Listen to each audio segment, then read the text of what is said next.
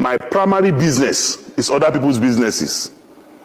If I open my can of worms and maggots on Wiki, but I'm waiting for him. He's 33 that he's trying to practice. It's my own primary constituency, and I'm waiting for him. He's a pretentious character. He's a liar. And he has no integrity, no iota of integrity. Wike was calling me when Atiku Abubakar was to announce his running mates. I have records and I printed it out and I'm waiting for him. He called me 19 times in 2 hours.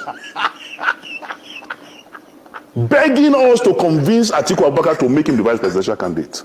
So when I see him lying on TV, because of the south of this country, because of southern Nigeria, the name of moves to south, you that were lobbying us and begging us, promising us heaven and earth to convince Atiku Abubakar to make you vice presidential candidate. To the extent that he was at the airport. I have a video. He spent hours in the airport waiting for me to call him to say, Atiku, I've picked you as he was at the airport here, waiting, calling me. He was calling me, my brother and friend, who is were in the Senate together, was also calling me that day. I have witnesses. I even gave the phone to Abdul Ningi to speak with him. I gave the phone to Senator Zamfara to speak with him. He was begging all of us, promising heaven and earth. Atiku should announce him. It was around 1 or so that I told him, Oga, nobody will give you vice president. That was when he left and then flew back to. So the man who was so desperate to be vice president, because you didn't get it, you now started a southern agenda. I don't believe in such unprincipled, zero integrity character like Mr. Wike.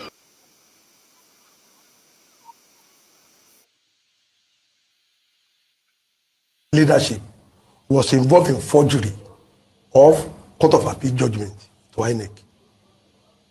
That is going to be a discussion for another. They are hearing me now. If they don't know, a petition already has been forwarded with fact. I am not going to be part of that criminal infraction. You're accusing your party of forgery? It's not accusing. It is what they did. It's an accusation. Yeah, it's an allegation. Yes, it's an allegation that I've written to the police. They will come so that I don't want Nigerian to see police as being, maybe, it's APC or PDP that sent them. No, it was what our people did. Just because they wanted some candidate to run for election, they manipulated, they presented false information to the Court of Appeal and INEC just because they want some candidate to win. And I told them no, because criminal infraction doesn't have years. At any point in time, police can knock at your door. And because I was involved in that matter at the Federal Court, I have to, quickly set the record straight. I don't want tomorrow somebody will come and meet me that, you are an accessory to this. Don't come and tell us that you don't know. But I am saying it here that that's why they want to set up this committee. I have my fact figure. I will present it to them, and it will be published, in the dailies. But the reason why they want to silence me, they don't want me to talk. They say, he has collected money. He want to reduce Obi chances. You know about Mr. Peter Obi chances. He is the finest among even the four that want to run that Mr. Peter Obi. All this might affect his chances. Yeah, we must not allow criminals, to fall into Aso Rock, because we will still be in the same pedestrian like the president, whereby Nigeria come to tell us that snake swallow money. Where is the snake vomited the money? We don't see it today. We don't want, such in our party. And that's why when people come, we don't have this kind of issue in Labour Party. Until when this people came, with his bandwagon of people, because they were the one involved, in this thing. But their name afforded to the Surgeon General of Police. I've reported to the office of Chief Judge of the Federation. I've also reported to INEC. I've written, I asked on to write letters during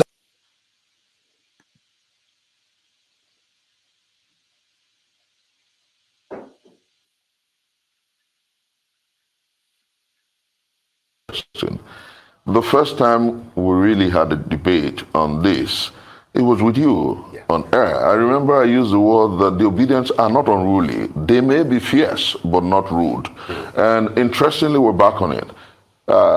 Beautifully, let me say, that if in this contestation, the entire political process, if there is any movement that has been very civil, it's the Obedient movement. And I'll tell you why. we have not deployed ethnicity or religion in our debate and contestation. Those who tend to, or who are struggling effusively to brand us as unruly, are the ones who have threatened a particular ethnicity. They are the ones who do ethnic profiling. They are the ones who have divided and polarized our country. We are absolutely civil. And I tell you, when I saw that interview by my boy and mentor, and I say this with all sense of respect, I tell people that I may disagree with you on certain score, but it doesn't change what I feel about you.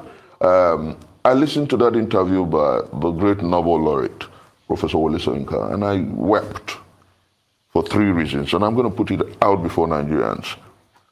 My boy and mentor left issues about ethnic profiling, the killing of people and voter suppression in Lagos, and dwelt chiefly on Dati's comment about those who are interested in swearing a man whose mandate perhaps and the declaration of his election, his victory, does not tally with the provisions of our law as a problem. I felt very deeply offended. Then the second one, instead of talking about how those who were declared winners have not stopped the ethnic profiling, he called Dati and his statements a fascist. I felt very strange about it. Then I asked, is the man dead? Because he wrote a book a long time ago, The Man Died in Him.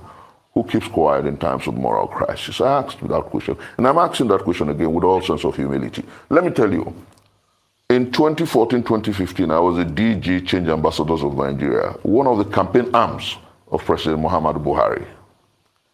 In 2014, 2015, the APC, which is presently in power, said worse things than Dati has said.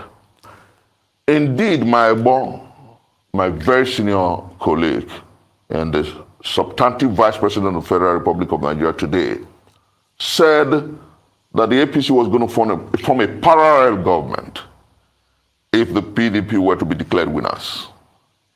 Some others went as far as saying that it clearly not like that democracy will die should the PDP be declared winners. And I wonder why we have all forgotten all that.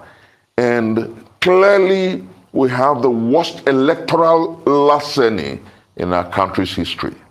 Clearly, we have the worst electoral fraud in our country's history. Do you know what happened on the 25th of February and what happened on the 18th of March? Beatified Iwu's 2007 elections. That was an election that Yar'Adua openly admitted that was largely flawed. But that election comes to excellence.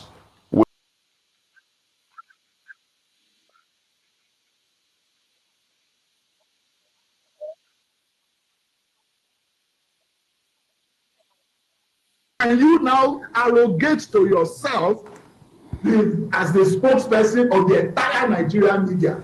They will confer that status on you, nobody. You arrogated to yourself for your selfish moves. Against that background, Mr. Lake. I have not finished. I have to make this point. It is important. Now, when you ask a question, you let me laugh. Town hall meeting anchors. The anchors of this state town hall and Arise town hall meetings, Ruben Abati is a member of the PDP. Have people gotten selective amnesia? How can, in good conscience, how do you expect Asiwaju of the APC candidate, to present himself to the guillotine, the PDP guillotine machine, anchored by a PDP member, Ruben Abati?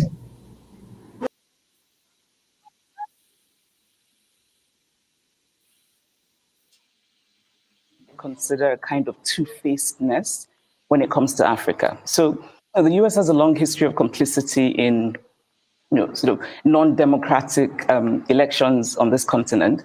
So recently in Congo, 2 or 3 years ago, they endorsed an election that was an absolute sham. But then the same US will turn around and criticize Congo for not being democratic. And so my point was to say, be what you say you are, right? You cannot criticize African countries for being undemocratic while at the same time endorsing something that is quite self-evidently undemocratic.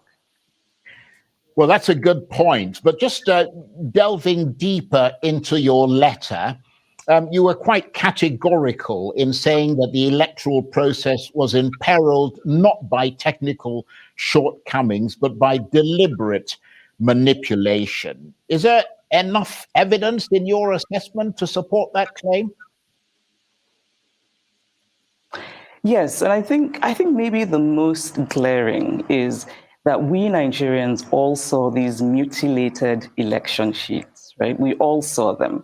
We saw polling unit agents talking about how what they had from the polling unit was not what was then announced formally, officially, or uploaded formally, officially.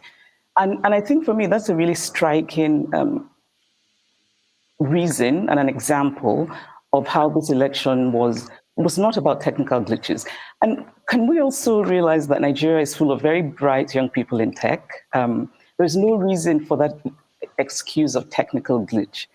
And the other question then is, if it was a technical glitch, why was it possible for most people to upload the results of the other federal elections, but not the presidential?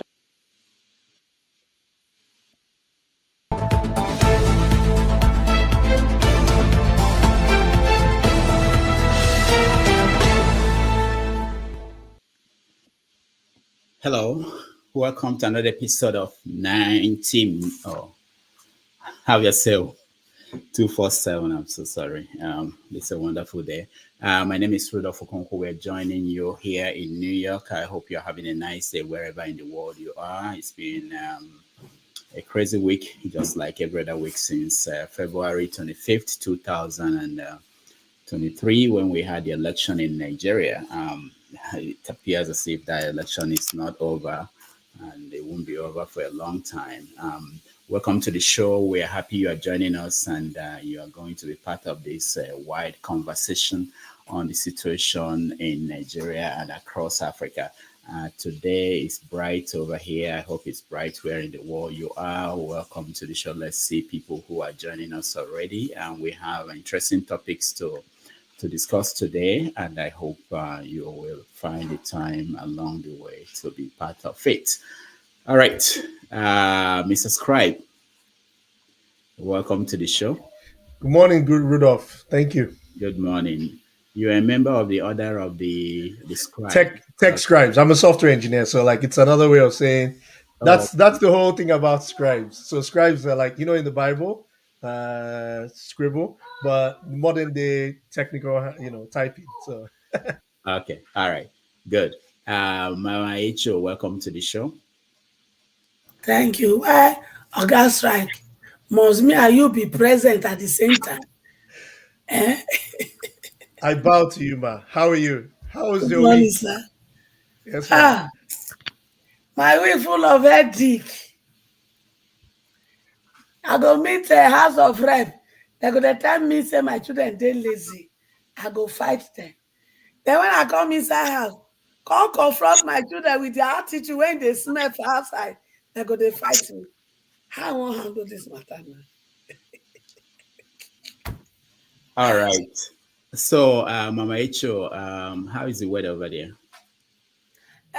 Colorado now one kind weather.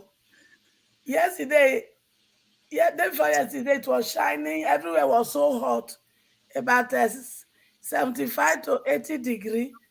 Then yesterday, night tell us in Colorado, he give us snow. Snow yesterday? I'm telling you.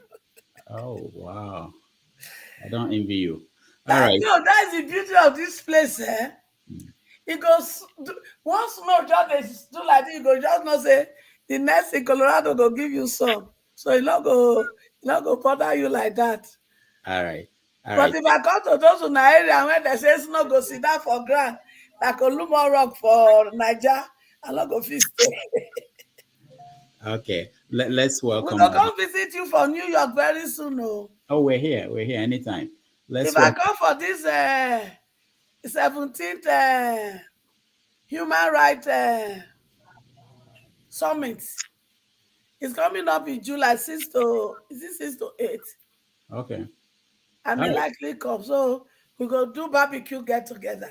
All right. Thank you. Let's welcome Sax Knight. Welcome to the show. Can you hear me? Thank you.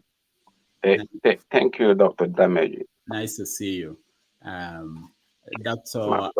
Alexander, welcome to the show. Thank you, Rudolph. How are you? Just wanted to pop in to say good morning to everybody on the platform. Thank you very much.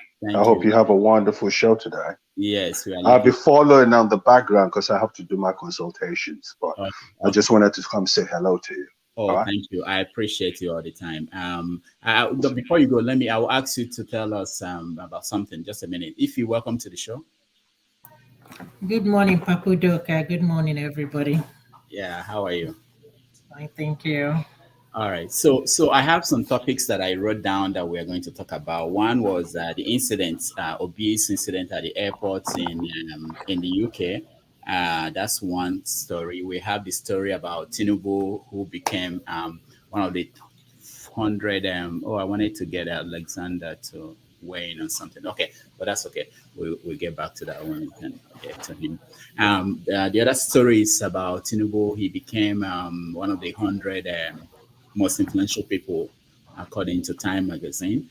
And of course, he responded to the case that is in the tribunal, where he stated some things, and we want to talk about what he said, his response to the questions about the issues raised by Obi and Atiku in their own cases. Also, we have NNPC and the corruption in the NNPC. Especially now that Buhari is leaving, there are so many stories about people basically assigning money to themselves. So we want to talk about that. So I want to go around and quickly ask people, is there anything I'm missing from this that is important? Someone already told me that we have a new prime minister of the Biafran government in exile, which is Simon Ekpa, that I forgot to put that on the topics of discussion. Of course, today we have elections today. People are basically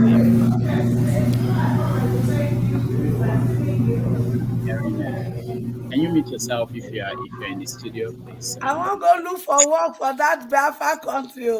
I want to work directly with Samekwa. All right. I want the assistant prime minister. All right, hold on, Mama Echo.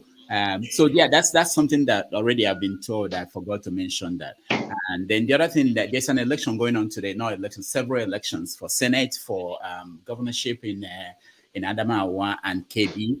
So we are going to also monitor those ones and see what's going on there. It's another taste of the INEC and how they are going to conduct the election. So, Dr. Alexander, is there anything that I'm missing on these topics that I? No, I think you got it pretty much covered. The one I am interested in is the way Peter Obi was treated at the Heathrow Airport. I thought that was... He, according to official results, came third, and we've seen... Sorry about that. Go on. Doctor, go on. Dr. Alex, please go on. Yeah, so I thought that was unfortunate. I know that as it stands today, we have a president-elect, but I don't think that treated him unfairly, because I think there's some shenanigans going on behind the scene that you and I don't know about, and I think they're trying to paint this man in a bad light, and I don't think that's right. From my perspective, I think it's unfair, but politics is a dirty game, and whatever comes out of it, one should expect. He's a veteran, so he should know how that space works, if you know what I mean. Okay. Yeah. I don't think politics is a dirty game. Now the politicians be dirty people. Politics, nothing there wrong with that. Now the people doing politics, the human being, the politician, they are the dirty human being. Look at the letter of politics. You see dirty inside? No, na politician, and they be dirty. So may we speak the right language so that our children go know the difference between politics and politicians. Okay, Mama Echo. You I respect your position, but I don't subscribe to it. So, but that's fine. Well, so Doctor, let me go, and I'll tune in later on. All right. Thank you for having me. Thank you so much, Dr. All right. Okay, so let me go around. Yeah, Doctor, because the truth, if we are not defining it well, we are not teaching the young ones the differences, and it will not make them to change this behavior that make them to classify policy as a dirty game. It is the human, so that we have to change that behavior in us that has made us to turn politics to become a dirty game. All right, Rachel, thank you. So I'll go around and see if there's anything we're leaving out that is important as far as topics are concerned. Then we will go to the first topic. Mr. Scribe. Yes, sir. So the first topic, I think, let me look. Put me on the hot seat so early, but I will get there. So I think it's the immigration officers detaining Obi, right? No, I'm saying, is any topic I missed out list, so we can add it now before we start. No. I think it's perfect. Even I mean, you know how it goes here, right? So I think this is good. We may not even exhaust it. Anyway, but just to make sure there's nothing big we're missing. I'm gonna make sure any topic we're missing. I think you don't put the casala between Wike and the boy, do not me lie. So that one they sweet me for Bele. I thought that they casala each other. All right. Thank you. Dr. Berichi, welcome to the show.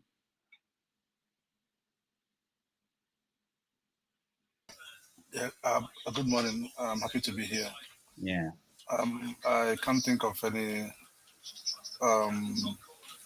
any story of serious interest, except I think you played the video of Chimamanda this before the show started. So I don't know if you want to also put it as part of the topics.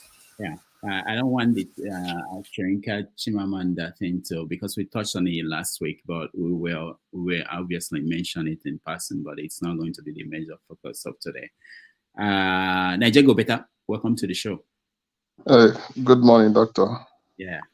In fact, when I remember your name during the week, I was thinking maybe we should have a positive vibe as part of a segment, so people will be forced to think about something positive that happened during the week. Because I hear complaints from people, oh, you guys are always talking about negative things. Does it mean that nothing good is happening in the country? You know, so maybe along the way we add that. Nigeria Beta. So what did I miss? Any topic I missed? I think in terms of topic, nothing. I just want to make a request whether you can invite Reno Mokere one of these days. Oh, I've been reaching out to him. He hasn't said anything.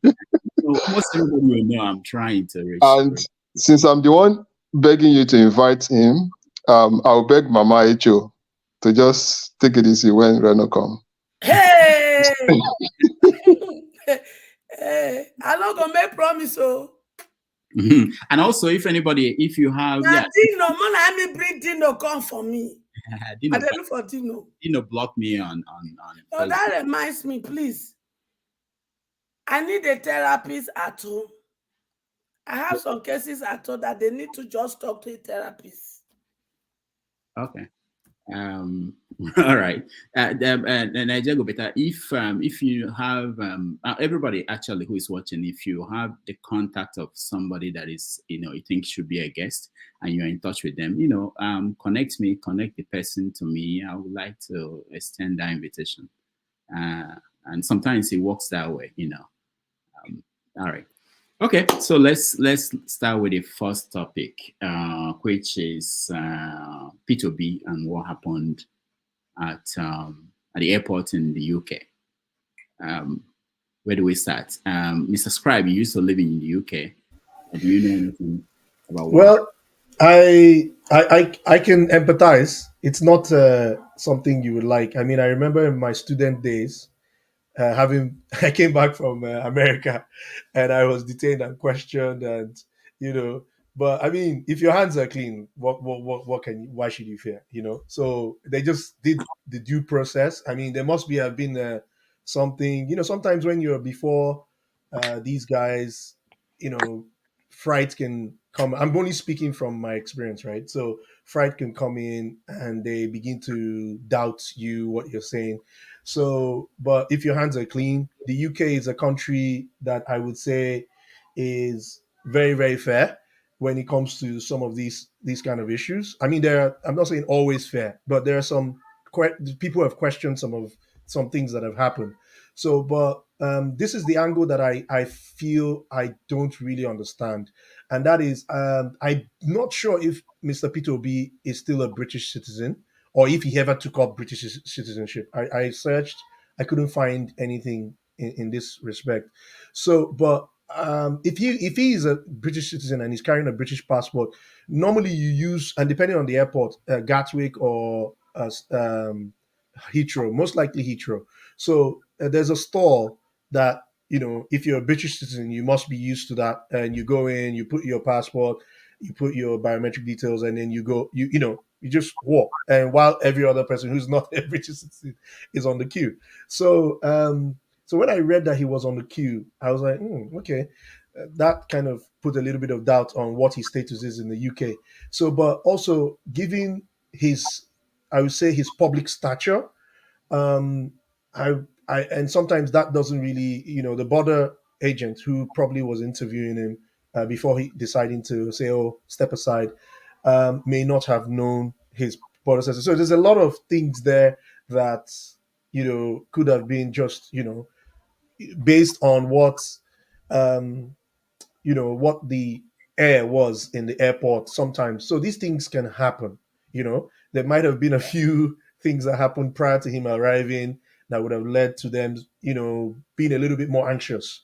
So I'm only speaking from experience of traveling through airports. So that aside, but then there's also other side. The conspiracy theorists have also looked at it from an angle that, Britain is our colonial master. Britain has been accused in the past of meddling in our political affairs, and based on that, which it has fueled some speculation that maybe he's being intimidated in some sort. Maybe I even know some people who are alleging that it might have been an MI16 opportunity to talk to him, because I mean that's only speaking from these kind of movie kind of scenarios where an airport is a transition location where you can easily interface with people without much suspicion. You know what I mean? Get called into those rooms, and then they could pass a message, or so there's many conspiracy theories out there. The only thing I know is that Mr. Peter Obi clearly has shown that during the Panama Papers, all those things, he's shown that he has nothing to hide. So I think it's something we shouldn't read too much meaning into. We should brush it aside. Mr. Peter Obi has already I like one of I'm not bought into Peter Obi that much, but I would say he has actually personally he has started to win my trust, because the way he has conducted himself following clearly they cheated him. He won that election, but the way he has conducted himself, I mean, compared to Raila Odinga in 2015 Kenyan election, I think he has, in that respect, he has shown, because power intoxicates, and he has shown that he knows he has Peter Obi can call a rally today and just kind of, I will quote David Hudane, wave this wave this power, wave that, if you don't oh, sorry, if my time is up then. Yeah, anyways, so he has conducted himself pretty well, in my opinion, and he has gradually won my trust as a person. That I think he's shown that he's a leader, he can control, he can bring things together. But I still doubt those around him, the way he came into the presidential limelight and things like that. It just kind of suggests that you're still kind of listening to the old guard in that respect. That's all I have to say. Thank you. I wanted to know what we know, what happened, because it's still not very clear. But you mentioned so many things, and I didn't want to stop you because there were things you said, like I want to believe that he's not a British citizen, otherwise he won't be running for president. So that one is something that we should, I think that's clear. But anyway, let's go to Mama Echo and continue. I'll come back to what you said, some of the things. Mama Echo, what do you know that happened? Well, the thing is, I don't know what is the truth yet. But I know he was not arrested. So there's a difference between arrest and detain. And it's better we portray exactly what it is. So those who know the true story, tell us which one. Because if somebody is detained and searched, it's different from arrest in this environment. It's only Nigeria. You do the two together. There's no detain. You do something, they've not checked anything, arrest, they put you for dungeon.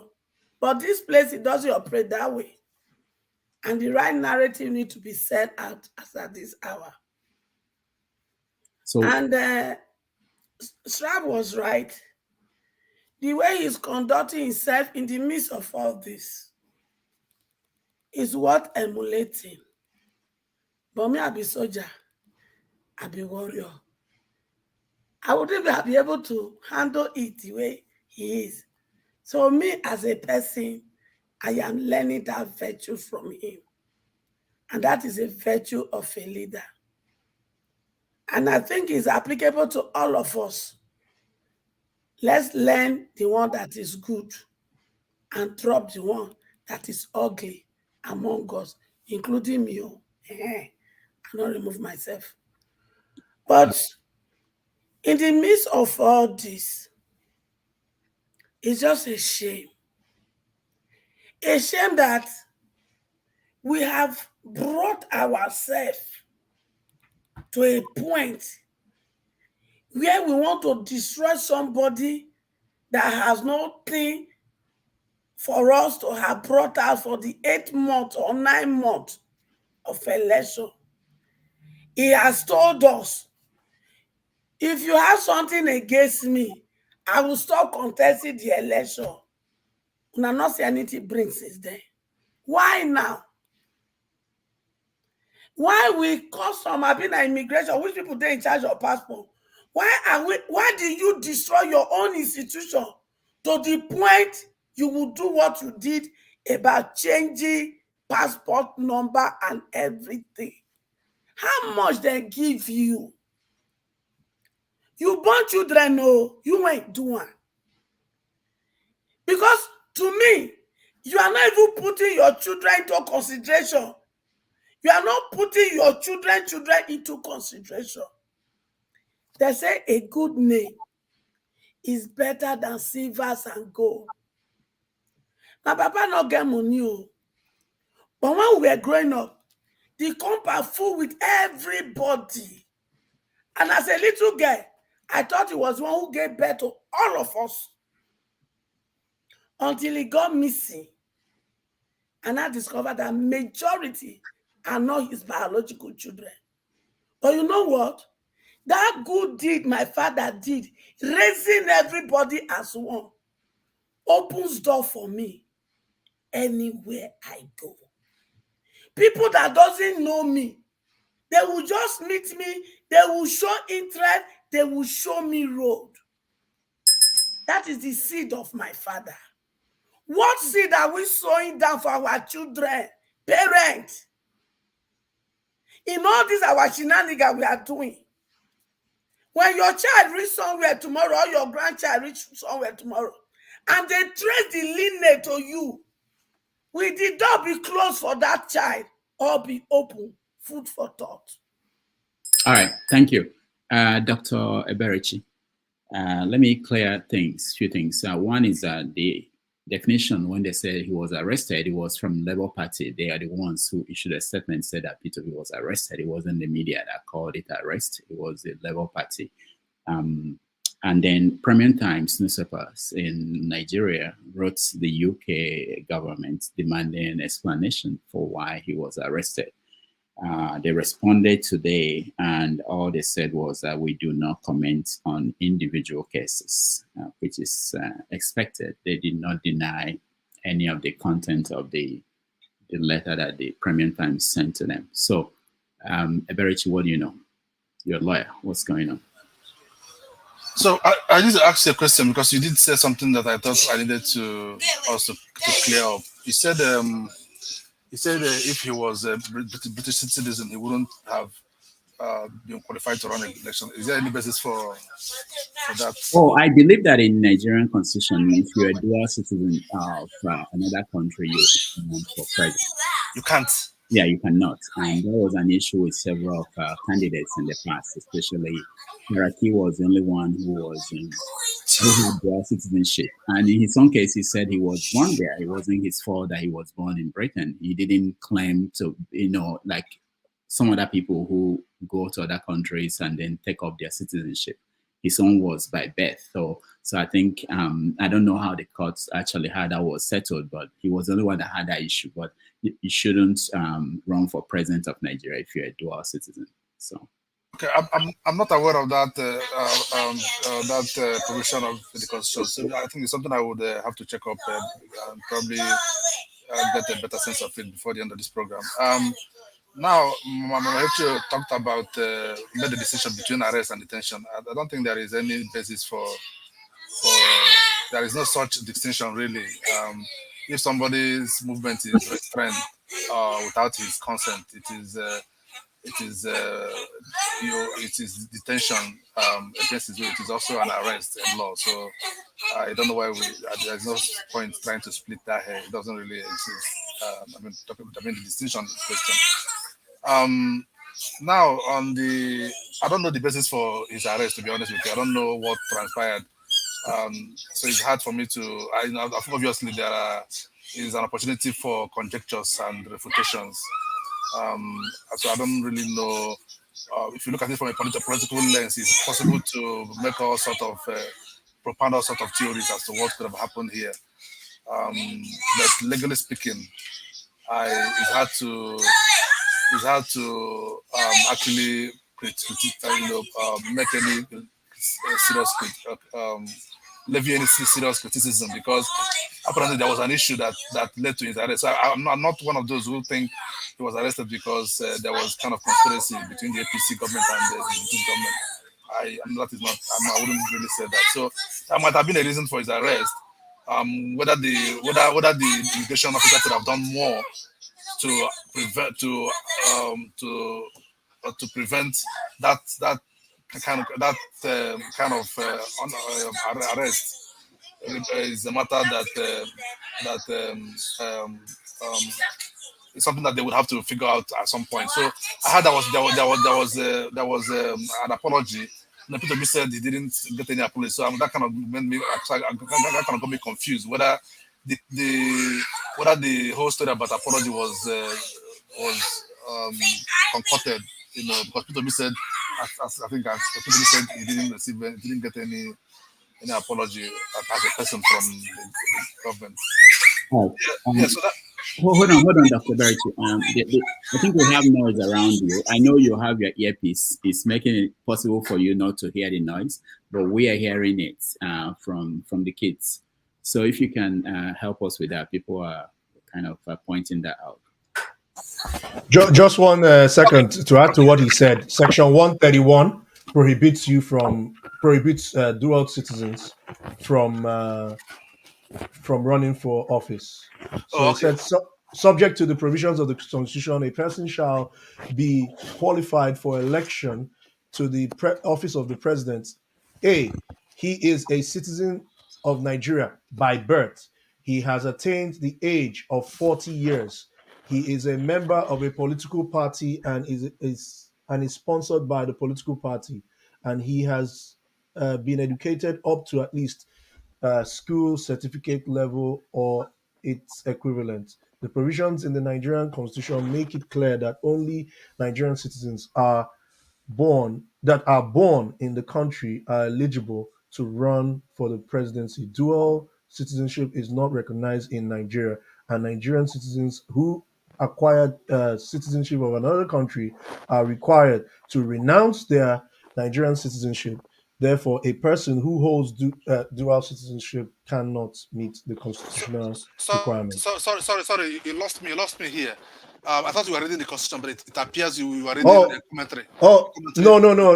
No. So, what did he say concerning dual citizenship? He said the person who, can you read that part again for me?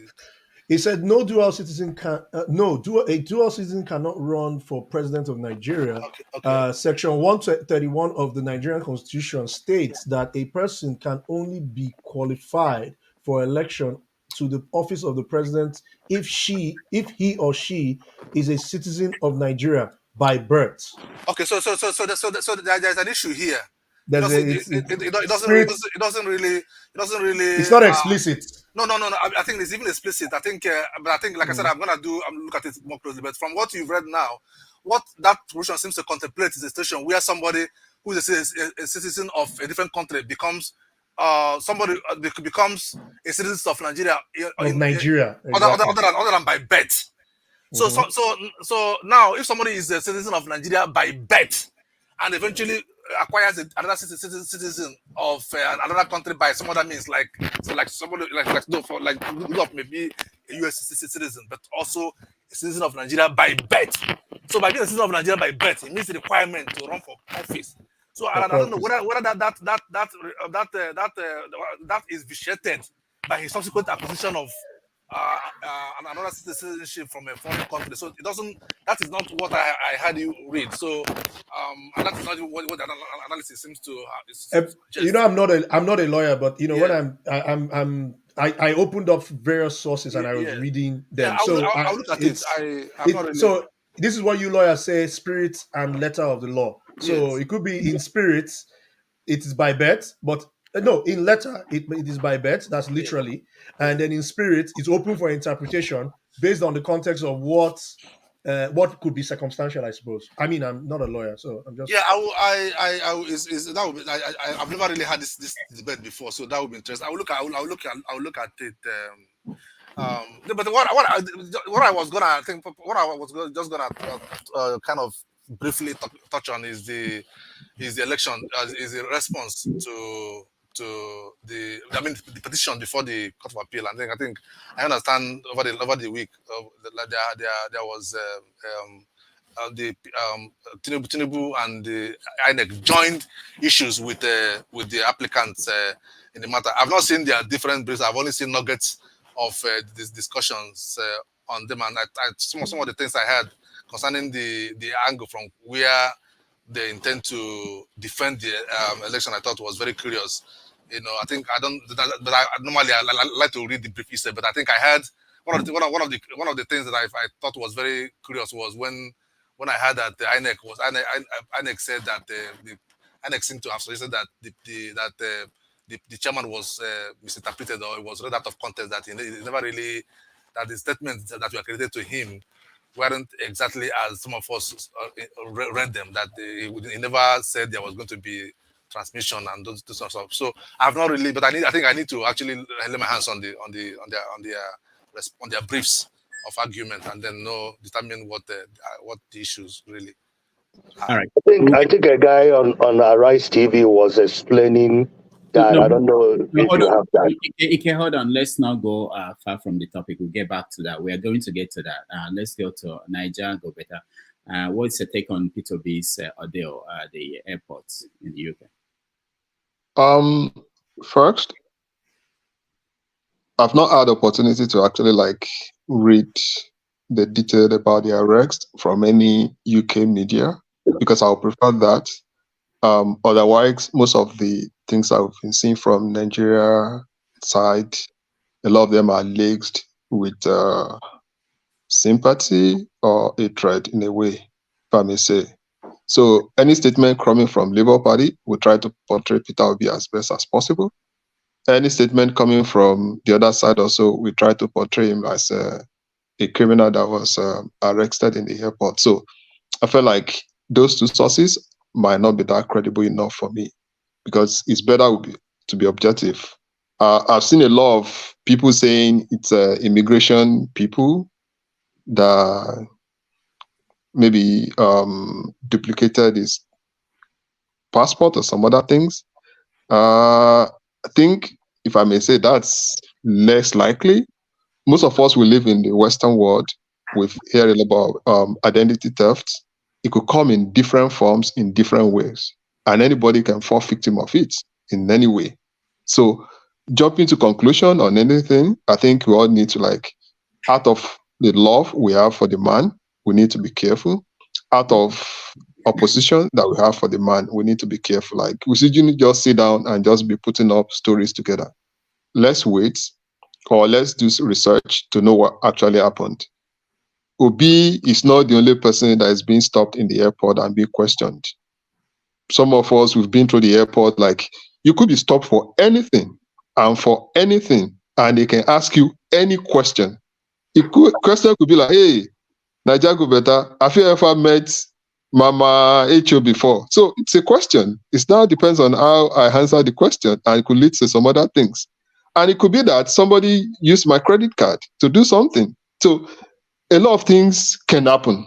So what I just want to say is that, though it's very common in Nigeria, once people have belief in something or they don't like something, they try to put stories together to kind of solidify their position. So I think what happened in the UK, it could be that he also made a mistake. It could be people around him trying to outsmart him. It could be government. It could be anything. So let's wait and know what exactly happened, and let's don't dwell in speculations. Before I leave, Doctor, if you allow me, there's something I just want to say this one. It might be a little bit spicy or distracting. For what I've seen in what is going on in the tribunal, do you know, which is less likely but will happen, what happened in Imo State may happen at the federal level? So Ovie is not here. His man should be warming up. He could become president. Because if you look at the response of Tinubu, the accusation from Obi, they are both trying to discredit each other. They're saying Tinubu wasn't qualified to contest it, that all the food that goes to him should be null and void and be wasted, right? If that happens, Tinubu and I think INEC are also saying Obi wasn't qualified to contest for that election because he joined Labour Party less than 30 days before he contested the primaries. So if they all end up disqualifying themselves, maybe Kwankwaso is our next opening. What happened to Atiku? I thought where is he? I wanted to ask you. I thought he has gone back to Dubai. He's not qualified. Did they say that Atiku is not qualified in any of the submissions? I think they said something. I've not read much about it. Maybe maybe Atiku might be the man that would just be the opposite or the man. But I've seen that when I was reading some of those response, accusation and responses from each other, it looks like that. And also looking at our tribunal, the way things go, 180 days. They've wasted 2 months now because you have 21 days to file. Then courts, the other person will run out of the country so that you won't be able to serve them. Then you have to go to court and go and get served by substitution mix or whatever. Then that also has 21 days to respond back, which is nearly 2 months is gone out of 180 days. So I wish us best of luck, but let us be hopeful. Nigeria is going to become a very good country very soon. Nigeria go better. Thank you so much. I like this angle you got. I didn't think about that, but that's something that would happen. Yeah, Austin, you're next. Good morning, everyone. Good afternoon, good evening. Yeah. So for me, I think this issue here, I don't know. I like seeing positive from everything. Sometimes I always like this constructive criticism. Somehow, if we are looking at a case of duplication of identity as we're trying to say some people were trying to suspect the immigration service. If there was no detention or maybe restraint on Peter Obi, nobody could have even thought about it. What if somebody could have taken that identity and committed a serious crime? So I think it's a positive, if you ask me, that happened. If you ask me, I'll tell you, thank God that that happened so that we know that this could have been a problem. We know that this election, the way it was arranged, it was in a situation where we just go in there, rig it, after rigging, we go, everybody gets angry, people go ahead with their lives and everything move ahead. But APC, I don't know, it's not going according to plan. That is why we have a situation where if a man is more popular than the king gets angry. That's why you see those things, magic mirror on the wall we used to hear in Snow White. When somebody who is a commoner is more popular than the king, then there is a problem. And I think that's what you see the APC may just be afraid of. I think that's what they may just be afraid of, because I know if they won the election, then just be relaxed, go to court, do the things you want to do again, and cross the court and do your things.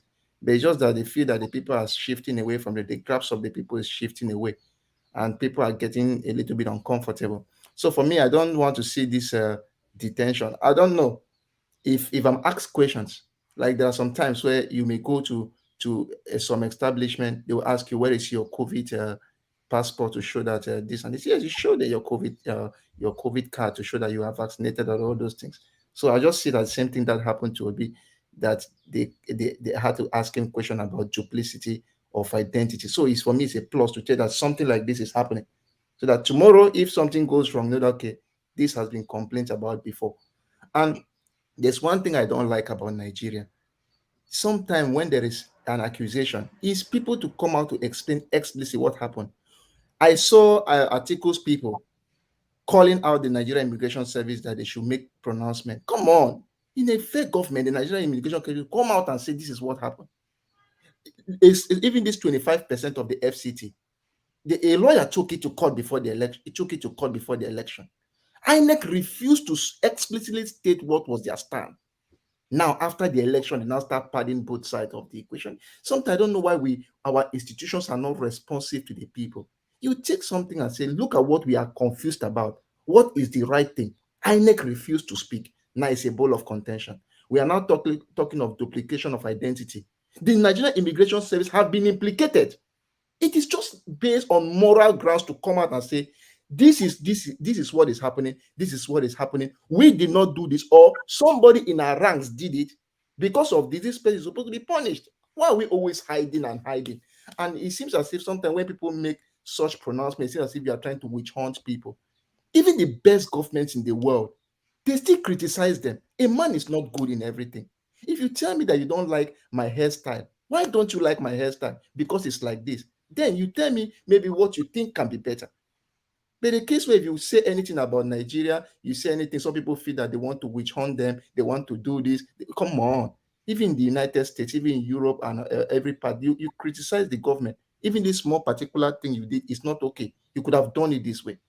So trust me, the institutions are not working at all. And I see the detention as, for me, a plus to make us know that something like this is happening. Even common people on the street now believe that, so it means they can duplicate my identity and somebody goes and commits a crime in my name. So I think for me, it's a plus for me. I don't know. That's what I think. All right. Thank you, Austin.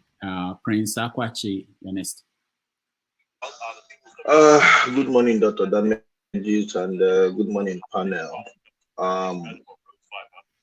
When I first, I guess, for me, the first message I got about his trip to London was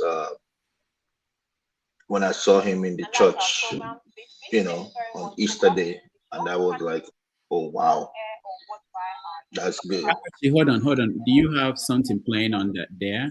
We're hearing maybe video or TV, please.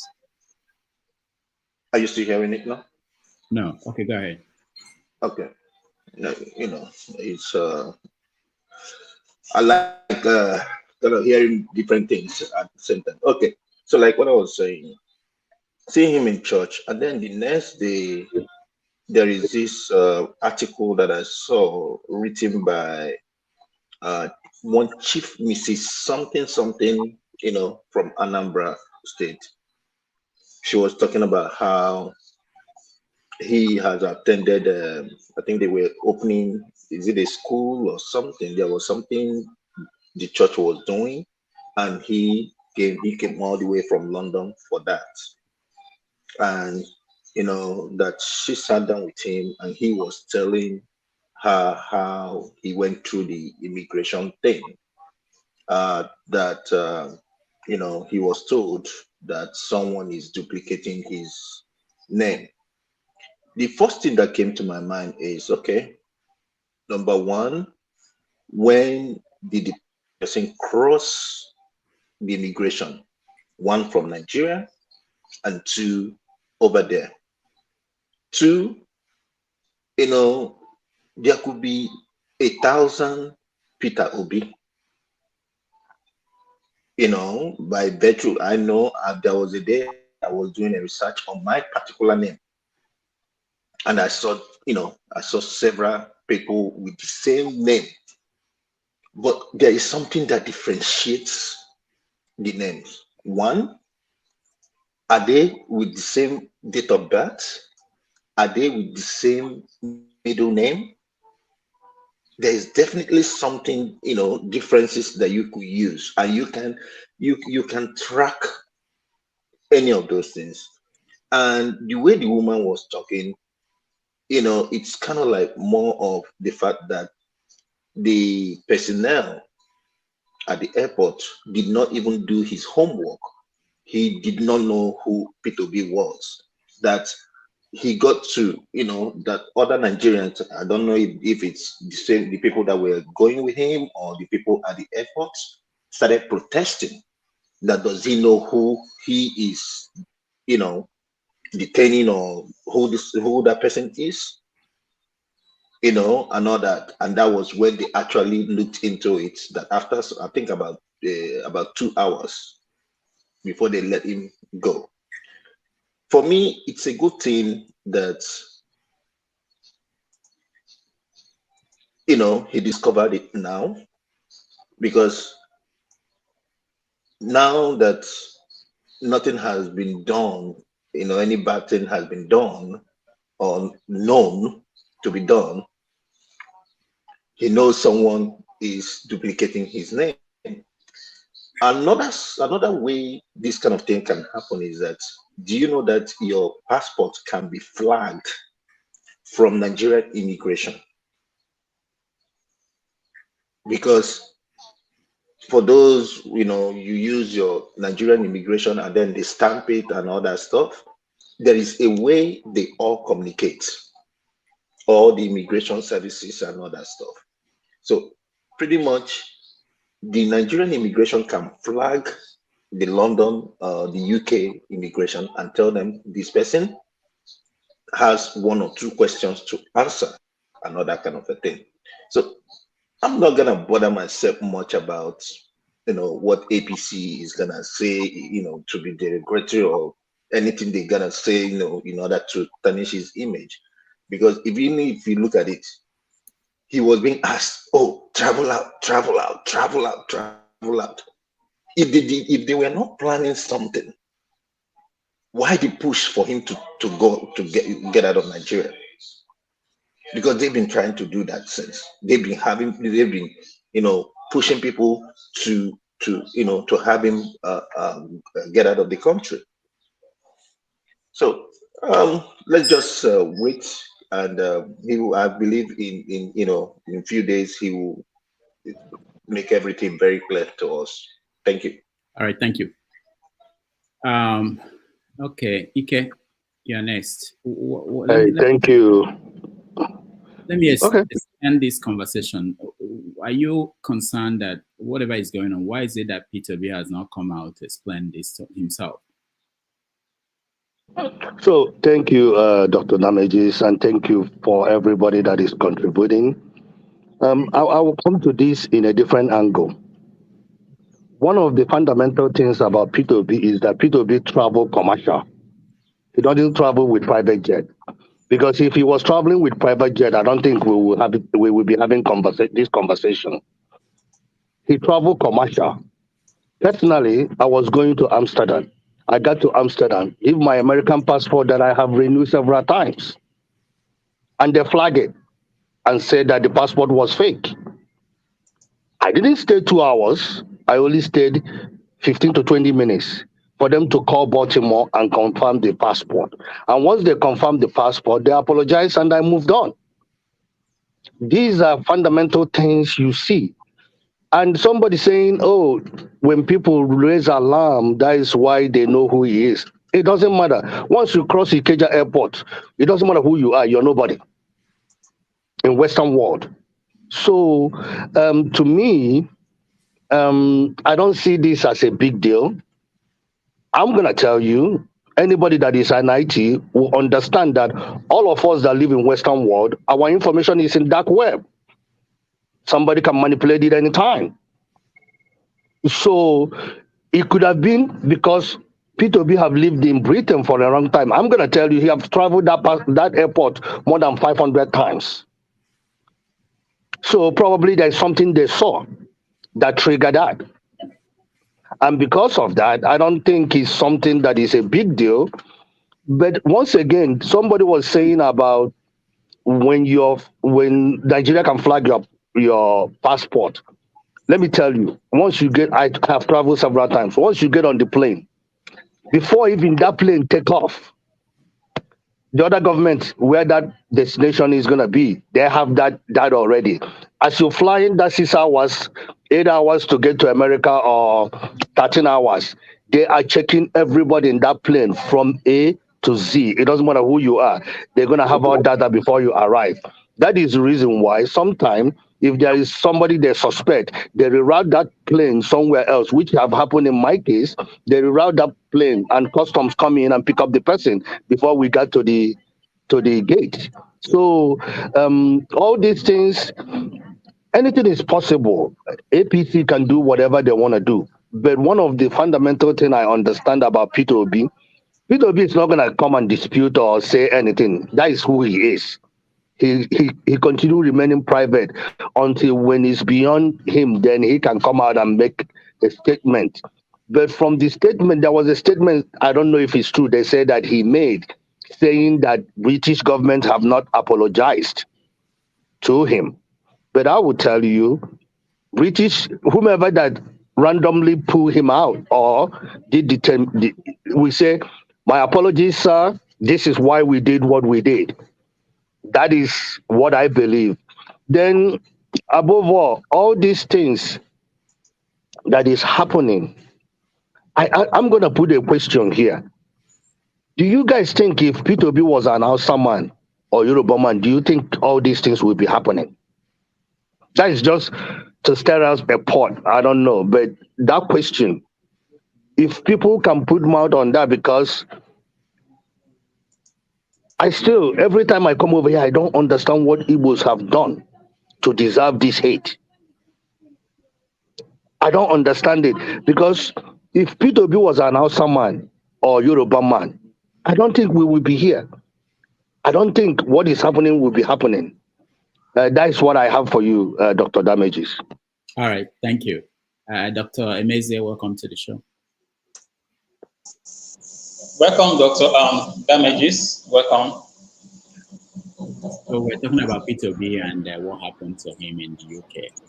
What do you know? What do you think about it? Yeah, well, regarding what's happened to Peter Obi, I think it's something that I feel is there's nothing much about it per se. But the thing is that in situations like this, Peter Obi just have to be very conscious. And also, he has to take he has to take some precautions, because something like this is him being the president elect, so him being one of the president contestants, and the APC, they are doing everything possible to make sure that that Peter Obi's image is being tarnished in all aspects, So him being detained in the UK is not, for me, is not really a big deal. It's to show that the system there is working. So they are trying as much as possible to alert him about what is happening, so that him too should take precautions and understand that there are people after him.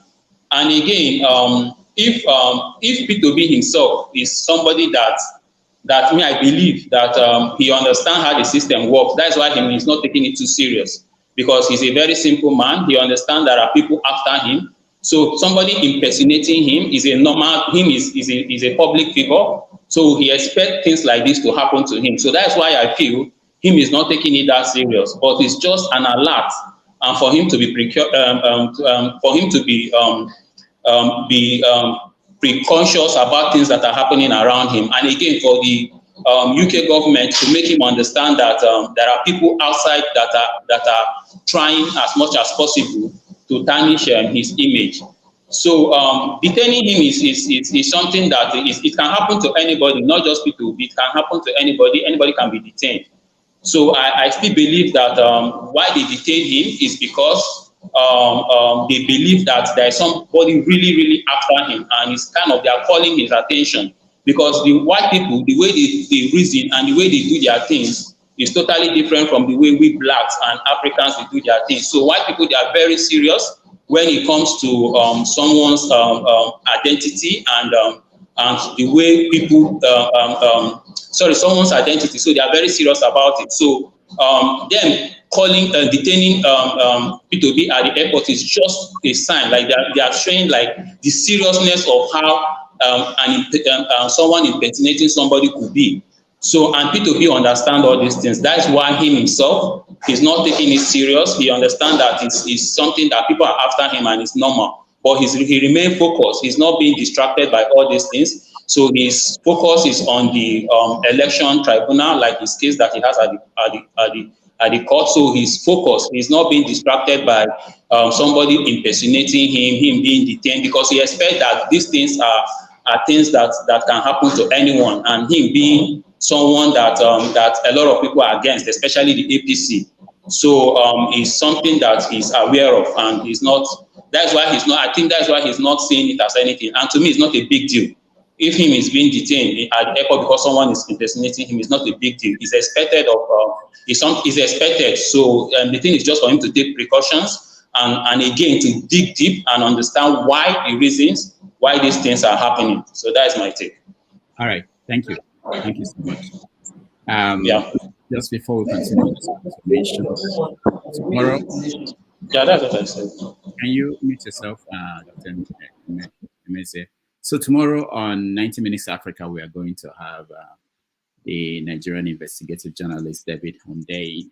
He's coming to talk to us about Bola Tinubu's scandals and the future of investigative journalism in Nigeria. He will also touch on this Obi's case, what he knows and what is yet to be revealed. So if you can join us tomorrow at 4:30 p.m. Nigerian time, 11:30 a.m. New York time, we are going to welcome him and have him talk to us about some of these topics. All right, CM, you are in the UK, and I want you to take a look at this. We have not seen Peter Obi come out to discuss this. Some people said that that's an indication that he doesn't consider it something serious. But it's being discussed out there, and a lot of things are being made out of that. Why do you think he hasn't come out? Because he has access to the media. He very easily goes to all these platforms like Arise channels to talk about issues of concern to him, and this should be one of them. What's going on, Sam? First of all, good afternoon, everybody. Hope I'm coming out clear. Yeah. Am I? Okay, yeah. Good afternoon, everybody from UK. Yeah, thank you, Rudolph. First and foremost, it's a serious thing to be. How do I know? You know, this lady called Professor Stella Chinyere Okunna is like a PA to be, or not really PA in the real sense of it, but former commissioner and something under Obi, and it's like a right hand. Let me just use the word right hand man. Although she's a woman, but you know she can easily step in for Obi in any function or whatever, because I've been following it. So Obi on Easter, was it on the 8th? He came to Onitsha to attend there's a ceremony, one Immaculate Heart of Mary, this missionary hospital at Impo. So the lady, what she wrote, she said she saw Obi, the Obi was really shaking. So Obi told her what happened, sort of like in confidence. But the lady put it on her Facebook page, you know, explained it. And the way the lady said it, after narrating what Obi told her, her own interpretation told me that yes, it's a serious thing, that they were shocked the extent some people could go, but being that she also had to sound political as not to point a searchlight on anybody. But for me, I'm not being political. I don't know how to be, what is it called, politically correct. This is the handwork of APC. It has it written from beginning to end. It's as simple as that.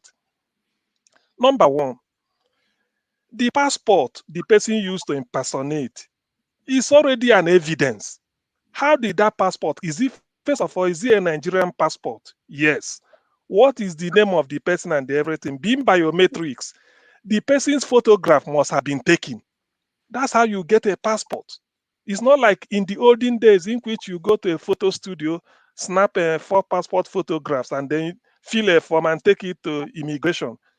They use it to laminate it on your passport. Now you have to be in the studio, which means your retinal scan will be taken as part of biometrics. So irrespective of who is doing the passport for you, you will be physically present to take the photo. So the person, when they were processing that passport, what happened? Nigerian immigration has a lot of questions to answer.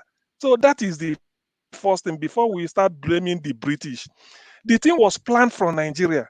The flight that what the person they are looking for, all the impersonation and everything he did to be, they did it. Everything was planned in Nigeria. Everything was planned in Nigeria. All they are trying to do was maybe they start monitoring Obi.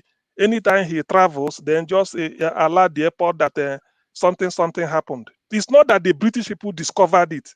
It will be an instruction given to them from Nigeria that something is happening. They are suspecting this, and then they quickly stopped. It is not. But eventually, the truth will be revealed. I know the British people, if they stumbled on it by mistake, in which randomly they were searching, they saw it, and it turned out the way it is, the apology will not just be like this. It's because Nigeria must have instructed them that maybe this, and then they quickly got to be and started talking. The passport, that Nigerian passport has everything, any evidence you can. If you decode every evidence, then you even get to know how they planned it. So back to that, let's just talk about a little bit of politics around it. I don't know why they decide to humiliate Obi, to be honest with you. Like who spoke before? Is it Ike in San Antonio? Yeah, he said it. Is it because Obi is Igbo? That's why they are treating him like this. It's an insult. This is a terrible APC propaganda. What are they trying to do? The guy was voted in massively. He won the election. Clear. They decided to do all manner of things. First of all, they were telling you go to court. He went to court. Keyamo and they started saying, APC DSS should arrest Obi and Dati Ahmed. They're hitting the polity. They have to conscript Soyinka to go and call everything fascist something. Because Obi was still keeping quiet, Lai Mohammed has to take what is it called, executive class flight to go to US, to go and tell Americans what they know more than him, that Obi is treason. Oh, why all these things? You see the sequence. That's what they want. We are not fools. But every passport is biometric. For you to be in possession of a passport, if it is your own, really, you must have sat in front of a camera to take the photo. That's what we're saying. So why, let them start from there. The person that impersonated, get the person. How did the passport come about? So all these things, they are just doing it just to buy time and do all these things. But like I keep telling them, when they were bringing Boko Haram to Nigeria, the aim was to sack Jonathan, all manner of lies. Now Jonathan is out of the way. Those that brought Boko Haram are now the people suffering from Boko Haram. All these things they are doing. The small crude oil that they are having all the people, some people feel they own Nigeria, they can do anything. The crude oil all over Nembe, Bayelsa, they are controlling. It's not enough for them. They feel that they want to control our vote. If they trigger this thing, they are going to trigger. God save them that in Nande Kano, they are still holding him. By the time different flags start flying in Nigeria, they won't find it easy. They don't know nobody can foretell what will happen to Nigeria. Obi is Nigeria's last chance. If they play with this man and feel that everything is business as usual, that Nigeria they are looking at today, Boko Haram is now, you can't stop Boko Haram anymore. It goes in waves.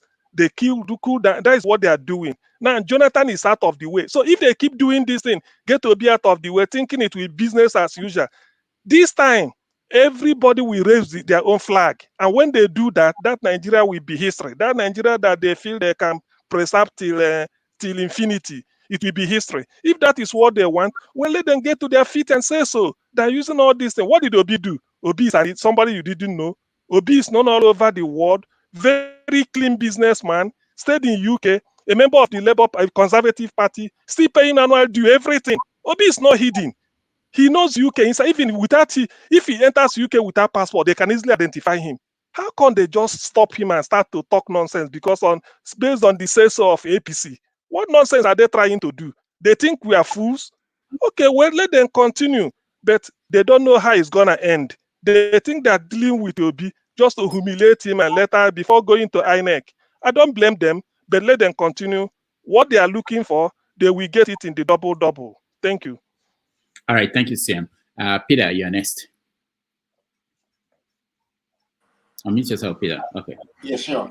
Good evening, everyone. Let me quickly trip on my own site, how I view the whole thing. British, with their superior intelligence, Mr. Peter Obi has lived in the UK for quite some time. They know him, and he's an influential man. It's not somebody, when you mention his name, they will start searching their memory to know. So British, with their superior intelligence, couldn't know that someone was impersonating Peter Obi. They let that guy, whoever he was, go scot-free, only to embarrass Peter Obi. So British government or British immigration has questions to ask. Who are they working for? Because it's not this didn't just come up like that. It's not something that happened by accident. It was a planned work. Some people are having hands on it. And talking about Peter, did he react to it? We all know Peter. He's a way of life. Peter is not somebody who just answered situation with fire by fire. If we can recall, when the issue of audio, Yes Daddy, came up, Peter Obi didn't come out. People were even asking him, why didn't he make a statement? Why didn't he react? Before Peter came out to say something, we have already heard from his spokesperson, person of Kenneth to Konku and others, before he eventually came out to say something about that incident. I believe he has done the right thing, and maybe suing the people who are responsible for this. So, as I said, these things, the government has a hand in it, because they have never really wished Nigeria to develop our democracy, because they only do things that will favor them. Seeing Peter Obi trying to take Nigeria to the promised land, I think that will not favor them, and they will do everything to sabotage his efforts. We just hope that they will not succeed. Oh, before I go, I have this very important point or question to ask. Times Magazine, which criteria did they use to name somebody influential man of the year? Because if it is by integrity, Bola Tinubu should be the least person to be named. I begin to wonder which politics is Western world really play with Nigeria. It is time we have all of us to open our eyes and watch people closely before they push us into pit without a bottom. All right. That's my take. Thank you. We are going to talk about that next. That's our next topic. But let's hear from Man of Prestige. Yeah, can you hear me? Yeah. Yeah, good morning, good afternoon, everybody. Yeah, it's a very interesting topic. I followed it not quite well, but I have a little bit of information, when I followed it. I think everybody has their own point of view about what really transpired. I think it's very serious. It's why Obi has not commented about it. Maybe the British government has told him not to comment because it's still under investigation in that regard. So he hasn't come because he wasn't even the one that brought it up. It was by his political party and some other allies that brought it up. So it must be something serious. And I don't believe that the British government, of course, they have their own problem, like USA have their own problem, or it's conspiring with it. But in this case, Nigeria being a sovereign nation, I don't think they will conspire with APC or any other person in Nigeria to detain Obi. My own understanding, Obi has a British citizenship. I think he was born in London or wherever. But anyway, so they wouldn't do anything like this. So it has to be somebody impersonating him or something more serious that has to do with that. Does it have to do with any kind of data manufacturing or whatever with his passport? In my own opinion, I don't think so. It could be definitely somebody impersonating him. And don't put anything beyond APC or the ruling government, because we have seen what they have done in that country. I mean, this is a government that went and raped pastors, impersonate pastor and all that kind of thing they have done, even the doctor tape and everything, whether it's true or not true, but they have found a way to bring it to limelight in order to, demarcate Obi. So they have been trying everything to demarcate Obi. We all know that. Why do you have it? Hello? Yeah, Man of Prestige. First of all, your audio is not good. People are complaining they can't hear you very well. So I don't know if you can fix that. And can you remove that nonsense from your mouth? Okay. I'm trying to. We'll give it to that. You can fix that. So it's still bad? Yeah, I can hear you, but people are complaining they can't hear you in the comment section. Okay. Anyway, I heard what you said, so maybe we'll come back next to you and see. Okay. I have a lot to say about that. Go ahead. Okay, Ngozika. Okay, Ngozika, welcome to the show. Thank you, Doctor. Good evening, Doctor. Good evening, Mama HO. Good evening, everybody in the studio and all our viewers. So, where are you, Ngozika? I came to Onitsha. I need to see my doctor, so I came to Onitsha. Okay, so what are they discussing in Onitsha? Are they talking about Obi's arrest and detention in the UK? They know about the place I heard the discussion was in the bus I took to here. The guys at the back, and I'm talking about young men from all the way from Enugu to Onitsha. That was their discussion. And what were they? They were talking about Maudi Yakubu, they were talking impersonation issues, and they were talking about how this government was just cashing out at the last minute with elephant projects and things. They were quite excited. They were quite excited. They were the only voices I heard in the vehicle till I got to Onitsha here. Okay, so what do you think? Well, I think it's unfortunate, really unfortunate, that a high-profile person like Mr. Obi was impersonated, and instead of the government of the day to hide their heads in shame, they are rather making a mockery of it. I think it's unfortunate. I think it's unbecoming, and I think it's a testament to how low we've sunken as a nation. I am grateful Mr. Peter Obi has been the kind of person he is, always keeping his movements low profile. I remember during the campaigns, one of the issues I had with his media people was that they always wanted to tweet about everything, even details about his movement, and he always kept it close to his chest. And I think that was his salvation in this whole debacle. I think it was what really came through for him. Because imagine if he was the sort that was always talking about his movements. Oh, I'm going to be here the next day. Oh, I'm going there the next day. I think this whole thing would have been worse than this. Whoever did this did not act alone. I do not think the person acted alone. Matter of fact, I do not believe the person acted alone. It takes a high level of access to impersonate anyone, let alone a former governor, a presidential candidate of a big party like Labour Party. I think it's sad, it's unfortunate, and it's not something to be taken lightly at all. All right. Okay. Thank you. Let's go to Okechi. Okechi, welcome to the show.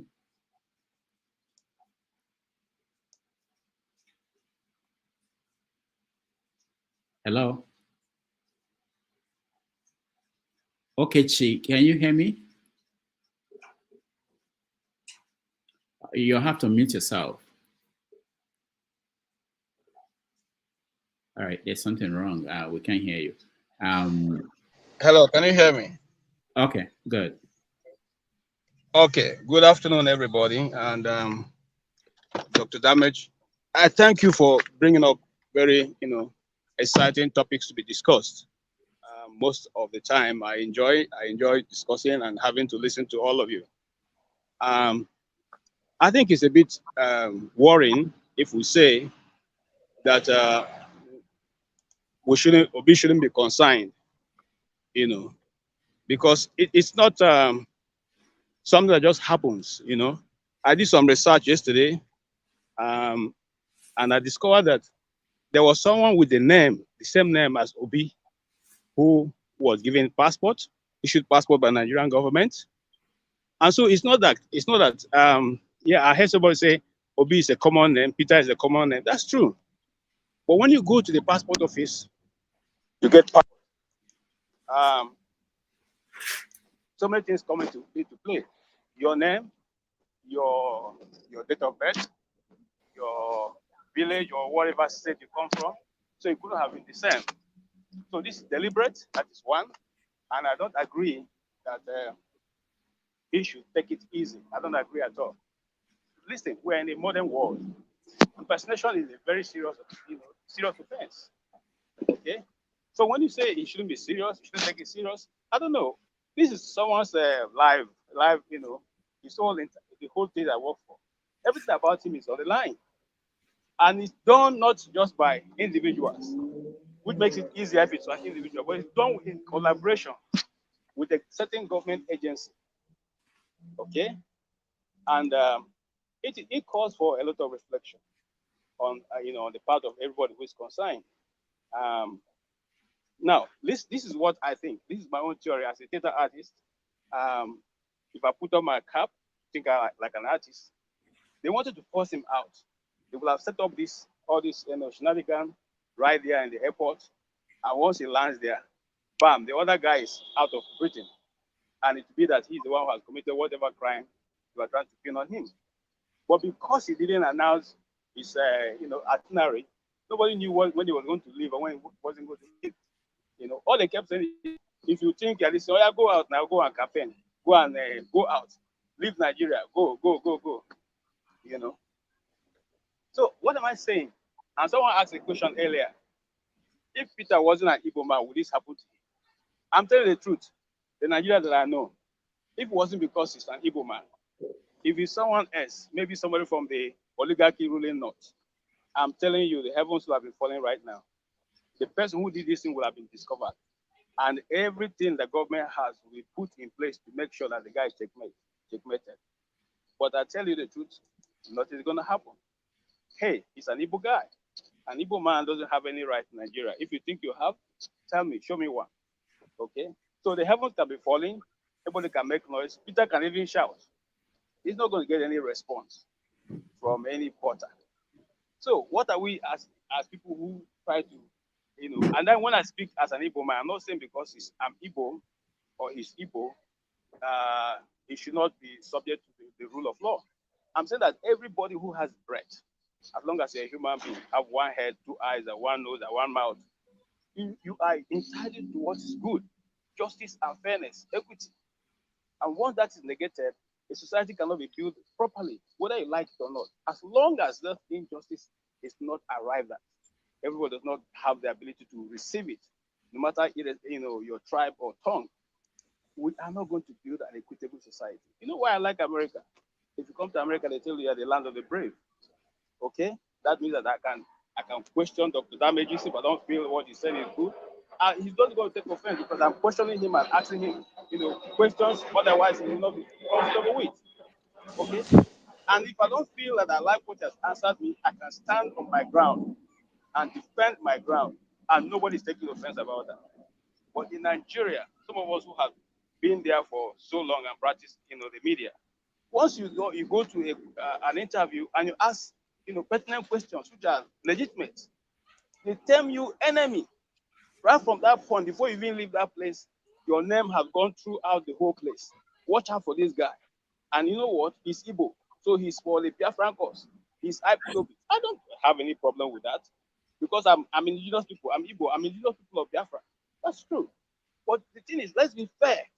Let's be fair. If this was done to Atiku, who we know his antecedents, if this was done to Babangida or any other of these people, will it be taken the same way that Nigeria is taking it now? Will it be? Will the immigration give passport? So if I go to the immigration and I say my name is Ibrahim Babangida, will they issue me a passport without verifying? The question is no. So it is a government setup. And you know why I fear for Peter Obi? When is the government that is setting you up? If it's individual, it's okay. But when it comes to a government agency setting you up, my brother, you need to be careful. Thank you, Damaji. Damaji and everyone. That's my shortcut for now. I'm still here. All right, thank you. All right, man of prestige, finish up. Let's see if you're okay. Can you hear me now? Is it better? Yeah, go ahead. Okay, thank you very much. Regardless of where I stop, I guess I was talking about the situation with Obi that it's more serious than people are taking it, and he probably hasn't commented on it because it's still under investigation. So there has to everything I'm saying is my own opinion, my own theory. So I don't have any fact to back what I'm saying. So the point I'm trying to make that you shouldn't exclude the ruling government. They can do that because they have done a lot to that country. Particularly would be try to demarcate him or let him get out of the country. Even at all, he's still fighting for his mandate, whether he won or he didn't win. But everything right now is in court. So they should have just let it be in court. But APC is not lying down. I mean, if you win the election, why not stay there? Say, okay, go to court. We won the election. Let's see what the outcome is. Why are you fighting the man? Try to do whatever is bad to him and send him out of the country. It doesn't make any sense. What a normal country, like I stated before. I don't think British is in collude with Nigeria to do anything. So and I don't think it's any kind of data issue or whatever, something about his passport because he has been to that country. Of course, he was born there. He has been to that country. Now, prestige. Well, how do you say that he was born there? I never had that before. I thought he was born. I thought he was born in London. I mean, he's a Nigerian citizen. Is that not what? I've never. He wasn't. Okay. Okay, yeah. I take that back. Maybe I read that somewhere. I mean, I'm not saying he's not a Nigerian citizen. But I thought he was born at Yonisha. He was born at Yonisha. Okay. Sorry for that. Sorry for that misinformation. I got it somewhere. Maybe that's why I don't believe everything in read. So that's why when I come to this platform, I have to be very cautious about what I said. And when I say something, I'm going to say it's my opinion. If I don't have any data to back it up. So having said that, if Nigeria is a good country, what Nigerian government should be right now, they will demand an answer from British government because we are a sovereign nation. This is one of the high profile of Nigerian personality we have in Nigeria. This, for God's sake, this is a presidential candidate, who came third, as of right now. Nigerian government should be demanding, instead of, I don't know what they have, if they have commented on it or if they are back, if they think could be a criminal or whatever. I don't know. I've not read it, okay? But the right thing they should be doing is demanding an answer from British government. Why is one of our presidential candidates detained? Why is one of our high-profile person detained? This is what America will do. They won't let it lie down, but you haven't had anything. If anybody have had anything from Nigerian government demanding an answer from British government, let somebody let me know. I don't know. I mean, since after the election, I don't really follow Nigerian politics that more. But I mean, I follow every now and then. I mean, I go there every day, but not like I used to be during the past few months. So let's see what happened. Everything we are talking right now is speculation, but I believe it's more serious. So we shouldn't take it lightly. So hopefully we get an outcome about what's going on. Thank you. All right, thank you. We get two more people on this topic and then we move to another topic. Samuel, Namdi, welcome. Can you hear me, sir? Yes, we can hear you. Okay. First and foremost, let me say thank you, Dr. Damages, for, maybe I should call this alternative media. I mean, that's what I have to call it, because our normal media back home, they can't talk. They are scared. They are really scared, though.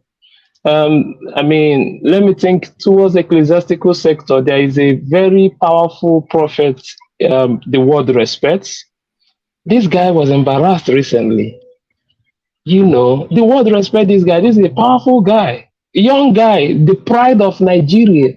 And that guy took a decision to come back home and spend like 5 years in Nigeria. I can't be giving to others and I will not give to my country. DSS went and carried this guy. You know, and then if they have the audacity to think they can rope in Bishop David Oyedepo, we should all be picturing what is about to happen. We just should picture what is about to happen if we don't really put up a fight. If, again, they could win an election and they didn't take a tour all over the country to say, oh, wow, thank you for voting me. They won an election and they disappeared. Anybody to say thank you, they disappeared. You guys should just be picturing what we are getting into. I wrote an article on Facebook. I just looked at it and it felt like a country that have citizens have made their citizens slaves. How can you be a slave in your own country? So I started by appreciating Dr. Damages, but let me end by asking how further can we take this? The conversation part of it is beautiful, but man, they are now we be their children. No, we don't suffer them. What about our own children? You see all these 70, 80 men, now we be their children. They don't mess us up. Question is, will we now allow them to mess our own children up? This is our fight. This is our fight. How do we engage? Let me talk about Peter Obi and the UK saga.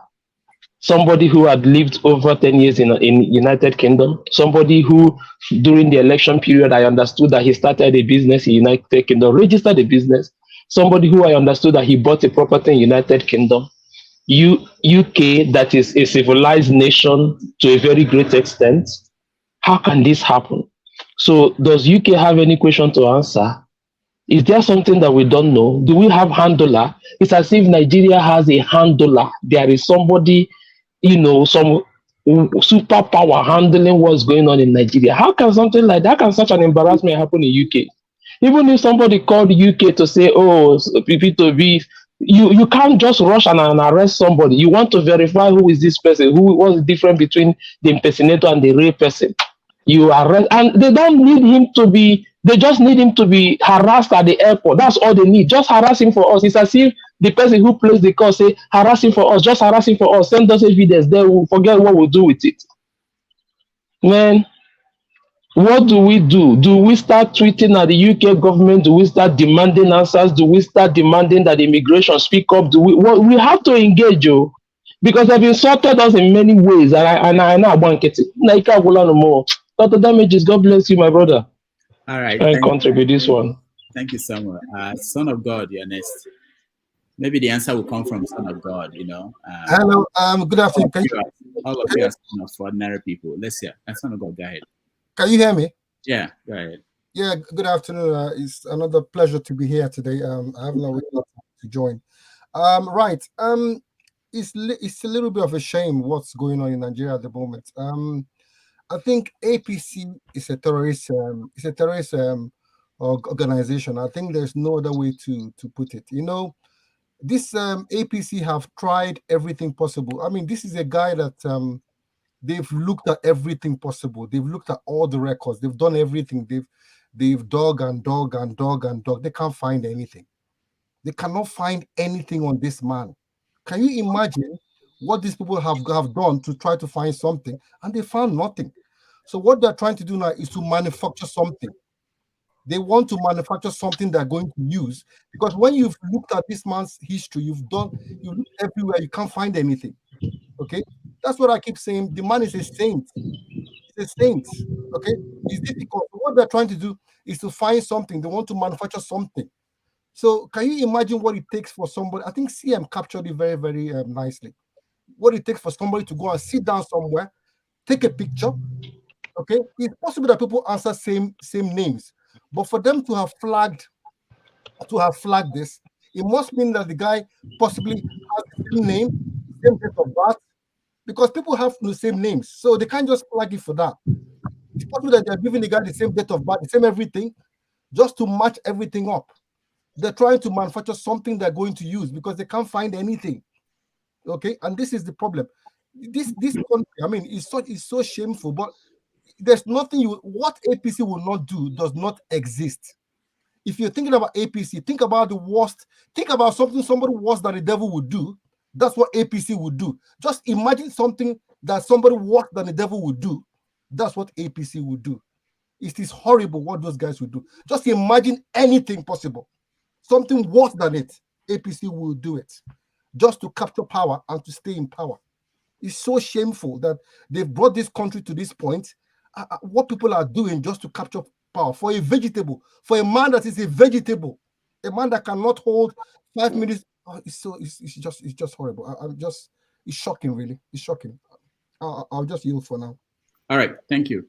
Go ahead, Ngazika. What do you want to say? Okay, so I wanted to ask a lot of people, when it comes to Obi, a lot of people are like, hey, he should deny it, he should say something, he should do this, he should do that. I always find it funny that when it comes to this man that has been quite transparent in all his dealings during this whole electionary period, we set the standards too high. And about keeping the cards close to his chest again, I like how it's playing out now. You remember after the elections, how everybody was like, he should congratulate the winner, he should do this, he should do that. The man took his time, because these people, when I say these people, I'm talking about the current government of the day. I'd sooner believe a thief than believe the APC government. That is how low they've sunk. I'd sooner believe a thief I caught red-handed and the person tells me this is the truth. I'd sooner believe the person than believe the APC government. So when they say he should come and deny, he should come and say what happened, I should tell you they are cooking up the next thing. They want him to say so that they will cook up the next thing they want to cook up. And I like the man. I like the fact that the man is keeping his cards close to his chest. And I hope he continues to. On those making light of this issue, you do not understand. This is not just about Obi. This is a huge security breach.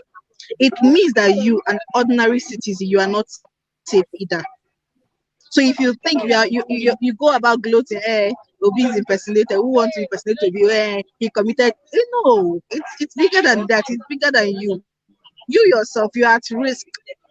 You might not even have a passport yet, and somebody already has your biometric data and a passport impersonating you.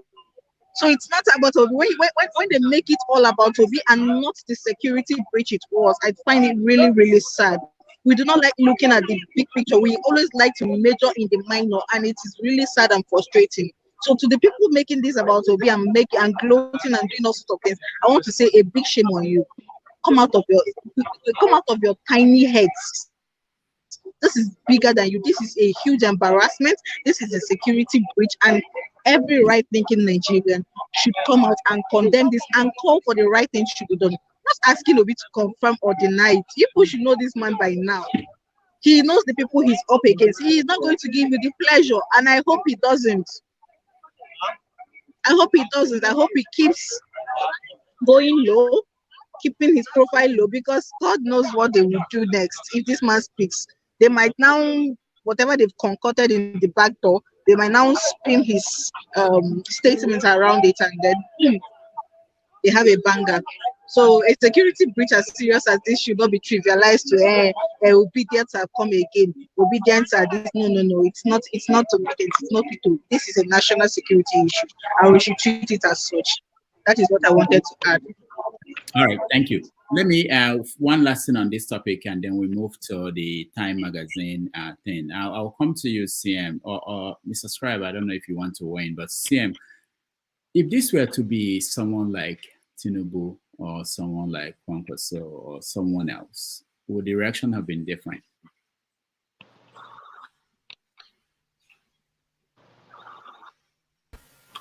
Let my senior brother CM go first. CM, are you there? CM, go.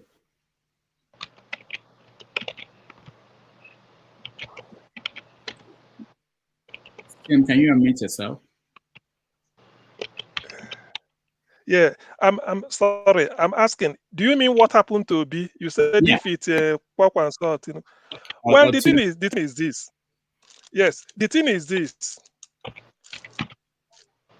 It could happen to them, but the difference will be the reaction from the federal government. Like somebody pointed out, federal government should have asked, why did you detain him? What did he do? In that case, the propaganda will be unraveled. But because it is Obi, both sides, Nigerian and British end, they kept quiet. It's just humiliation. If they said Obi shoplifting in UK, you went to the shop, or even at the airport, he went to one of the perfume stores, took an aftershave, didn't pay. That is purely an act. Maybe you forgot to pay or something. In that case, you trash it there. But this involves passport, and passport is biometric. The person that impersonated Obi, how did the person get the passport? That is the beginning of the inquiry. Obi can tell you, I went to Abuja, or I went to Onisha passport office, or I went to Lagos, I went to Abakaliki or Oka to get my own passport. The person that used because the retina scan must be there. That's why you have to show face. In the olden days, you get your passport from the roadside photographer and then you go and give them. So this is high tech, but I call it high tech because of the nature. But then James Hadley Chase said, is it not to every distance, there's always to every crime, there's always a little error. So they forgot that aspect. That is the issue. They are doing it because people like a layman like me, I can only say that if it there happens to Tinubu, because he's a human being, so somebody can do it. But before then, the reaction, the way it will be taken, by now, MI15, whoever is it, people should have been on the airwaves that they called the person and they are even following every trial. But everybody kept quiet. What are they investigating?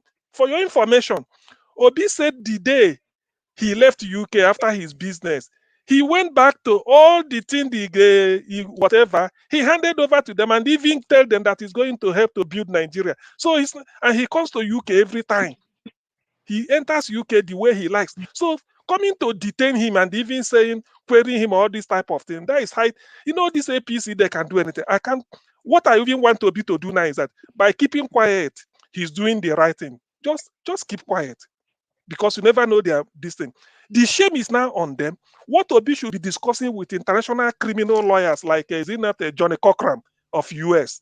If I have his phone number, contact such people, Johnny Cochran. Say, look, this is what happened to me. Do you think we can do anything about it? So this is so that to humiliate the UK government and then the Nigerian end. This is the man is being treated this way because of the election, because they felt that they've told him, congratulate the winner, he refused, give up, he refused. Then Keyamo will say DSS arrest him for treason, they refused. Lai Mohammed will go to New York and be pronouncing treason on Obi. Still, the world kept quiet. What else do they want? Why not go to the tribunal or wherever and clear your name and tell the world how you got 8.something million votes? They refused. All they are trying is to intimidate the man. But for me, I see through all these gimmicks. That's why I'm already looking beyond. I told them, let's repeat again, they brought Boko Haram to remove Jonathan. Now, what is Boko Haram now? Are they not landlord in Nigeria? Those that brought Boko Haram are now the people crying. They brought Boko Haram is not causing harm in Bayelsa. It's now in Katsina, Zamfara, and all those people that Rufai them that brought them. If they do this thing to humiliate Obi and make feel that it's Nigeria as usual, to be honest with you, I can't lie. If you permit me, I come here and raise my Biafran flag. Nnamdi Kanu is behind, but somebody will take over because we can't continue this nonsense. Okwesili Nwodo, former governor of Enugu State, told Arise News in 2018 or 2017, when they were discussing all this, he said, look, if Nigeria should conspire again to deny Igbo man presidency in 2023, he said they will listen to Nnamdi Kanu. At that point, they ended the interview. So all these things they're doing, I want them to know, I want them to look at the long-term effect. Let them allow Obi repair Nigeria. If they keep doing all these politics, well, the gods are wise. Thank you. All right. Hey, Sam. Let me correct Sam. Johnny Cockrell has passed away a long time ago. Okay. Oh, sorry. All right. Okay, go ahead. Kayode has been trying to come on for a long time. Kayode Johnson, welcome to the show. Good afternoon. Yeah. So Kayode, what do you think about this topic? What I think about the topic, APC we can hear you, Kayode. Can you speak? Cancer. I say APC is a cancer, virus, disease that brought bad luck to this country. I've never won this since 2015. APC is a disaster to this country. They brought Boko Haram and kidnapping of.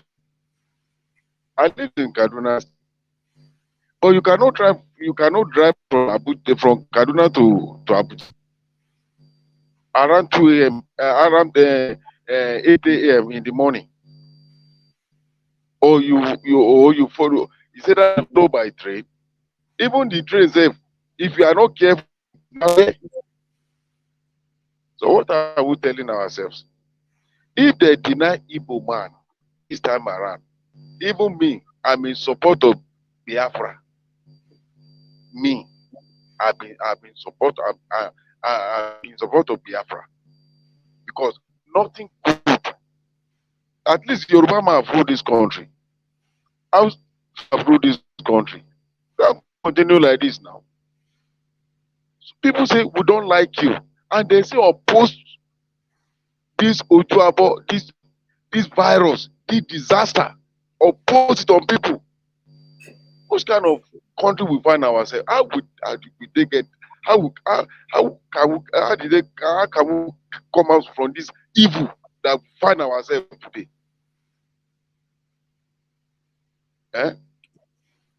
They are the one that win the election. They are the one again. They are complaining up and down.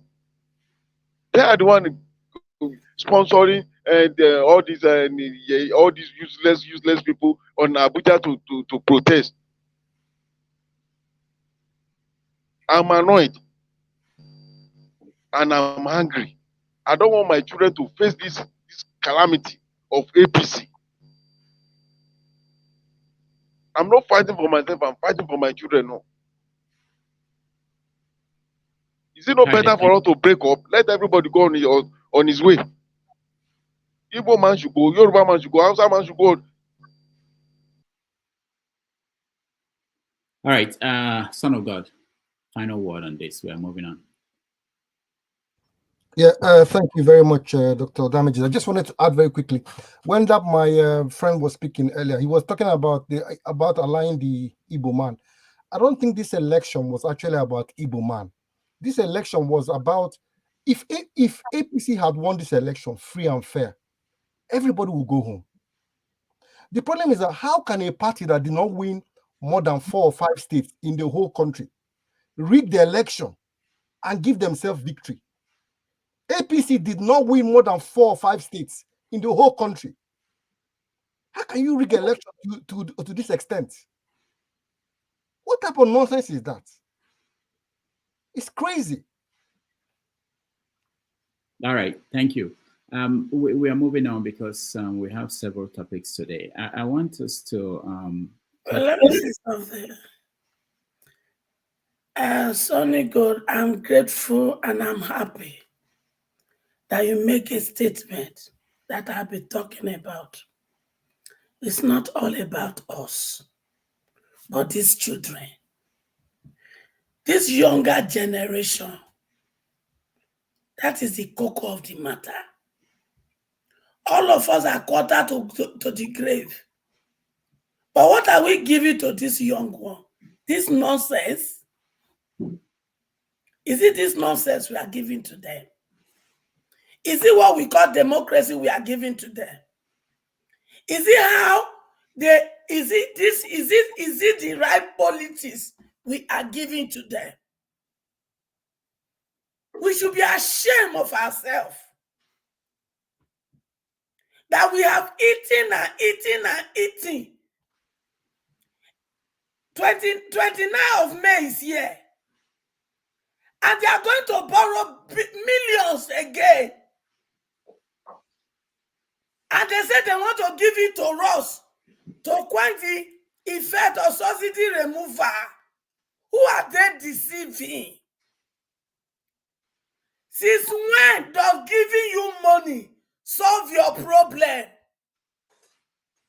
Since when giving you fish solve your problem? Instead of teaching the younger generation how to fish, no. Because they know if they teach them how to fish, they cannot embezzle this money. They can't steal it.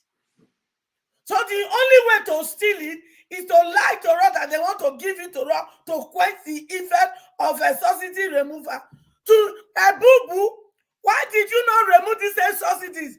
8 years in office. Only you be president. Only you be minister of petroleum. In your eye as a minister, barrels of crude oil is being stolen. Will they come for now? Will they come for now? All right, thank you, Mama Aisho. Let's switch topics and let's talk about Bola Tinubu. And we start with he was named by Time magazine as one of the 100 most influential people of 2023. Immediately that was announced, people lost their minds. So let me start with you, Mr. Scribe. Oh my God, I'm laughing. You see, Rudolph, Rudolph, you know, we should turn this into a parliament sort of. So where you because you are playing Mr. Speaker role sometimes. You're very perfect for that role, yeah. So, Doctor, you know why I'm laughing? Because I've held this strong feeling, you know, about the obedient movement, and I've juxtaposed it or equated it to Bolshevik Revolution, equated it to Oliver Cromwell. Humans, it appears that we most times look at things, you know, that we're in the right, nobody else can look at it. Now, the word influence, right? I think what the obedient people are missing out is that influence could be good influence, influence could be bad influence. So, what the innocent Astha is being attacked unknowingly, unjustified. It's unjustified, right? I respect the obedient movement, but I keep sounding this warning to you all.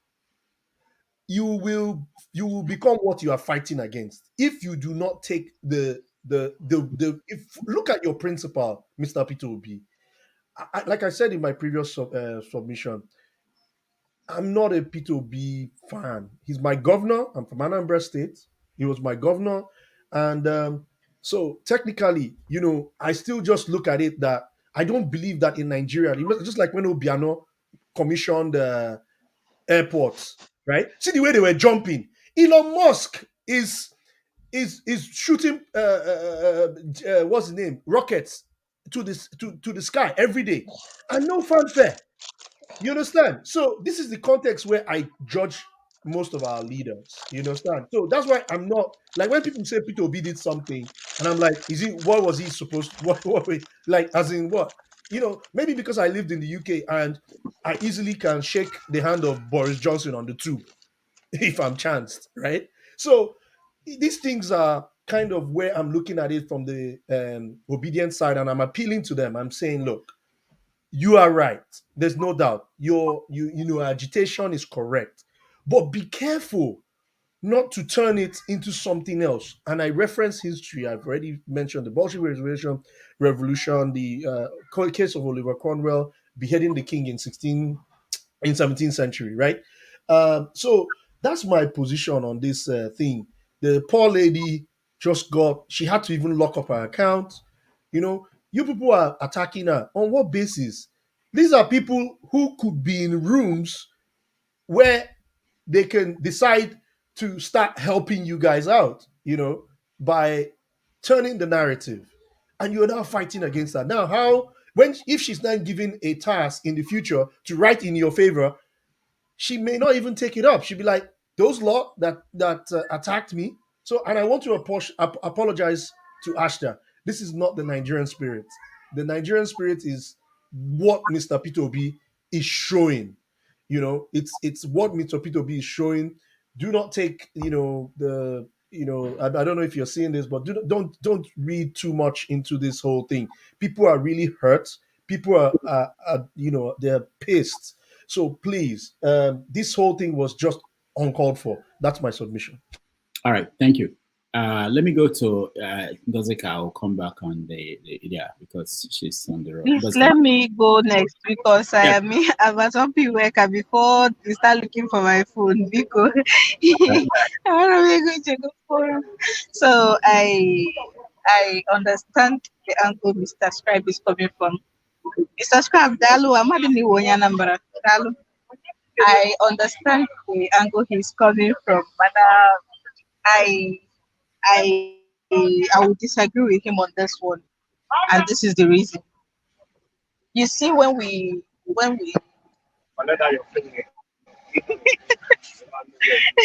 driver is warning me that they will collect my phone, so let me be quick about it. When Mr. Scribe says it will mean good influence or bad influence, I think he's trying to pander to this because we know clearly in the context that Time Magazine used it, we know what influence they were trying to infer. So it's a bit unfair to try to make it look like Obidients are the headless mob. One professor described them as ones. They are not. They read the influence and got the inference that Time Magazine was trying to make, and that is what they acted upon. On as to whether or not going after the lady was good or was right or was justifiable, it's also debatable because you do not beat a child and tell the child not to cry. At this point, to the obedience, everybody go collect if they see that you are not being straight. And when I say straight, when they see that you are trying to pander to the truth, when they see that you're trying to launder an image, because that is the crux of the matter in this case. A lot of people, not just obedient, see this whole Time Magazine nomination as way too inconvenient, as if it is some sort of image laundering gig. And knowing the character that is Bola Tinubu, nobody should put that past him. Nobody should put that past him. So when you say Obidients are overreacting, that they should stop attacking people who could help them, I think that is being unfair. They are literally trying to survive, to save their lives. This is a fight for their lives, and in this fight, nobody's a sacred cow, not even the journalist that is doing this coded image laundering. That is what I have to say for now. Let me go off and go and join from the studio before they will collect my phone. They wanted to do that magazine has done. Hold on. Mama Echo, hold on. Hold on. Let me go to Kaide, who is also in Nigeria. Kaide, go ahead. Kaide, go on. We can't hear you. Unmute yourself, Kaide.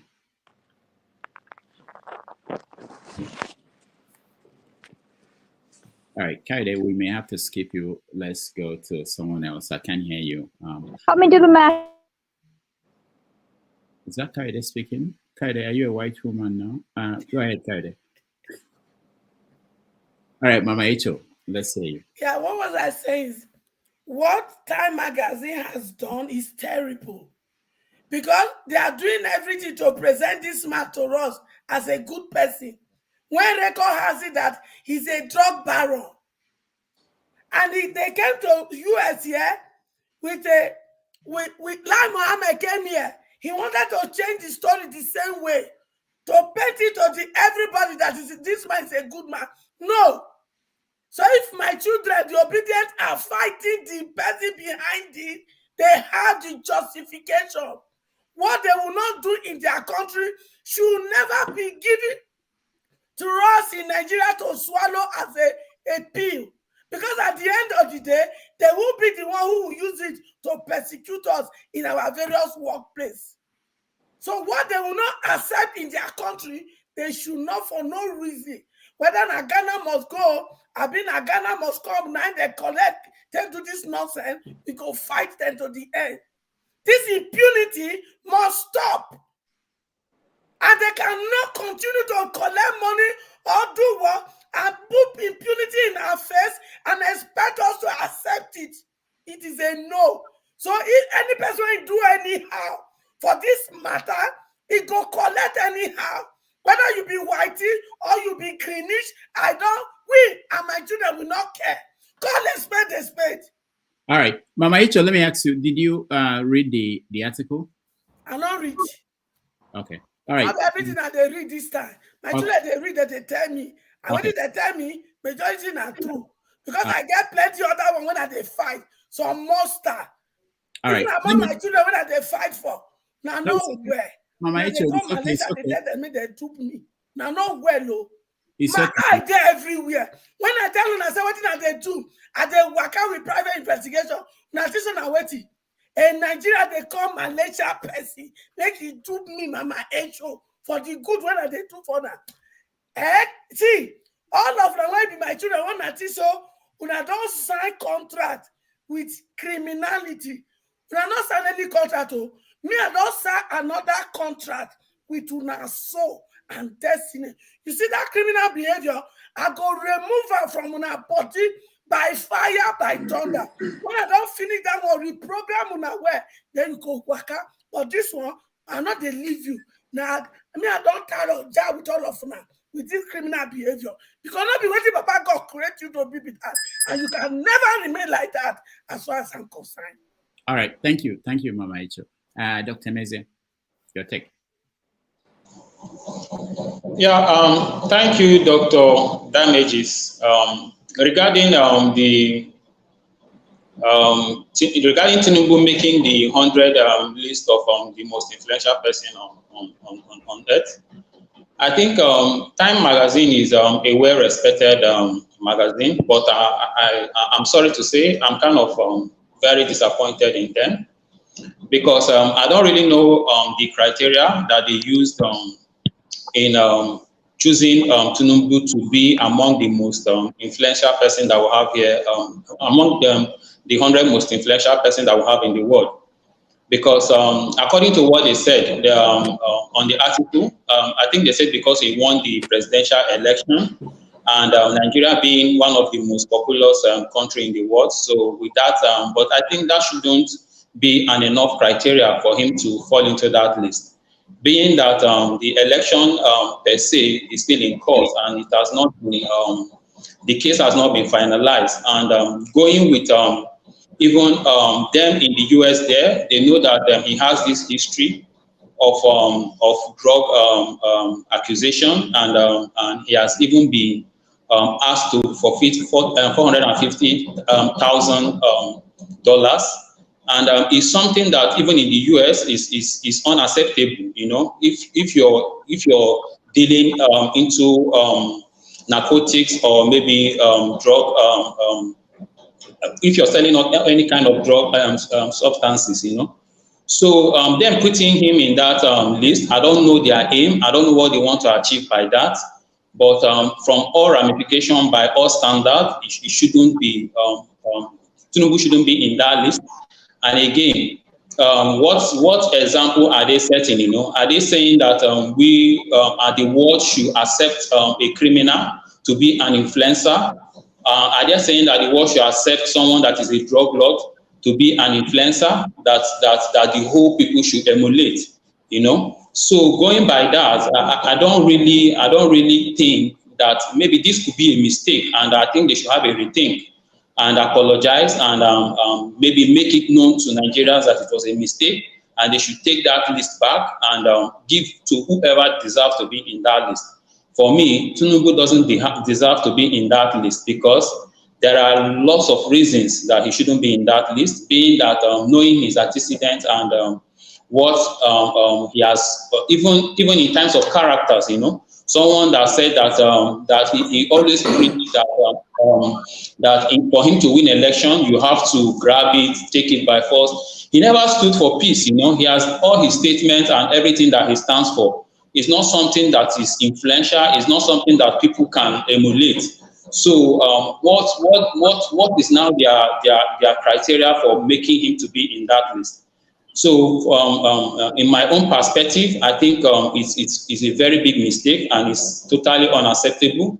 It's a shame to Nigerians for them to put Tinubu in that list. In my own opinion, you know. All right, thank you. CM, you're next.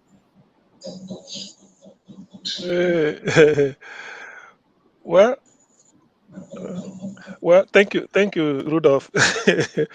Well, if I have my way, I will ask Time Magazine a question. Do they set different criteria for different countries? That is my question, because such things, there should be threshold, minimum. Why I say this because there are equivalent of Tinubu all over US, isn't it? Why are they not making the list? Why? You see, the fact that Time Magazine is quite a very globally respected magazine, they should sometimes be measured in their approach and cautious when doing certain things. I do not see how Tinubu is influential. How? Because when they say the word influence, I want to know. Although one commentator said it could be positive influence or negative influence. But let me take it on face value. We should go for positive influence. If you are bringing negative influence, are you telling me to which part of Tinubu's character do you want people to copy?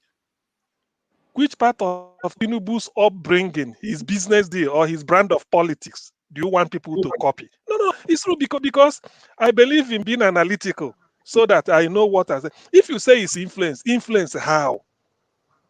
People have the issue of drug has been known forever. Or is it certificate forgery? Renting bishops, brand of politics, putting Lagos into his pocket, accumulating this, sponsoring thugs all over Lagos. So when you say influence, that's what I want to know. Okay, who? Because I believe in asking questions so that I can know more. How? What influence has Tinubu? I remember when Chimamanda Adichie appeared on Time Magazine as one of the most influential. People say, oh, yes, he's a global writer. He hosts, writers workshop in Lagos every year. And somewhere else again, he goes about giving lectures. He goes about giving graduation, maybe from Harvard to Cornell University. I mean, is it Cornell or Columbia, to different universities, graduation, those type of things. So many. They know Kunjo well at the same thing, even if other people. So which influence are they talking about? Okay, even if it's based on this sham election, in fact, Time Magazine, I don't know. I don't really know whether this is really Time Magazine. If Tinubu can make it to Time Magazine, it means that any cockroach again. So you never know. Tomorrow it could be your turn. So, but this is on let's be serious. This is a big shame. I never expected time to come this low because I don't see justification for Tinubu. That's why I'm asking, what influence? Tell me, how has Tinubu influenced something positively in Nigeria? You sacked Jonathan using a propaganda and brought in Agbado since 2015. Nigeria has been on the downward trend, poverty capital of the world. What really are you? How has Tinubu impacted positively? How has Tinubu influenced? That's the one the world influence. Time magazine should have said something about the lady who must have written. Maybe you write what you know, and you write with based on the scope of your knowledge. Maybe if the lady has come to Nigeria, whoever wrote the piece on Tinubu, if you had come to Nigeria, or maybe even listening to Dr. Damage's show, or even listening to Dr. Damage's show, you would have gathered a little bit of facts and research, because Damages has done so many episodes on Tinubu and all this in the past. Or go to Nigeria and research. But you can't just sit in one corner of the room and decide that maybe it's a typical Nigerian system whereby geographical spread. Oh, we've not gotten from Africa. Let's go to Africa and see if we can get to make it look like. Oh, this is a sham, man. Tinubu is the least person that could, if they have put a video or Wizkid, yes, I won't doubt it. Davido music, Wizkid, I don't know who was the chap that played during the World Cup final. All those type of things. I mean, that is influence. Do you know you want to encourage the youth? Tinubu, if you ask that lady who wrote this thing, how old is Tinubu? She doesn't know. And yet you say it's influential. Somebody, excuse me, please. Next person. All right, man of God, yeah, the next person. What do you think? Right. I think you meant son of God, but I'll accept that. Oh, son of God, yeah. It's okay, anyway, it's okay. Right. So right. I think my brother, Mr. Scribe, was not being very fair when he was having a go at some of the Obidients. What he forgot to mention is that I haven't read the article because I'm disgusted, not to be honest.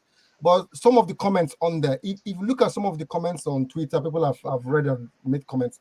Duma did not even make reference to the drug, to this indictment for drugs. So when you see the Obidients being very angry, how can you talk about Tinubu? You never mentioned about the indictment in the US. How can you write something about Tinubu and skip that one out? So it all shows you that this is just an attempt to whitewash his image, and that is why you see the Obidients going crazy there and being quite angry, because that article was not balanced. If you want to talk about somebody, you talk about everything about Tinubu. This is a man that you don't know when he was born. You don't know anything about the man. There's nothing to say. Talk about integrity. How can you talk about integrity with Tinubu? Even Alake, that his mouthpiece, will not use that word integrity with Tinubu. There's so many words that are used in that article, according to those that have read it, because I've not bothered to because I can't be bothered, not to be honest. All right. But those that have read it, Can I reply, please? Yeah, that's why I brought you back. Oh, okay. Miss Son of God, God bless you. Okay.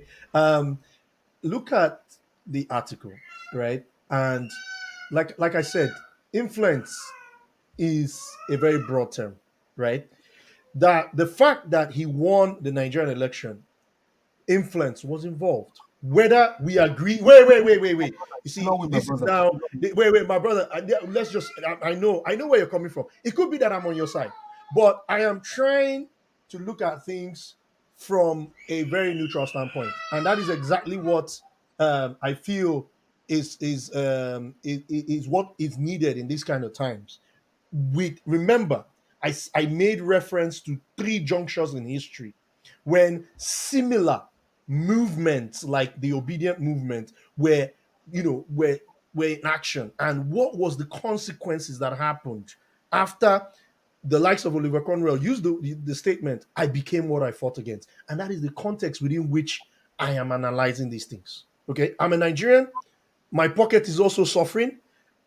So don't look at me like I'm only looking at this from a perspective of learning and retrospectively.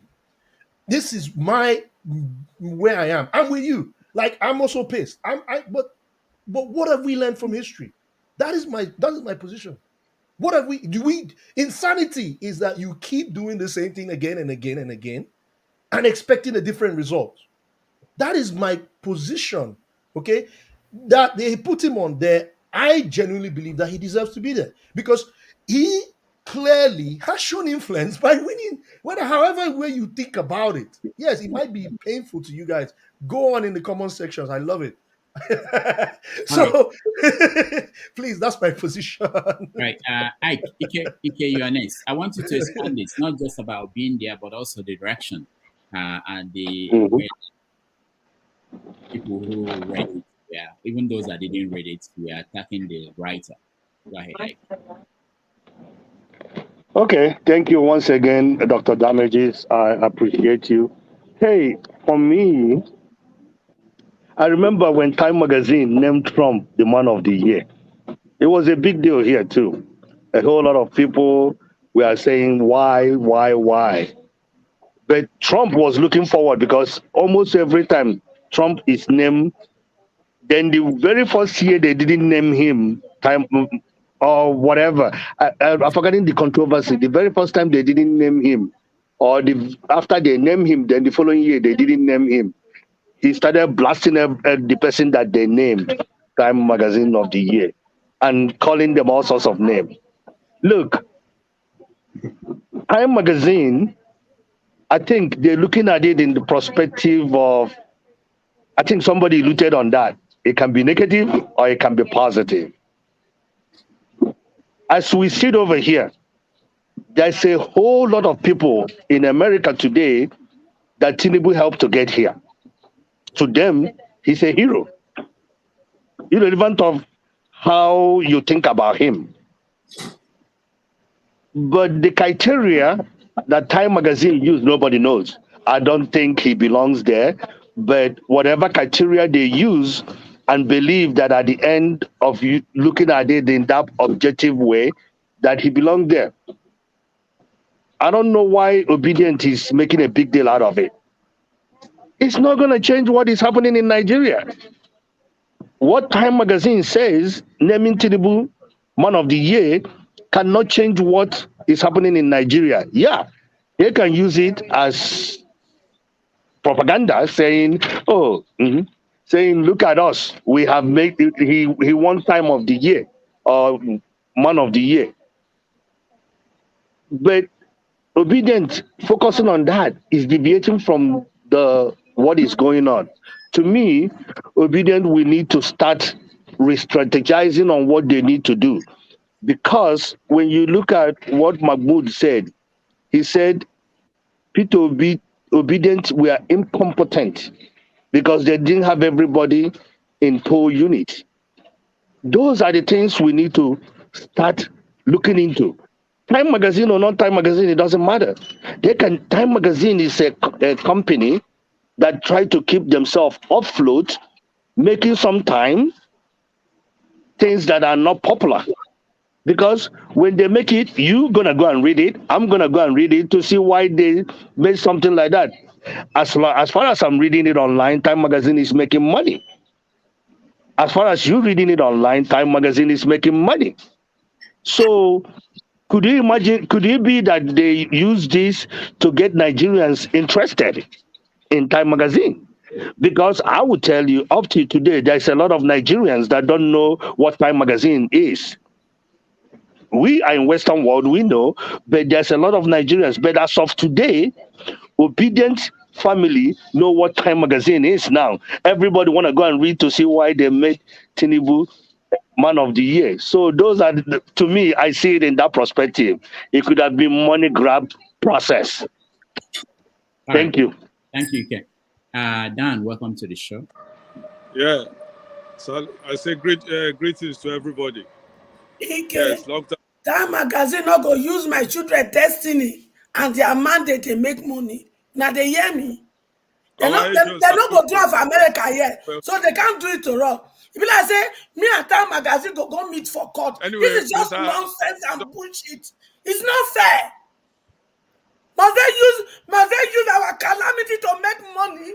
We didn't do it here in US and go scot-free. We call Dan to speak. Let Dan speak, okay? You had your chance. Dan, go ahead. Dan, go ahead. Yeah. I'm my fan. Yeah, I really love that woman. I enjoy her opinions a lot, to be honest. But for me, all those things are negative thoughts. I don't see him as anything at all. I don't even bother myself say they name somebody like Tinubu. You understand? My problem is how they go give us that mandate. That is what I'm after. How they will give Peter Obi the mandate, make Nigeria change. So that people like us, we don't come home for years to fit come home. Doctor, you understand? That is where my mind is. They give 100, they even made them be number one, sir. I know you hear that. I'm more interested in how can we go to the judiciary and win that case so that Nigeria will live. Nigerians is just quiet. People are also, confusion, dilemma, nobody know what thing will happen, So for me, that Tinubu influence, for me, is negativity to Nigerians. I don't even take it serious at all. That's my opinion for now. Thank you. All right, Dan, thank you so much. Man of Prestige. Yeah, thank you again. I think people are missing in the point. Can you hear me? Mm-hmm. Yeah, I don't know this noise we are making about Man of the Year. The criteria for Man of the Year, is very, not Man of the Year, Man of Prestige. This is just one of the top 100 most influential people in 2023. Okay, one of the top 100. Okay, so it's not necessarily good or bad. The person that the criteria for them to be awarding 100 Man of the Year, is very simple. Which is the person who most affected our life for good or for ill, which is good or bad, So it doesn't really mean that Tinubu is the best or whatever. And in Kenya make some point that I really agree. They may have done that just to interest Nigeria to get at that part of market. That may be part of the reason, because Man of the Year is not necessarily because they are the best or they are good. Look at the people who have made the list of Man of the Year in our lifetime, that I can remember, even before some of us was born. Adolf Hitler made Man of the Year. Joseph Stalin made Man of the Year. So your people should know Obama made Man of the Year, which is one of the best. There are some being good people and some bad people. So Time Magazine just tried to make news because the news is about bad or very powerful people, who has influenced our life. It could be good, it could be bad. That's what Man of the Year is. So I don't know what's the big deal about it. So it doesn't make any difference to me, because they named Tinubu Man of the Year. They have the criteria that I just read. Is exactly. It could be good, it could be ill-gotten, They just want to make news, like I said. It doesn't really matter. Man of Prestige, what do you think about the reaction of some people, the people that went to the Twitter page of the writer to call her names? It's good. Yeah, there's nothing wrong. Hold on. There's nothing wrong with. Hold on. In this election, they use as a Mama Ejo. Can I speak? Yeah, go ahead. Man of Prestige. Yeah, okay. Like I said, it's for bad news, for powerful people who has made the news, It could be bad, it could be good. But like you said, why are they criticizing what people who are on Twitter? There's nothing wrong with that. Because right here, when they made Trump Man of the Year, what's that noise? Yeah, I muted him. It's man. Okay, right here when they made Trump Man of the Year, a lot of Democrats, I probably was one of them. Of course, I'm an independent. I criticize him. There's nothing wrong. People are taking it, Mr. Stripe. Sometimes, in my own opinion, he go overboard the way he criticized the Obedients. People has right to speak. Mr. Stripe, tell me in Nigeria, let's say in Nigeria, what has the Obedients? Has the Obedients killed anybody in Nigeria?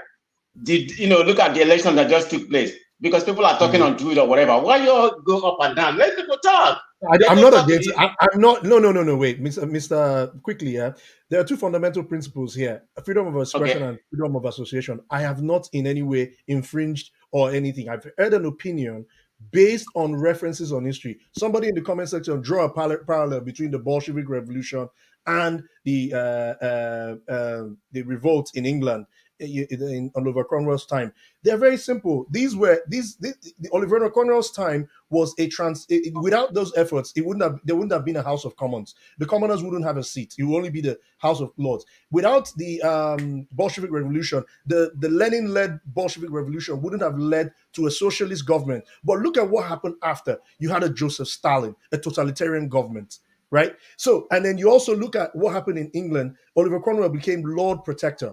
And look at everything that he did. So that is why I'm saying that you are fighting the right fight, but you are fighting it with the wrong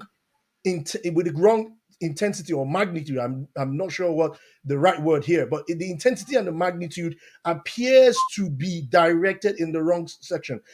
What the Obidient movement have been deprived of is their right of citizenship, and that I feel should be the core of what the Obidient movement should be. That we as held by the Constitution of Nigeria should be held and be treated as citizens, and our rights should be upheld. And I believe that's the core of everything. It's not about Obi. It's not about Tinubu. Okay, let me say, they can do both. They can do both. They can speak their mind, criticize what they don't agree with, and do what you just said. I mean, you can chew gum, at the same time, I don't see anything wrong in my own opinion on what they're doing. It's when you take it to the next level. Yes, I'm not against the Obidient movement. I am only being, I wouldn't call myself a voice of reason, but I'm only trying to Okay, let me finish my submission. Anyway, like I was saying, Dr. Damage, the man of the year, it shouldn't be an issue to me. Like I said, it could be for ill-gotten, it could be for good news, but we all know what happened in Nigeria. So, like Ikene stated previously, they just want to get the market of Nigeria. I mean, like everybody in Nigeria right now know what Time Magazine is. Maybe about 5% of them know before. Maybe I don't know how many percent. Maybe it has been brought to 50% right now. So let's take it easy. There's nothing wrong with that. He can be man of the. He can even be the man of the year. Or we know it's 100 people right now, so it don't make no difference to me. Thank you. All right, thank you. Mark, you're next. Yeah. I joined. I just turned on this platform like 20 minutes ago. So I think maybe I missed a lot of the discussion, but what I grabbed is an article in Times Magazine. Yeah, did you read it? No, I have not read it yet, sir. Okay, so we can skip you now. Do you have an opinion? I have opinions. Okay, if you ask me, I like people who have opinion without reading the article. It's always wonderful. Go ahead. Yeah, because the opinion is generic. Okay. It refers to countries like Mexico, personalities like Trump, and so on. If you ask me personally, they haven't got it wrong that Tinubu will get influence. That unfortunately, which is true, unfortunately, they get it right. He get influence. Tinubu has bought out almost everybody. Look, CJN is his best. They say CJN and Tinubu, they're closer friend than CJN and than Jagaban and INEC chairman. They're even closer.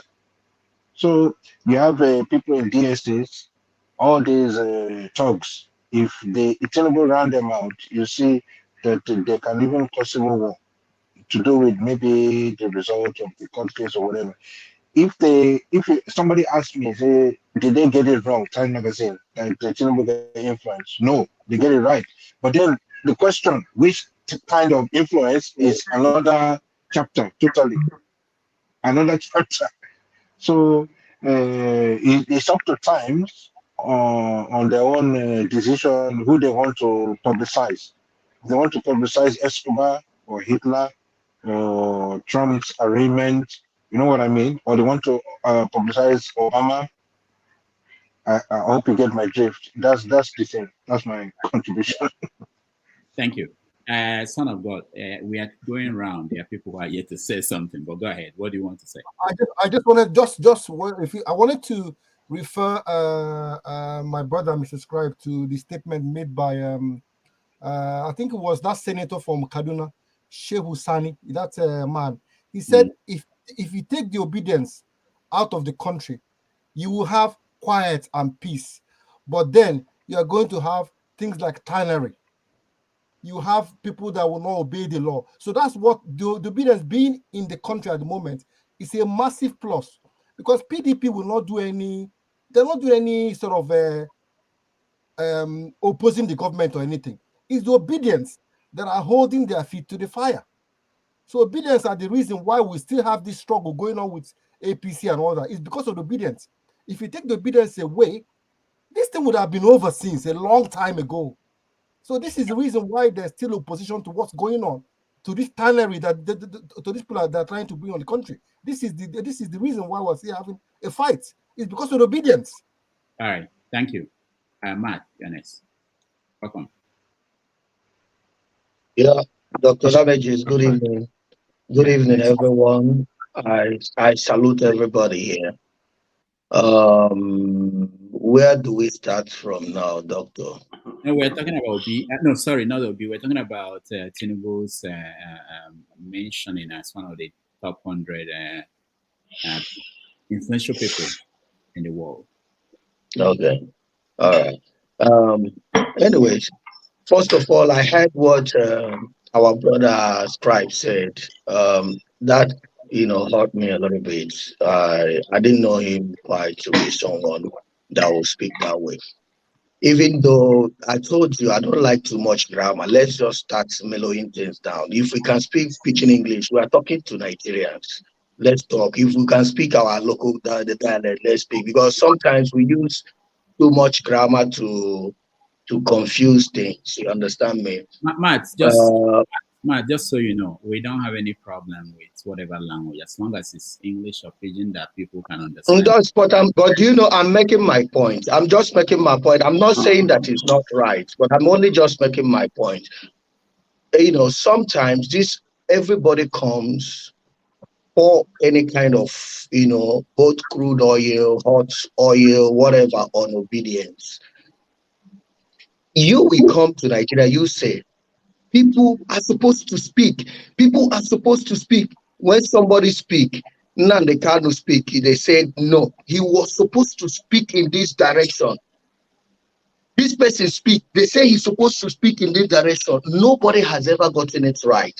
Obedients are not speaking without God. They are supposed to speak in this way. They are supposed to speak in that way. It's quite unfortunate anyway, but we cannot stop talking. I didn't say that what Scribe said is kind of, but I think we should always know that we have been hurt and we have been touched to the bone marrow. You understand me? Everybody is hurt with this shenanigans that is going on in Nigeria. And the Obi issue just came out about the whether impersonation or whatever. Before we know it, Time Magazine carry their own wahala come. All these things we know, we should know that this thing is a kind of, it's a game plan, it's a timely, program stuff. It's not something, it's not a coincidence. Do you understand what I'm saying? Now, I would now let me just agree with our brother Scribe and Ike, who said it might be negative or positive. Let's just imagine it is negative, because you were asking a question. I don't know if someone has answered it. You were asking a question. Did anybody read that? No, I will not come here to lie. I did not read that, but I followed Voice of the People this morning. I was listening to it. There was a point that was made. Rufai was asked a question, and when he now was narrating the stuff, what they wrote in the article, the lady that was asking this question haven't even read the whole article. She did not know. So Rufai mentioned one particular thing that you wanted everybody, I guess, you wanted them to speak now, but none of us has mentioned it. They said that article mentioned that he was elected by a corrupt election. I don't know if you understand that the election was not free and fair. It was mentioned in that article, which Rufai corrected the lady. The lady now went back and read it and now find out that it's true. That is the negative part of that article. Understand? But every other thing that lady wrote, remember that you are fighting with people who are very intelligent. We are just new in this politics, and these people are old cargos. That clause, you see that clause that they mentioned, corrupt election, that the election was not free and fair. It is just something, it is part of that place. Not everybody will read all through there. Then we concentrate in those points, those that lady was, pointing out, without going through all these ones that we are saying. Because one has to be smart to understand that, yes, this Time magazine, there was something like that was mentioned. The word is fraught. There it is. Sorry, fraud. I may not. Fraud. Yes, I may not use they say it's fraud because I took fraud. Hello. It means tensed. Hello. Yeah, we can hear you. We can hear you. Man, go ahead. Okay. Now, yes, the article has been timed by, that's mentioning such. Whether any language they want to use, let them use. Because, what I'm trying to say is that Tinubu and Obidients and Peter Obi, this is a time that Nigeria had to decide what they need. And now, people don't need to stay in the middle. People don't need to be a moderator. That's, like when I mean moderators, it's just like you are not here, you are not here. It's either you support what is going on in Nigeria about this Tinubu man, or you are against what Obi and Obidients are doing. But God bless any man, the man who was the first person that mentioned, I don't know who God just blessed to say, I am obedient. It has to come out from one person's mouth. That person has to be located wherever he is. From Edo State. From Edo, that person has to be located and be. This is not a kind of a movement that is going to stop even tomorrow. Dr. Damage, just let me round up. Now that we are talking about whatever that is going on about Obi, we should concentrate about what more and things they have in the basket of their evil to unleash against Obi, because this is not going to stop. And we, the Obidients, should be ready, put our feet on the ground to always respond to them in this manner we are responding to them, that then we know that our eyes are open, even though we are in the water that has been messed up. We are still seeing and we can, see clearly. That is my stake for now. Thank you. Thank you. Buddy, you're next. Hello, everyone. My position might be a bit different, I think I will toe the line of scribe. We have to be very careful. The point is that in a democracy, plurality of opinions are allowed, whichever side you are Senate. It's like a proverbial elephant, whereby you ask 10 blind men to surround it and touch the elephant. They are touching different parts. If you ask them to describe the elephant, they will come up with different descriptions. So, which they will be so passionate about to discuss.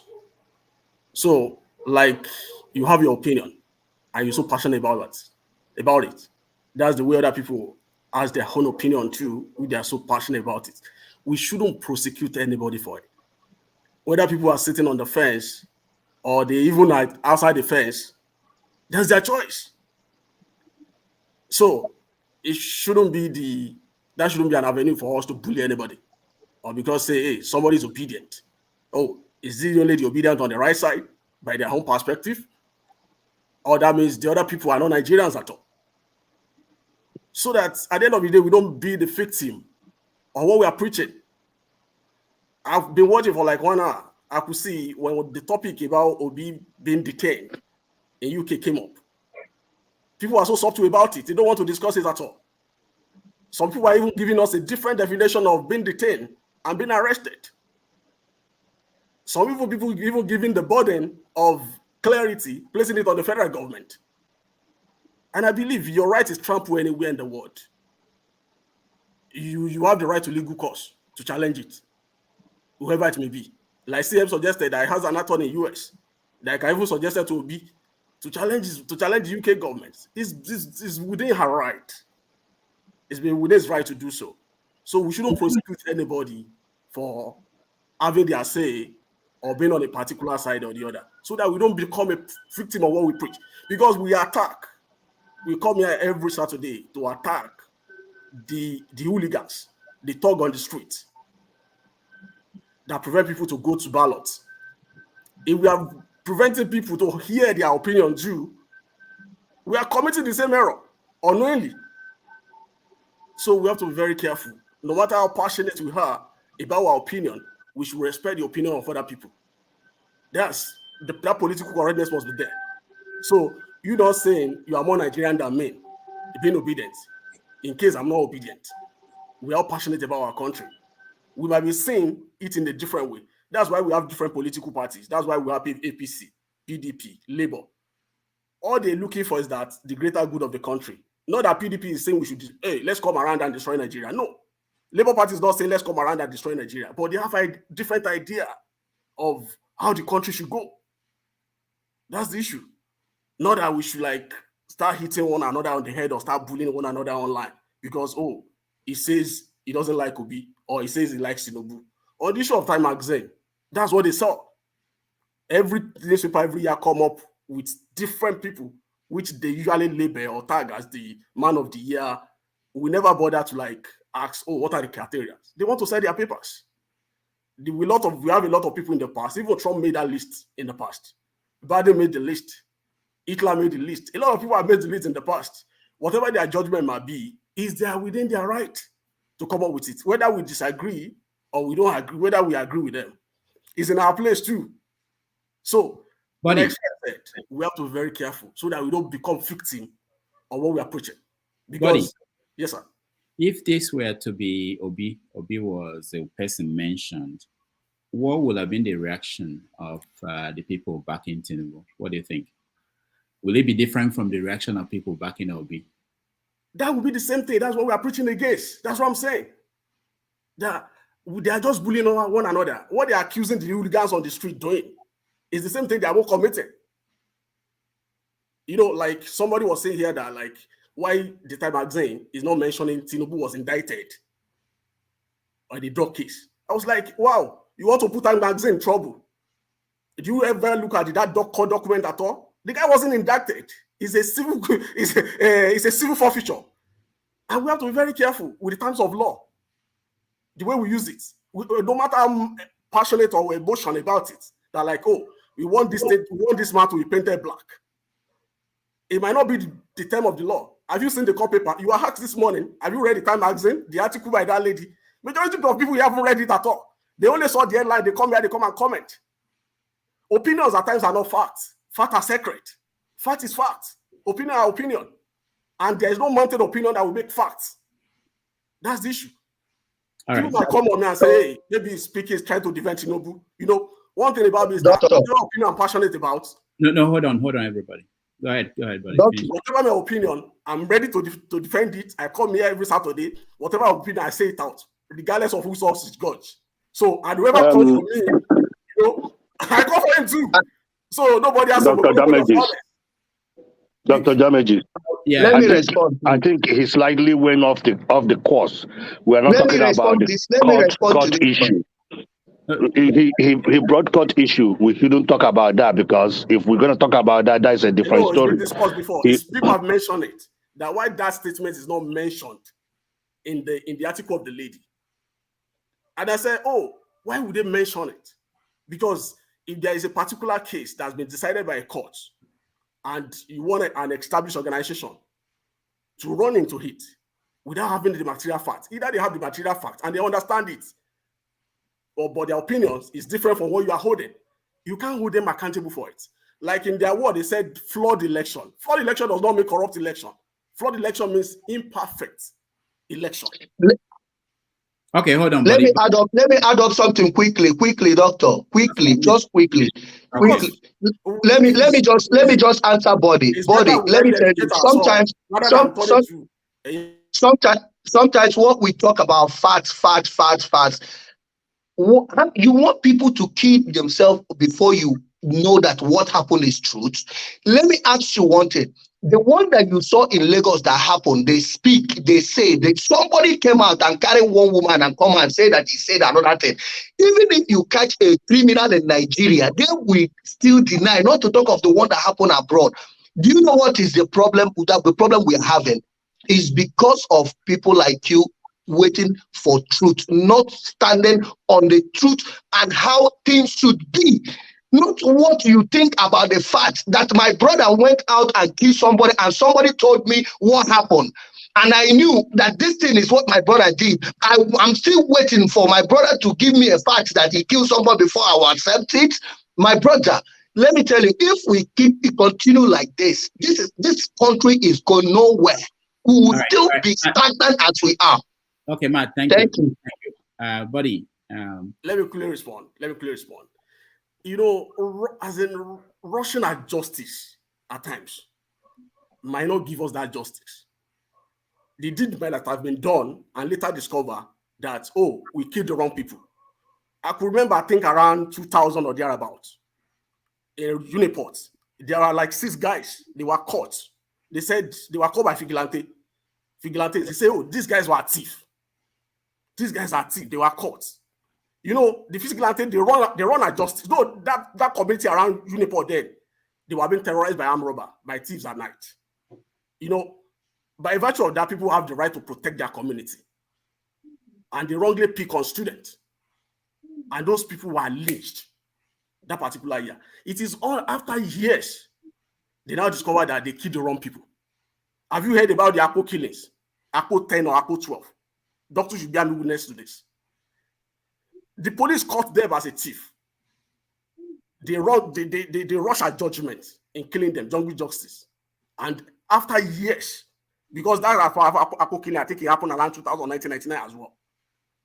Those people later got justice after 10 years or 15 years. No, listen, buddies, just one moment. The police did not cut them. Listen, the police did not cut them. They went to a nightclub. They were coming home. Police were mounting checkpoint. Not that they caught them. So as they're on their way to pass, police stopped them. They said they are going home. They are from a nightclub. Not that the police chased after them, caught them. It's like they are coming from a nightclub. They're on the way going home. They're just walking. The point I'm making, visually, 6 the point of them. I'm making is that So they weren't caught. It's the police. The issue I'm having is that you like having rushing at judgments.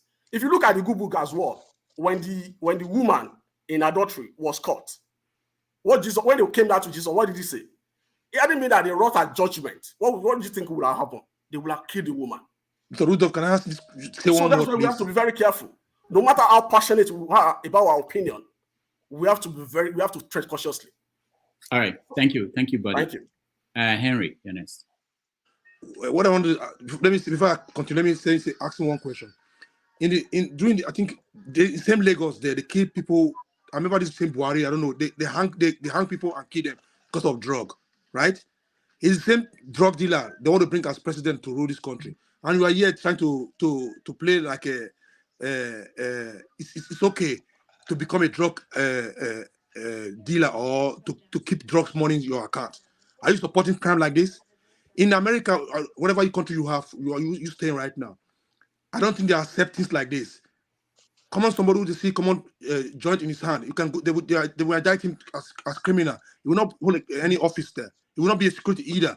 We are here trying to dance, give it polish it like there's nothing special about it. That's not fact. Forget about it. Dr. Rudolph is in America. Let Dr. Rudolph. No, I'm talking about you. You are talking right it's now. It's not confusion. That's a fact. Have you read the document? Yes, I did. Read it properly. So if you read that document, I thought we was and you come up this tomorrow. Why are they going there? No, you know the fact. What I'm telling you is that, like, you know, you might talk to me and say, oh, that boy that is talking is a thief. That's your opinion. That's not fact. Because for you to say somebody is indicted, you must have a proof. There must be a court conviction. What do you mean by indicted? What do you mean by that? Listen. When you let me tell you somebody is a drug baron. You don't even know the hierarchy of operation by drug cartel. Even me looking at that paper does not show that guy is the drug baron. we shouldn't talk about things that we don't understand at all. If I'm selling drug right now, I give you money to keep for me, right? That's also making it bad. That's not making it a included in this crime. You that sell it just a drug peddler. Man, okay, let me do that outside. Let me go on. Dr. Damages, can you change course? Let's continue. I want to get to Mr. King and then we'll move on. Can I speak? He says no. Go ahead, Henry. No, I don't. Can I speak? Yeah, go ahead, Henry. About the Time magazine, I don't think it's nothing special about it. It's just a magazine. The same Time magazine there in America there. Donald Trump was in there too. George Bush was in there too. So it doesn't mean anything. I don't know why people cracking their voice. Everybody have opinion to criticize the lady about what you wrote about the Time magazine. Because we are the one who's in pain as a Nigerian. I remember those days they said people should talk, people should speak, people should come out and speak. People are speaking, people are still crying. Why we speak this way? Why they speak this way? If you were to be Obi in this Time magazine, some of you who sitting here in the parliament in the panel will see criticize Peter Obi. As Obi, he didn't say any crime. He never said anything where he said Obi didn't commit any crime. But Tinubu have a lot of all his life is all lies, crime. To the extent they bring they hire what they call it the fake bishop and others. They even manipulate pictures about Obi. This lady from this Adike Debiri came to bail Peter Obi, which is fake. About this video audio, which is fake. I remember Mr. Rudolph in your program. I said that video, the audio is fake, but none of you believe it. It's fake. And this for the airport in UK, it's also fake. So when somebody like this come here and starts try to polish things like things are okay, it's not okay. What we want, what we need is better country where we can call home. We can be proud, go home peacefully without looking at our back, our left or right. But we feel comfortable where we stay in America, or wherever in Europe, wherever we stay. Sacrifice people who tweet against this. Why they should not speak like this, not speak like that. We have right to come out because we're not playing this old politics no more. Because this old politics, APC, PDP, they're the one who say, okay, either you PDP or APC. But now Obidient came in. I'm 100% obedient. I will remain obedient. I want to have a better country. If you don't like it, there's a transformer, you can hang yourself somewhere. So we're gonna see Chris. We're gonna have the power. We're gonna have our Twitter to conquer any fake news against our principle, because all we want is a better country. What if Obi don't want to be president of that country? You're not gonna lose nothing. The man is a billionaire. He's comfortable in his life, but you want a better society where everybody can be proud of to say we have this country. But you're living in a country in America where they have rule of law, where the government are working. If America needs to have to be like Nigeria, you think you're going to be stay there to start talking? Why people talk to this? Why people reply this one like this? You think you're going to be happy? You're going to be happy where you stay in America there? So America cannot even tolerate what we Nigeria, Africa are tolerating. We cannot. Nigerians are so calm. You think America will tolerate what Nigeria are tolerating in this so-called system we have in Nigeria? I don't think so. So if you don't want to speak because you're scared of speaking because you don't want them to mark you, me, I speak. I went to Nigeria too. They stopped me in the airport. I don't give a damn. I speak. So if you don't want to speak because you're scared of speaking, then people who is coming out to speak, give them a break to speak. But you want a better country, and you say you wear Nigeria green and white jersey. You say I'm in Nigeria, I'm blood Nigeria. Whereas inside you're not playing your own part to change things in that country. Then you call yourself a Nigerian, so you just keep your silentness somewhere. But we're gonna keep on speaking because we don't want to play that game. Those old politics our father was playing. We don't play this time. This time it's a different game entirely, and the Supreme Court have to do the right thing. It's not business as usual, and we are watching. If they don't do the right thing, you will come back here and tell you, they said it before. Everything's gonna be kafala. Everything's gonna be woto. We are not going to keep quiet this time.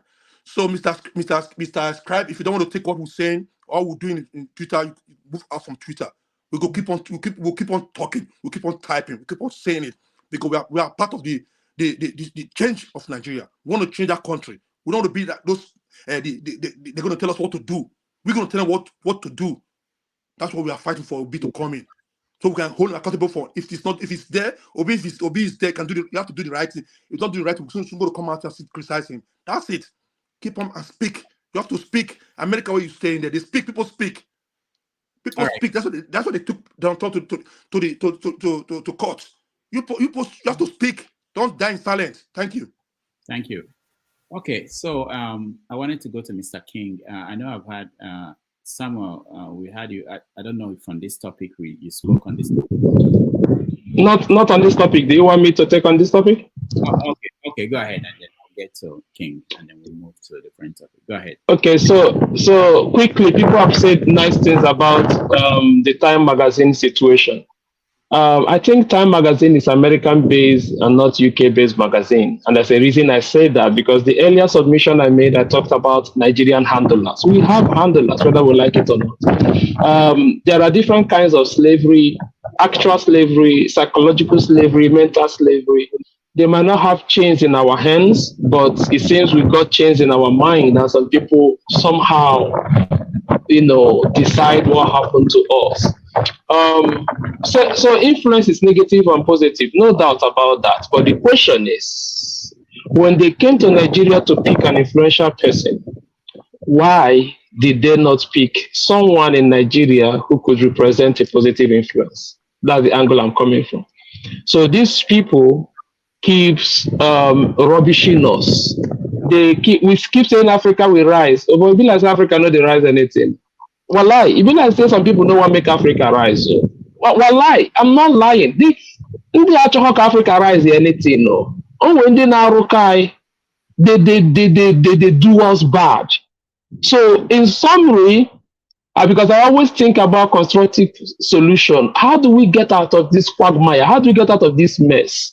Recently, I noticed, if I would deviate just a little bit to bring solution from there, I noticed that Labour Party is now being infiltrated somewhat, suddenly, from nowhere.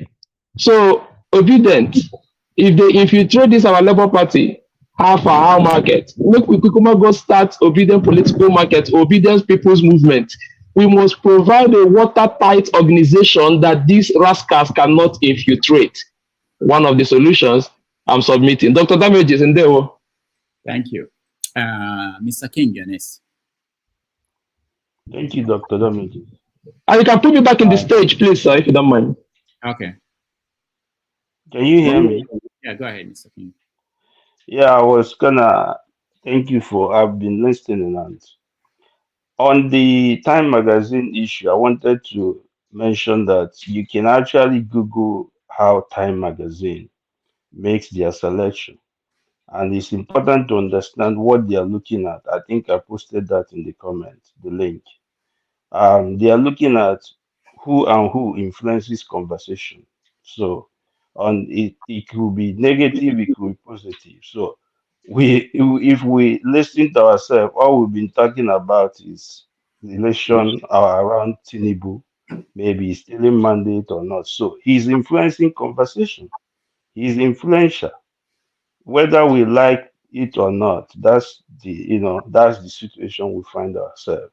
So Time magazine is an enterprise, and we cannot even stand here to maybe influence their criteria or whatever they are looking at. So they have their own standard, and even in the US here, they pick more than one. So it's not just one person. So they are looking at, they even consider factors such as how many times people Google search a name. So if you look at that, those are part of way of making influences. So I just wanted to point that out. The issue of reading the article, I think it's important to read it. I read it, and I think what the lady or maybe the writer is actually saying is trying to maybe make the point that this person has been a topical, figure, so to say, in Nigerian politics. And I understand where everybody's coming from, but it's important to read those, the submission, and understand that influence could be, in one way. It could be you influencing conversation, influeing people's search, influencing what they write about, what they talk about. It could be positive, it could be negative. I think it's not in the position of Time Magazine to, maybe begin to talk about legal issues or maybe offense or crime or that. So I just wanted to put that. Thank you. All right. Thank you. Thank you so much. I wanted us to change. Doctor, please, can I show something? Okay, Can I great. show something? Yeah, if Go you on. don't mind.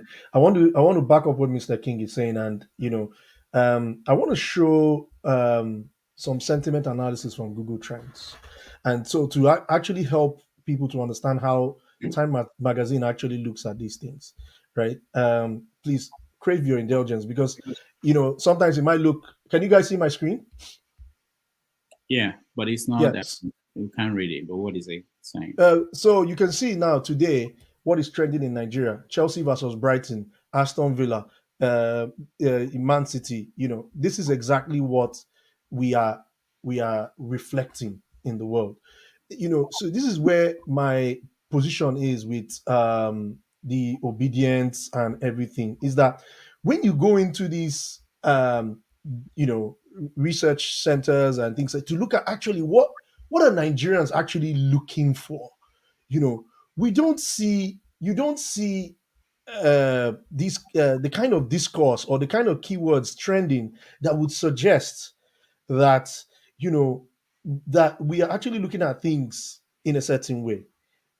I don't know if you understand where I'm coming from. I remember showing the sentiment analysis before the election, and people barrage me in the comment section saying, "What am I saying? Am I trying to support that Tinubu?" Whereas my candidate, which I clearly declared open, was Mr. Peter Obi.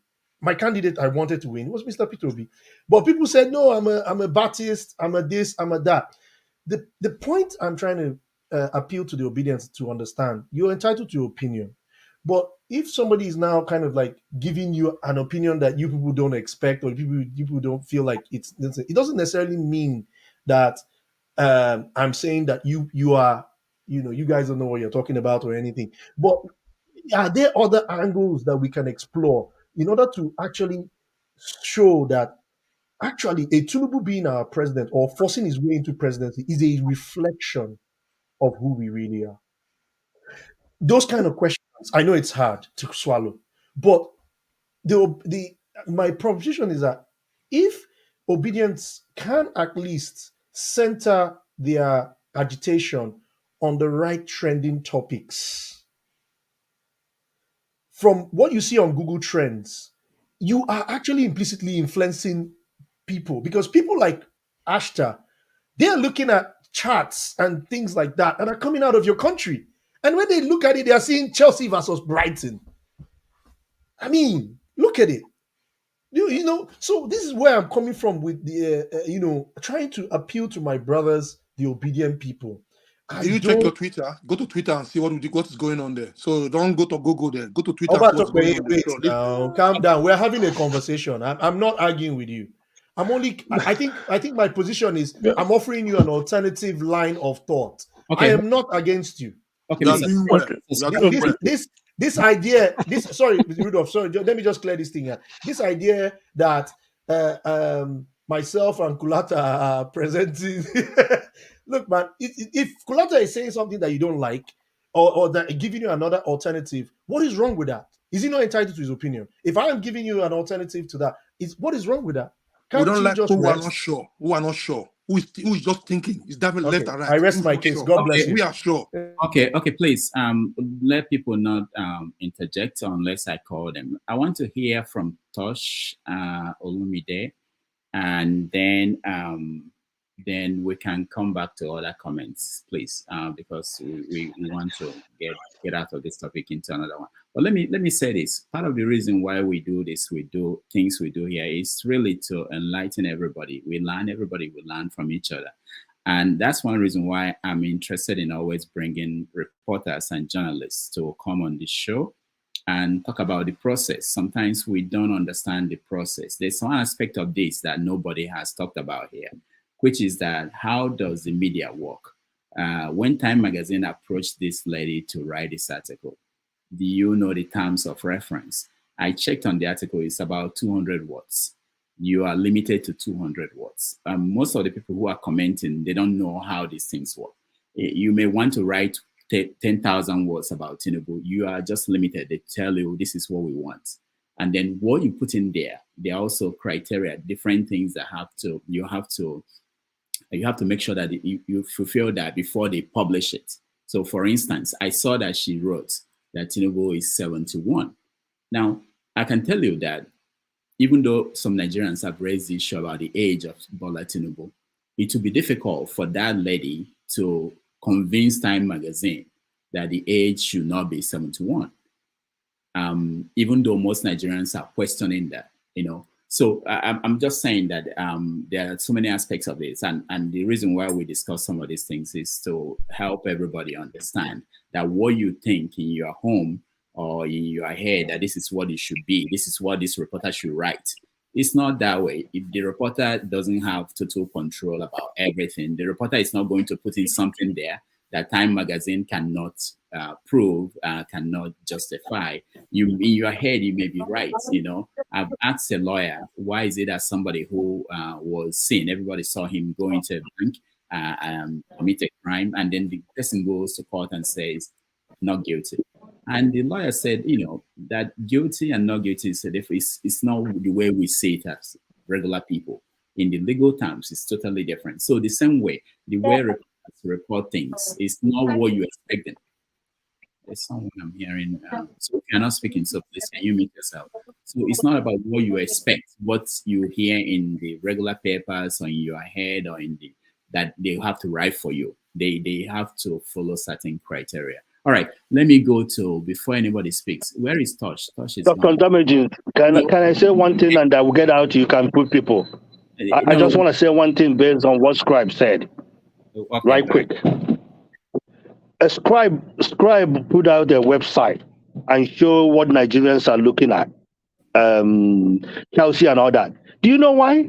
Everybody is gambling in Nigeria. That is where people are making money now. So people are gambling in Nigeria. Because even all the guys that are on YouTube give you a promo to open an account. That is why people are interested, because there's no other means of making money in Nigeria now. If you're selling businesses, you can make money because everything is standstill. Nigeria is on lame duck. Everything is standstill. So all these guys that are on YouTube are signing contracts with these people that are doing bet Niger, bet this and that. They give you code and you open an account. They dump 190,000 for you to start gambling. Before you know it, some people are making money, some people are not making money. So nobody have time because of what we are doing now. The election is over. I'm going to tell you, people are hoping for judicial. It's not going to work. It's still the same thing. Nigeria is not ready to change. I'm going to get out of your way. You can continue what you guys are doing. Thank you so much. All right. Ike, thank you. Thank you so much. Olumide, you're next.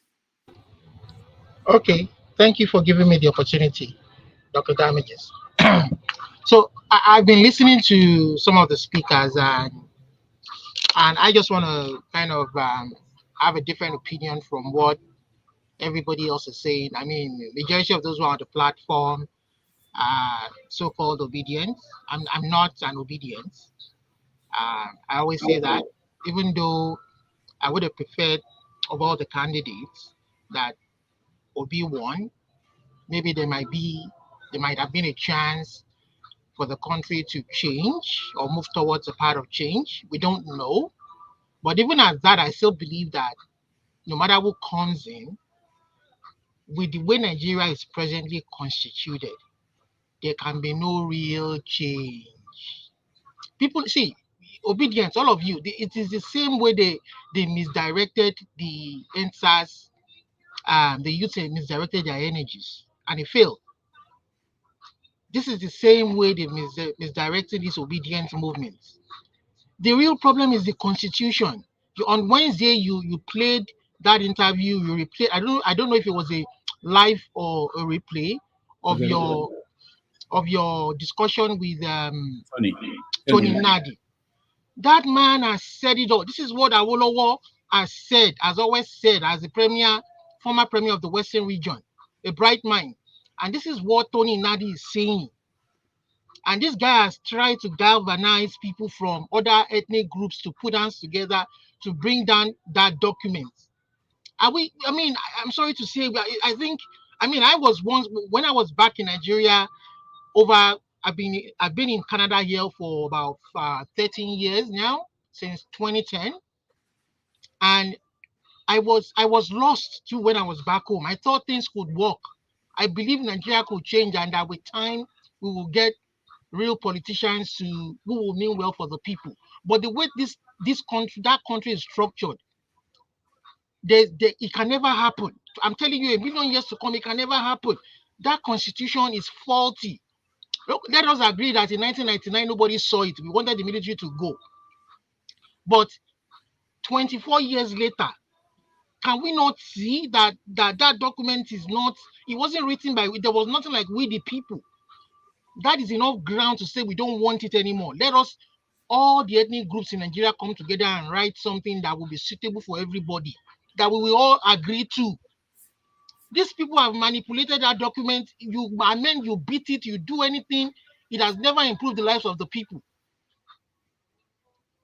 And the worst that will come out is, even if a southerner comes there, a courageous southerner comes there with the intention to make any changes, these guys will bring war.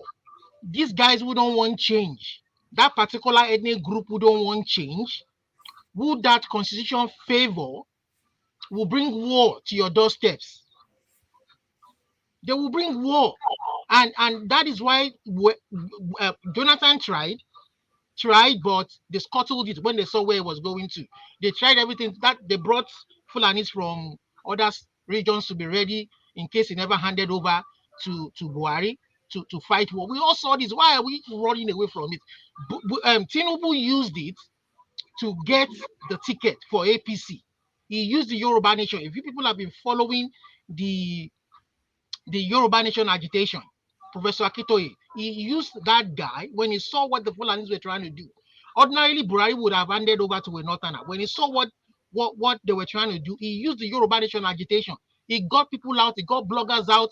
This guy mobilized, used his influence, his money to wake up the consciousness in the Yoruba people. The moment he got the ticket from APC, the moment they rigged him in and became president, he killed the Yoruba movement. Now, every Yoruba person that meant well, that supported this movement in all its entirety, with no ulterior motive, is cursing the guy now. They are cursing the Professor Akitoye-led movement. They are cursing these Yoruba people for leading us when we thought we wanted our own nation.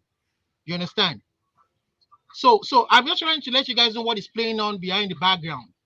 If Tinubu, that is why they even gave him a Boko Haram commander to be his vice president. Because I don't know what changes this guy wants to. The only thing Tinubu can do to change Nigerian people's mind about his intention to create a legacy for himself is to write a constitution that will be real that will bring everybody together on a round table and renegotiate our existence. Anything short of that, and continuing with that 1999 constitution, I'm telling you, this country is going nowhere. We shouldn't blame the whites. We shouldn't blame UK. It is what we allow to happen to us that would dictate how they approach us. Obasanjo wrote a letter the other day to the UK. I'm sure they would have laughed and scoffed at it. You want us to abandon our legal system and you are pleading for a guy that broke the law of the country, and you want us to use the letter to influence the judge's decision. They would just, I'm sure they would have laughed and thrown that letter in the dustbin of history. But here in Nigeria, the guy who is supposed to be the victim would have been the one that would have been victimized, thrown in jail and rubbish. So that constitution, for me, I will keep making my own. Anywhere I go, Obi is not the answer. I'm sorry. Tinubu is not the answer. That constitution, Nigerians, direct your energies. That constitution has no hope for the minority group in Nigeria. I'm a Yoruba person.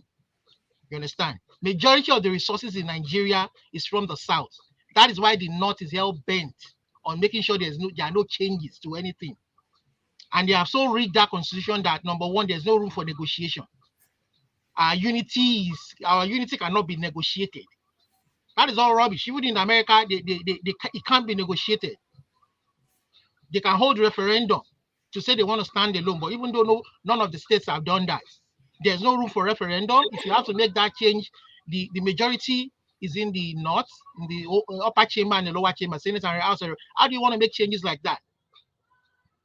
You understand? And in the guise of Ruga, in the guise of waterway bill, they're trying, surreptitiously to take away the people's resources. This is about resource control. It is about resource control. You guys are not seeing this thing. Even if Obi wins at the Supreme Court, which I know he would never. I mean, that is even impossible. They know what they said. They know what they are saying when they say go to court. The election is done. Go to court. He would never win. You understand? Tinubu has that record. He hasn't lost any case. He would never win. You understand? And I'm saying as a Yoruba person, the only legacy Tinubu can, even though I didn't support him, the only legacy he can leave the people of Nigeria, the only legacy is to make sure that they write a new constitution, because that is the foundation of a society. And they put 16 over 16 items that is crucial to the development of a society is in an exclusive list. How do you want to develop a society where you don't allow them to you don't give governors the right to create their own security apparatus? You don't give rights to, you don't let them make their own electricity. Even here where I am, the small cities, we call them mayors, equivalent to chairman of local government. They control police force. It doesn't mean they're going to break the law. It doesn't mean you're going to, you understand? There are layers of security and control in every society. And you have the federal government that can monitor everybody's work. You understand? And then you are allowing or some other ethnic group to kill other ethnic groups in a country we are supposed to be one. And you don't allow the governor to protect their citizens. I mean, that constitution, I'm telling you, it will never get us anywhere. It won't get us anywhere. I will continue. I support Oninadi 100%, 101%. People have to listen. They have to direct their energies in the right direction. They have to listen to that guy. And I don't know why the elites are not. When these things begin to hurt them one by one and their family members, I'm sure they will turn to the right, to where they should turn to, and not think that election every 4 years is going to be the solution. These people control the country. They are not the owners of the country. They know who they want to be the president. They are the owners of the country. They are the ones who control the system.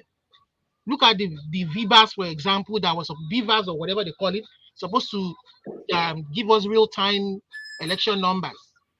They made it fail. There's nothing you and when Abiola was there in that before 1999, option A4, there was no technology. They did manual and it was free and fair.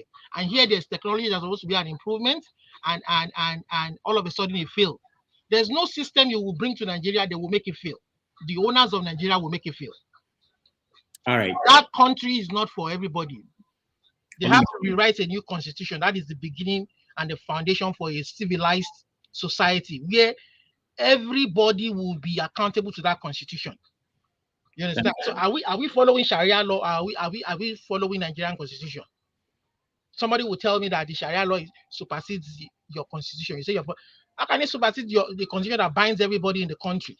And you say you are following American system of governance. You are following UK system of governance. You understand? A typical example of why that country is even finished is the letter that Obasanjo wrote to beg for Ekuremadu. You understand? It shows you how those people have finished that country.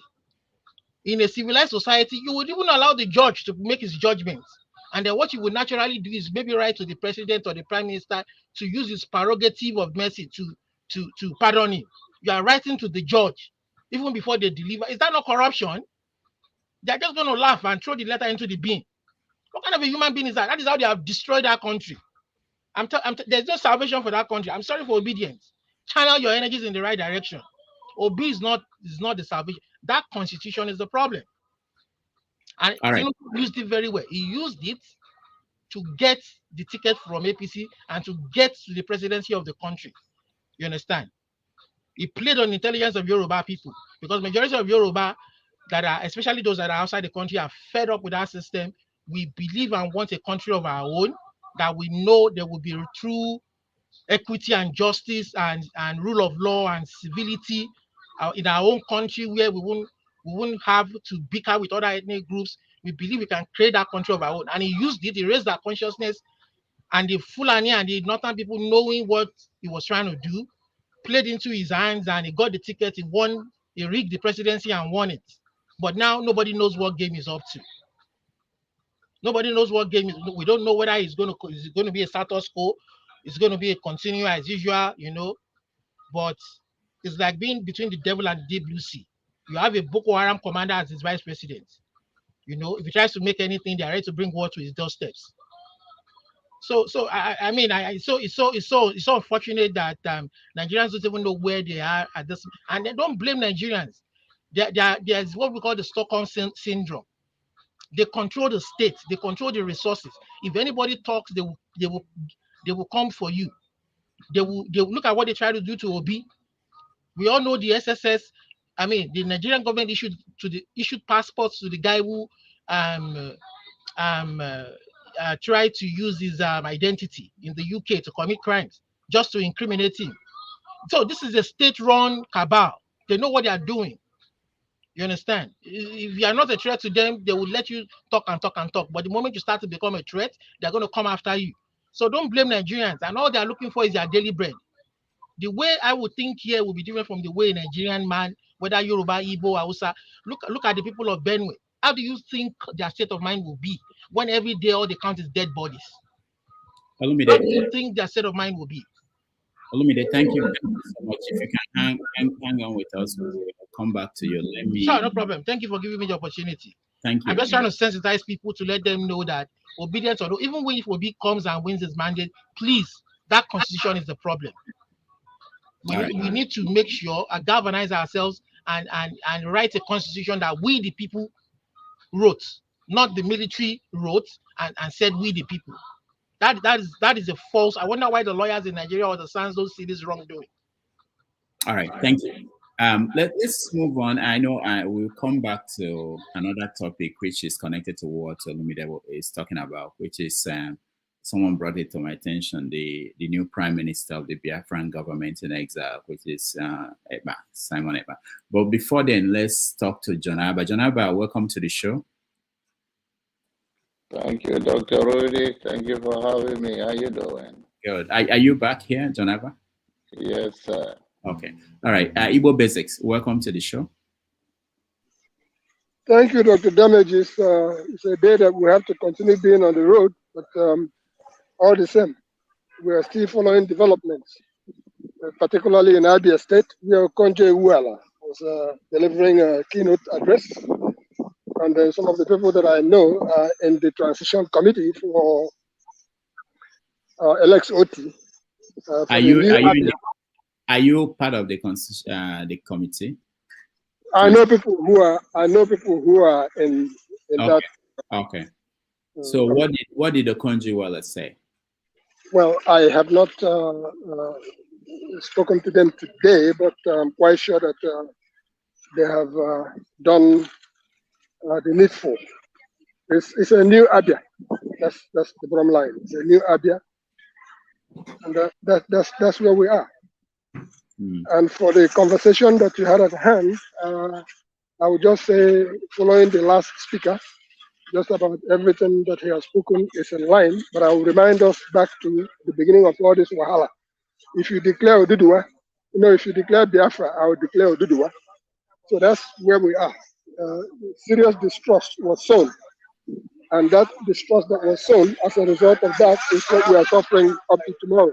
So for now, I just check out and I will check back in shortly. All right. Thank you for giving me the opportunity. All right, thank you, Igbo Basics. Also, Jonaba, welcome back. Thank you so much, Dr. Rudy. So let's start with, what did you see in Nigeria when you were there? My brother. That is different from when you're in Texas and you are, My brother, it's a heartbreak, I don't know what to say. For now, let me just feel my physical body, my mental, my spiritual.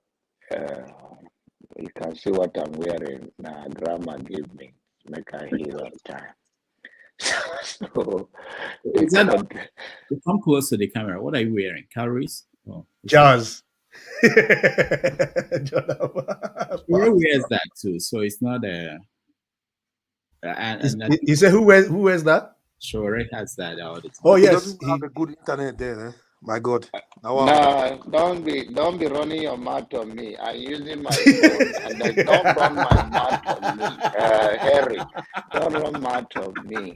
I have a good internet. My brother, I have a good internet. The only thing is because I'm always on the road, I use my phone, and when there is incoming call, interrupted my line. But you are my brother, Harry, and all the Obidients. We are all Nigerians. Nigeria is a hell on earth. I made it back safely, and I understand all the agitation, the Igbo people. I never know. I never remember if I've told you guys. My grandfather's mother is from Oka. So I have Ifeanyi, Ngozi in my family and all of that. So I don't have any bad blood with anybody and any agitation or any Igbo person, even though the UK-based people think that way. But it's okay. Nigeria is a chaos. And my own mindset is that it's a black issue. It's a narrow-minded issue. I don't even believe in that whether Oduduwa, Ariwa, Biafra will be the solution.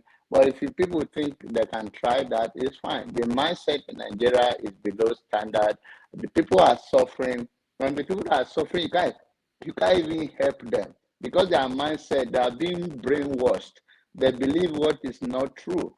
And give us an example. Jonaba, give us an example. What do they do? Okay, look at what is going on in our country. People always think that the last week I think the Benue people always can't body. They have a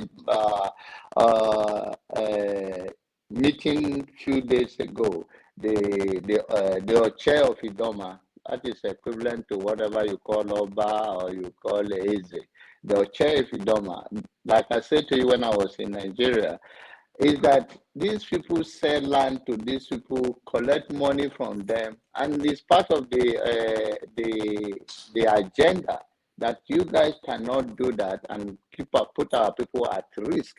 I'm not supporting plan enhancement, and I'm not, but then if people pay for something, if you are in Lagos and you buy a land, the land's supposed to be given to you.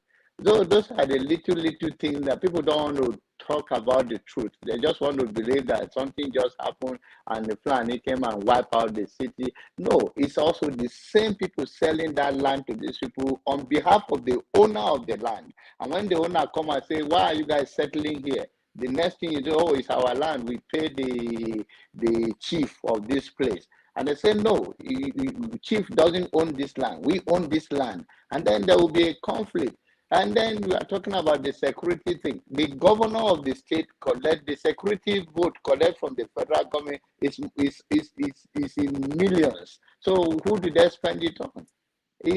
So if you are talking about security, so I will join you guys back. I'm going to take my son to swimming class. Let me resume my duty and keep my family together. But anything you guys are talking about Nigerians or no Nigeria, Dudua, no Dudua, Hausa Fulani, all of those things, it's all lack of big heart. If Africans are together, not even only Nigeria, like now they separate us. You can the pipeline. I was in Lagos. They vandalized the train rail. They cut it, and the people cutting it, they cut them. They say, oh, it's our national cake. I saw it live. They say that I could have sent you some of the videos. I say, ask them why are they vandalizing it. They say it's our national cake. I say, so to have a train from Lagos to what do they call it? I think it's going to Seme area, and then somebody is cutting the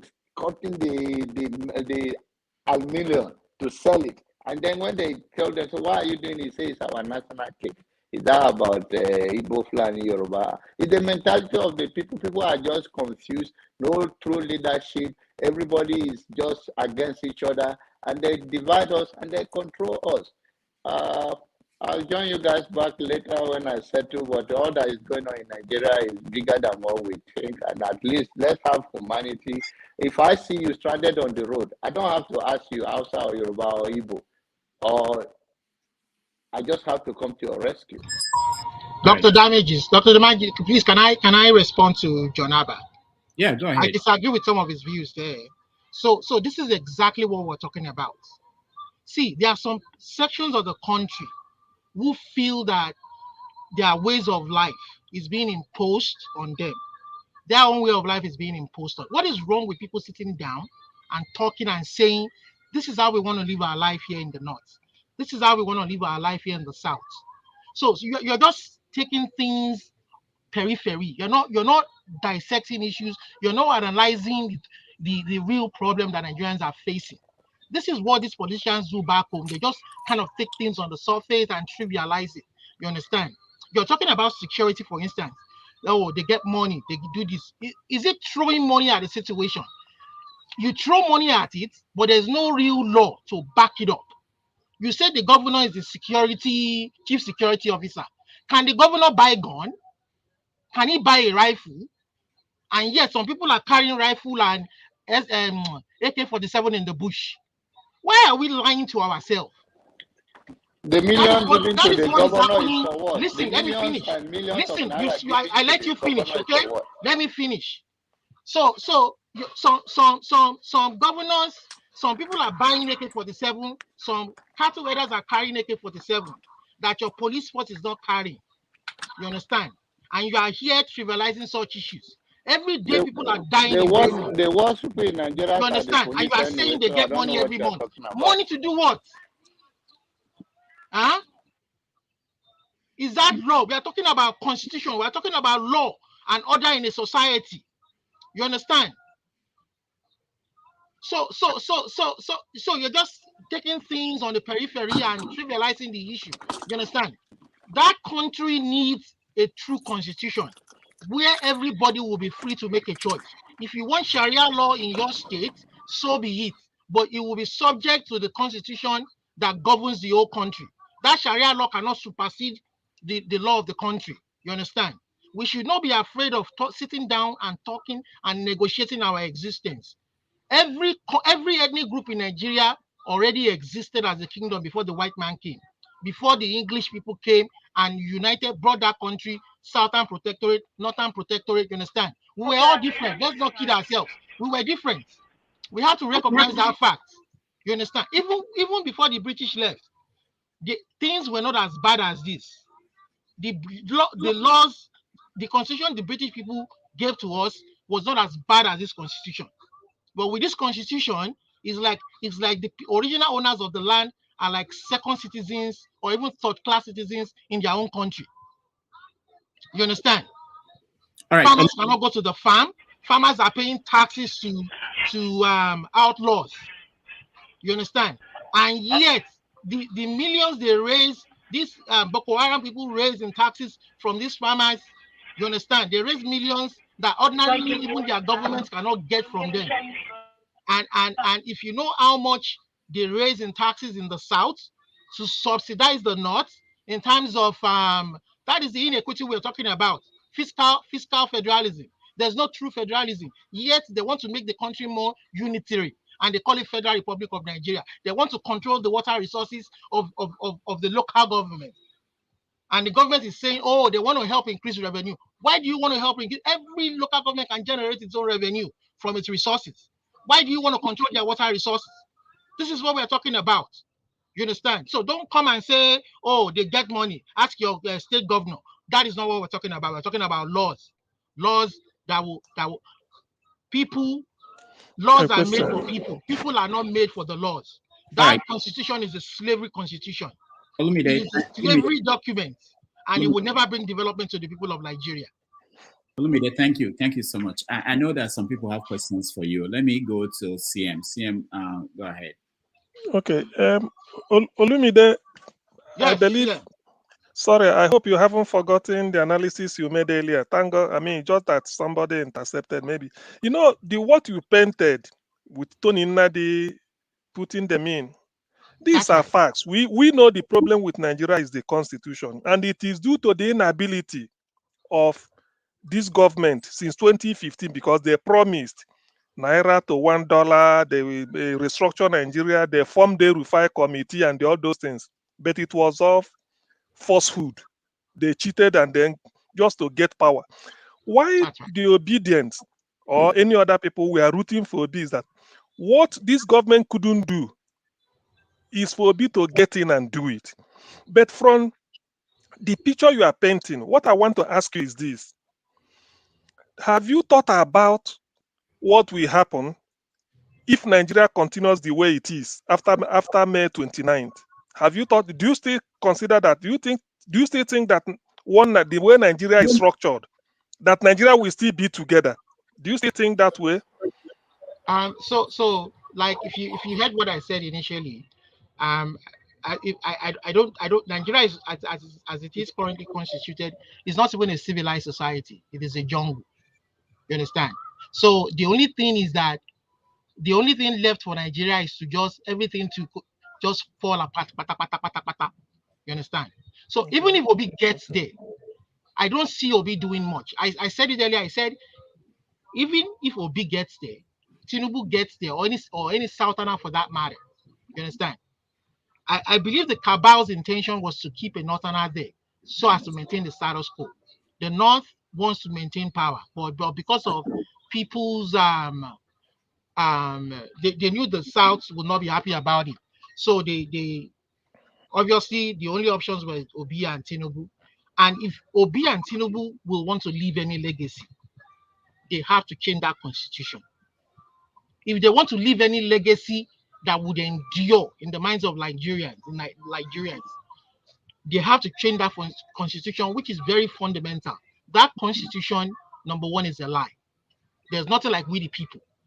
So that has even made it very, very illegal. That is a legitimate ground for the people of Nigeria to coalesce together, the elites of all the ethnic groups, you understand, to coalesce together to say, you know what, we challenge this constitution. The courts cannot even see. If you take it to court, they won't even give you judgment because no. All this, see, Olumide, nobody is disputing all this. We know, even without you saying it or before you saying it. What I'm saying is that if I understand the owners of Nigeria, I'm not going to shy from my answer. I'm not going to shy away from my answer. I'm going to tell you straight away that if Obi tries to make that fundamental, anything less than changing the constitution and gathering the people, the indigenous people of Nigeria, all the ethnic groups together to write a document that is acceptable and agreeable to everyone.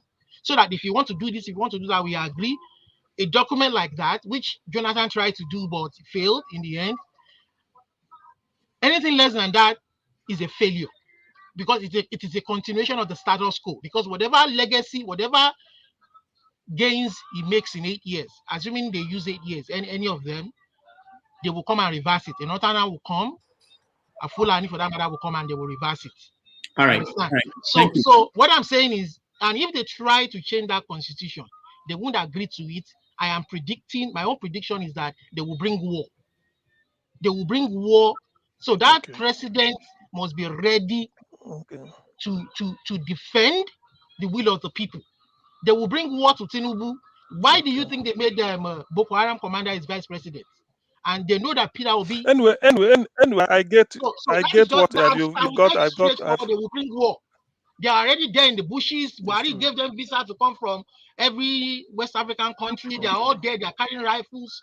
You understand? They are killing people in Benue. They are terrorizing them in Southern Kaduna. You understand? The Yoruba people pushed back. You know, the Eastern people pushed back through the ESN. You understand? Otherwise, it would have been worse for them too. You understand? Right. So these are realities that Nigerians should face. Olumide, hold on. Matt, what's your question? Please, I don't know. This is not just like a question. I'm just like trying to understand how, our reason and our thoughts this time around this thing is going on. We are trying to deviate from, can we just catch up one thing and then look for another one to catch up with? What do you want us to catch up with first? and then the other one? First, there was election. There is a contest in the court. Someone had to be properly pronounced the president of Nigeria. Someone had to be, this court case had to, Matt, you also forgot to mention a winner was declared. You forgot to mention a winner was declared. A winner was declared how? I can't say that if I say it in a national issue, then meaning that I'm a big fool. How can I say so? I'm not calling you a fool, please. No, I'm saying I'm not saying you called me. No, I said if I made mistake to say it, maybe I'm a fool. What kind of election? What kind of election? Who is it? I've told you they are owners of Nigeria. I know, my brother. You know that everything. You know why I'm not asking. You know. But you know why I didn't ask you question. You know why I didn't ask you question because Olumide allow one person to talk at a time. Guys, one at a time. It is a fraud, nothing but a fraud. Olumide, you are not understanding me. You don't understand that almost 90% of what you said here, I agree with you. But I'm not arguing. That is why I didn't ask you any question. I'm only just saying that now that you are now disputing about Obi, which is what you have strongly, because you said. All right. Matt, hold on. Matt, I thought you had a question for. No, but can I round up? I round up? Okay, round up. I was just saying about, because it's not a question, it's not based on what you said about Obi, and I was just trying to put it right that we have to, what you are talking about constitution, all of us, we know that constitution was not written by us, and they say we the people, we know, but that still come to what we are saying. Nnamdi Kanu was fighting here. They said Nnamdi Kanu go through political way. Now wait, I'm coming. Now we divert our energy towards political force to see that someone who is the right man, who can think like a human being, becomes the Nigerian president, so that we, the people, can as well, when he is doing wrong, we can as well tell him, this you are doing wrong. We can also speak out the way we are speaking right now, to make sure that things goes right in Nigeria. But if we start saying, because your word here was that that Obi is going to waste his time in the judiciary. But we are now saying that the judiciary is their angels. We are saying we want them to fail in our presence now. We want them to fail now. They have failed. The INEC has failed us. We want the judiciary to fail us. We want to see them fail, or we want to see them doing the right thing. This is what we are saying, that let's wait and see what this thing turn to be. And I strongly believe that even though the judiciaries, they have been doing what they have been doing, what they know how to do, that this time they are not going to, it's not going to be easy for them. It's not going to be easy for them. That's what we are saying. And we are now trying to push that Obi will now regain, will be able to regain his mandate. That is what we are talking about. All these things that we are talking about, Oduduwa, Biafra, this one, that one. Let just pipe low for now and sort out this thing. All those ones, you see, all those ones you are talking about, it will be reverted. It will be reverted. You see this thing they are doing. If judiciary mess up, all these things you are talking about, both Ojuduwa, but even the one that you've not had the name before, you will see it in Nigeria. I'm telling you. So Matt, I'm just telling you. The only question I wanted to ask you, what were you expecting? Were you expecting us not to discuss anything until? Dr. Damages, you want me to respond? No. I mean, no. He said, you didn't get my point. He pointed at Obi, and I was talking about, he pointed out that he said his word was never. If you want, you check what he said. He said never. So I want to tell you that I don't buy that. I don't buy that never. I don't buy that never. Time will prove me wrong. Time will prove me wrong. I said Okay. time will prove me wrong. All right, guys. Okay, but I'm just trying to say that we need to wait. We need to wait and see this judiciary fail us. I'm not even wasting my time with Nigeria. Oh my goodness, my brother, this is what we are saying. How do we start? How do we then start? How do we then make wrong right? Do we? If that Yoruba man messes up, we will deal with him according to our laws. We don't want any letter from anywhere, from one sultan or anybody to influence anything. We will deal with them according to our laws. We want our sovereign state. Any day we are wasting the destinies of children unborn. These people don't want progress. I'm telling you, the owners of Nigeria don't want progress. Olumide, and there are many. Olumide, hold on, okay? Thank you. Let me go to Tosh. Tosh has been trying to join us for a while. Tosh, welcome. Welcome, Dr. Damages. Sorry, good evening. I don't know the time you had over there. So I think my own contribution is not so much, but I'll just tip in one or two things. It would have been better, like, if there had been a Southern alliance. That's how to push, or actually, if you really want to pull down the constitution, because that's where the problem is. Whoever that's going to align with the Northerners will never have anything to do with the constitution. Take it or leave it.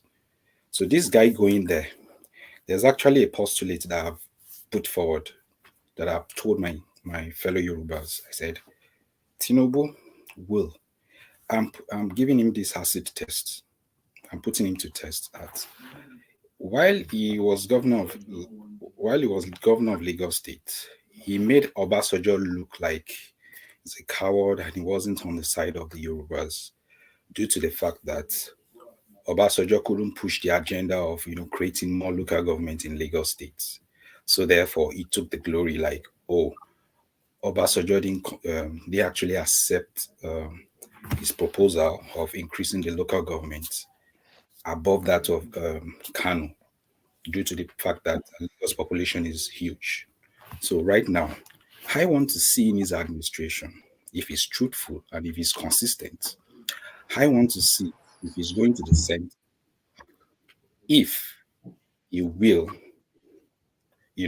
increase the local government of Lagos State to 44 or above 44 or above that of Kano. If you will dare do it, I want to see it. And again, there is a propaganda since 1962, 1963 about the population of the North and South and all that. We know for sure that Lagos population has close to 2018 to 21 million. And if you don't forget about there's 2006 census. 2006 census. While Nigeria was conducting its own census, Bola Tinubu also conducted his. So we're having two census side by side. He recorded I think 19 million population in Lagos. While federal government recorded 8 million, and still made Kano to be 9 million. So Kano always want to be on the edge, so that it will always have the status quo of the 44 local government. So now, if he's going to the center, will he,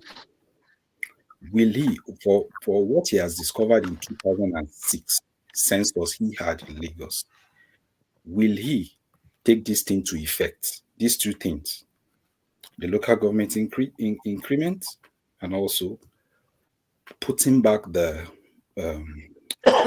status quo, correcting the status quo of the northern parts having more population than the south.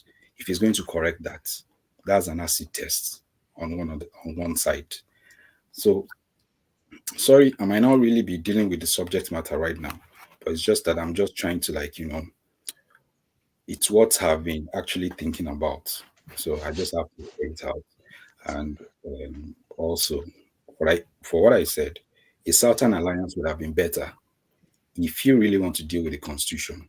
But if you have an alliance from south to the north, you can't make any changes. You are just going to be dancing around. It's like a circus, you understand? And you come back to the square one. So what people are actually enjoying right now is like, oh, my tribe is there right now. But if your tribe is there, what is the benefits? What are those things that you guys want to change that Nigeria had before? And what Awolowo in this period, what he had as at that time was to balance things so that there won't be like the Northerners have edge than the South. They might have larger land area than us, but the resources, every resources come from the southern parts, which credence should also be given to, you understand? But this imbalance and inequality of power sharing has been there in the 60s, and the status quo has been like that since. So it's just one of my contribution that. All right, thank you, Tosh. Thank you so much, Prince Apache. Right. First, let me start from the last speaker. The last speaker, when you talk about, I think you're mostly talking about census. And, believe me, this time around, you will be disappointed. Why did I say that? During the elections, a certain tribe was particularly told not to come out for election, not to come out and vote. Now that the census is about to happen, you expect them to. Can I finish? I can finish. Let me finish. I waited for you. Just want to chip in something. Sorry, please. I'm not actually saying that they should take advantage of this census. I'm not. Okay. What I'm just trying to say. Of course, you have, like, for what have happened, I would rather advise those people who are being disenfranchised not to take part in the census. But what I'm actually saying, I'm actually going back to what he held as what he believed. I'm getting there. Yeah. I'm getting there. So pretty much what I'm trying to say, in response to whatever you propose or whatever you said is, you see, we are intellectuals and we all have our reasonings. Some years ago, census happened. I was particularly in Lagos. I knew how that went. I think that was the time you were talking about that Tinubu did his own and all that kind of a thing. Yeah. Now, at the end of the day, the data that they get from the census, the data that they get from whatever it is, they don't even use it. They don't use it. They only use it for their enrichment and just their friends. Because census is supposed to be, the data they get from census is supposed to be get towards policy making and also other decisions. It's not done. That is that. Now, creating 44 local governments in Lagos State is laughable, because how can you manage it? The ones you have, you've not been able, I think it's about 25. You've not been able to effectively manage it. And then you now, are we saying let the creation of the local government be just by name? You understand? So that is that. Let me leave that aside. I'm not even looking towards Tinubu or whatever it is. And then in response to Olumide, sir, like I said, I think I'm tinted towards Matt. But what I'm saying in essence is 1, 2 wrongs don't make it right. Number 1. 2, charity begins at home. We have to, something has to happen first, and then the next thing. I know we might say, oh, Obi is not the solution. I know we might say, oh, whatever it is that they're doing without the constitution, for you to amend the constitution has to be amended by the National Assembly. It has to be amended by the National Assembly. And thank God that the National Assembly that we have now, they all know. Prince Akwachi, I disagree with you. Where I disagree with you is the fact that, number one, that constitution is a lie. The people have the real legitimacy and power. And anything against that is a lie. We the people, there's nothing like we the people. We all can challenge it. If all our elites, our kings, our elites, political elites, but because they are eating from it, they are eating from that mess, they can't challenge it. And they will tell you, come and contest. Every 4 years, they will cajole you people to come and do election. They will cajole you to come, nothing will change. I disagree. I love it that when you say you guys, you also part of us. When I say you guys, I'm saying Obidients. I'm not an Obidient. I'm not a Tinubu supporter. I want my Yoruba sovereign country. Enough is enough. Since 1960, we have endured enough. The same rights you have as an Obidient, as a one Nigeria, I have that same right as a Yoruba person. I want my own sovereign country. Enough is enough. I will not foresaw this. If foresaw this, can I say something? Can I say something? Can I say something? Go ahead. Okay, please, if you don't interject me, I will give you a chance. Even if you need a minute, I will give you a chance to even clarify more. If you come to that point where I have to respond, I will respond. Okay, so what I'm saying in essence is, you want your own Oduduwa or Odua country or whatever. That is your own. That is what you call it. I call it Yoruba sovereign country. You can call it Oduduwa, Yoruba sovereign. You can call it Obatala. No, you can call it Shango. No. I call it Yoruba sovereign country. Olumide, I get it. I take the correction. Okay, Yoruba nation. Now, one thing I want to ask is, country is it's kind of like it's made up of people. You understand? It's made up of people, and then you have among the people I'm gonna stop you there now. Number one. Every ethnic group in Nigeria, the eastern part of Nigeria, the Igbo people were a kingdom before the white man came. Yoruba was a kingdom before the white man came. The Hausa land was a kingdom. They put us together, Southern and Northern Protectorate, say like Nigeria. This is where the mess is. You understand? So if I may ask, you know that in Europe we have countries with about 500,000 or not even up to a million population. It will work. Don't worry. Okay, it could work. Okay. All right. So we are so far away from the subject of our conversations today. I muted all of you, so if you are talking, nobody's listening to you. So we're so far away from the subject of our conversation today, and this is not going anywhere. Okay, let me go to the topic. Okay, so where are we now? Let me go on that. Please, no, wait, hold on. Let me reframe everything. So we are so far away from this. First thing I want to remind our viewers, those who are watching, that tomorrow on the show we are going to have David one day joining us. Hold on, let me get the promo out. Yeah, we're going to have him joining us on 90 Minutes Africa. And we will get the opportunity for him to weigh in on some of the top stories that we've been talking about, the Tinubu's scandals. We talk about Obi and what happened at the airport in the UK.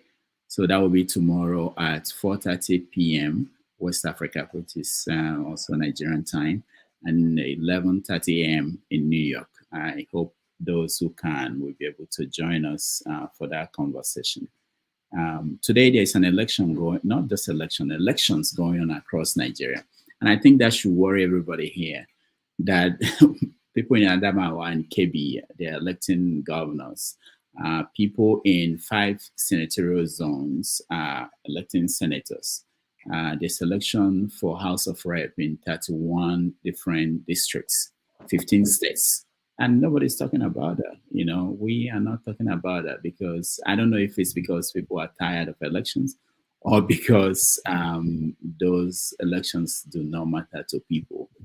And it should be of concern to us that when something is happening up in the north, we don't have media coverage.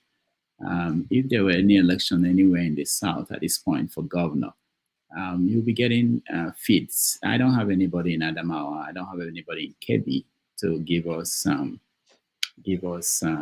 report on what's going on there. And I don't see a lot. I've been going through social media to look at what is being reported. But it's happening, and they will have impact. When you talk about what happens in the National Assembly, these senators that will be elected today, 5 of them, will have impact. The House of Rep, 31 of them, will have impact on what the National Assembly will decide in days to come. But we're not talking about it because we don't have facts and we don't have anybody who is there who could join us. I hope if you're watching and you know what's going on there, please, we will let you join us, and we want to hear your view on how the election is going. All right. The other topic that we have today is someone brought it to our attention. Simon Eba and the new government of Biafra in exile. Are you guys willing to talk about that? Mr. Scribe. Yes, I am. Yeah, Yes, ready to sir. talk Yes, about. sir. Well, Yeah, oh, let's go go. ahead, please. Yeah, go. Let's do it. Okay, so Rudolph is on the phone. CM. Yeah. Okay. So I think we can comment. We can start commenting on it before he comes. Please, you have the floor. Okay. Well, the thing is, at least having listened to Lumide, what he said earlier, I can understand that there is need, because there are certain things you said about Yoruba nation I didn't know. I thought I mean touch, but there are certain things you said, just like updated my knowledge. You see, what Simon Eba is doing now, I think it's inevitable. Inevitable in the sense that, because from before our very eyes, Nigeria is crumbling. Not really that it is crumbling because of the bad economic situation, but politically, it's like the center can no longer hold. This election, if anything, people had a lot of hope on this last election, particularly those in the diaspora. I stand to be corrected. There has never been an election that elicited. There's never been an election that elicited, can I say, interest from those in the diaspora than this one. But the fact that for one reason or the other, Nigeria or INEC decided to bungle it, that gave people the chance to say, can we have a rethink? So every area or every ethnic group in Nigeria must be making a second, a plan B. So what Simon Ekpa is doing, I see it in that light. Even if before somebody do not support maybe what he was doing, because a lot of us said no, this election will settle it, that Nigerians are really out. They want a good government. There's something like a mass movement up and down the country, east and west. There was nothing. People that came out to vote for Labour Party, cuts across every ethnic group. They want a different take. In other words, they don't want PDP, APC. But given the way it panned out and the deliberate effort made to, to shortchange the people by not uploading the presidential election result and seeing something like T-Pexing and all those nonsense, imagine changing the will of the people, changing the figures. So nobody's interested. That alone gives people the opportunity to say, look, I had better plan something good. So what Simon Ekpa is doing in that light, I think is quite in order, because nobody should be taken unawares. The Yoruba nation is still there. They know they are in the background waiting. Therefore, the Biafra, even if they form their government in exile, not minding the fact that they may not have something like a geographical space they are governing, but the fact that that is there is also a fallback position. So what Simon Ekpa is doing is quite in order. I like it because it's the fallout of the betrayal we had in this election. The federal government is not doing it didn't handle it very well. It shows a clear attempt to keep Nigeria the way it is. They don't want a change. They felt that no, Nigeria is a settled case. Nothing could happen.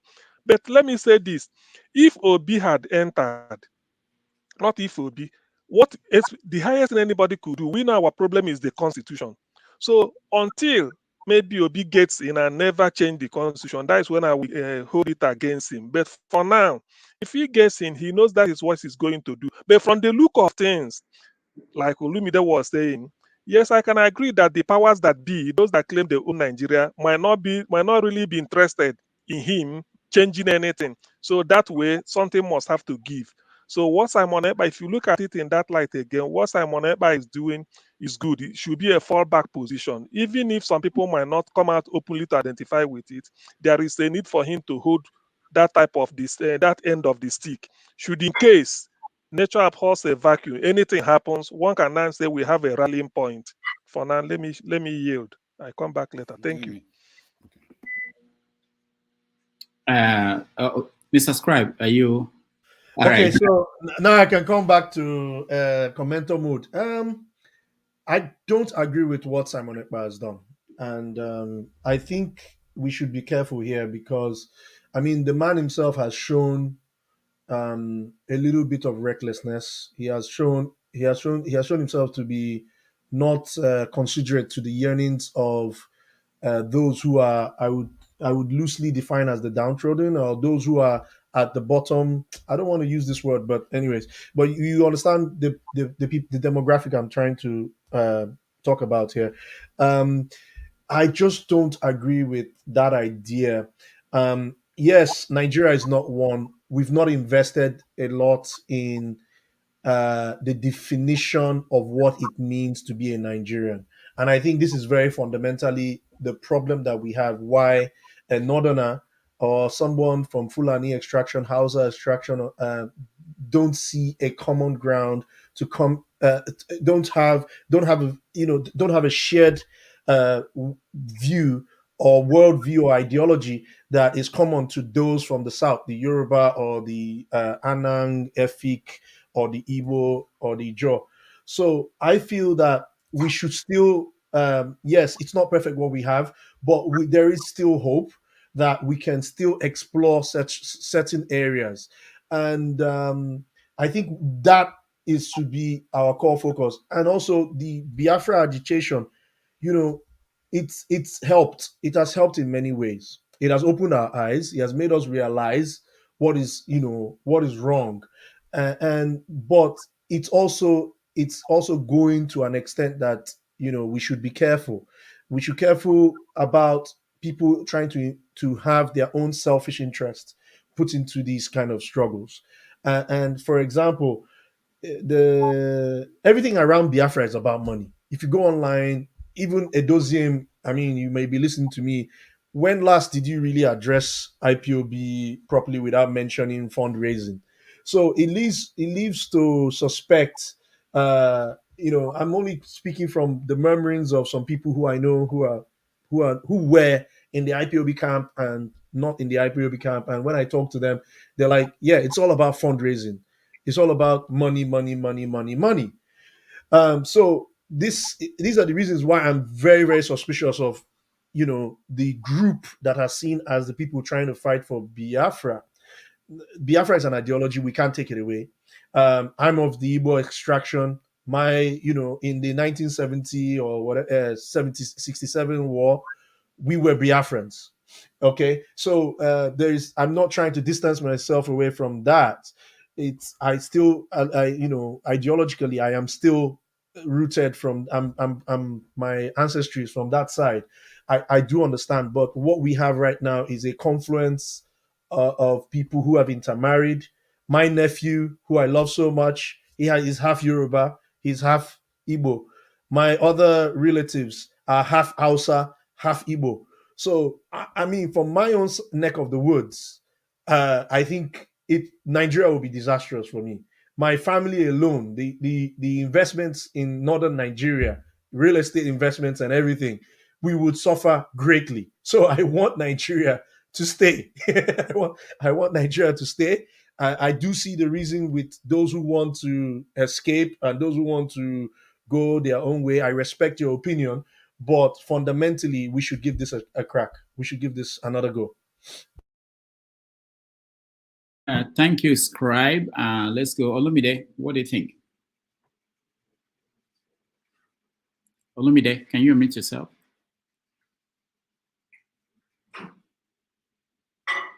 We can't hear you, Olumide. Yeah, sorry, Dr. Damages, did you have a question for me? Yeah, I said, what do you think? We're talking about Simon Ekpa and his government in exile. Is that the way to go? And what do you think about that? Well, I won't. So for the, I would allow the Igbo people decide what they want. You understand? I mean, that's if they want to support him. I mean, some section of people, I would say a large section of the Igbo people supports Nnamdi Kanu, and Simon Ekpa is a follower of Nnamdi Kanu. So I will let them decide what they want. I'm sure the Igbo people have decided about what they actually they want to follow. Someone is stay and play the politics of Nigeria. Someone to follow Simon.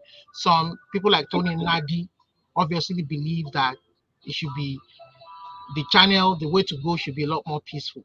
I think we all agree about the fact that majority of us, especially the other ethnic groups in the South, agree that the country is not going where it should go, but it's the way that it should be done that we differ, that we're all different about. You understand? Some believe we should play the politics, and when we get there, we will, through the politics, influence change. You understand? But like what Mr. Scribe is saying, how do you want to influence change when you don't have a majority in the House? When the fundamental part of the Constitution that affect the lives of the people has to be changed by a majority number.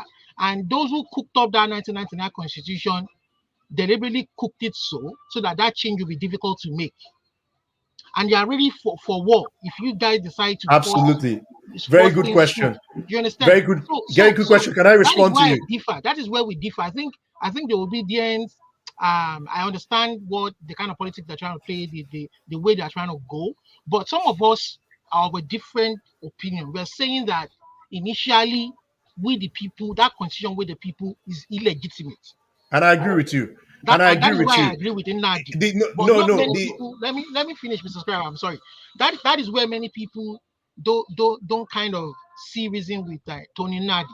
He wants a peaceful approach. You understand? He wants the people to rise up. But majority of the people back home, they've been stripped of power. They've been stripped of their dignity. You know, they're afraid they will be arrested if we do the kind of uprising that would normally occur in a place like France, UK. You understand? Look at the NSA. Some of them are still in prison, in jail. You understand? So we want to stand up to the government. Our elites, our politicians that we're saying stand up for us are not able to stand up for us because of the crumbs they eat from the table. They are not thinking of the unborn generation. They are not thinking of the future. They're only thinking of their present pocket. What do I get in Abuja? What do I do in Abuja? You understand? So we need to think of that is how civilized society grow. You understand? Like UK, like America, like Canada here, you know, when they make laws, they think of the future generation, they think of the unborn generation. Now, that is what that particular section of the country has done.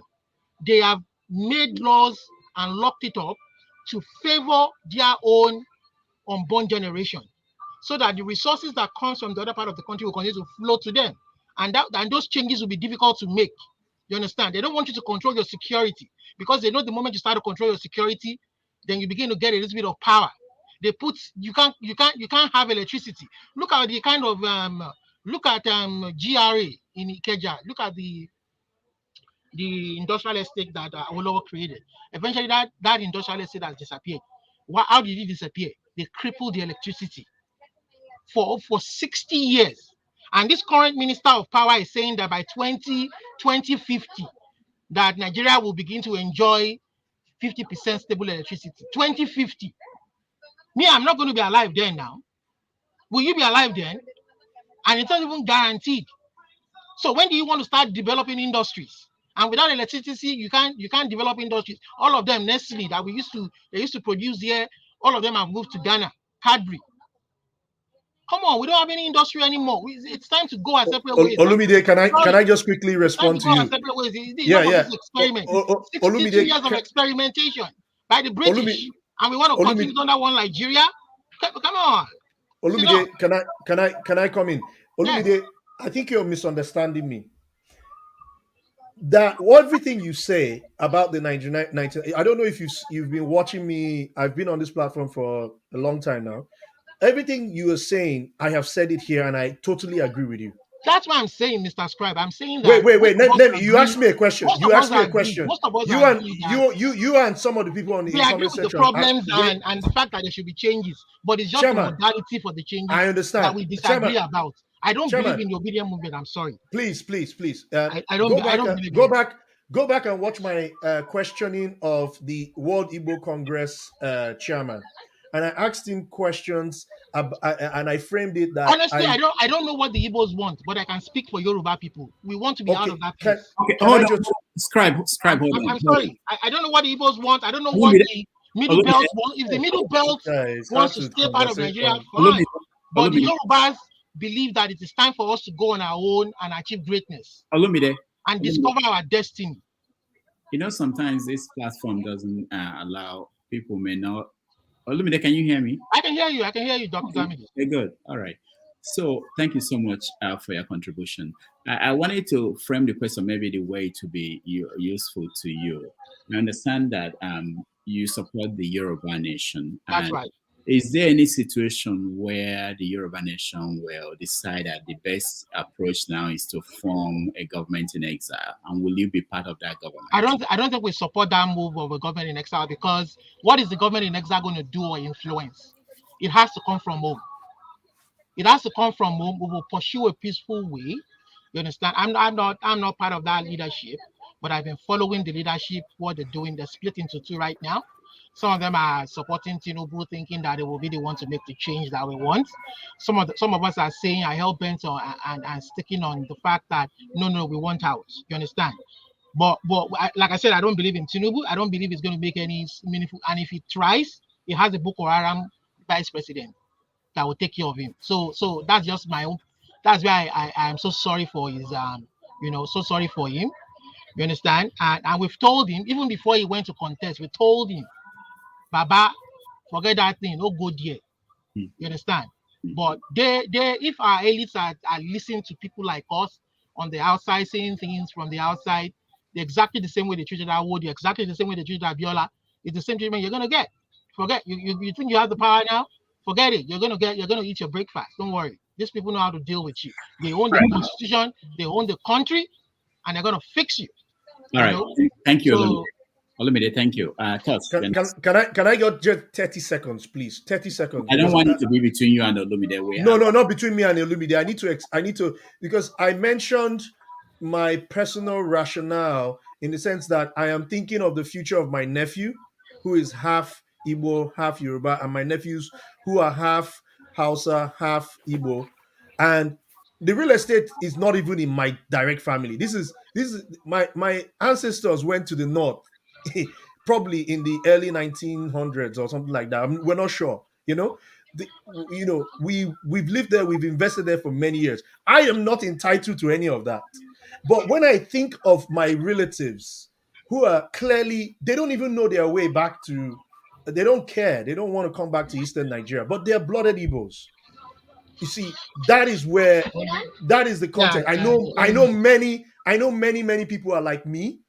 I have relatives in those areas, and that is the reason why I feel that we still need to give this another crack. You understand? And then also when you look at the similarities between us and the bond that we have built over and over, it deserves time that we should sit down. And what is my solution? My solution is very simple. And it relates to the question that I asked the World Igbo Congress president or chairman. I asked, like, look, if IPOB were to have formed a political party that was just like the way ABGA was, and sincerely fought and got their members into the state house assemblies or federal posts and everything, and then began to engineer the change, yes, it will take time, but I feel that is the right solution. you may have your own position. CM is laughing. But anyways, I know CM, you don't agree with me. But that is why this is a democracy. And that is why they won't upload I the should listen result. to you. They won't upload the result. They won't upload any result for IPOB party. They won't upload the result. All right. Thank you. Let me just announce that we're getting some stories out of the elections taking place. In the northern part of the country, Sokoto, Zamfara, there was a very high turnout, but in the southern part of the country, very low turnout. That's what we're getting. I'm getting some videos. I'll hopefully play some of them before we end the show today. All right, Atosh, go ahead. All right. Thank you, my brothers. According to what Mr. Scribe said, yeah, I can get a little bit of some points there. But don't forget that we've been put in this quagmire of confusion. And in this quagmire, from your question, he said, what Samuel Ekpa, is he actually good on what he is doing? Though, Nigeria's situation pushed him to his present condition right now. He will be emotional. Nobody will go through all these things right from, if you hear history of Biafra and all that, and there's a constant marginalization, and it will lead one to be so passionate and also be emotional about it. So this emotional part is what pushed him. I'm not trying to make excuses for him, but it happened. Since it had happened like that, people will be dragged along, and he controlled a lot of people and all that. But we shouldn't forget. I believe in the obedient movement, because I believe that if you want to make any changes, it must start within Nigerian system. Like, you must be in the politics. But when you study the Nigerian terrain, I said something about the Southern Alliance. You can only succeed, or you can only have victory over the owners of Nigeria. When I say the owners of Nigeria, I don't want to, talk about, giving names. The owners of Nigeria has to come from a Southern Alliance. Because ever since the Biafra war has been there, like, people don't want to push out their agenda, like, in a way, like, I have some feelings with the Biafrans. They will suspect you. I don't think your tribe is fit enough to govern Nigeria. So people always want to, like, they always want to distance themselves, like, no, we don't have anything to do with the separationist and all that. So that has been the agenda, and every tribe has been coming there to be like, I saw it in Jonathan's period. He has tried all his body language, like, no, I believe in this one Nigeria. And this one Nigeria tends to have this 1999 constitution context in it that says, that will not allow this referendum. Once someone comes in there and, make an amendment to that referendum, that is where we are losing the problem has been tied, and someone has to go there to untie it. You understand? So when the referendum thing has been done, that is the beginning of we moving forward. So how can it be done? It's when you have someone from the political system, which I believe the Obidients can do. But don't forget, even let's say, for example, Obi got there, like, Obi will also want to be careful, like, the Southeast has been given this chance right now. I don't want to blow it up. I want other Southerners to come. So you will be so, like, cautious, like, I don't want to do anything that will, that will bring any suspicion that has to do with, like, giving a leverage or kind of easy way out for any secession to occur. Like maybe pushing out the constitution, like the referendum thing. It will raise a dust. So I believe he himself will also want to behave like Jonathan, like, I'll tread on a cautious path so that I don't want to, block the opportunity for any Southeasterners coming behind. So it's one of those, that thing is very complicated and it's strategic. And as for Yoruba Nation, I really don't think it can fly because we've not gotten to the level of that sensitization. The sensitization has not gotten into where it should go. Even a lot of Yorubas don't really know what the Yoruba nation is all about. They don't really know. Unlike the Biafrans, like they've experienced, and the war has really built them. So we can't compare ourselves like, oh, where the Yorubas are is where the Igbos are. No. So it's like an utopia to me. It's an El Dorado. Like it's an imagination of, oh, we want our nation to, like, we want to take it up from there. It's just like, that's the way I see it anyway. So right. Thank you, Touch. Thank you so much. Man of prestige. Unmute yourself, man of prestige.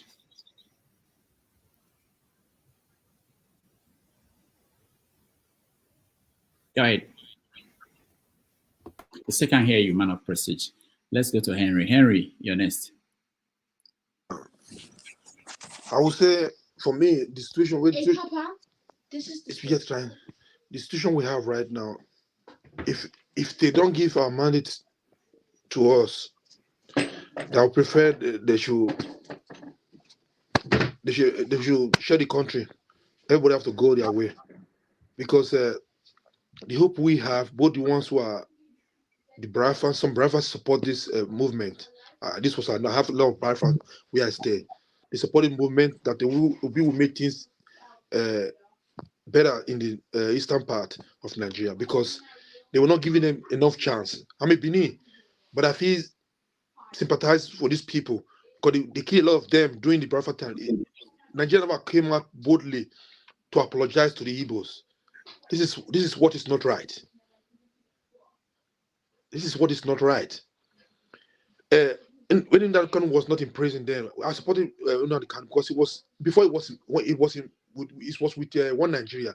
But when you see the things that's going on in the east, and when they kill their people, then you say, okay, not everybody have to go. I support this 100%.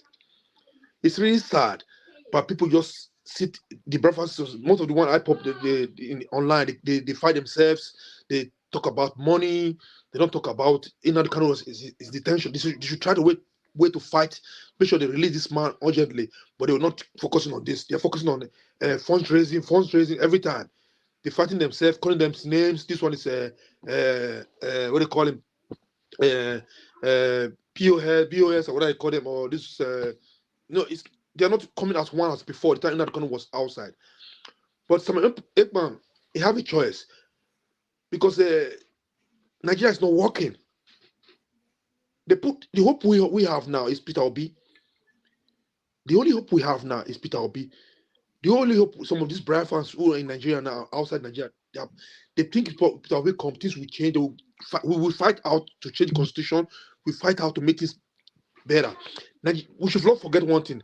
Nigeria is a project. Nigeria was not created to be one.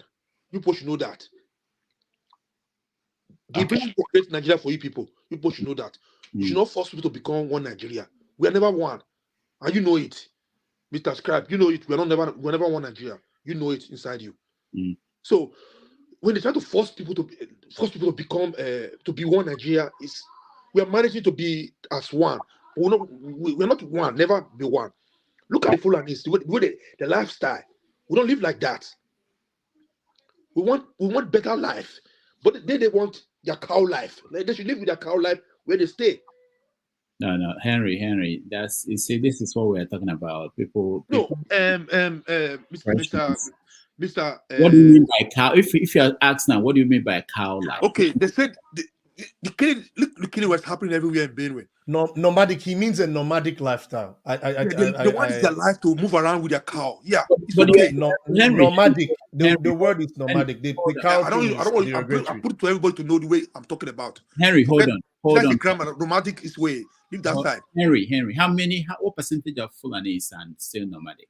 What percentage? How do you generalize and use one expression? If I say all Bini people are this, will you agree with me? Anything? No. So why do you say that? The Fulani, let's say the Fulanis we have in Nigeria, yeah, at least more than 50%, they want to live that life. Even if it's 90, why will you say that Fulanis are this? Because there are people who are not, whatever you are talking about. But the killing in Benue State, who is doing this killing? It's a question. That's not what we're talking about. But what we're saying is not awful, and even if it's, you can say this has been done. Okay, let's assume. Let's people. assume now. People like my state, we say we don't want the cow to move around the street. We don't want it. Other states say they don't want it. Why they cannot follow the laws? Why? Henry, you just need to apologize and move on. That's not why you should speak the way you speak. That's what I'm saying. Yeah, just apologize and move on. The point I'm making is that that's why you should speak the way you speak. You mean I insulted the tribe, or what you mean? You said what? Yeah, is there? You mean I insulted the tribe? You mean? Yeah. Okay, I take it back. I take it back. Exactly. So, all right. You see. But meanwhile, let me finish. Let me round up. We're done. Let me round up. Okay. Listen, when people go to other, if I came to, I'm staying in Germany right now. I cannot come to my city and start oppressing people living in the city there, in this state where I'm staying. No, it's not working like that. They should follow the law there. They should live like other people are living in that state. This is how it's supposed to be. And the government of Federal Republic of Nigeria, you have to give right to every religion, every region to have a part in the government. Look at who's holding the post of all big government officials in Nigeria. Who are the people holding this post? Who are the people? Tell me. Who is controlling the seaport? Who is controlling the petroleum? Are we one Nigeria? So, when we speak in support of Henry, I just want to say that it's not like those of us agitating for our own separate states don't believe in the One Nigeria project. We've given up on it because number one, we have found out that the reason why, largely the reason why it is so is because that constitution didn't originate from everybody. It was a section of the country that wrote it to favor them, and it is the foundation for the problem of the country. Illuminate. We will find time to discuss this constitution and everything. If I ask you now, anything short of the new president, whether it will be if they change the way they govern the country, to rewrite a new constitution, people to sit down and rewrite a new constitution, we don't want to be part of that. Nigeria they should give right to every region to participate in this government. If they should change the way they rule the country, then things will be changed. People will stop this agitating from other country because everybody has a voice in that new law that binds all of us together. All right. Thank you, guys. Thank you. We should not pretend that we are all Nigeria. We should not pretend about it. It's fact. Okay. All right. Let me go to Dr. Haruna. Dr. Haruna, welcome to the show. Hello. How are you? Good. Nice to see you again. Great. I just saw you online and I had some time, so I just decided let me hear what my doctor is doing today. And it's nice to have you. We have so many interesting topics that we've touched on today. So I will just try them out on you and see what you think. So we started with the incident in the UK with what's my classification, Zurich? The detention at the airports. The arrest, as some people call it. What do you know about the incident?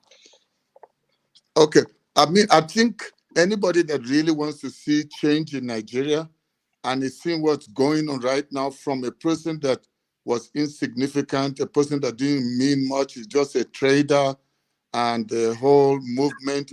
The whole thing, when people say Obidient movement, he never started anything called Obidient. It was a spontaneous thing that was just organic. Somebody just decided, okay, since his name is Obi, and there's already a movement which is bigger than Obi, because even if Obi drops and says, I'm not pursuing anything, Nigerians just are tired and they want to see change. And I speak as a northerner, sometimes as much as I feel it with my Igbo brothers and sisters, with what we've observed and watched how, Nigerians, or let me say, northerners, I don't want to beat about the bush, the way they have marginalized, they have maltreated the people from, especially the Southeast. So there are some of us, even though we are from the far north, but then, when you are educated and you truly use your education, your mind opens. And so this thing about being where they use religion or they use, illiteracy and keep people bound. That's why they go like zombies and just follow like, the sheep going to the slaughter. But the moment you are enlightened, I went to Ahmadu Bello University. I did industrial design, graduated in 1982.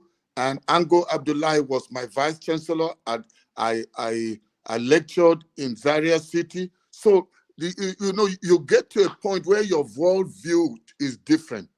So whatever you see in Nigeria suffering today is not suffering because of the North. It's suffering because of a group of Northerners that have decided they are going to remain the ones in control of everything, impoverish the people, because we suffer more poverty in the North, more illiteracy. Everything works against us because we are the receiving end of these people. For anybody in the South, especially Southeast, they're innovative, they are creative, they can go outside. How many Fulani houses do you see abroad? We just believe Nigeria belongs to us. We're going to control everybody.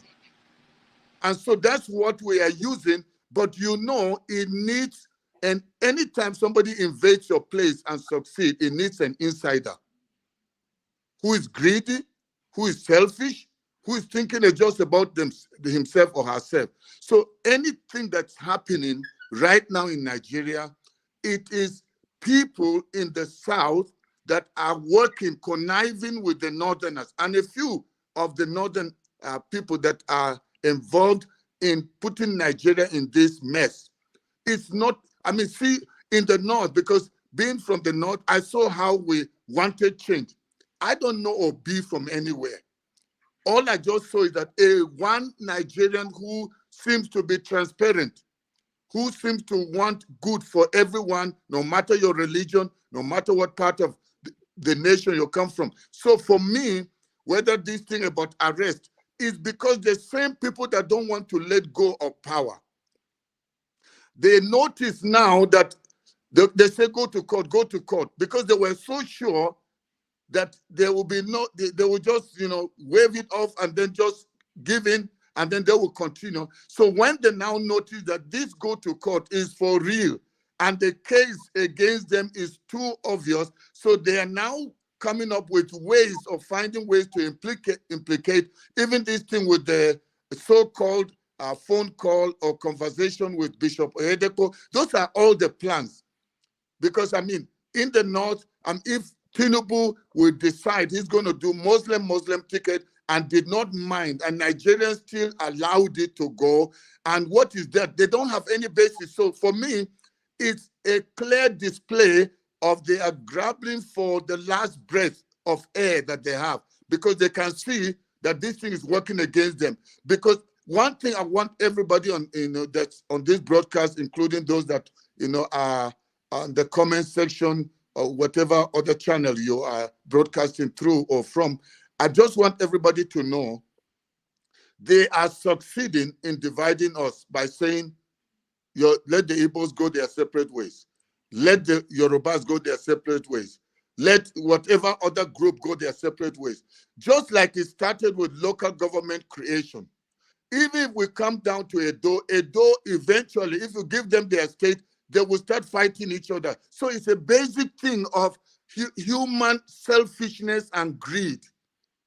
Because even for INEC to perpetuate what they are doing, see what almost happened in Abia. It has to take it has to take somebody from within for them to do what they do. And greed doesn't know religion. Greed does not know tribe. It doesn't know what section, what you're agitating. Even if we talk about the Yoruba nation, right now, the Yoruba nation, there are people that will sell their fellow brothers for the sake of money. You go to Southeast, it's the same. So it's a human greed and selfishness that if we let them keep using this, that's how they will continue to govern. But for the first time, Nigerians in the North, South, East, and West, we came together. I never knew Obi. Till now, I haven't met Obi, even though I'm in the forefront of what he's doing. When I started, I wasn't thinking about Obidients. All I just saw is a ray of hope that, wait, you mean for the first time, Nigeria is about to work. Just if you doubt the thing about the North, look at Dirty. I'm always talking with Dirty. This man is one of the few Northerners. He's sharp, he's educated, he's not a religious fanatic. He's not thinking about anything. All he wants to see is the progress of Nigeria. That's why they are now accusing him of what he's talking about is treasonable. Because they are noticing that for once, Nigerians want to grab this thing by force from them, from the career politicians that are actually rogues and thieves. So I would say my advice to everyone is that let's patiently unite, even though we still have those differences. We on this panel, it's not us that are against each other. It doesn't matter whether they forced Nigeria on us, we came from different backgrounds. Why do people divorce? They get married in love. But when selfishness comes in, a couple that said, yes, I do, whether Muslim or Christian, suddenly they return to court to say, I want to divorce, just because of differences. So differences should only make us stronger, not weaker.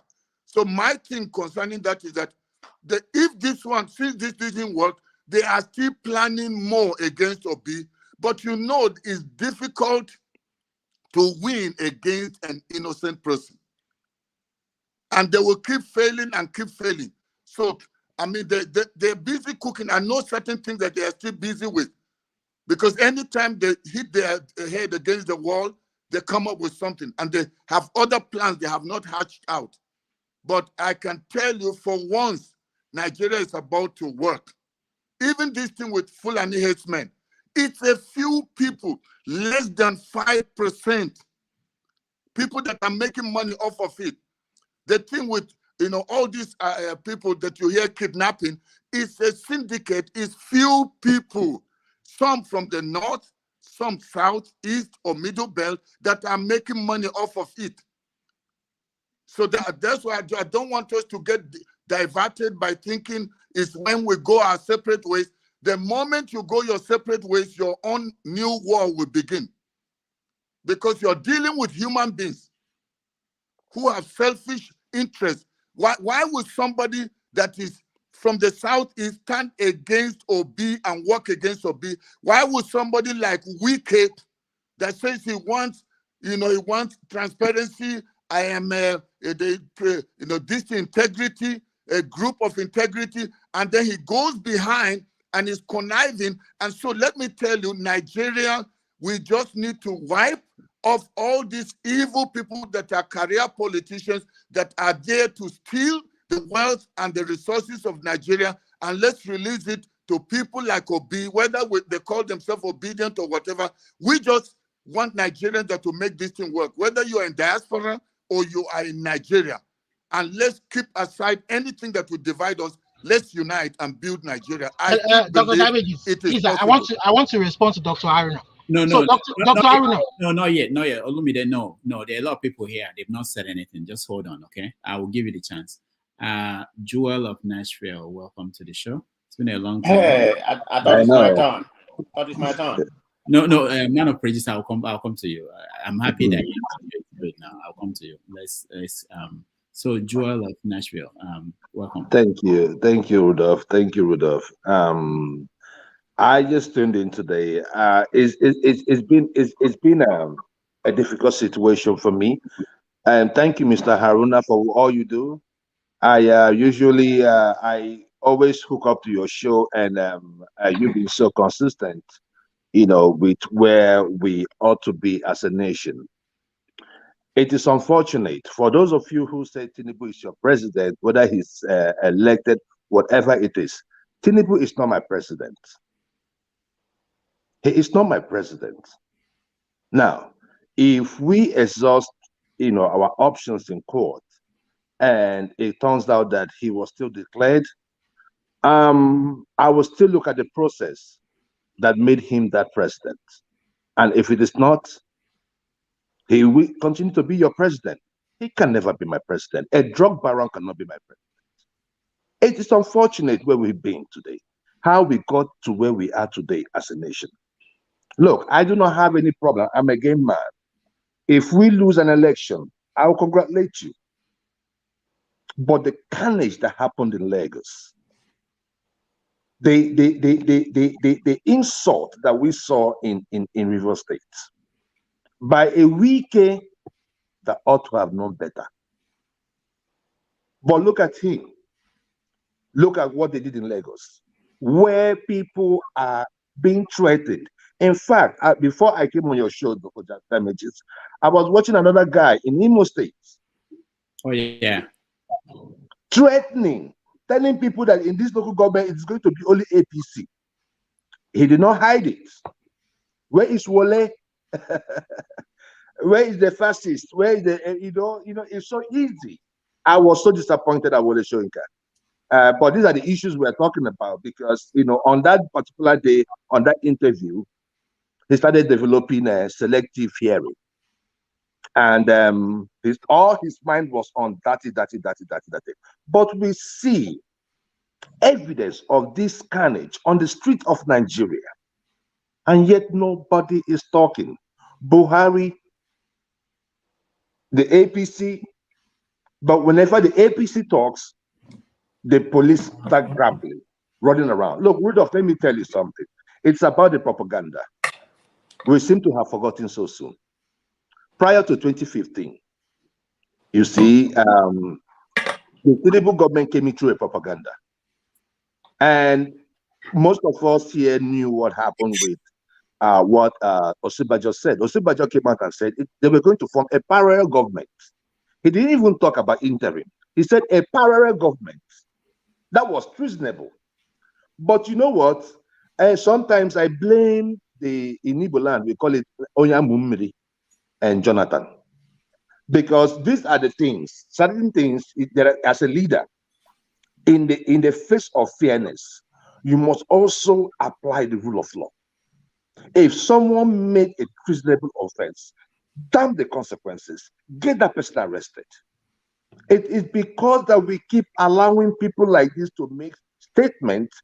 It is because we allowed an M. Solomo to disrupt elections in 2015 and 2019. We embolden these people as time goes on. There is no punishment. There is no repercussion. So everybody is the government unto themselves. So this is the things that we are looking at to see how can we stop this nonsense.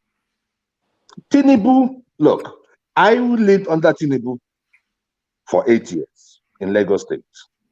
Tinubu is not more than Tinubu that we used to know.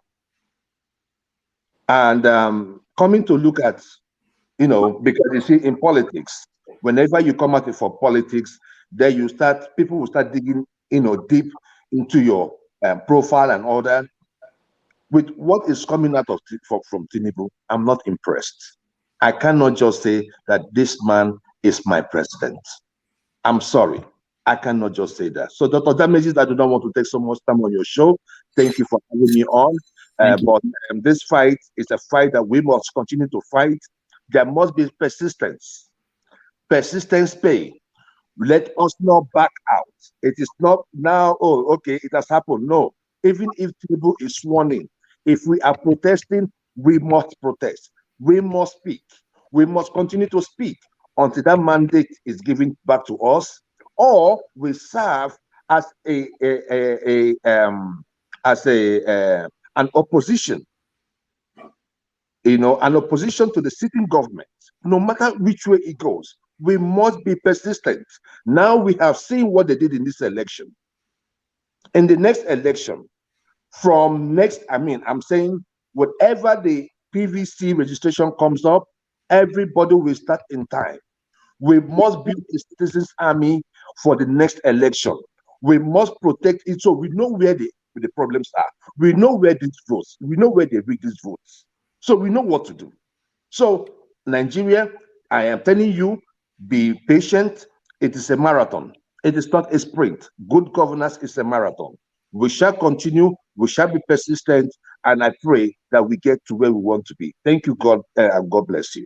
All right, thank you, Joel. Hold on, let me play this video. He mentioned this when he was talking, and I had it ready to go.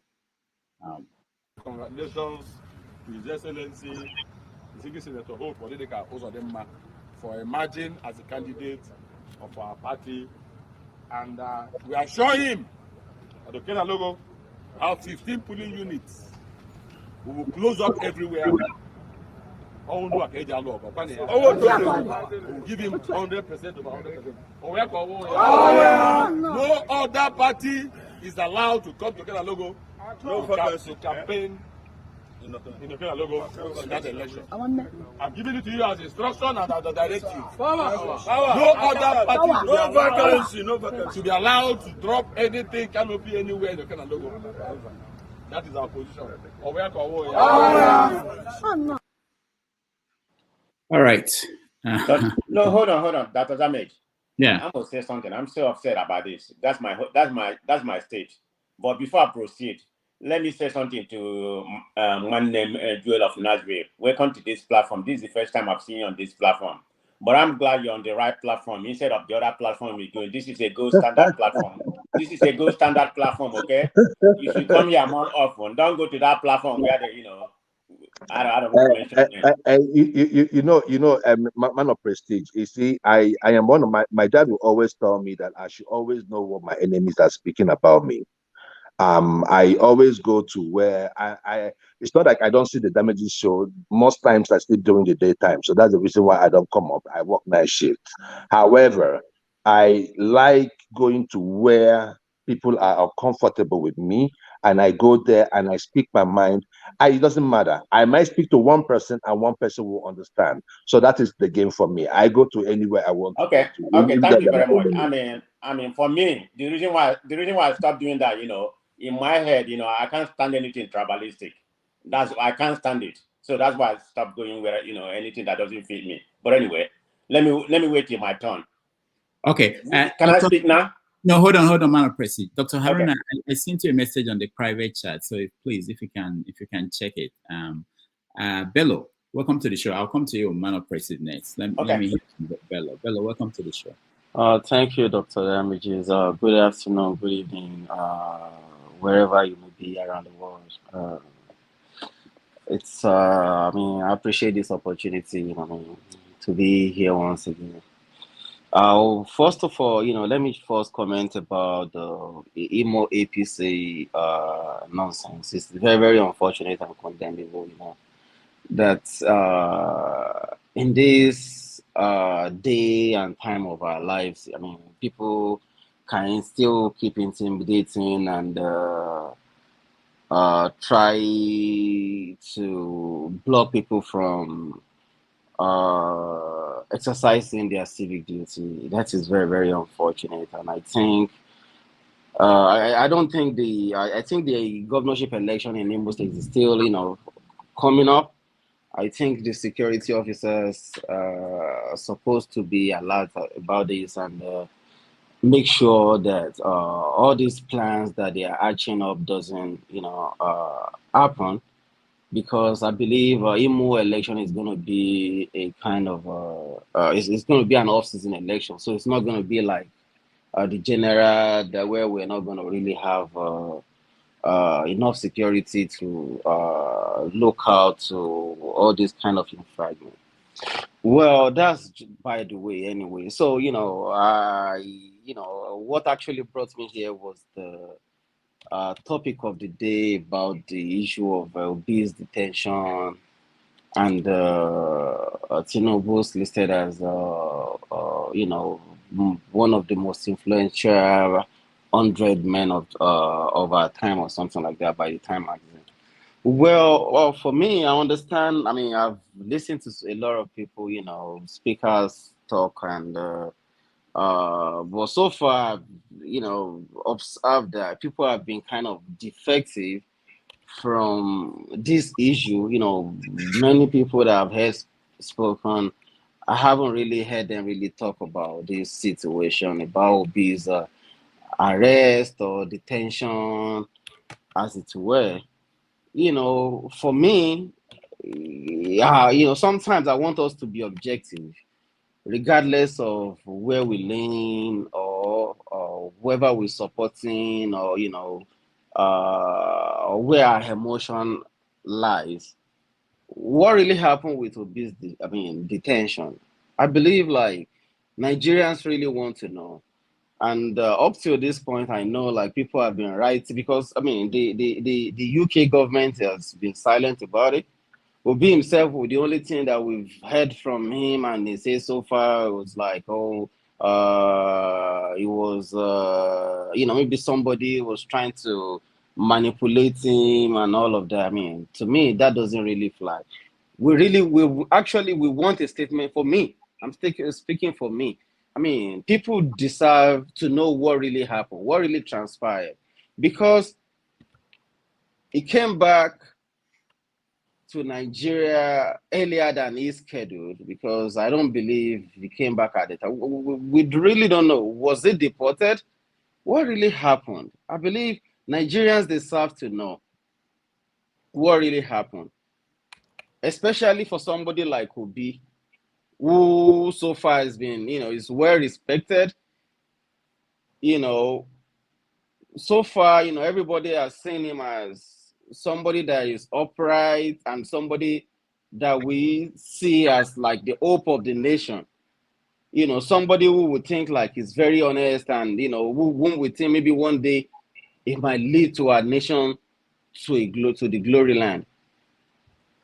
So I feel like, we really want to know what really happened. Okay. All right. You have something else about I want to go? Yeah. Is it really under any investigation? We really want to know. And that is, I just want to yield the spot at this point. Thank you. Okay. Just clarification to Bab. Totally, yes. Bab, actually, like you said, because what the public profile of Obi, people will be interested to know what happened. But then, let me point you in one direction. Have you seen the news making the round that Abike Dabiri bailed Peter Obi from Heathrow Airport? Did you see the social media where they are showing Those that are Obi propaganda. Okay, yeah, no. That is to tell you that Obi's ordeal or travel in London was APC planned, but the truth will be revealed later. Like we're all inquisitive. It should not be it should not be allowed to be swept under the carpet. It should be, because the thing, if Nigerian passport, every passport is biometric. The person who impersonated Obi used Nigerian passport. How did that person get the passport? That is from where the investigation should start. Probably they are doing it. Labour Party, they are not sleeping. They are digging into it, but they will come up with it. So in a way, we will all know what happened, what really happened. But from beginning to end, it has the color of APC written all over it. That is just a propaganda. It was a setup, because ordinarily, if it is not planned, the British immigration system, if you stumble on this type of thing, it will make a headline immediately that this. But because it's planned, coordinated from Nigeria, just to embarrass Obi. By the way, when Obi came back, Obi had a function to keep up with at Onisha. That's where he went to, because he has received the invitation before traveling. He just came for something, but because it happened this way, he quickly has to go back and attend to what he's doing. Everything will be revealed. I bet you that. So there's no secret. It's APC plan, but it has failed. And they were the people to first of all release the picture of Abike Dabiri, which they photoshopped from where Abike was talking to a military officer, took the one of Obi speaking with Obasanjo in his house, fixed it there, removed everything, made Obi to sit on the air instead of sitting on bench. So this is APC propaganda.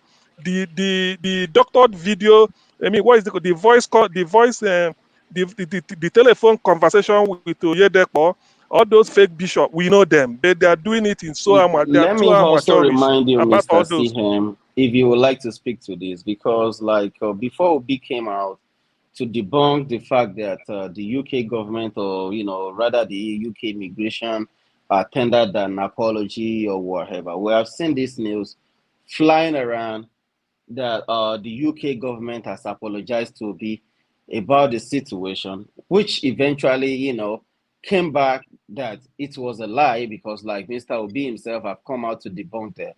So, the propaganda has been like, from the both sides. It's not really coming from one side of the, of the divide.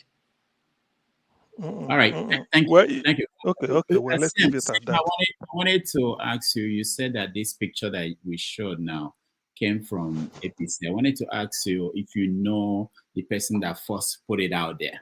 How did you know it was? It's something that. And anyway, the thing is, APC. You see, there's nothing APC cannot do. Just take it from me. And all these things, because he's still under labor, is still looking into it. You know, the thing is that the fact that we're able to get the picture where he came from tells you everything. We know all this. Okay, when we are there so much shouting, go abroad. Imagine Fanekayo, the man who takes more cocaine than food. He's saying, go abroad, don't come back again. Peter Obi should leave Nigeria permanently, let him not come back. Look at Fayo, Feminos, Fani Kuku Kayodede. They were call him for food Kayode. So all these things, so these are, APC. These are braga. We know, we see it, but they do it in a way that is so amateurish they can't defend it. Forget about all these things will come out, but let Obi win at the this thing first. They're applying another one from calling him a security risk, the treason. DSS should arrest Obi. It didn't work. Lai Mohammed has to take a presidential, whether it's executive class jet flight, go to New York or Washington to tell Americans what they know more than him, that Peter Obi is treason. What sort of, these are too childish. They should own up. The propaganda is too much. Obi is not a saint, but he's squeaky clean in terms of this type of a shenanigan that is associated with Nigeria. Obi is not that type of person. The only person he has spoken to is Professor Chinyere Okunna. Go to her Facebook page, you will see where they really reported what Obi told her in confidence after this. Obi have never spoken anywhere about it, unless he goes to TV if they invite him, but he hasn't spoken. So all these things APC is doing underground, it won't work. Let the leave Obi alone. We know the type of Obi's character. They won't get him. If they like, let them put a woman with him. It won't work. What If really they like, let happened, them Mr. go and put cocaine You in kept Onisha dancing for around him. it. What really happened? Hold on. Let me go back to Haruna. Haruna. Yeah, I was just about to speak. Okay, go ahead. I think, did you notice that each time they asked Peter Obi during the campaigns, how is he going to handle security? And the presenters will push and push him to say the details. That would mean playing into the people's hands if he comes out to say, this is how they're going to handle security. But he said, the moment we come in, we're going to deal with it. So, sometimes it could look as if people have become so, gullible or so naive that they've decided they just believe in Obi, and so they don't want to see any other thing. Even when it's wrong, they don't want to question.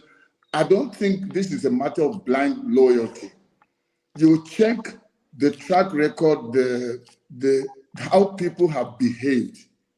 Since this government, the current regime came in, from not caring about Obi and whatever his stand for was or his vision was for Nigeria, to suddenly, if Obi is number 3, why are they not after Atiku?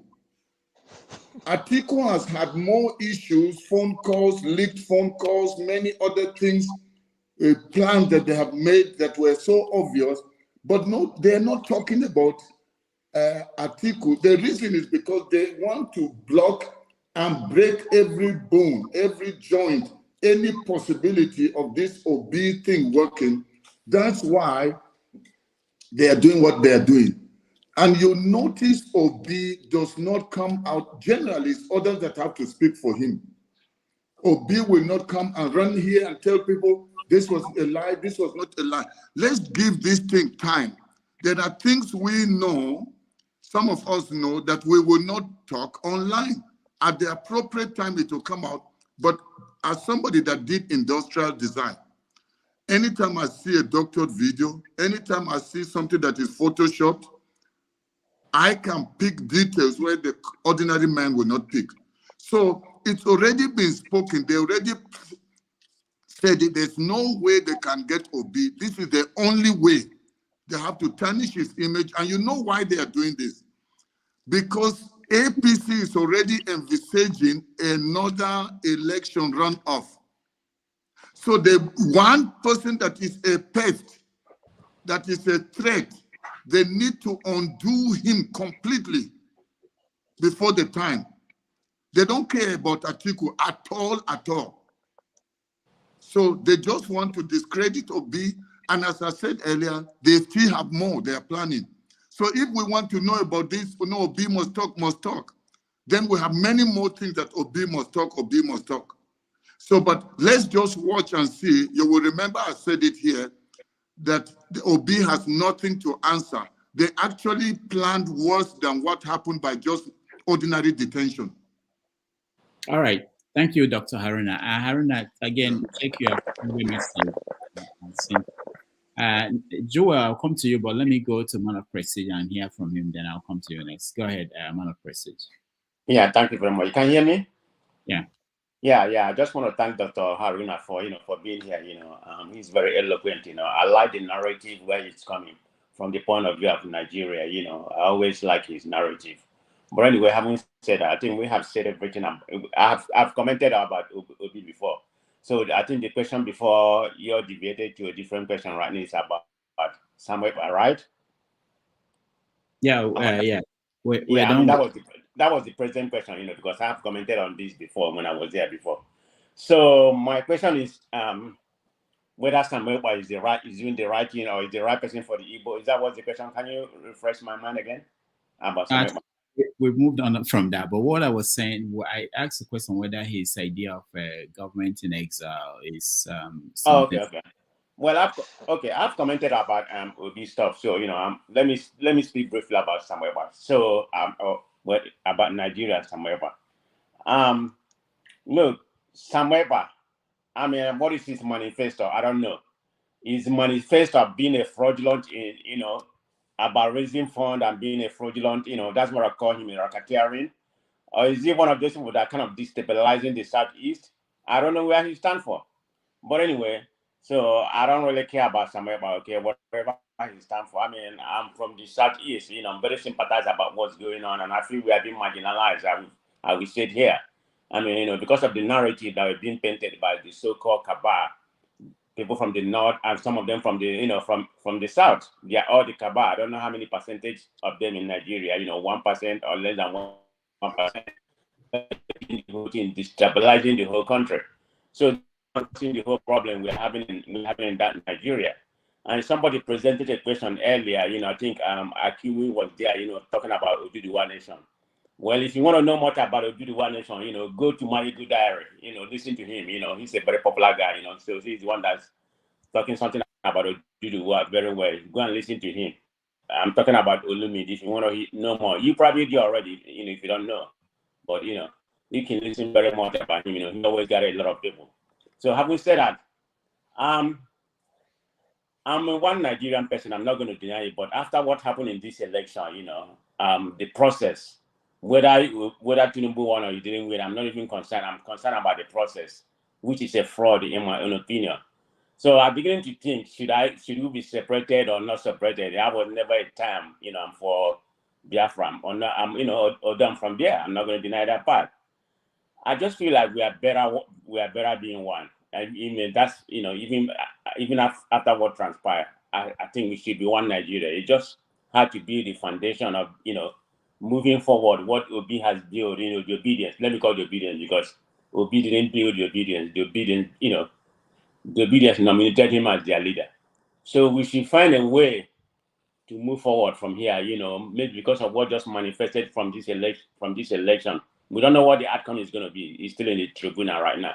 So I'm not going to call Tinubu is going to be the president. Of course, he's the president-elect by INEC right now, but the people of Nigeria have not accepted that. So we should build, through one Nigeria. So maybe we build from what happened from this election. Maybe the next election will be better. We mobilize, and we've been talking about it in the platform. Try to, baptize the people in Nigeria so they can do better next election. Thank you. All right, thank you. Hello, Rodolph. I wanna just respond to Man of Prestige because he did respond to my statement by so yeah. I mean, you are calling it Oduduwa. I didn't say I'm calling it Yoruba sovereign nation. I am for a Yoruba sovereign nation, as many Yorubas worldwide, in and outside of Nigeria, believe. So you're wanting to be part of one Nigeria is your own personal belief, your own opinion. And I would also refer you back to Mayegun Diary too. Mayegun Diary speaks not just about Yoruba nation, but he also speaks about Nigeria being a country the way it is currently constituted cannot work for anyone. So you go and watch into, and it will tell you the more reason why you shouldn't believe in one Nigeria. And if you're going to believe in one Nigeria because of this, because of the next election coming up, that is exactly what we're trying to let you people know, that these elections you're doing every 4 years is not working for anyone. The owners of Nigeria know what they're doing. Under this constitution, it's never going to work for anyone. You're going to do your 8 years, another natural is going to come in there and mess things up again. How long are we going to continue that for? 62 years after independence, we don't have electricity. You're not likely going to have it in your lifetime. What about your children? You don't want to work for them to enjoy the benefit of a civilized society? Is it because you live abroad? What about those who live in the villages? Are they going to ever see light? Are they going to ever go to a good school? Have access to good health care? We have enough of these experiments. We want to sit down around, at least those of us clamoring for our own sovereign state is saying, we've set a minimum standard. Let us sit down on a round table and renegotiate our existence. Draw up a new constitution that will be agreeable to everybody, not this piece of junk that they've amended since 1999 that has worked for nobody. And then you want to go again in 4 years and elect who again? Olumide, thank you. Thank you. Come on. Joel of Nashville. I wanted you to weigh in. Can you unmute yourself to weigh in on, before you came in, we discussed this 100 most influential people that Time magazine named Bola Tinubu as one of them. Now, we discussed it in the context of, should he be there? Why is he there? And the reaction to him being there, which people in the Tinubu's camp made a lot of issue about that. Especially people responding to the lady that wrote the article and what they were calling her and what that means. Yeah, go ahead. Thank you very much. I do not think that he should be on that list. And I'll tell you why. You cannot have a convicted criminal on the list of 100 most influential people in the world. You see, these people, these Western nations are playing ping pong with our future. You see, there are certain people that will not vie for political offices here in the United States. And the moment they put them out there and they see their past, it's like they're holding a hot potato. They drop it off. They drop out that news. The person will even start running away, trying to see how to save face. And the next thing, they resign. We cannot uphold criminality in Nigeria and held by those in the West. Look, Rudolph, you see, history always repeats itself. I was talking on the other show, on the one-man show, and I was talking about the history between the APC and the Democratic Party in the United States, which is the worst party for me right now in the United States. The Democratic Party, any person that's a Democrat and is still voting Democrat, I think has something going on in his head. Anyway, if you remember, prior to 2015 election, John Kerry and Obama. That is why any person telling me about Obama is not a leader. Who is Obama? What is happening to us in Nigeria today? Obama has a big hand in it. If you remember vividly, John Kerry coming to Nigeria. When John Kerry came to Nigeria, who did he come to meet? The 19 other state governors. Go back to history. Remember, one of the reasons why Obama had problem with Jonathan was what? The LGBTQ. Bad things will happen. He went to Kenya, he said the same thing. He went to all these African countries. What was Obama's achievement in Africa? LGBTQ. And if you are not with it, you're down. And that was one of the reasons, because when Jonathan signed that law, the LGBTQ law, that you have to go in for 14 years, that was where Jonathan's problem started. That was where his problem started. And everything that happened, all those wild words, propaganda. If you remember the Leahy law, you know, they took advantage of the Leahy law to make as a weapon unaccessible to the Jonathan government. Go and read Jonathan's book. I do not need to read his book to see this, but I saw it when it was happening. Even at that time, Obama also invited the northern governors to Washington. So, look, what is happening, if I want to relate it to what is going on today, what is going on in Nigeria today, they know about it. The Democratic Party know about it. They are part and parcel of it. And look, this is some Chicago. Let it not be that Tinubu belongs to some Chicago mafia where Obama comes. And look, I'm telling you, damages, because this whole thing is like, it's acting like it's like a movie. It's like a movie. How can Tinubu be our president? If you have that kind of case with the American government, how can Tinubu be our president? And he is among the 100 most influential. Who did he influence? Tinubu won the vote. Tinubu won the election by less than 10% of the entire population. So who was he influencing? What is the influence all about? Where is the influence coming from? No, you guys tell me. Where is the influence? Did he influence me? Did he influence you? He jobbed himself into power. He robbed himself into power. He drove himself into power with a bullion van. And we are here trying to say, who did he influence? So, look, the Time magazine, the Western media, look, I've lost hope in them. I don't know the last time I watched CNN, ABC, and CBS. I think that, you know, we are running mad in this nation. Our madness is driving up. I mean, these days, we cannot even define who a woman is. With Dr. Damage, I don't want to spoil, I don't want to deviate a little bit, but I guess you guys are from New York. You guys are messing this country up. It has to be called out. If you cannot have Dr. Damages, I know that you cannot define who a woman is. You cannot. And most of you that are in California, you cannot define who a woman is.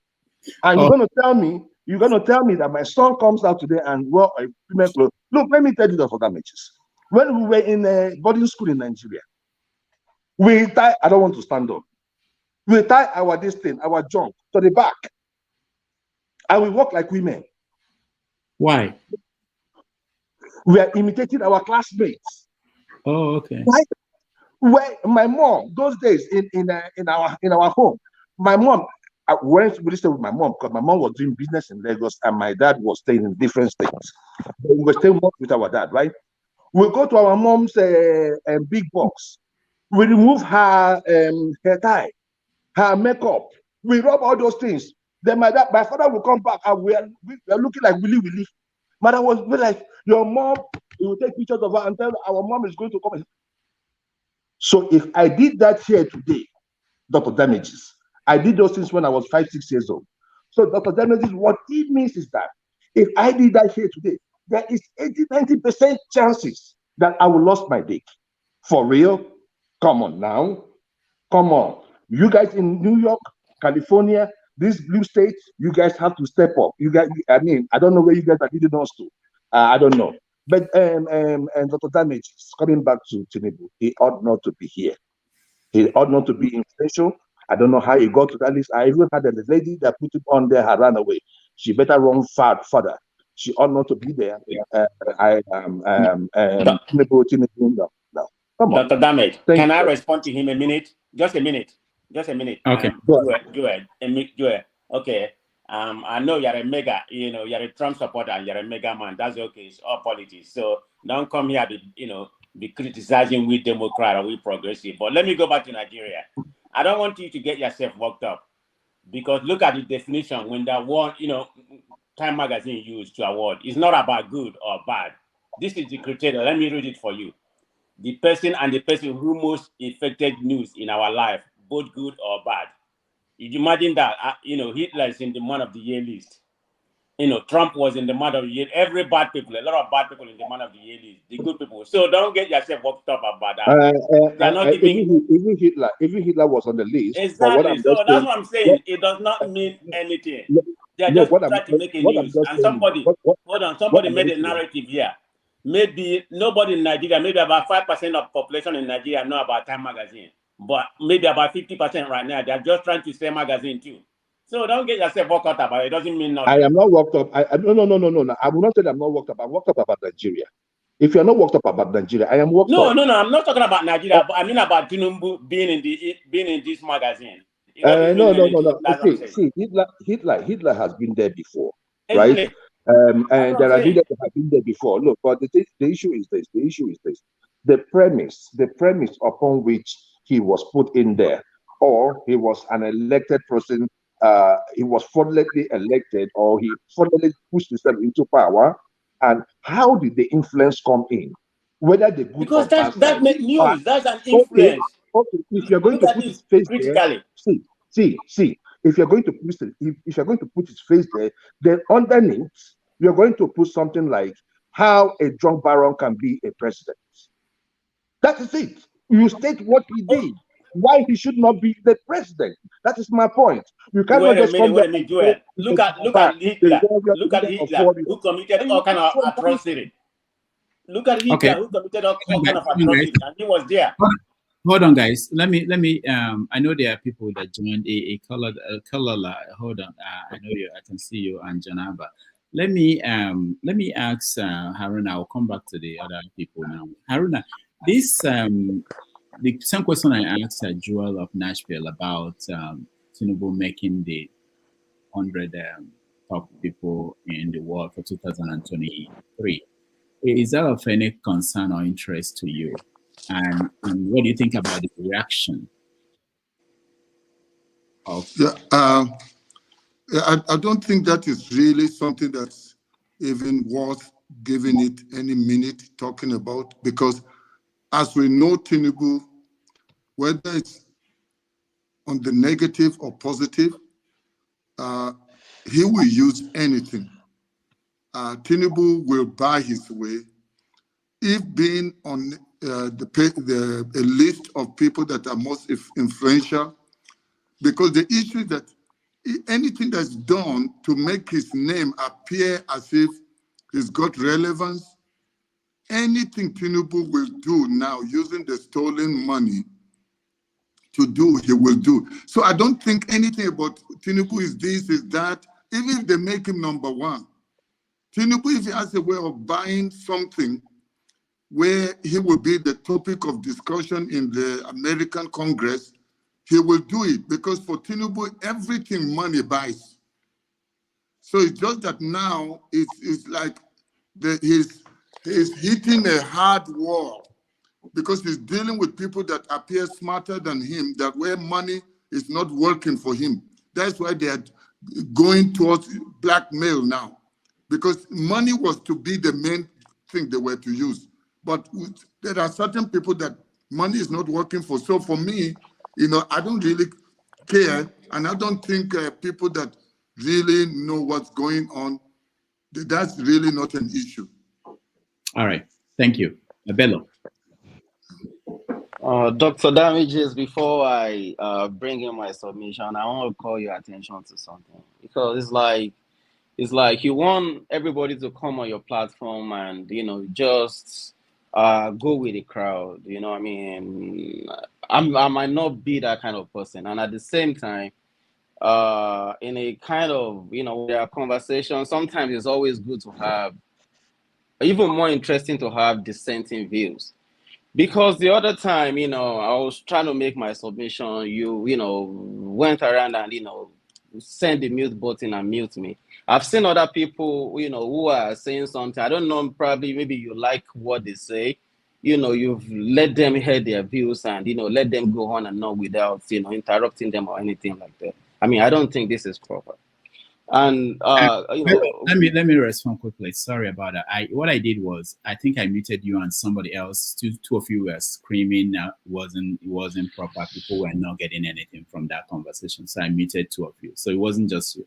And I do that all the time when I feel that it's of no use to the people watching at home because two people are just screaming at each other or don't let the other person speak. So that's what I did. Not targeted at you. And of course, we welcome everybody and their viewpoint. We don't want the same viewpoint here, and we never stop anybody from coming here to speak. So go ahead. Yeah, thank you. Oh, well, first of all, let me talk about something. I see on the screen that you are inviting David and Danny tomorrow to come and talk to the people. I mean, I appreciate all the time, when we see people come like that. But at the same time, I mean, something I've observed so far from this platform is that I mean, nobody is an island of knowledge, and everybody, no matter what it is, we might have our own, kind of sentiment, but there's something I like about this thing is that we shouldn't be too emotional. It's not really too serious about it must be this, it must be that. Sometimes we learn from each other's views and all of that. But what I'm trying to call your attention to is that so far I've seen that many people that you've brought so far to this platform are people in most cases that speak against the government. Or probably, Hold on. He does not bring anybody here. Let me. He does not bring anybody. Excuse me. Before you respond. I mean, I would like to land, because I believe that people on this platform and viewers at home, everybody needs some education, because sometimes people make some statement on this platform. Like I heard Mr. Joel talk about, somebody can never be my president, even though if he doesn't even deserve it. I believe that sometimes people, we have to be fair and balanced sometimes in our analysis. And the other day I saw Rufai on this platform. I mean, I've seen you bring this SDP presidential candidate also, but sometimes in the spirit of fairness and balance, because all the time we, on this show we knock APC. Can we bring somebody from the APC, cabal, and put them at least put them on the hot seat and talk to the people also? But you're one. You're one, right? I'm not one. I don't speak for the government. Okay. I have my own job. I don't speak for anything. I might have a different views from you. I'm also a Nigerian, just like you are, my friend. Okay. So, and I wouldn't say, okay, because, you are saying, oh, you are pro Obi or something like that. Or I say, probably you're speaking for Obi, or probably you're making money from Obi. No, I won't accuse you, like that. And this is still what we are talking about. You get what I'm saying now? So, but moving away from that, I mean, let me rest before you move away. So if I give you the list of people that I'm constantly inviting on this show, you'll be surprised. Even people from the government. And I know these people. It's not like I don't know them. It's not like people I'm just from nowhere. These are people I've been in the same room with. So we are always looking for new people, different viewpoints. So if you know the APC person you want on this show, give him my contact. My contact is on the private chat. You can take it from there. Give it to him. Let him call me. I will schedule him next Sunday. I don't care. I want as many voices as possible. So I'm not picking people. It's only people that will say yes that will be here. If there's anybody you know and you want them to be here, give them my contacts. I'm open for them to come. Noted. Then going forward, man of prestige, I mean, I have a lot of respect for you, because I've heard you, I mean, I understand it's not really about tribe or whatever. You expressed how you want Nigeria to work and how much you believe in one Nigeria, even though you talk about having a little bit kind of, concerned about the last election. And, talking about the last election, between you and I, or probably people who have followed our election, Nigerian election, since 1999, I believe these last elections, for me, I don't know about anybody, happens to be the best that we've had since 1999. I stand to be corrected. Good, Yes, I but will correct you. and I have my reason. Because we have never had an election whereby somebody is coming, into the race like 6 to 8 months prior to the election into a new political party, even though regardless of maybe Nigerians want a change or whatever, and we'll still pull that kind of number that Obi pulled in the last election. I believe we have made a big gain, and Nigerians have made a bigger statement, according to the numbers that emanated from the last election. But saying, probably, maybe claiming that somebody won or somebody didn't win. I'm not going to be here and, start saying maybe somebody didn't win because, the cases are already in the court already, But the only thing that I just know is that we can always progress. There's always, an avenue for us to more, progress in our election. Because I believe for me, we have made a big progress with this election. Different from the one we had in 2015, 2019, or 2007. Okay. Then talking about going to the 100 most influential people, I'll still, beg to differ from Mr. Jewel, talking about Tinubu does not deserve it or something like that. Whether you like it or not, whether you agree with the election that, that declared him the winner or not, there's something you can never run away from. For somebody who is the president-elect of the most populous black nation, you cannot take it away from him as, being, putting him inside one of the 100 most influential people so far in 2023. We can disagree, but I want to rest my case here. Thank you. Okay, can I just talk to please, Mr. just Bello? a rejoinder. Just really A quick. rejoinder, please. Go ahead. Oh, should I go ahead? Go ahead, okay. Joe. Yeah, go okay. ahead. So, Mr. Bello, this is the issue, right? Like I said earlier on, probably you weren't really listening to me when I spoke. I said, and it's just simple.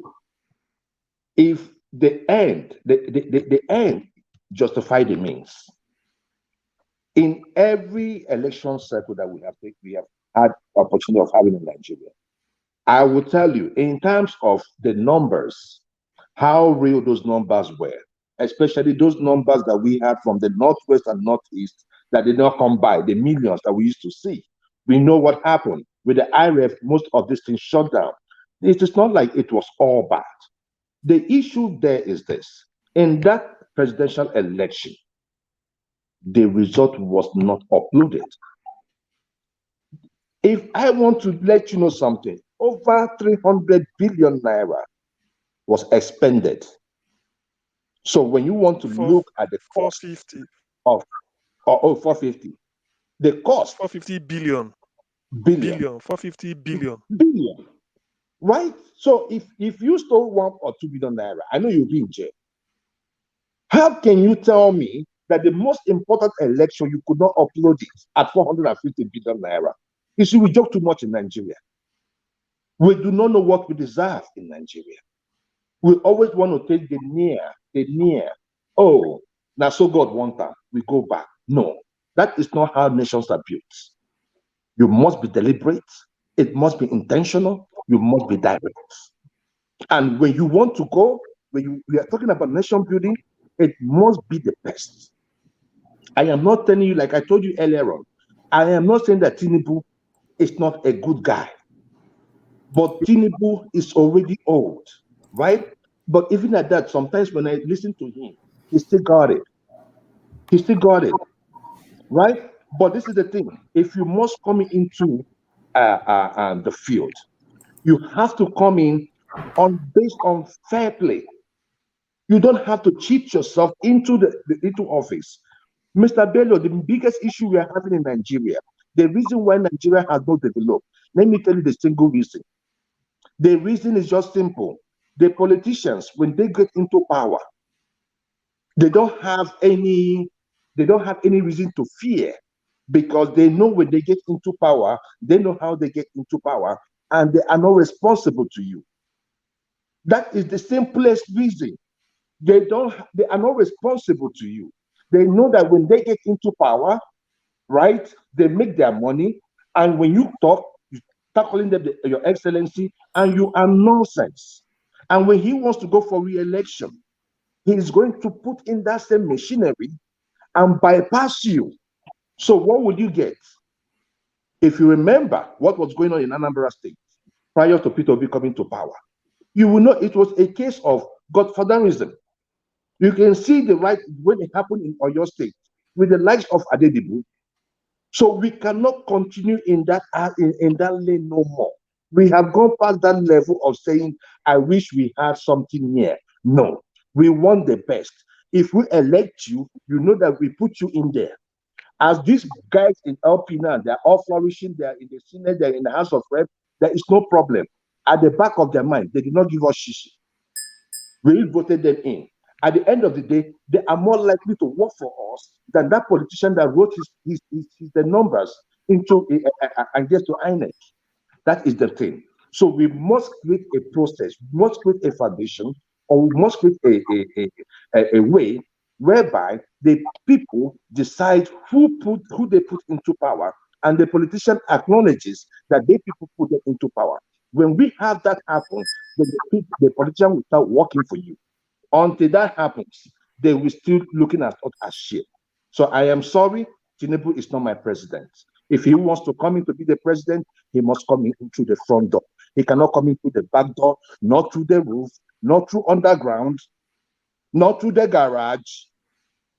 Thank you. All right, thank you. Can I respond to him a minute? No, Let me please. respond to Bello. No. A minute. Nobody Please, it's me responds. that I deserve it. Please just a bit because of what Bab said, please. No, CM, no. Ikolala, you're next. Let's move this a little bit. We are back to the same people. Go ahead. Ikolala, go ahead. Hello, good evening to you all. Good evening, Dr. Damage. It's good to see you. Okay, 100 most influential persons in the world. I don't know if everybody has read it, but the man was placed. Did you read it? Yes, I did. I'm just looking at it again. Okay. The man was placed under the categories of leaders. So tell me, who is he leading? Who has he led? If you're going to put it that way. And time seems to be going downhill every day. There's another guy that was in there in the region of leaders, even Gaskov, if you read it. He's a journalist. He's not a leader, he's a journalist. Well, he might be a wonderful journalist, but he's not in the category that he holds a position whereby he has flaws.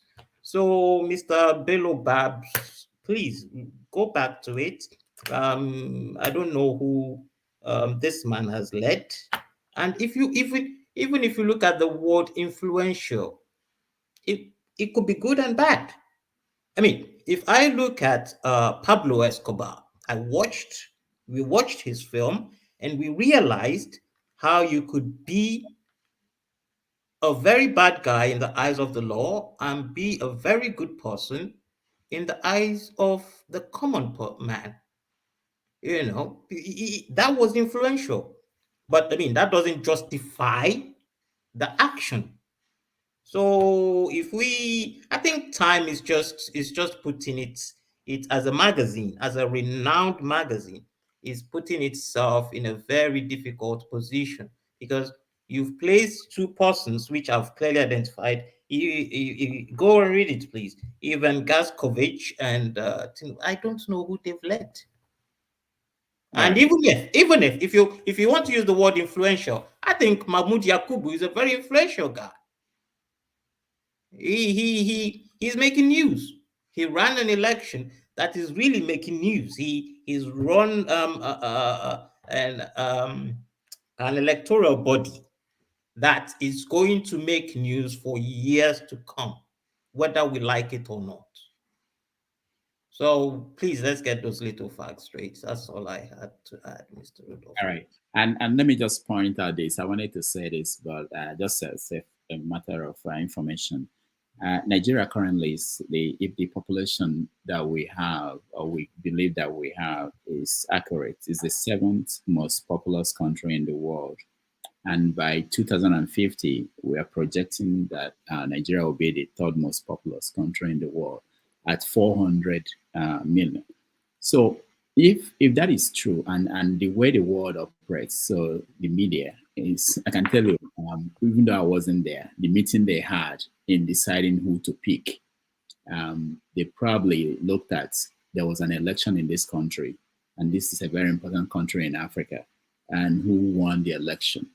And that's enough standard for them to say that person is influential or going to influence a lot of people in the next year. So that's why we're picking. So that's my guess about what happened. So sometimes it's important to look at this beyond the way we see ourselves.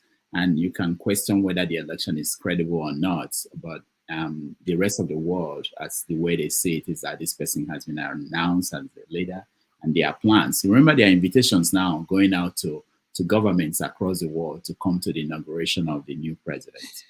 They are getting it. People in Nigeria might be protesting and complaining, but they are getting the invitation. The media houses all over the world are sending letters requesting to come and cover the inauguration of Nigerian presidents. So we can, internally we can be having our conversation and the court cases and everything, but other things are also happening. All right, Jonaba, I really wanted to hear, Jonaba, from you. What changed after going to Nigeria and seeing your people? What changed in your perception of the country when you were still in Texas eating hamburger and going to church and now? Because let me say this, I do travel to Nigeria, and when you come back, your mind will be different, totally different. But after 2 weeks or 3 weeks, you get into the system again, you forget those things. So I want to get this from you before you go back into your hamburger and church thing. What changed in your perception of, what were you getting wrong when you were talking here every Sunday before you went to Nigeria? The reality was I was having waist pain, hand pain, headache when I don't take coffee. But when I got to Nigeria, all of that was gone. I did not feel nothing. The problem was overwhelming. The environment is so toxic that I don't even know how you say. Problems. You just stopped. I thought when you arrive at the Murtala Airport or Abuja, I think when you arrive, there's something there. I'm telling you the reality now. I even told people around me, I'm addicted to coffee. And once I don't take coffee, I used to have headache. But when I got to Nigeria without coffee, I was okay. And I think that's why the COVID do not do anything there, because the problem there is more than COVID. So I think Nigerian environment has its own thing to offer you, and that is the reality. I'm being honest. It's when I came back here 2 days later, I started feeling this hand. I thought it's old age, but I think I'm not older than Rudolph. So I think that's the reality. But the other thing is that the morale on the road, even when you are trying to talk to people, the mindset is so down that. Give us an example. I was in Lagos. I want something about where you come from, not from Lagos. Leave Lagos. What happened? My own in Benue. I went for burial. Then I went to lay my mom down. So it's the culture is so backward that I tried to influence it in the 21st century, but the mindset of the people that I am even fighting for are fighting me.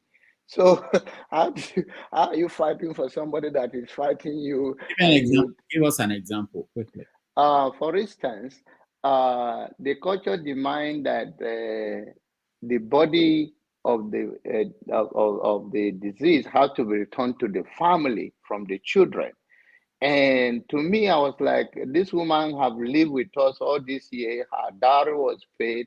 Why should I now give her body to a stranger that she doesn't even know? And they say, oh, it's this person turn now that the body will be given. And I succeeded in one. I said no to that.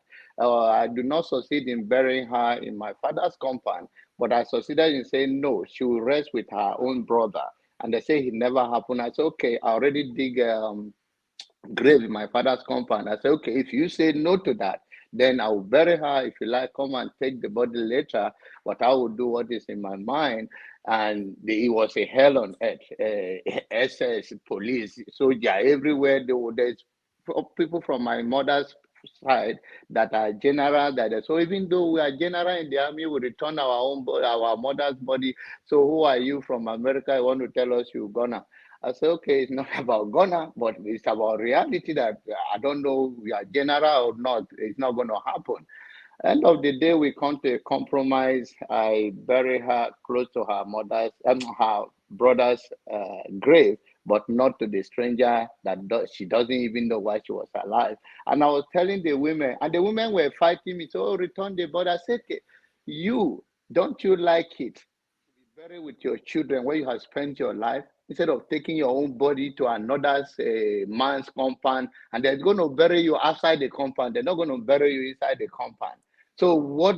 And very soon they will not even know where your grave is. So this is something that it bugged me. I am working on it. There's a little improvement now. So, but that's one of the things. All right. Thank you, Jonaba. I will talk more about your experiences because it's when it comes to practical sense of living and people that we see the implications of a failed nation like Nigeria. Hey, Dr. Damage, Rudolph. Yeah, how are you?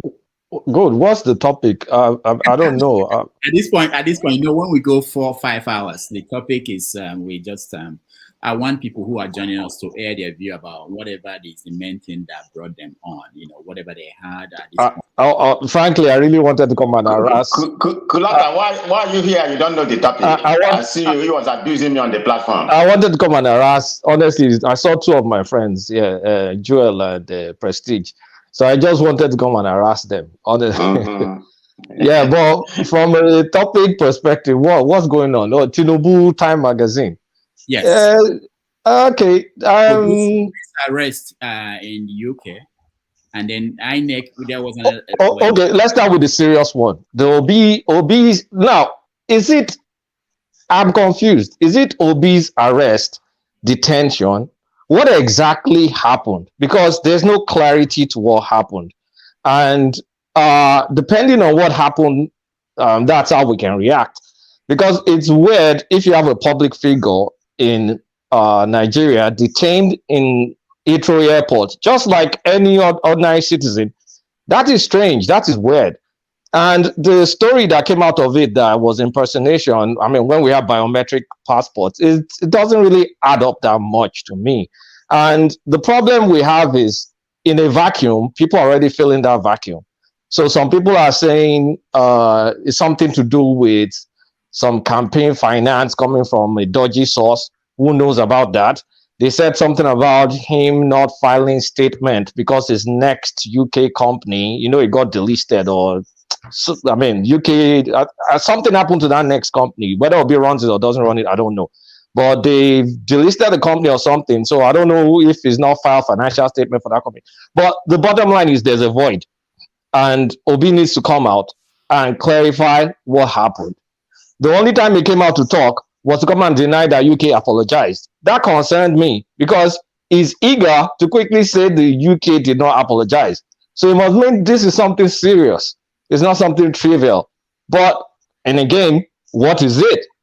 So it's troubling because we can't be having UK harass one of our politicians just like that willingly, because that's just like they are handling one of our top politicians like a Tajuddin or like a Nonso, like just randomly. And then what happened? Did he got deported? Like, it's supposed to go to the UK to rest. According to the gist, like I said, if you don't communicate, there's going to be a void. They said the reaction to his prayers was the INEC and APC's reaction to his prayers bothered him, and he wanted to take a rest in the UK. Who knows if that is true? Because, like I said, there's a void. And then when he went to the UK, he spent Easter in detention. That doesn't make sense to me, because if they stop you in the airport, they can turn you back. They question you, turn you back immediately, or they question you, put you for a few hours, and then they let you in, or they turn you back. So if you went there on Friday and is back in the country on Monday, did they detain him throughout in the airport? Did he enter the UK and came back? So you see, someone needs to come and talk. Obi needs to come and talk. And Premium Times has asked UK for information. UK responded, Premium Times today, that they cannot give them any information between based on what happened for a citizen of whatever. But bottom line is, they said they could not provide any information. So if you leave the vacuum, it's just going to be rife with speculation. And the speculation is going on and on and on. So I feel, in Obi's interest, if it's not a serious case, he needs to come and clear the air. Otherwise, they will define it for him. Thank you for that. It's also, that applies to Bola Tinubu and where he is. Bola Tinubu. Let's talk about Bola Tinubu. So what I mean by this, what you said now, that's one of the things I try to point out to people, but sometimes they don't understand that if you have a position of importance in any country, and you disappear and people don't know where you are and what is going on, people will make up stories. And so I wanted to add about Obi, and I said to people that, and I also for Bello, let me just point out to you, I can actually say that we have a long invitation out there for Obi to be on this platform for the past 6 months, or I don't know how long now, and he hasn't accepted that. So just to tell you that we are open to anybody, and we have standing invitations. So, and I think this is a good point for him to these things. It's really important. All right. Okay. I'm not finished though. So about Bola Tinubu, he's picking his cabinet is in France. They've sent a few pictures here and there of him in France. So definitely right now, I mean, they are selecting the cabinet. That's what they're doing right now. You all know that the North is fighting for Senate president. You may end up having Muslim number 1, Muslim number 2, Muslim number 3. The way things are going, because the Northwest is they're fighting for the position. North Central is fighting for the position. So in the next 16 years, you may not even have a Christian in the top 2 or 3 positions in that country. But it doesn't matter. It's competence that we need. So that's going on. Well, once Tinubu is done with his stem cells injection, he'll come back to the country to come and do inauguration. I made that up. Stem cell. I just made that up. I don't know that as a fact. You may think that you made it up, but people are already saying that and that's a part of that living a vacuum, not explaining what you are doing, where you are. Someone like Tinubu should not be hanging around Europe without media coverage, media following him. It shouldn't be. But he does have select media people that follow him, though. That's why they're taking pictures of him and his supposed chief of staff. What's it called? Baja. They took a picture of him and Bajavia Miller hanging around in France. They took a picture of them even eating. That's 3 seconds video. That's not yeah, that's how he does his thing now. I mean, Tinubu's government is going to be a lot of disappearing act. Don't think you're going to get some transparency and he'll be sharing his life. No, when he goes out for medical trips, it's going to be silent. I mean, expect that. That's going to happen. Now, for the Time magazine, I mean, Nigeria is a very powerful country, and you have someone that won the election. So it's fair enough that you're going to put the winner of the election as one of the most influential people in the world, because he influences 200 million people. Whether that's the correct population, I don't know. But he influences 200 million people, and it's going to determine their fate in the next 4 years at least. So, I mean, does it deserve it? Yeah, it does deserve to be in Time magazine. And but what I don't like is people going to harass the staff writer of Time magazine. I mean, they harassed the poor lady. She had to block that Twitter account and her LinkedIn. How about now, Nigerians? Calm down now. It's not that serious. Like, she just did her job. That's all she did. So people should chill out. It's the Time magazine. It's a big deal for Tinubu because it's a counter narrative to the negative propaganda and spin coming from the other side. So he too needs to counter attack with something else. So this is more like a good news for him because it kind of like plays above the fray. So they'll continue with this as they go on, but they did it right. However they got in there is job well done. Whether they bribe Time, I don't know, but it's a good propaganda. Propaganda for propaganda. It's all is fair in war. All So right. that's it. All right. Thank you, Kalab. If you welcome to the show. Just 10 seconds, please, just 10 seconds. Okay, CM, go ahead. Please, 10 seconds, please. Go ahead. Tomorrow, David Hyundeyin will be coming. Tomorrow, David Hyundeyin will be coming on the program. That is when we will know the real truth. So all these things we've been hearing today about Tinubu, the man with the real stuff, David, is coming tomorrow on this program. So I think I better leave to go and prepare for the questions, revelations I'm going to hear tomorrow. Whether Tinubu is nominating cabinet or he's taking stem cell treatment in France, or he's injecting Hey, I made that stem cell up. type of Please, you guys don't drug. take it. No, All I those made it ones up. are just in the. Don't give it another life. I made it up. No, I'm not quoting you. I already know. See, listen. No, I just want to say, no, I want to I'm be a very clear. scientist. I know I what is made stem cell treatment. Kulata, you Even see I know what you it. started? You I started know. this. I'm not So quoting. I'm not going to quote you. Oh, don't quote I'm me. not. Okay, thank you. I'm not Thank going you. to quote you. Yeah, listen. I'm not going to quote you. Believe me, I'm not quoting. I know it now. I know the stuff. I know what stem cell and why they do it, and when it is due for renewal. So we are having another Buhari on our hands. That is what this thing is trying to say. Anyway, well, let me tell Bello Babs, this cannot be the best election we've had. With all due respect, we've never had an election in which an ethnic group like the Igbo will be profiled and targeted and be slaughtered. Till today, Ndi are still conducting funeral of people killed in Lagos. We've never had an election in which Oluoma will come out, a tout will come and say ethnic group will not vote. We've never had an election in which an ethnic group like Igbo, their businesses will be burned down. We've never had. So if all these things are associated with this election, how then do you say it's the best election we've had since 1999? It is not, and it can never be. I don't know whether you are burying any of your brother. I buried one of my cousins from Ladipo. It was slaughtered. So when you say this type of thing, look at all the evidence all over the place. Nigerians are even, those that are not Igbo, are even sympathetic to Ndi Igbo for being profiled and slaughtered in Lagos. And yet you are telling me this is the best election. Please try and be measured and show some milk of human sympathy. If you do not lose your business, some people did. If you did not lose your brother or sister or cousin or somebody from your ethnic group, some people did. You can never profile a people openly like Oluomo did, and you call such election the best election. Please, it is not. With all due respect, I'm on my knees talking to you. Thank you. All right. Ify, welcome to the show. Rudy, I'm not cutting you off. Rudy, my Ify, please forgive me if I interrupt. Rudy, why do you always try to marginalize me? I do not understand.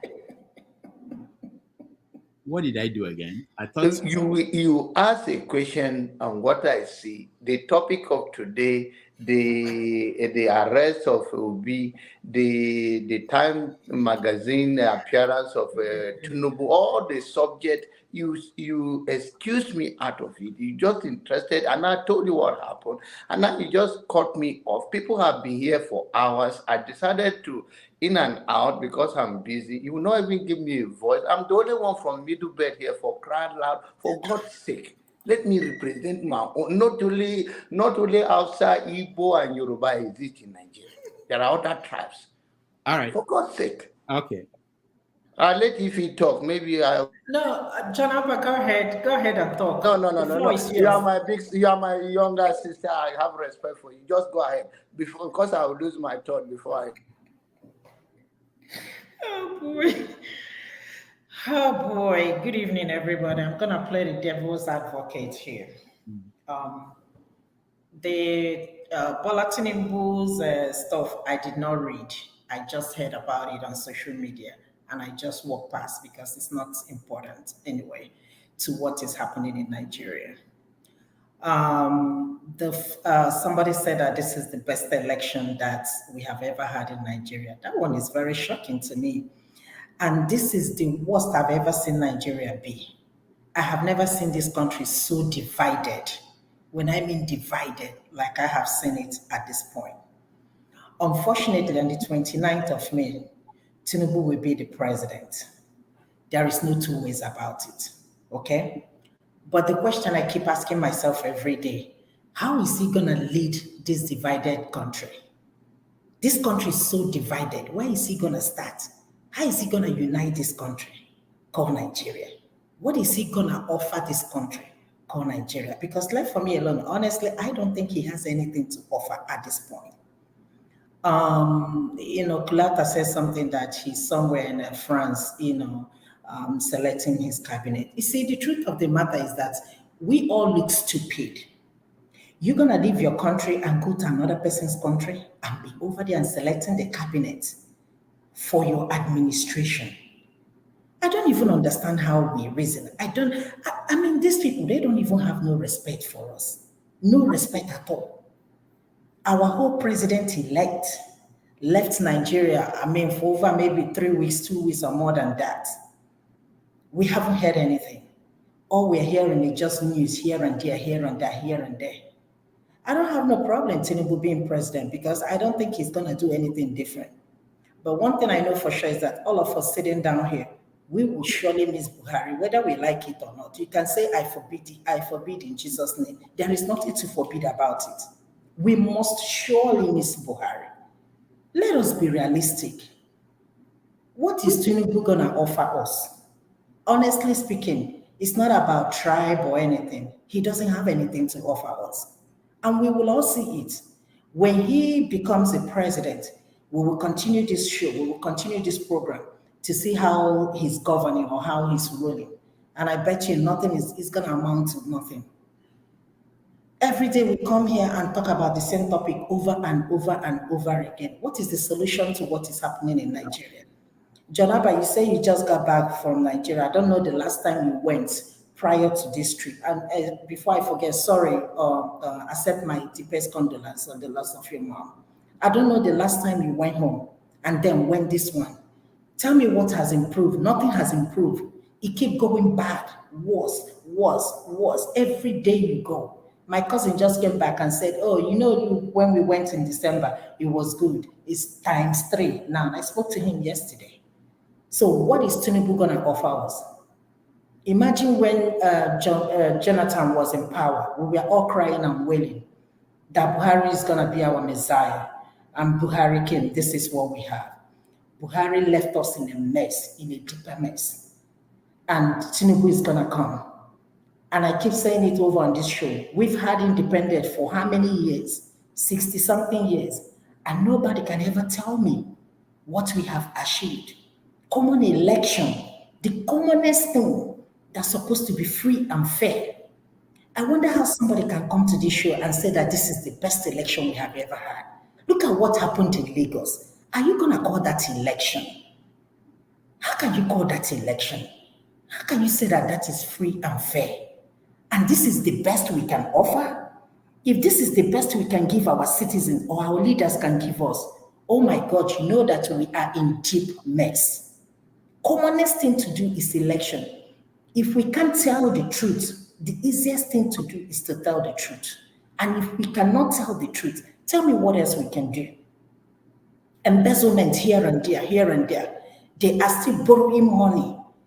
They are handing over next month and they are still borrowing money. And the question, the ones you borrowed, what have you done with it? Absolutely nothing. You can't tell that there is something we have in Nigeria we can be boastful for, talk about.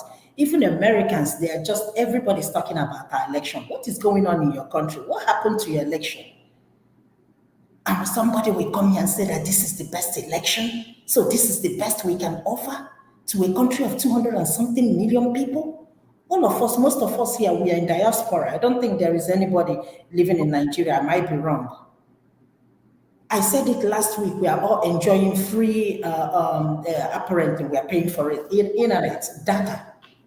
We can stay like 10 hours, but somebody in Nigeria cannot even buy a loaf of bread. And we're saying that this is the best we can offer. That is so disappointing. That's so shameful. I thought we can do better.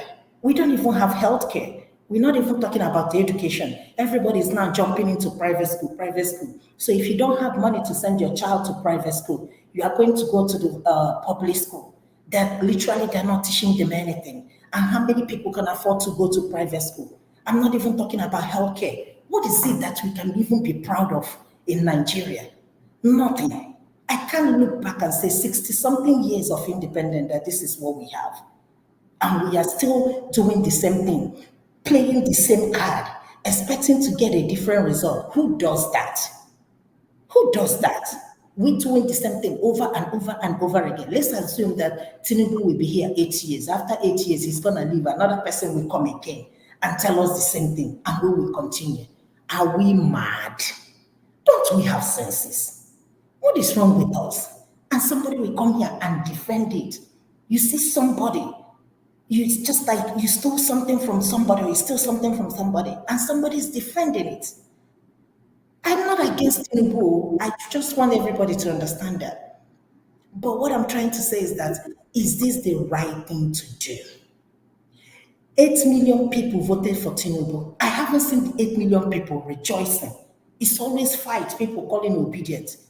Obidients, I haven't seen these people carrying arms. They are just on social media running their mouths, and you are calling them names. But what's his name was an Oviesh, I think it was Mike, talking about respect. This generation, they are not respecting their elder. I say respect. I say Mike, I won't even respect my elder. You earn respect.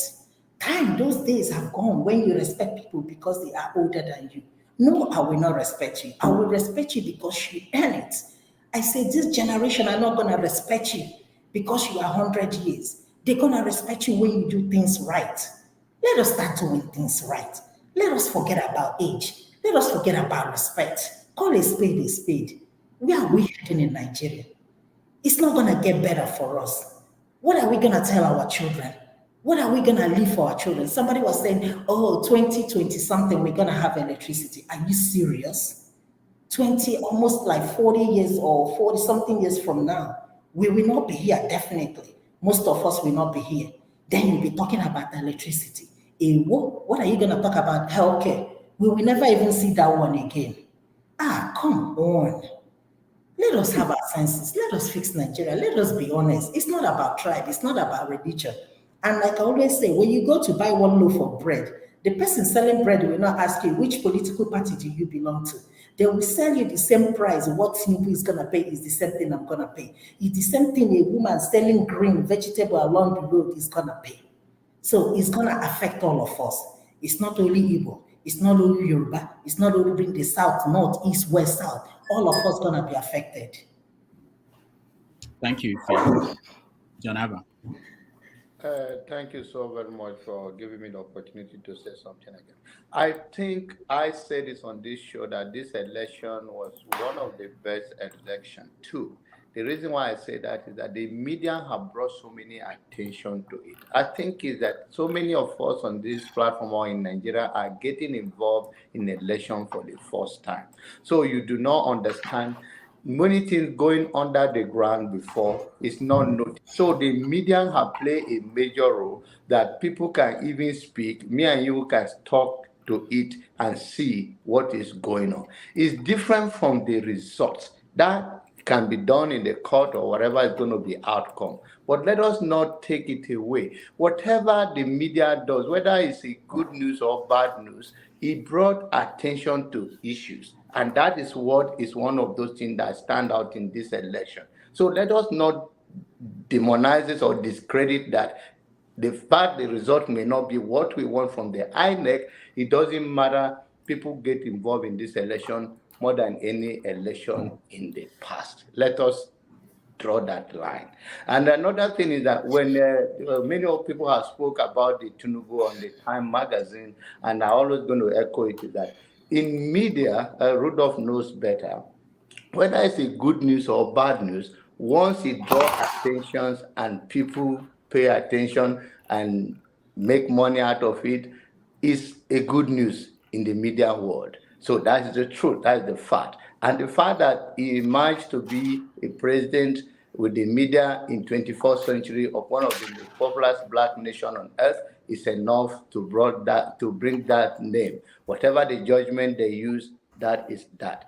On the big issue of arrest, I don't wish any Nigerian or any human being bad or good. Whatever happened with time, we will know. I don't want to read so much into it, but all I know from all I have said on this platform or anywhere else I have opportunity is that even Jesus Christ cannot help Nigeria, the situation. That is the truth. And the truth is that let us look into ourselves and we are the change.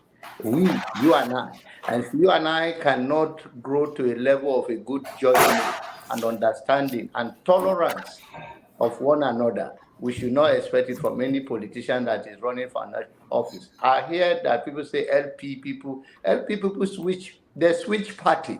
They are the same people. So what does that mean? It's not like a new generation of somebody that come and fresh, that never run from office. And even if you run for office, you run on political ground. And it means that will bring a change, that you are sending them to Abuja to bring a change or house in the state. That is a lie we always tell ourselves over and over. The people have to rise above the phrase and say enough is enough. Take it to the street. The people, whether you like it or not, if you take it to the truth, you should be ready for the consequences. People will lose their life. That is a reality. Is that what we want? No, but that is it. When we get to that level, then we are talking about the change that is, that people are saying we are between the rock and the hard place, and we can't take it anymore. Then we can start to see the changes. The tribal play out here and religious stuff is not going to help us. It has not helped us in the past. It's not going to help us in the present, and it's not going to help us in the future. What we want is a place where any other person can strive, just like we are in any part of the developed world. We may face other discriminations, but at least if you work and you earn it, they give it to you. Let us pray for that and work towards that, and we can have a better future. But for now, since I came fresh, I think I have some doubt, but we'll talk about that in the next section of discussion. But thank you again for not marginalizing me and not cutting me off. God bless. Rudolph, can you give me 5 seconds? I just wanted to add some context about what they said about these elections being one of our better elections. So there's this report that is on People's Gazette. It looks like what was presented in Washington, D.C. They're talking about the number. I mean, it's a sore topic, so it's not. I mean, they're talking about the number of casualties in our elections. So in 2023, they officially recorded 28 casualties, compared with 2019, which was 150 casualties. In 2015, it was 100. But in 2011, it was 800. So based on that, we're not where we're supposed to be. Nobody should be dying in our elections. But when you look at the trend, it's trending down. We're not there yet. But when you look at the trend, it's trending down, starting from 800 in 2011. I didn't even know 2011 was that bloody. We had 800 deaths in 2011, and it's gradually gone down up to 28 that we have in this current election. So it's not saying Where did you get 28? That's ridiculous. Wait, it's on People's Gazette. It's on People's Gazette right now. No, and that's it was about 84. I don't know where you got that from. I'm saying 28 right now. I can share the link. It's on People's Gazette. Mr. Rudolph, can I make a quick response, please? He's wrong. Who is speaking? Is it Bello? Bello, this is Bello. Hold on. I want to get to forefathers and Officer AK, then I'll come to you. Forefathers. Yeah, greetings, Rudolph, and greetings to everyone on the panel, the chat, and the viewers. Obviously, subtract Kulata from there. See, Kulata, you really need to stop this. Stop gaslighting people. It's not What's nice at all. gaslighting? Reading a news article is Yeah. gaslighting again. I'm just looking at the news article right From now. your village, is that what gaslighting is? Can you calm down? See, when I just searched death from What's your Nigerian village? election, can you let me finish? Stop picking the stuff to polish your information to your narrative or whatever you're saying to your narrative, because one of them shows 109, the other one shows 30 something, the other one shows this in 88. So you choose the lowest one you can find and use it But steer a narrative. am I supposed to find another one? That's the one I got. So what am I supposed to do? But it's not that hard to find. You just search and you find all the information. I searched and I got the one I got and I recorded it. Don't be there. See, you just search your Google will give you all the answers. So the point there is that you tend to always spin things, which is fine. Maybe for your own reason you want to spin it. Wait, what is spinning in reading a news article? Did I write it? Because you omitted that others showed 109 and 100. Because I don't have others. How about you give me benefit of the doubt? Then maybe you should have you do that repeatedly, so that's a pattern. So let's not pretend. See, come on, let's not do this. Is People Gazette a credible news?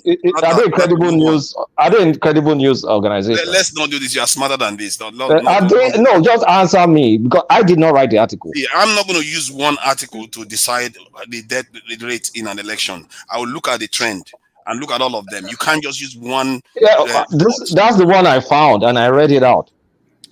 I know you can look for. So I'm guilty for not finding as much articles as you, Niger. Okay, guilty as charged. You use as your facts, then you have. I don't believe that's what you would do. Hold on, for viewers. In that so-called article. Hold on. For viewers, that so-called article. Hold on. Viewers at home may be wondering what's going on between forefathers and that, but sometimes during the week when I have time, I sneak around and look at what's going on in other platforms, and I see them. So these people sometimes they carry over whatever they left out somewhere else and bring it. No, he has a knife for gaslighting people and giving people weird. It's not nice. What is gaslighting in reading a news article? You must be redefining the term gaslighting because Nigerians are now familiar with that term. They just throw it at anything. Okay, let me tell you what that is. Because you know better, you should give people clear information. You omit stuff and just People's Gazette narrative. Did Kulata write People's Gazette? You can check the article. It's not my name. Are you choosing to do this? Anybody that listens to Kulata should listen to Kulata with 5 ears because you need a lot to decipher what he's trying to tell you. So for me anyway, I don't even know where to start from because what I've seen in the last couple of weeks has been quite lamentable. I don't even know where to start. Right now, all our major leaders are outside the country. From the presidential candidates, all of them. They're outside our country, and Buhari is not going to come back for the next 4 or 5 days. He's in Saudi Arabia. Tinubu had disappeared into France somewhere, and Peter Obi is being arrested in the UK, and Atiku is probably somewhere in Dubai. I don't even know. I'm not sure where he is, to be fair. That's the only one I don't know where he is. So this is, I don't understand how we got here, and this is really bad for a nation. It's a very bad sign. This is the first time I've ever actually monitored Nigeria's this in the election cycle. To watch a couple of weeks after the election, we've not even seen the presidential candidate, the one that is president-elect, and all the candidates are missing from the country. And these are the ones we know, not to mention all the other, officials and all the rest of them. Somebody said that they have handlers handling all of them. This is what I've been complaining about. These people are not our leaders. They are not our leader. They are behaving like caretakers. It's like they are just running a farm for their masters overseas. Whenever they finish the election, they finish what they are doing, all of them run back there again to go and take instruction. How do we allow this to happen? There's no nation that does this, I've never seen any non-black nation that behaves like this. I don't know how we became this way. We are debating whether Times Magazine likes somebody in our country or they don't like it. If Time Magazine like you, don't think it's a compliment. It's not a compliment. All these things, I don't understand how we always subscribe to other people constantly. Personally, it's really lamentable, and I really wish our people, you are all overseas. You have friends that are from other countries. Check the way their countries are behaving. Why is it our own are like this? Constantly. And we've just come to accept it now. Every day we sing about fella talking about colonial mentality, and we still remain that way. We are all aware of that song. That is more than 40 years ago now. And we still do it repeatedly. How do you ever correct something? It tells you that sometimes we might know something intellectually, but it doesn't necessarily mean the stuff will change until somebody does the right things, the right rituals, like I like to call it, to change stuff. Because I don't know what Tinubu has for Nigeria, but something tells me that if you are spending all these weeks in France, I'm not sure it's that good for us. I don't know what it's for us. He's running the country for. If anybody that comes to run this country and they are busy running to these Western countries, be wary. Because these same Western countries they've been running to for the last 60, 70 years, look at where we are. What good has it done us? Maybe they should change the countries they are going to. Maybe travel to India, France, this is China, Russia, maybe. Maybe we need to go to another market. If somebody is going to market and buying food that is purging you all the time, maybe you will tell them to change. Maybe you can lead by example by relocating to Nigeria first, to Nigeria, because that's highly hypocritical of you to be speaking from a high horse in the UK and talking about a fellow Nigerian like you that's also in Europe. Maybe you lead by example, you move to Nigeria, and then you get on your high horse. You are wrong, Kulata. That man is talking about the leaders. Come on, Kulata. Nigeria is a future leader too now. That's why he needs to lead by example. Come on, Kulata, don't be like that. See, Kulata, you are better than this. See, what you are saying there is like saying, can I finish? Don't patronize me. I'm not better than this because you are in the UK and you are sermonizing. Fine. What are you talking? He won't let me talk. See, let me tell you something. If Europeans come to Africa, why do you think they come to Africa? For their own benefit. When I came here, half of it was because I was colonized. I have that colonial mentality. I thought everything here was better. But somewhere along the line, that mentality switched. And if it switches, it doesn't necessarily mean just run the way back to Nigeria, because you use wherever you are, whatever advantage you have to better your people. That's how it works. There's a reason why Europeans are in Africa right now. They are there to better themselves like they've always done. If I'm here and I have an advantage here, I can use my access here to help my country. Taiwan, that you know today as the center of this in microchip manufacture.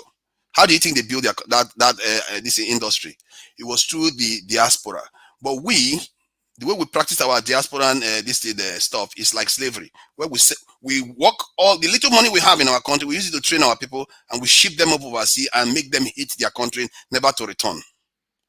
That is a big difference. If you turn your mindset, then it's like a two-edged sword. You have now turned it to favoring your country. All our people that are in the diaspora, if they turn their mindset to favor their country, instead of spending more than 95% of all their income in the country they are in, and they start shifting it back to their country, they will see how fast things change. That is the problem, and that is why I'm here. Most of the money I earn here, I am working with people in Nigeria. I'm not stupid. Because it's like when you are in the tug of war with your rivals, then people from your side leave your side and go and start working for the other side. That's what Nigerians are doing all the time. When they go overseas, they go and join the other side, work in their military, build everything for them against the interests of their own countries. That's what we are doing. I've decided that what is the point of keep doing that? You have to change the narrative and start doing it for your own country. Because who else is going to do it for you? It's your woman that is going to come and build it for you. They will not build it too. They've never done it. If anything, it's in their interest for us to remain as weak as we are. My concern is that what I've seen in this election is very, very bad signs. This is why our people hate our leaders. But you can ask yourself, look at what Kulata is questioning me about right now. Our own people, we are also part of it. Because our consciousness has not risen enough to understand that it's about our country, it's our own land. We need to fix it. And we have the capacity to fix it. We don't need anybody's loan. Abacha did not borrow money from IMF. And yet he was able to increase the national reserve. How did he do that? Nobody asked. And this is the guy that they call as the most corrupt leader in Nigeria. Why do you think they hate him most? Nobody bothers to ask critical questions. Why did this man not borrow money from other people? Why did he not travel out of Nigeria so much like other leaders? And yet, he is the one that saved up money for Nigeria more than many of these leaders. We are always proud about Peter Obi leaving money for people. Abacha left money for people. He didn't squander money. But yet, we know him as the biggest thief of Nigeria. Why? All the ones that have been borrowing money from IMF, what good have they done us so far? They keep leaving us in poverty and traveling overseas to go and enjoy with their bosses overseas repeatedly. It's so alarming. I was surprised to hear that our Supreme Court judge was in London the other day. It's like they are all there. We need to stop this, and I think we need to nip it in the bud, one at a time. Best, don't go overseas for treatment, except you have a waiver. You have to have a waiver to go overseas for treatment. If you are a public official, build this health institution in Nigeria so they can be staying in Nigeria. Limit at the rate at which they keep going overseas. All these leaders, why do you think these Oyibo people, when they want to punish them, they'll say, we're going to take your visa away from you? Visa, seriously? Visa is one of the biggest sanctions against our leaders because they are addicted to traveling overseas. Who cares? Keep your visa then. There are other countries to travel to in the world. Look at South Africa is exerting itself more than Nigeria. Nigeria is more than 200 million in population, one of the most important black nations on earth. You can't even believe, if you look at the map of even water distribution in the world, Nigeria is very secure. It's one of the most secure countries in the world. Other countries, look, South Africa is exerting itself, is part of BRICS. Nigeria, we're just busy running to Western nations. I don't know where to start from. The thing is really deep, and the whole thing is just, it's unbelievable. When I look at it, it doesn't make me happy, but there are still signs that it is possible to turn the tide. Like I said, half of it is just turning your mind. Myself, when I change my mind that I'm going to be spending money in Nigeria instead of spending it overseas, it doesn't take a lot to do that. It's just an epiphany. If millions of Nigerians do that, you'll be surprised how quickly things will change. If millions of Nigerians that are overseas decide that they're going to invest in their country, they will have a stake in the country. They will not they will not want anything to happen to the country. They will not want anybody to mismanage the country. I know that because I did the same thing. I was in the UK for almost 15 years before I started investing in Nigeria. When I did, my approach to the country changed. If you don't have a stake in something, why would you care? You just come online and complain, then you go back, everybody go back. Because the only stake you have in Nigeria is your family members. Put your money there, take risk in the country. That is what other people have done. If you look at the story of China, India, all of them is all the same. It's not me that is saying it. To go and research it yourself. You will find out that's exactly what they are still doing it to today. They are still doing it till today. The Chinese government is still giving money to its citizens that travel overseas to invest in those countries. They are even investing in Africa like that. They'll send their citizens to Africa, give them money to come and invest in Africa to buy up companies and start owning stuff. Why are we not conscious of all this? We see it happening in our face every day. So personally, I don't even know where to start. All I can say is that have a stake in Nigeria, turn whatever they are using against us right now, turn it against them. It's a double-edged sword. Our presence there is a powerful thing, but we are not tapping into it yet. And if we tap into the greater diaspora, that their purchasing power is over 1.6 trillion. Even 1% of that, we've not even started tapping into our strengths. We just complain most of the time because most of our eyes are not open to what we are capable of doing. We don't need IMF loan. The money they are giving us is nothing.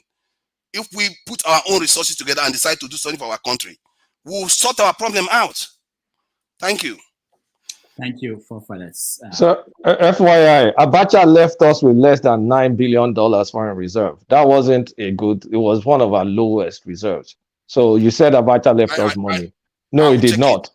It's like it's less than $9 billion. It raped the country financially.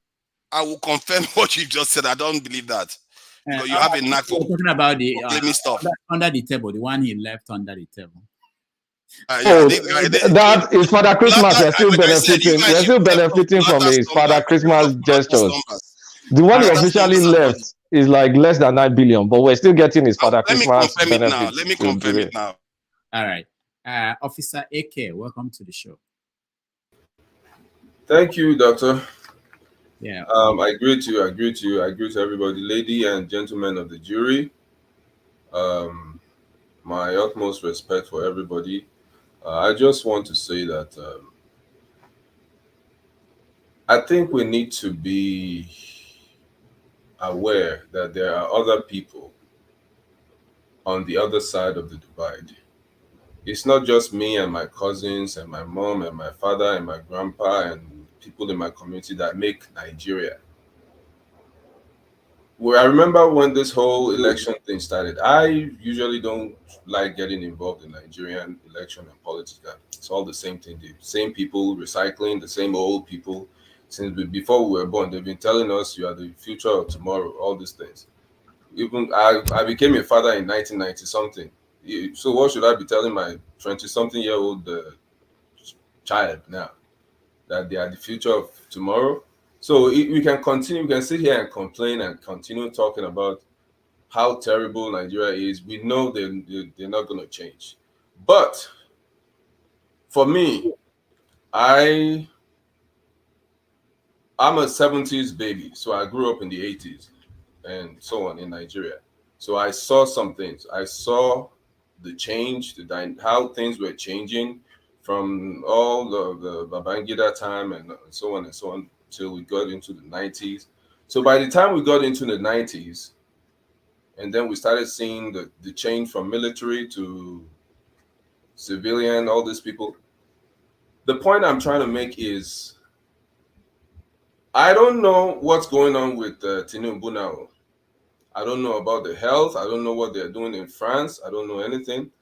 But if you ask me, when I was in Nigeria, I believe strongly in Tinubu because of what he did in Lagos State.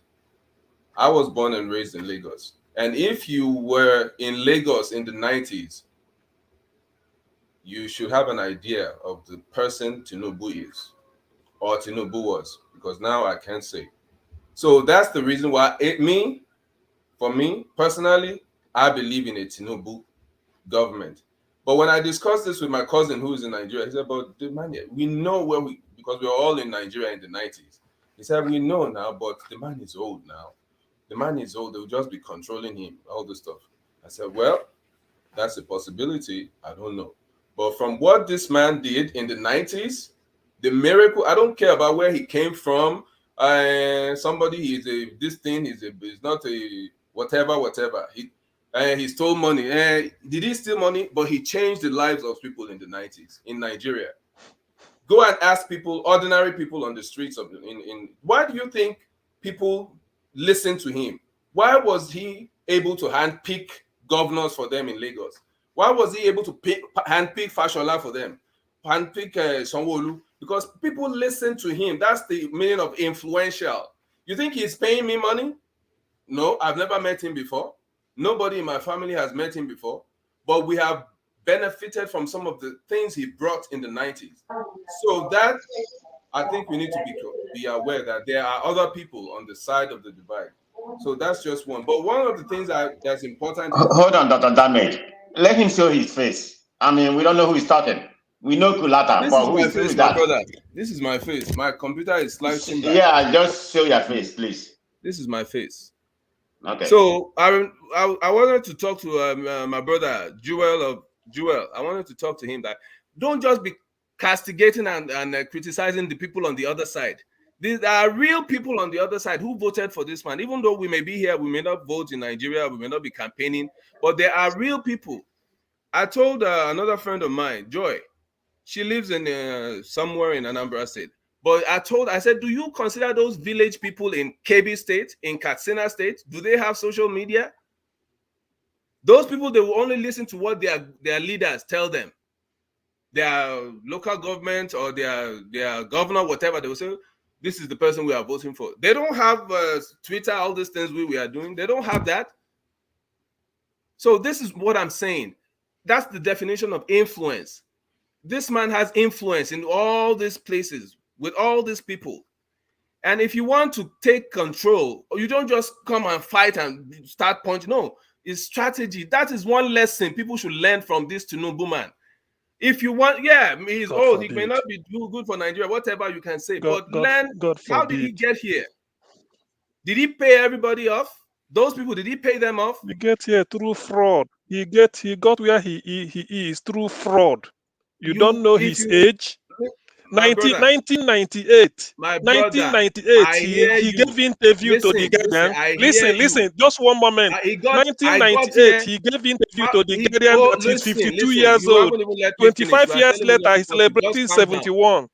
He That is got, just listen, fraud. I'm I'm not telling you coming down. all this stuff. You can continue talking. Joel was saying, oh, he's a convicted something in the US. We live in the US. I'm a police officer here in Texas. What is the meaning of conviction? What is the meaning of indictment? What is the meaning of charging somebody? When I was listening to one of David's interview when he was saying Tinubu was indicted, I said, do you know the meaning of indictment? Indictment, when you arrest someone, you charge them. After you charge them, the moment you charge them, that's indictment. And then you arraign them. Arraign meaning you appear before jury. People will now judge your case, and they will now say, okay, this is. If you don't go to arraignment, you may waive trial, and then you will sit down in front of a what they call them DA. The DA will now say, okay, do you want to go to trial? If you don't want to go to trial, this is what you can do. You can do community service. You can do this. We're just throwing words all over the place anyhow. He was not indicted. He was not charged in that case. I pulled up the thing. I looked up everything David was referring to. He was not charged. Even in the website, David said we should go. We went. He said Tinubu was not charged. So that one is zero. There's nothing there. Nothing. But that's not the point. The point I'm making is where CM, you were saying he got there through fraud. If you want to take this thing, you to go and try to take it through fraud or whatever. He got there somewhere. He has the influence. Whether he paid them money or whether he didn't pay me money. And I know so many people that he didn't pay money. So, but the point I'm making is we don't come and sit down here and just be throwing words about. We need to look for a way to make impact. And I want to give it up for my brother, forefather, some of the things you said, that those of us who are abroad, the things we can do. This is a big lesson. This whole online obedience movement thing is a big lesson for a lot of us, that we can actually make impact if we want to. So instead of all this murmuring and fighting and between ourselves and saying Igbo, Yoruba, this one, that one, I think now we know how to bring them to the table and ask them questions and make them, make them answerable to the people. That's number one. Number 2 point I want to make is this whole Obi arrest or detention something. I think in the interest of Obi, he himself should come out and say, because this is beyond politics. This is your image now.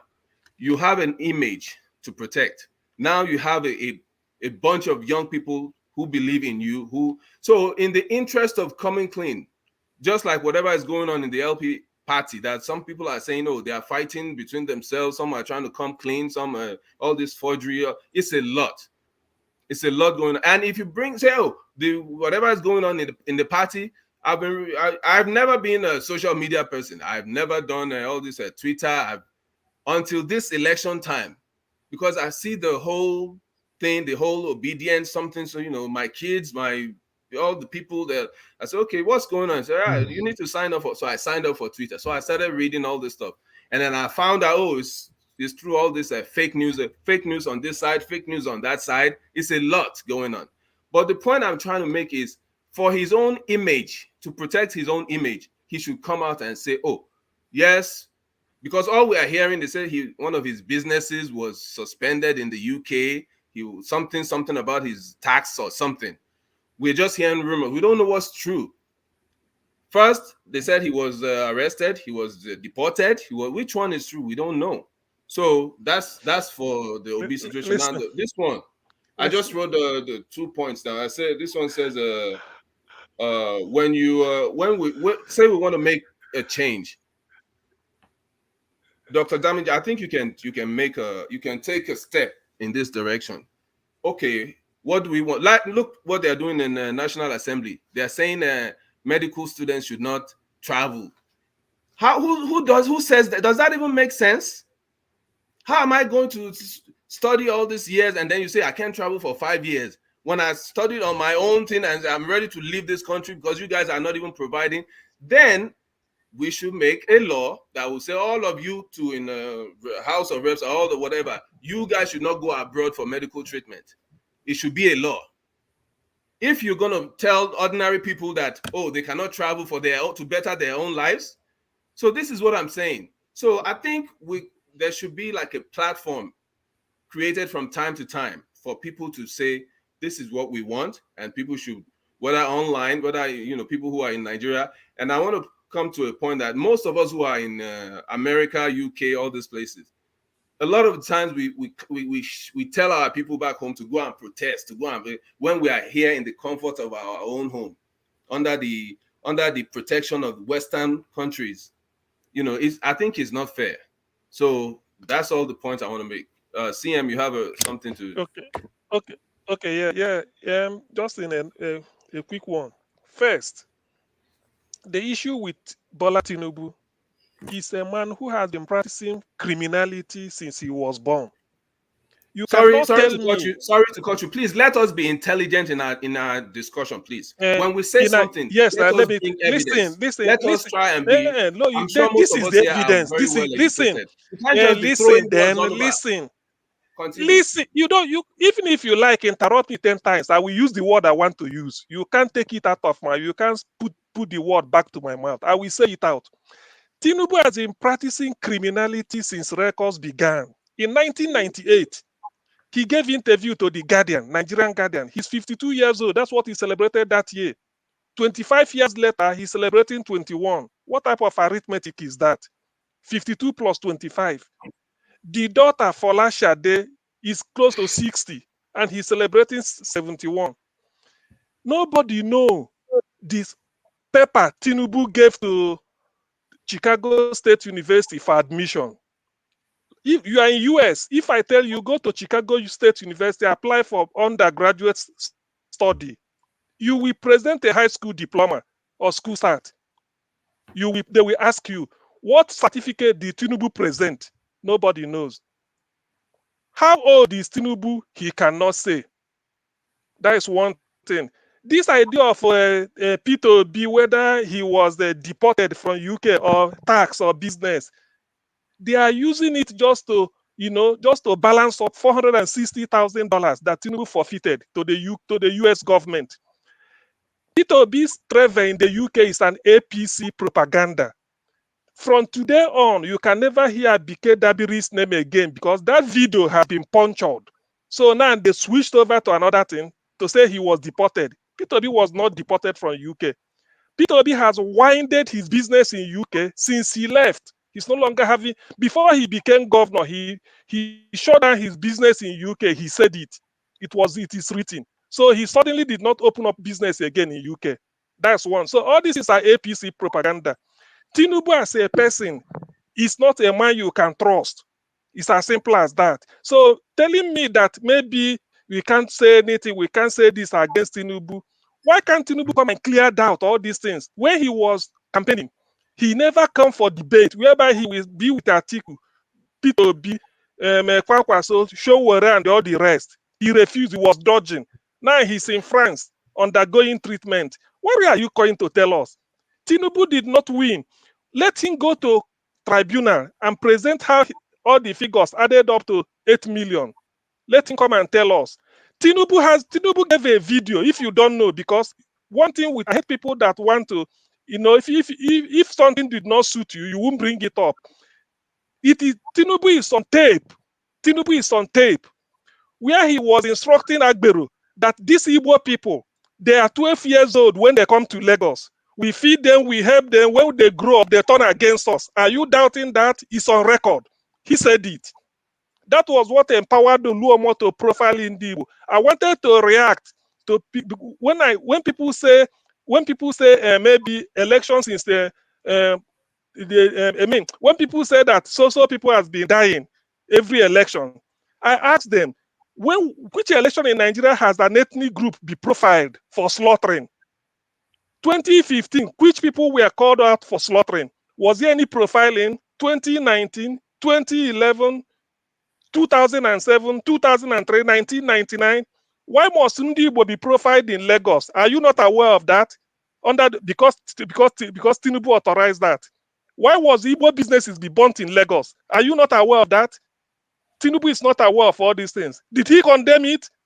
Did he? He did not. Because he told Olomo to do it. You see, sometimes when you people come here, when people say this type of thing, you provoke the anger in people. A whole ethnic group like Indibo, you profiled in Lagos and they were slaughtered, disenfranchised, their business is burnt. Till today. And people come here, they pretend. They will be telling you election is good, election is that. What are you saying? And you want me to support Tinubu? You want me to talk good of him with all this criminal record that he's having since records began? What is he trying to tell me? Please, sometimes if we don't know what to say, if we can't be measured in what we are saying, let us be sensitive. I challenge anybody here to tell me the ethnic group, the tribe that we are profiled for slaughtering in Nigerian election. Tell me, has they profiled the Fulani before in Lagos? Has they profiled the Bini, the Ichekiri? Have they profiled the Efiki, Bibio? Why must he be Igbo? And you are coming here, you are pretending. Look at what Tinubu said, that Igbo, when we come to Lagos and they do all this, what sort of, and you look, a typical Yoruba man is ashamed of Tinubu. I don't know why people come here to come and celebrate him. What did Tinubu say? Do you want Tinubu said, look at what did he say? Listen, Tinubu said in Igbo are 12 years old when they come to Lagos as 12-year-olds. When we help them here, accommodate them, help them grow, then they turn against us. Are you doubting that? Haven't you seen it? Haven't you seen it? Tinubu said it. I have not seen it. I'm asking you. That's what I'm asking you. Okay, yes. Listen. You haven't seen it. Good. But I'm telling you, I'm informing you authoritatively. This is not a case of reporting. What did Tinubu say about Ndibo? Hold on. Listen, so that I don't lose my trend. I don't lose my trend of thought. Please, I don't lose my trend of thought. Can you hold on a When you second, see somebody, oh God, okay, it's okay. What no, sorry. You're not the only one that's there that want to talk. You can't take all the time. Sorry, to CM. He said they roller coach to Lagos at age of 12 and this. So by extension, where does that lead to? Okay. Listen, I think this thing happened. This was a prelude to the slaughter on 18. He said it before 18. It's Hold on. Wọ́n á gbóògùn ọ̀fẹ́, wọ́n á rí ìtọ́jú ọ̀fẹ́ tó o bá tí ì kọjá 12-year-old. Á dẹ̀ tún gbé yẹn lọ sókè. Á dá ilé ṣẹlẹ̀ fún wọn, wọ́n ń kọ́ṣẹ́. A lè dá wọn dúró àwọn àjèjì tó ń yá wa èkó. Tẹ́kọ̀ ò bá dáa. Tó bá jẹ́ àrùn ló ń ṣe wọ́n bí. Tó bá jẹ́ àìfọkànbalẹ̀ ló ń ṣe wọ́n bí. Tó bá jẹ́ àìríṣe ló bá wọn bí. Wọn ò ní máa wà. Àwọn tó ń yabo Èkó tí wọ́n kúrò lù wọ́n tó ń wá sẹ́kọ̀ọ́. Àní wípé wọ́n máa wà. A lè sọ pé wọ́n dá fún ìgbìyànjú wa. Eléyìí tó kù ó di Síwájú.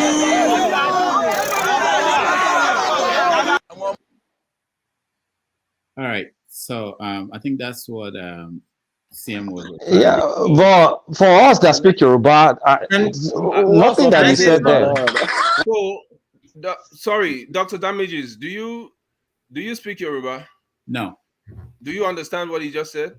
There was a translation that I saw of that audio, and I think that's what CM is probably. Okay, so I saw this video. Can you tell us what he said in the video?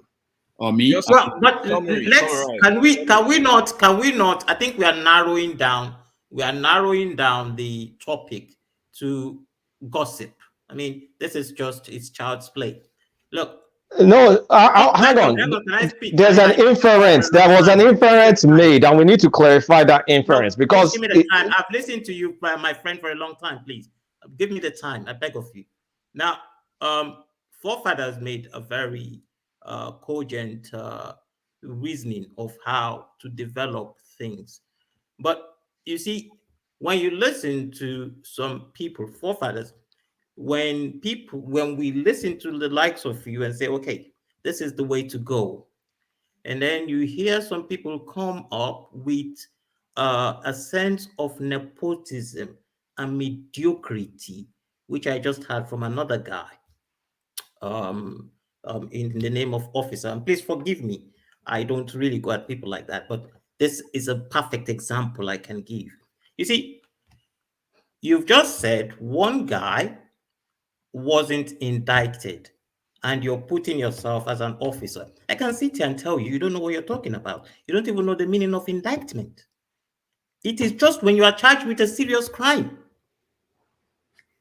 You know, so, and secondly, you're saying that this man did well in 1999 just because he helped some people. You see, we narrow things down. What institutions did he strengthen? Is it the judiciary that you can go back to Lagos and say, look, if I'm taking my case to the court, the judiciary would always stand by me. But he's narrowing it down to he helped people. So if I am not part of that circle and I don't gain anything, I'm out. So this is, you see, forefathers, this is why you're. So you just please directly, can I finish? directly attacked me. I didn't say anything to you. I will keep quiet. Just directly call me a mediocre. No, forgive me. No. I didn't call you a mediocre. I don't know what I'm talking about. Do you want me to bring all my uniform to show you? No, please. You don't need to do that. Officer, can you be quiet, officer? Let that guy talk, please. You may be officer, okay? Just attacked me and you say I should, okay, continue. We don't care about you being officer. Let the guy talk. Man of prestige, please.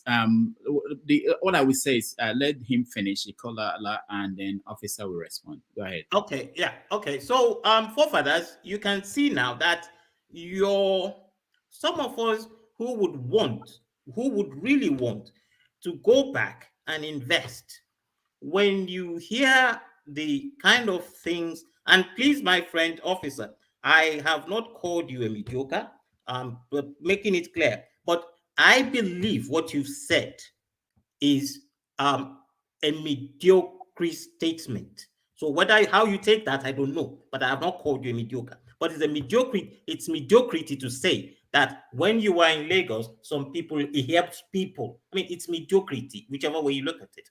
So, but I'm not calling you a mediocre, and I'm not saying you're lying, but your definition of indictment at the same time is not right. You can pick a dictionary and look at it.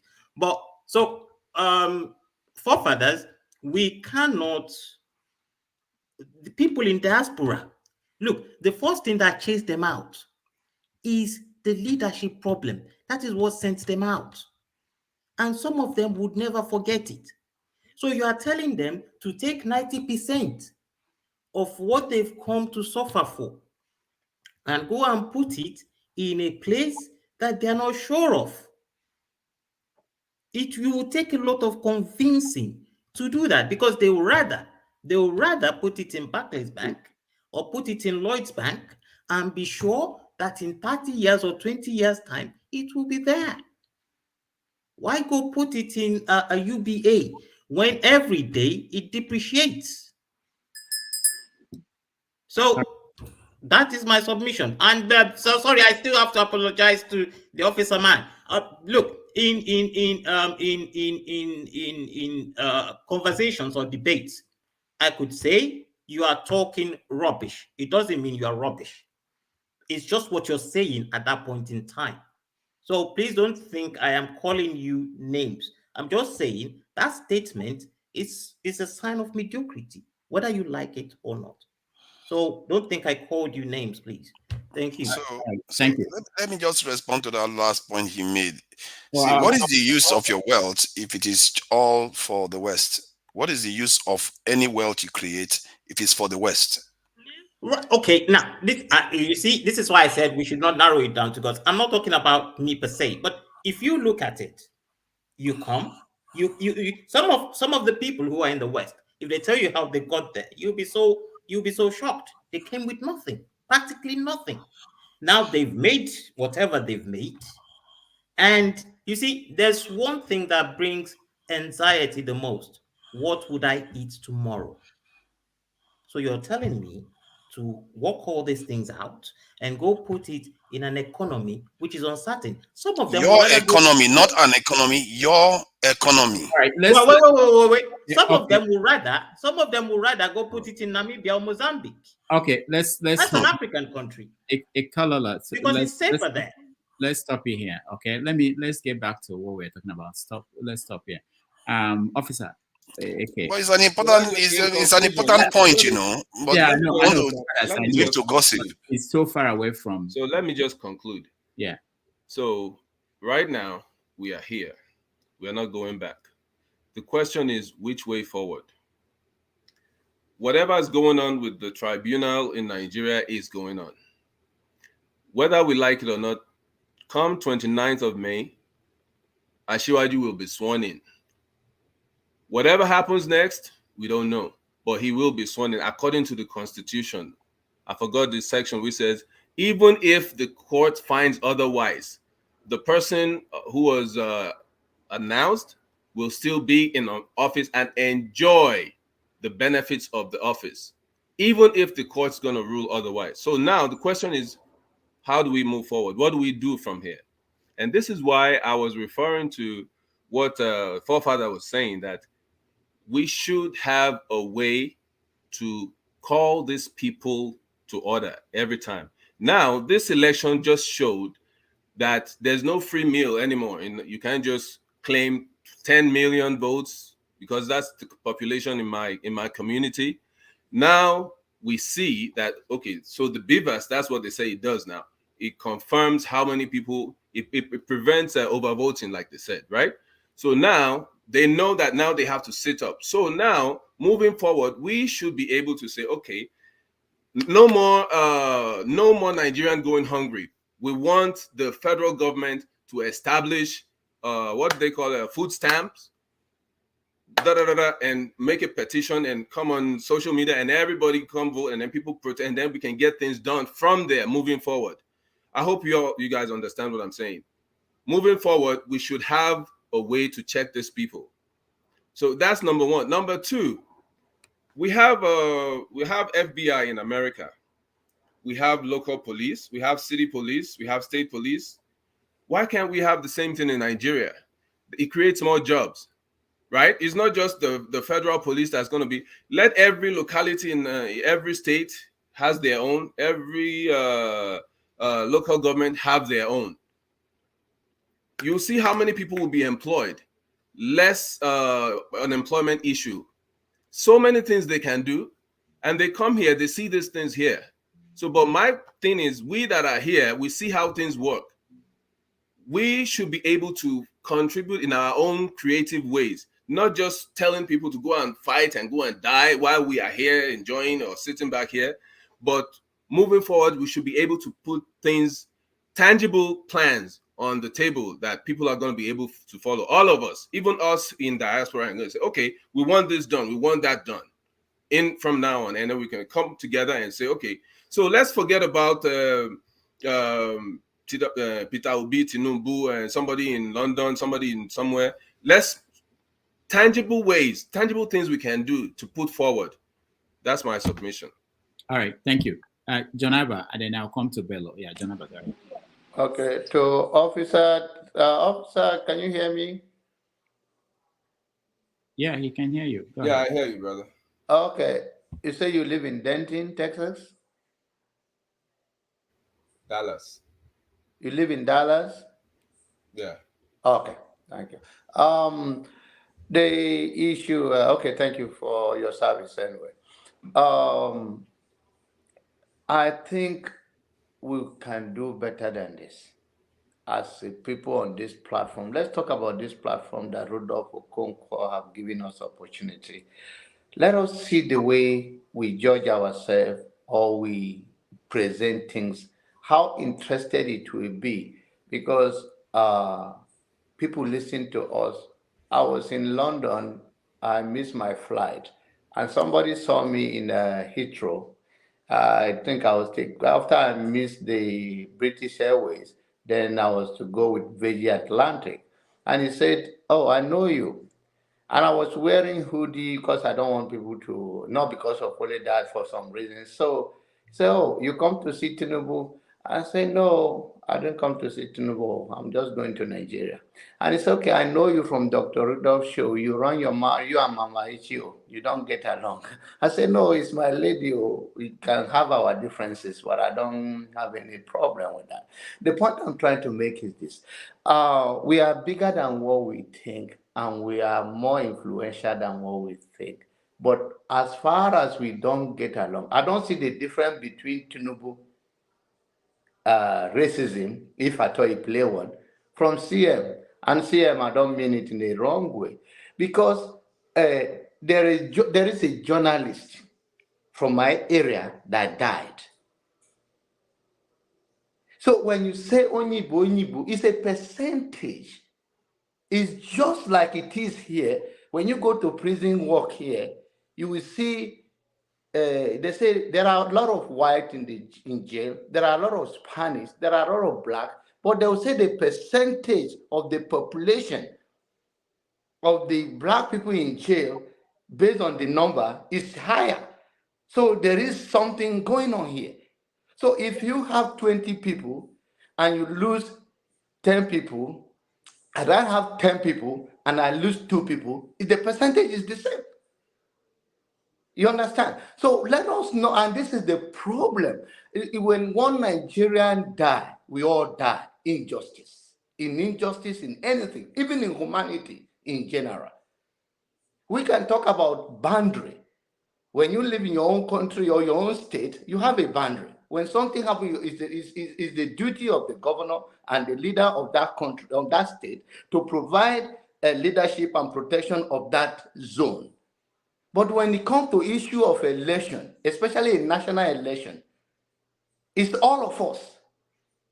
So we cannot be only say, okay, because Igbo people, they targeted them. I condemn it in totality if Igbo people were marginalized in Lagos. But it's not about only Igbo. If these people mind in the north and in the west and in the east, as far as you are not speaking Yoruba, you are either Mbati, whatever they call you. When they see you on the road, especially if you are light in skin, they don't even think. Even in Lagos, they don't think Benin people are not Igbo. And the same thing happened in the north. Whether you are a Muslim from west, and they are going after the west or the east, they still go after you. It's the same thing all over. And based on that, even in the north, as far as you are not speaking Hausa to the most primitive Hausa people, they call all of you Nyamri. Down there, they don't even care whether you say you are a Muslim from Ibadan or you are from Lagos. They don't care. And it's time to educate ourselves. Our differences is lack of understanding of one another. And our religious bigotry and all those tribal things, it will not help us on national stage, which means we still remain divided. Only Igbo cannot win the national election, only Hausa cannot win the national election, and only Yoruba cannot win the national election. But when we buy to this narrative of these people who divide us through their words and they divide and control, then we'll still remain in this captivity for many years to come. Mm-hmm. Thank you.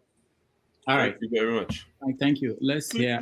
Please, he called me out. I want to know why the racism of Tinubu and the CM are the same. That's what I want, because you called me out. Yeah, CM, hold on. Let me hear Bello first, and then you can. Thanks for yielding the floor to me again. First I want to back up what Mr. Officer said the other time. I mean, it's unfortunate how people just come on this platform and just, throw words around, anyhow, using foul languages on people. We're just here, have a discussion, meaningful discussion. We don't have to agree with each other. You don't have to call somebody mediocre.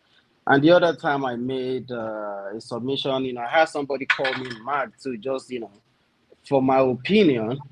And, sometimes, thank you. So, but sometimes we are just making an opinion. You don't have to agree with the people's opinion. It's always good to hear your own opinion and probably give some reason. Other people might agree with you, some people might not agree with you, but it's okay. I made mention the other time that this election that we had happened to probably be the best election so far, and according to the numbers, if I'm right, I can still be called out for that again. And according to to the numbers, Mr. Officer AK came about the other time talking about giving the statistics of the kind of number of deaths that we've had in the past. It is regrettable and condemnable if we that we're having we have killings during in our election. But are we making a progress? Yes.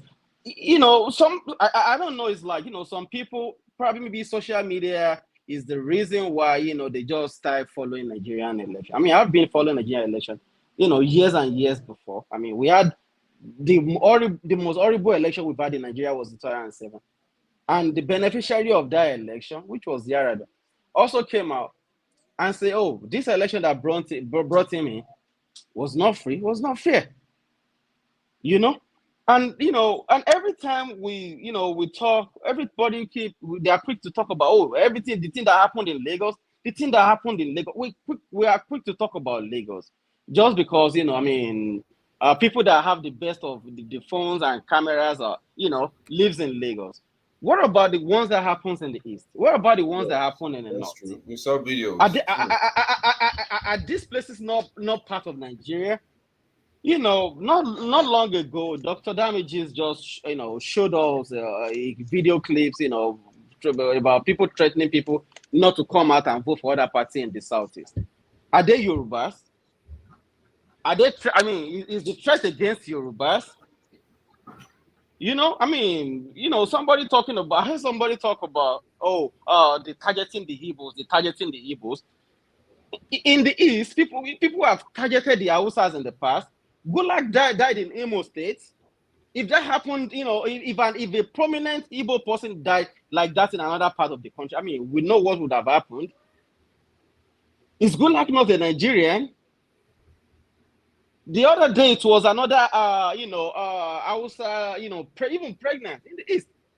Everyone did not fall in Nigeria. I'm not trying to justify all these things, but sometimes when we talk, we should condemn things. Generally, we shouldn't be a kind of ethnic champion. Come out in the public space and start just try to cover up one and make a huge issue about one.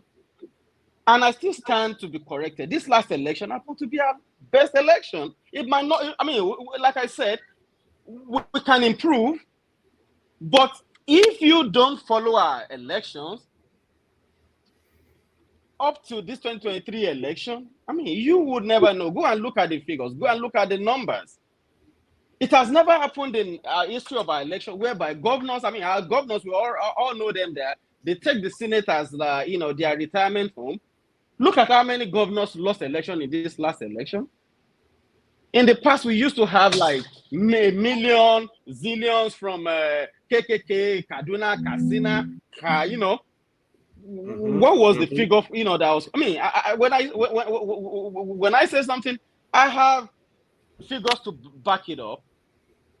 I'm not just talking about sentiment and something like that. But I just want to rest my point here. Thank you. I wish you all have a nice weekend. All right, thank you. Okay. So please, can I clear my destiny? Okay. John Abba said the racism of Tinubu is equivalent to CM. So I want some citing. I need clarification on that before I land, because you called me out. I'm talking to John Abba. This is the same thing that Bello just said. I told you that when you are talking about Onibo, you have a right to talk or to agitate for your people.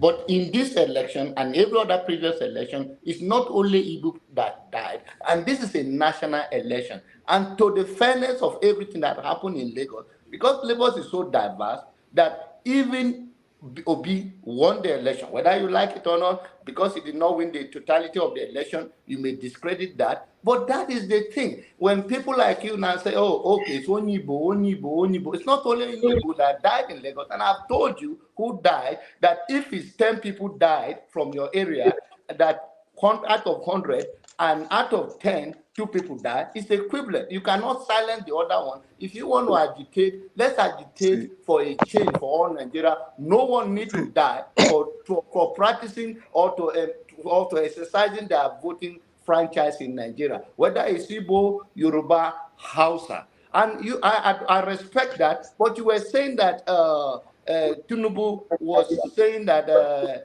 Igbo people came to Lagos when they were 8 years. I do not understand that the video play. But why I say you are equivalent to, you are emphasizing so much on that, like, okay, it's between Igbo and Yoruba.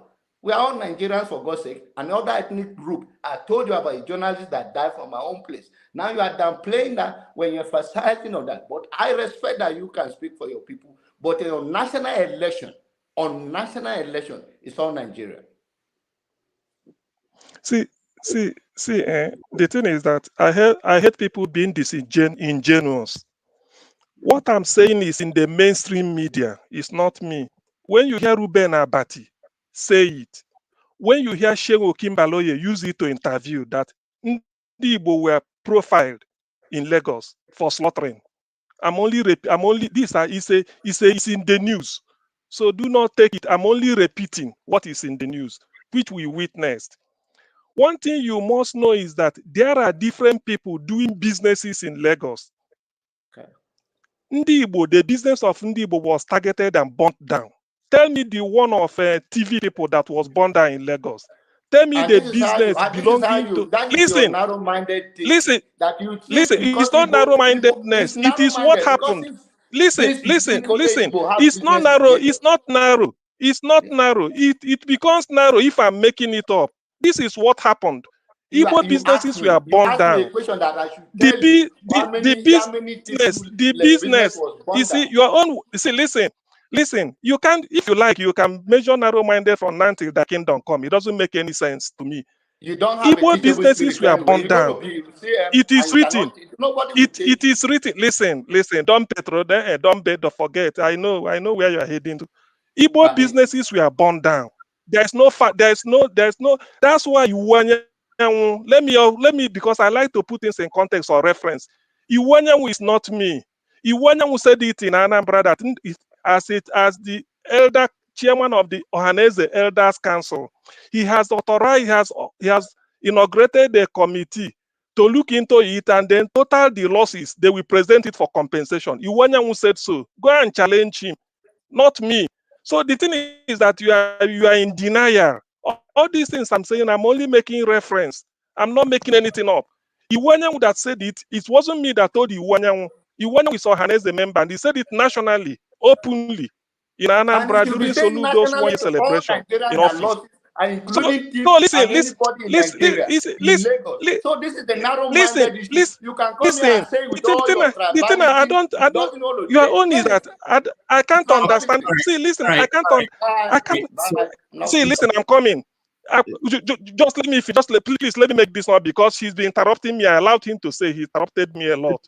Let me tell you, if somebody is quoting a verse in the Bible, you don't tell the person is wrong. You go to the Bible. If the verse is right, you interrogate the Bible and not the person. I'm only pointing you to what.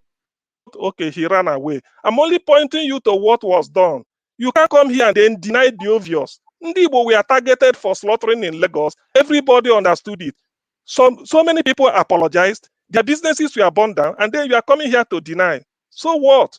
Please, let us be careful. If you can't help build the economy, don't help to destroy it. It's painful. that people will set up their business in Lagos. They are targeted. Who is Oluomo to threaten Igbo? Nobody is saying that. Am I making it up? Did we not hear what Oluomo said? Did we not see the effect? That's some money that went back and has been burnt in a market. What have you I think that see CM, calm down. See, you have to worry more about the lives lost, because sometimes when you talk too much about business, you are not taking into account the lives lost and the lives that have been damaged. And regarding whatever you lose, material things, you can get it back relatively easily. And the idea that because you lose material, everywhere there is risk in the world, there's recession that goes on in the West, you lose money and all the rest of it. I like the point Okolala made the other day. There is the other time, regarding what is the purpose of wealth anymore if you can't use it to better your people? Because you're afraid, you can't bottle it up in the West. You have to bring it back to your country. Even if it gets destroyed, you bring more back. It's material things. You do it until you fix it. You can't be just like battle. People go to war and fight, knowing full well that some of them are going to die. Do they just say, "Oh, because I'm going to lose my life, I'm not going to go"? But at that point, you are not differentiating sacrifice from investment. Investment, I want money back. Sacrifice, I'm wasting it. So you're actually wasting it. If I can invest money anywhere else, that I'm sure it will bring me returns. Why do I want to go to where it's not safe? Just because there's an election coming, everything goes up in flames. How do you explain that to a businessman? Because you're looking at it from just your individual point of view. By the time you do that in the West, eventually you're going to lose it. Because that place you are investing it in, you don't have control over the environment. They can decide to take it away from you. The problem with our people is that we just went to the West recently in the 60s and 70s and 80s. Go and look at what was happening to the African Americans. There's a reason why they are at the bottom of the totem pole. Anytime they try to rise, they drag them back again. And that is because they still need them. But when they don't need them anymore, they can do whatever they like with them. If you invest in the West, it's just for your own personal convenience. In reality, your own heritage is being destroyed. You can come out with all these reasons. Hold on, guys. Sorry, Dr. Rudolph. Let me get at him. You can come out with all these reasons, but what is the percentage chance of loss? So when you give me the percentage, we are talking business now. If you want to talk business, if you give me the percentage chances of loss, and then you tell me, okay, if I take my money to Mozambique, put it in there, and tell me the percentage of if I go to Lagos and put it in there, what is the percentage? If you give me a reasonable percentage and not sacrifice, because you live once, and whatever you make, you want to enjoy it. If I have to keep losing it and go work again, then I've turned myself a slave out of sacrifice. Yes, see, Rudolph, let's have this discussion because no, it's an important discussion. We can't. No, I know it's important to you and it's important to the conversation, but I don't want to. Maybe another day. The point is, I will leave very soon, so you guys can have that conversation. Not that I don't care about it, but the point is that there are people who are joining us who want to get the opportunity to, instead of having these two conversations with two people. Austin, welcome. I don't know. I went somewhere, but I'm not the type that always throws stones. When I came here, I saw a lot of, is it recrimination and counter recrimination? You do this, I did this and did this. Those kind of things don't go well in my ears. So really, I think I came when somebody was saying that, somebody was claiming that this election was one of the best. Really, I don't think it was one of the best we have had. Some people used to feel that then they vote since. We don't vote since 2007 too. Don't they vote? And I'm the kind, as I said, I'm the type that even if it's councillorship election, I'll go because Austin, sorry, 5 seconds. Which was a better election in your opinion? Can you repeat that question? I said, which was a better election compared to this one in your opinion? I think no matter how it looks like. No, just answer. 2015 was better. Wait, just let me answer. 2015. Come on, TM. You need to learn to take things easy. You can't force your standard on others. You don't force things down people's throat. If I tell you that this is my own take, if you like, accept. If you like, don't accept. Leave it. I wanted to say the same thing. 2015 was better. So in what ways? I was going to ask, because I don't, Now, people let me just go. throw this casual stuff. Calm down. Why is it that you always like pushing things back and front? First, I like questions and I can't even answers. see your face, so I don't even think of engaging No you. matter, I just answer the question. Thank you. I can't talk with a faceless person. I don't know you. I'm a ghost. Answer the question. I don't answer from ghosts. I can talk to Rudolph or talk to forefather because I know I see him face and I know this is CM and I'll say this. That's why I tell CM. I'll tell CM that please don't force your opinion on people. If you say 1 + 1 is 2, somebody says 5, leave it. That is just the basics we have here. Now, based on this, they have been rigging in the 2007, 2011, 2015, 2019 election. Most of these things we saw in other areas. This one was more obvious because everybody was looking. Everybody was watching. It was more obvious. People came out to see what is happening and how it's going. It's like saying that we are doing something in broad daylight and somebody comes in broad daylight and scuttle everything and goes away. It's okay. It now becomes the one in 2011 is worse than this one because 1 person, 2 person, or 3 people died. The fact that this one was broad daylight, I tell you that this is the rules of the game, and I breach the rules of the game. Betraying trust makes it bad. We know the too many. I promise, I assure you, even in the international community. But what happened? It went wrong. Okay, in this case now, we have 3 cases. National Assembly election. Somebody made one statement that most of the big wigs did not come back. It's true because the Senate was transmitted. The House of Reps was transmitted. But the presidential election was not transmitted.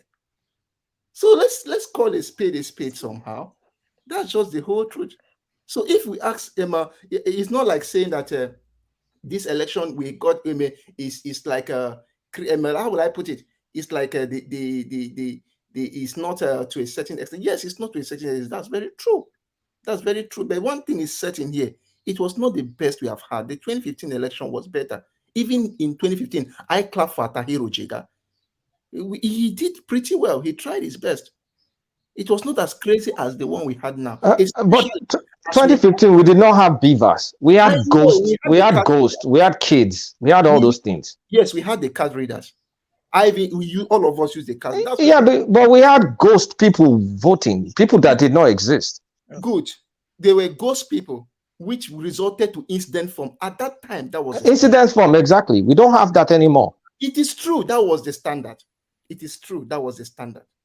But what I'm trying to say, what makes this one worse is because 1, everybody was watching. That was the first thing. Everybody was watching. 2, you have told us that this is what I'm going to do. You set the rules of the game. But when it came to a time where they were supposed to give a penalty, you say, no, it's an offside. When everybody knows it's a penalty. So the point is just, my own is the words. If I tell you I will do this, I will do it. If I say I will not do it, I will not do it. Don't come and tell me that this is how it will be, this how it will be, this how it will be. And one thing, as I said, I want to say, look, if you want to go, I believe in this issue of, I don't know if you get angry with me, I believe in sciences. If you go to Lagos now, you may see one Yoruba person who was affected by the burning of the shops, or maybe one person who was killed. So you cannot totally say that it is very true that when it comes to percentage, Igbos were highly profiled. It is very true. And it will say that those from the Yoruba point who may have suffered the same thing were just victims of circumstance. So it is not like putting it that it must be my people. Come on. And that's one thing I want to talk with Sia. It must not be Igbo. That's sometimes when I come to this, I don't even want to come in because it looks as if it's always crying and lamenting over Igbo. No. But the point is that something is going wrong. No, something led to that. Something led to. I was making reference. Something led to that. He's crying on what bothers him. I understand. But please, let's give our point. 1, 2, 3. No matter where the person is coming from, I'll tell you the truth. When I see some people talk from the maybe Bayo Ononoga and the rest talk, you want to think that maybe this is happening to Yoruba people. Then you come and see somebody like Show. You see somebody like Delefaro to me talk. You now discover that this thing is not about ethnic stuff. It is about individuals. It is about the pedigree of the person. And even if you have 100 Yoruba people or 100 Hausa people or Fulani people, 99 of them are bigots, but just one of them is not. You don't have the scientific right to say that these groups are bigots. That's just the point.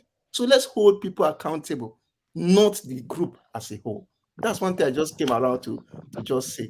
So let's not make it as if it's only me who is on the receiving side or it's only you who is this. That's just my own point. I don't know. That's just what I have to say. All right. Thank you, Austin. Ify, you want to say something? Okay. All right. Rudolph, you're marginalizing me, and I want to go. I'm coming to you. Yeah, I just want to collect.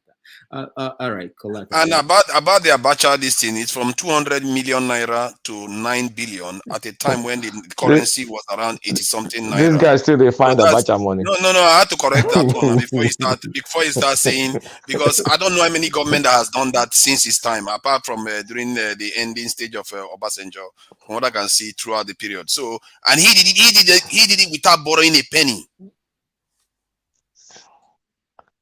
All right, Abacha is an economic genius. We lived through it. We enjoyed it, including those thinking fuel that we used to pipe from our car to drive on campus back in those days. Anyway, it's to tell you that we don't need IMF. Yeah, we don't. About the election, there's a lot of misconception about the election. I don't even think many people have sat down to even study the Electoral Act. You cannot compare this election with 2019, not by any stretch. First thing, everybody mixes stuff up. There are three separate and distinct things in that election that people mix up. Number one is the beavers. Beavers is not what you go and vote on. It's just accreditation, nothing more. It accredits, and that's it. That means if you have, you won't have ghost workers, no incidence forms, no overvoting. I mean, if you get overvoting, you can easily flag it and cancel it. That's beavers. Beavers worked almost 100% throughout this election. That is beavers. Beavers is separate. The next thing is the collation that people don't pay attention to. Collation in the Electoral Act is manual. There's no automatic collation. That's one of the biggest mistakes people make. There's the National Collation Center. There's the Local Government Collation Center. There's a state one. So collation is largely manual. And the result is also manual, is in that form EC8A. The third piece of it is the IREV, which is just a viewing portal. Is all they do is upload the election, either online mode or offline mode. It will get there eventually, is to go and view the result. IREV. The beef everybody has with the election is IREV, because they said they were going to load it real time. Of course, real time is not technically real time because not a bunch of APIs. It's still a batch process. You still upload the image, you run whatever batch process, and then you can view the result. So those are three distinct things that everybody mixes it up. I've even seen Peter Obi bungle it on Channels TV before. So people's beef is they did not upload to IREV on time, the viewing portal, forgetting that for each polling unit, you had the INEC agent, you have the party agent, and you have the police that have a copy of the result. As they voted, as they were counting LUP 75, LUP 78, whatever, after they finished that counting, they gave your party guy a copy of that result. They gave the police and the INEC. They all had it. And your party guy will take it to his, what's they call those centers again that they run? That word always skips my mind. The rapid, it's not rapid response. You know what I'm talking about, where each party runs and they count their result by themselves. Situation room. Thank you, situation room. And all of them got the results individually from situation room. So the entire beef about the presidential is just the fact that they did not upload it to IREV on time. So that's the beef. So it's a process issue. It's not a deficiency issue. Now, the standards of the Electoral Act in 2022 is to have substantial, for the elections to be substantially off. So that means in the 160 something thousand, whatever we have, you need a substantial number of polling units for the results to be off. And how do you say a result is off? By INEC standard. If you don't have, like Omawole Shorore will not have polling agents in a ton of, in a ton of polling units. But as long as the INEC agent signs that result, it is valid, right? And then there's the issue of TPEX. right? People think, okay, the TPEX result, that means, oh my God, the TPEX result. You can make adjustment to it. All you have to do is sign and countersign, just like you're notarizing anything. So those are the facts that are going to court. And that's why when you check Peter Obi's prayers, his case, he was trying to go after process and qualification of the winner of the election. He wasn't saying my result is substantially off. He only mentioned 3 states or so, and he did not even give polling unit data to back it up.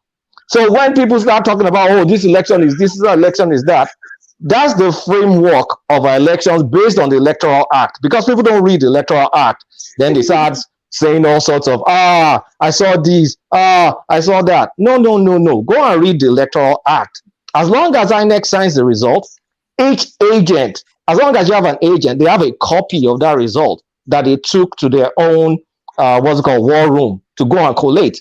So before they even announced, all of them have been collating independently, and they knew what the result was. And that's why you could see the reaction even before whatever that guy's name is, Mahmoud, before Mahmoud called the result.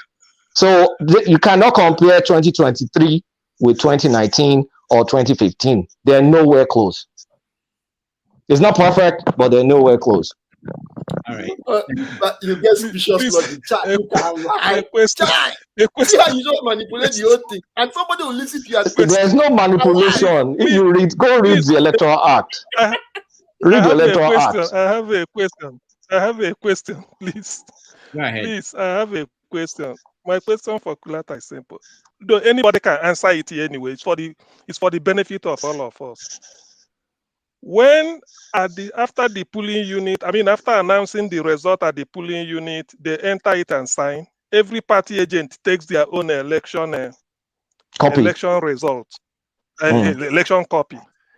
When they now when INEC now go and collect it, if they tip that one, they are TPEXing, will they also TPEX the one collected by the party agents? Will they record that one for TPEXing too? No, the one they're TPEXing, if they TPEXed, if they've shared it, all of you have your copies, then INEC now goes to TPEX. That is what you should take to court and say, if INEC goes to TPEX their own. Their own. Hey, that's what I'm saying. INEC TPEX their own. Okay, wait. I am the party agent for my party A. Then INEC have given us result, and they took their own and TPEX. The one I'm having, will also call for me. Will also take it from me to TPEX. No, you have to take that. If whatever they gave you is different from the one they collated, that should be your evidence in court. Because you're not the only one that has it. Every single party has it, including the police. That's the law. You've answered the question, which means they altered the one they are holding, but not the one I'm holding. Yes, if INEC alters it, actually there's a penalty, is it 500,000 or something, and jail term. Okay. If INEC officer alters it, you should take them to court, like APC, PDP, Labour copies. And if the INEC copy is different from the 3 different copies, including the one from the police, then the judge will have to rule in your favor because INEC cheated in that case. Okay. All right. Okay, Thank you. Yeah. Because I have to point this out because this is only peculiar for the presidential election. Thank you very much. Augustine, I don't know why you are laughing. You can explain yourself. No, I'm just saying that it's using specious logic. The logic is using here. Specious logic is when you explain something and it looks as if it's true. Austin, you have to bring out specifics. No, bring out specifics because you can amuse yourself as much as you like. But if you can't bring out specifics of what I said, if it doesn't tally with the Electoral Act, bring what I said, compare with the Electoral Act, tell me where they don't jive. I'll just tell you one thing. Festus Okoye, through the Electoral Act, also said that whenever the results from the beavers opposes the ones, there's no result in the beavers. That's number one mistake. Beavers is not for result. Transmitted electronically. You see, your mistake is, that's why I started with explaining. Beavers is accreditation. There's no result in beavers. There's no beavers. How did you start a statement and say result in beavers when there's no result in beavers? IRS is what you're talking about. See, allow him to finish what he's saying, please. But he goofed now. You know I don't have patience. Leave, I don't talk again. I know they like to How you say there's a result in Beavers? It is not who shouts more, who has the points. Hey, but we don't listen to, they listen to you now. Result in Beavers. Continue. You know, get points anyway. Right. Let's see. Let me. Who is the left out? Is that his new nickname? Result in Beavers. Officer Eke, do you have to say? You want something? No. I'm just listening. Okay. I think everybody should Google or pull up Electoral Act. Everything will be clear to you. It says there that everything is manual and then transmitted to the what's the word they use? I'm trying to pull it up now. I'll pull it up and tell you. It transmitted to which is the server basically. Viewing portal. IREV. No. IREV is the viewing portal. Yeah.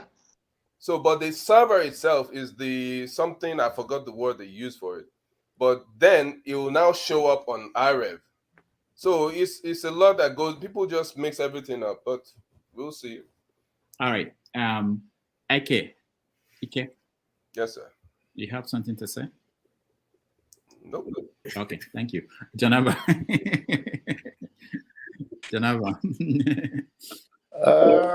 What can you say on this platform when the agitator voice is more than those that want to say the truth with the fact backing it up? But by God's grace, May 29, if Bola Tinubu is alive, is your president. If you like it or not, find another way. The weak court case, dead on arrival. I know those that believe that Peter Obi is Jesus Christ that came.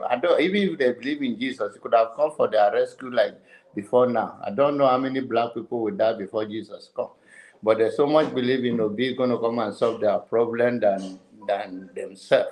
It's amazing the way we Nigerians think home and abroad. Sometimes I thought that we that have seen what is humanly possible by traveling, by exposure, then we make case worse. Assumption, saying things that is not true. You don't have fact on it. Defining something that is on public record that they already said it, you have another interpretation. And I think it's a long walk to freedom. The scientists here, and all of those mathematicians here, the prophet could not stop the election. And I'm so glad that the election do not go the way the prophet in Nigeria, especially my brother Paul Eneche prophesied. I believe Paul is not different from his father that is a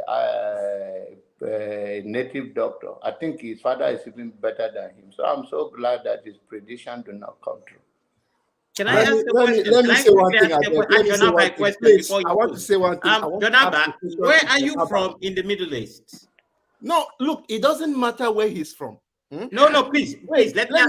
I didn't ask you the question. Jonaba, where are you from in the middle belt? Sorry. Belt.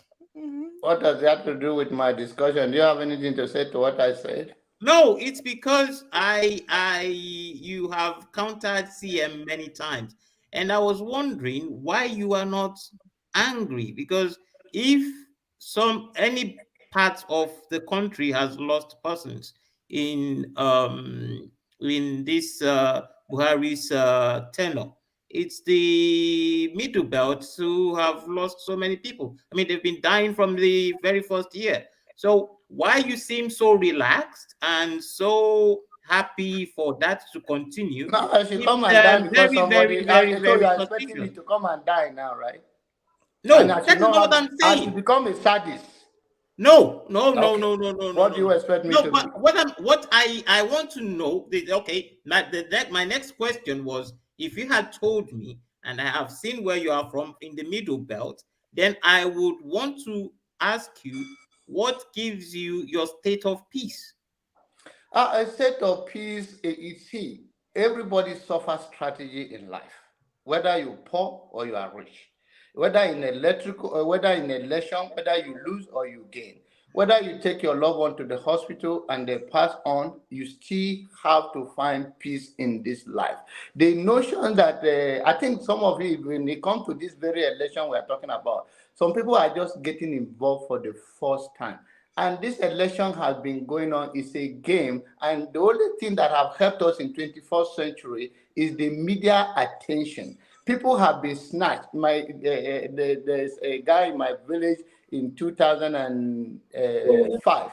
They snatched him on his road and he's no more. The family cannot find him till today. So it has been going on for years. I do not understand why we cannot find a common ground rather to buy into this politician fooling ourselves. And I have a life to live, and I have to live for my wife, for my children, and for you as well if I were going to speak to the world at large. I do not believe in hostility. I can believe we can disagree. I don't believe in being a sadist. What did I gain? Whether it's my neighbor down, I just bury my mom. So do you think Autumn is going at it the wrong way? Because he's very sad that his people are dying. A man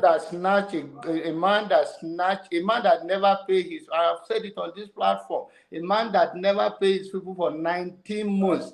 And now is the man that is championing you are going after Fulani enhancement when the pensions, pensioners, and government workers are not getting paid. So I've said it, Dr. Rudolph is my witness, so those who have attended this platform. So to me, that is hypocrisy in the highest level. So to me, all those things, it doesn't stick with me. I think it's hypocrisy at the highest level. Why you don't pay your people? If you pay them, maybe they have enough energy to defend themselves, or maybe they can even create a local gun to protect themselves. That's what is called ding gun in my place. It's a local thing. You cut nail. You do all of those things to protect your people. So when you are dying of hunger and everything because you never get paid, and somebody is championing a cause on national level, trying to be a propagandist, and then you want me to listen to him. To me, before the Boko Haram or the Fulani enhancement, whatever the people that are attacking the Benue people,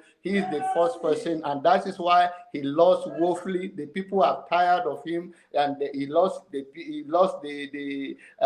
Senate bid, and he also lost his people that he wanted to become a governor or to become a House of Rep, whatever. He lost it because the people of Benue wake up. They say, okay, why are you telling us all those things, making them around the world, but your people are dying? So I think it's not doing nothing. All right. Thank you, Janaba. Let's welcome Victory. Victory, welcome to the show. Austin, I give you 1 minute. Thank you, Doctor. There was just something I wanted to talk about. Maybe I just wanted to make let's call it a side comment to what John Abba said. Sometimes we look at this whole issue as if one person is at the end of the gun or at the end of the sword. I don't think so. I want to just say one thing. There are two things I want to say, but I'll just say one. If somebody feel aggrieved, if a child walks up to me, I have evaluated your script and given it back to you, and you claim that question number 1 is right and I marked it wrong, it is my duty to look at it and say that, okay, this is why you failed it and this is why I cut the grades. If any presidential candidate feel he's aggrieved, you go to the court. I don't think describing somebody because I want to say it, you speak this way because Obi is from the East. No. If he claims that he won, go and prove it. If you claim that you are the right person, go and prove it. And if you don't prove it, then you leave the court. It doesn't mean that the way you try and make it, on 29th of May, Tinubu will be sworn in. And they always say, no matter how it is, not one person will survive it, or 2 people will survive, 3 people will survive. And Tinubu may come in and do the best, and even do even better. So the way sometimes people used to throw the thing as if you are the one on the other side. If you throw the iron into the marketplace, it may hit your own relative. So let us remove this issue of tribe. I don't know whether Igbo man don't snatch on a girlfriend before now make on the verse like this. Take them easy. That's just the whole thing. So let's do the right thing. One thing I want to tell is this: if you elect somebody into office, and I know that the people were the one who pushed me there, the people are the one who brought me there, I will be responsive to them. So even if all of us voted for Tinubu will know that these people send me duty. He go do the job. The case where you know put me there, I can't be responsive to you. And don't let it look, as I said, tribal. It's not a tribal war. It's just good leaders who can do good things for you and me. And as I said, he can even do better when he gets there. All of us wish him well. Who know like better thing now? All right, thank you. Before we go to victory, let me just announce for those watching at home or those who are not aware that tomorrow we have David joining us tomorrow at 4:30 p.m. Nigerian time and 11:30 a.m. here in New York. So he will talk about most of these topics we are already talking about, but he will come to it from the perspective of an investigative journalist. So it will be an opportunity for those who want to understand how the media works, how journalists do their job, and why things are the way they are. So if you have opportunity, please join us. Now, Victory, welcome to the show. Thank you, Doctor. And greetings, everyone. Yeah. So we've been here for almost 8 hours. So yeah, I've been watching from the back end. Yeah, I've been listening to everyone. Okay. So anything you want to talk about is No, I just wanted to come and respond to Kulata anyway. I mean, his submission is correct, but a lot of people were so aggrieved is that I don't understand how the average Nigerian thinks sometimes. This is an election, Doctor. This is like you're counting yourself. You're counting from 1 to 10.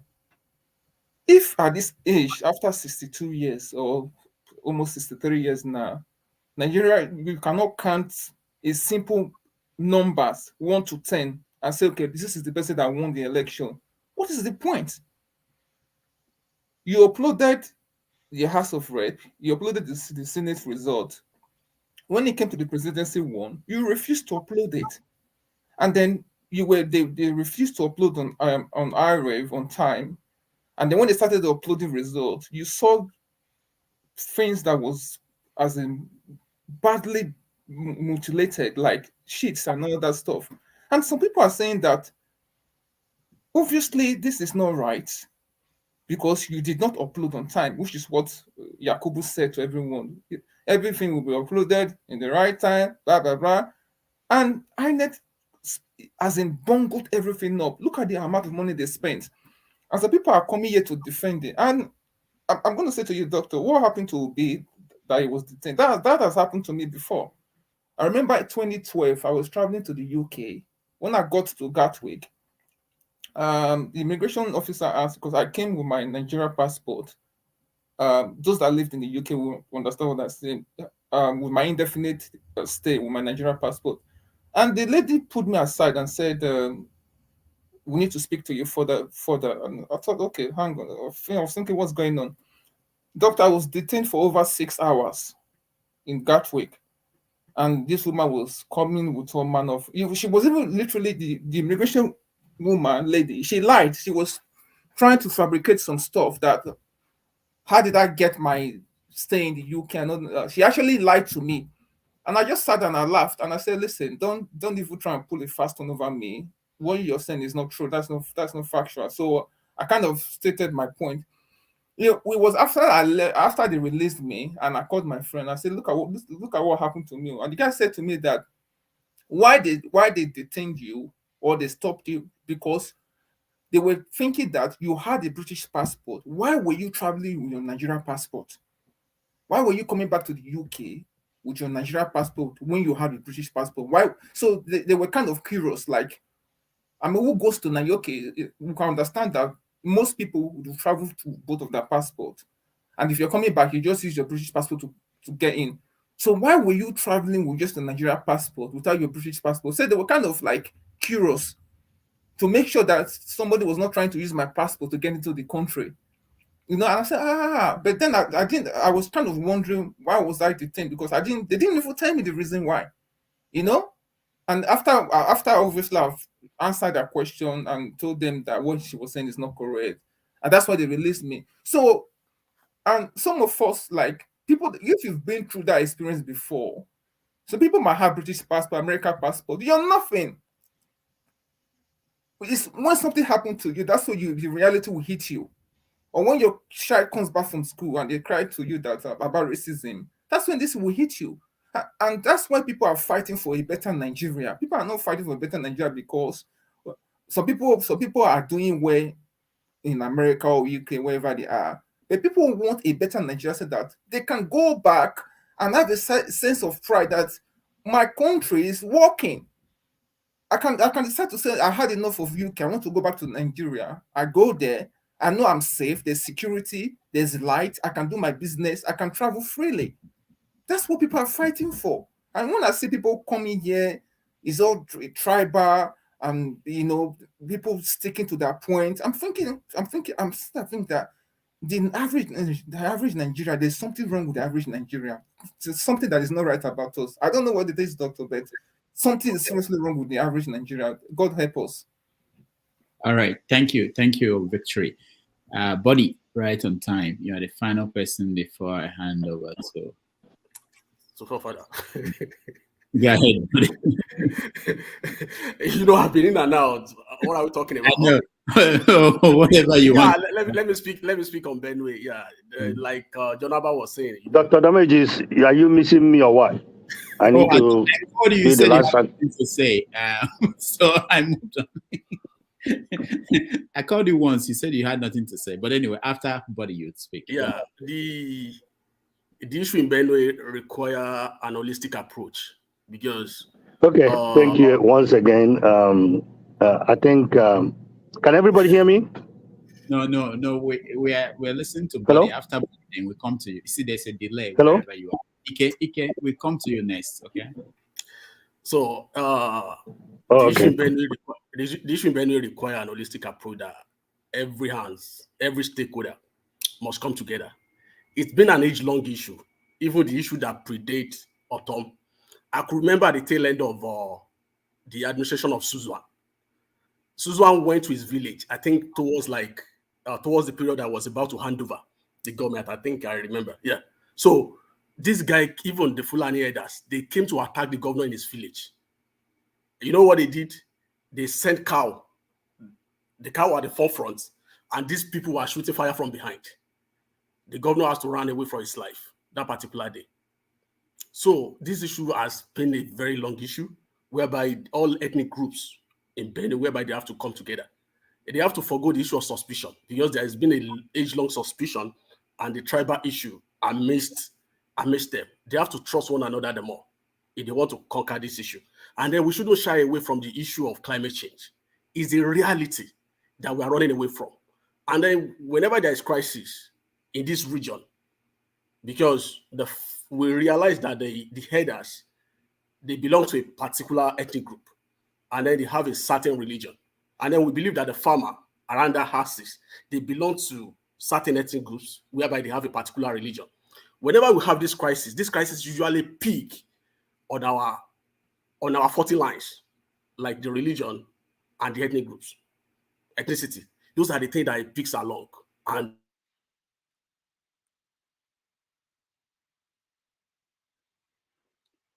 okay, Buddy, I thought it was me.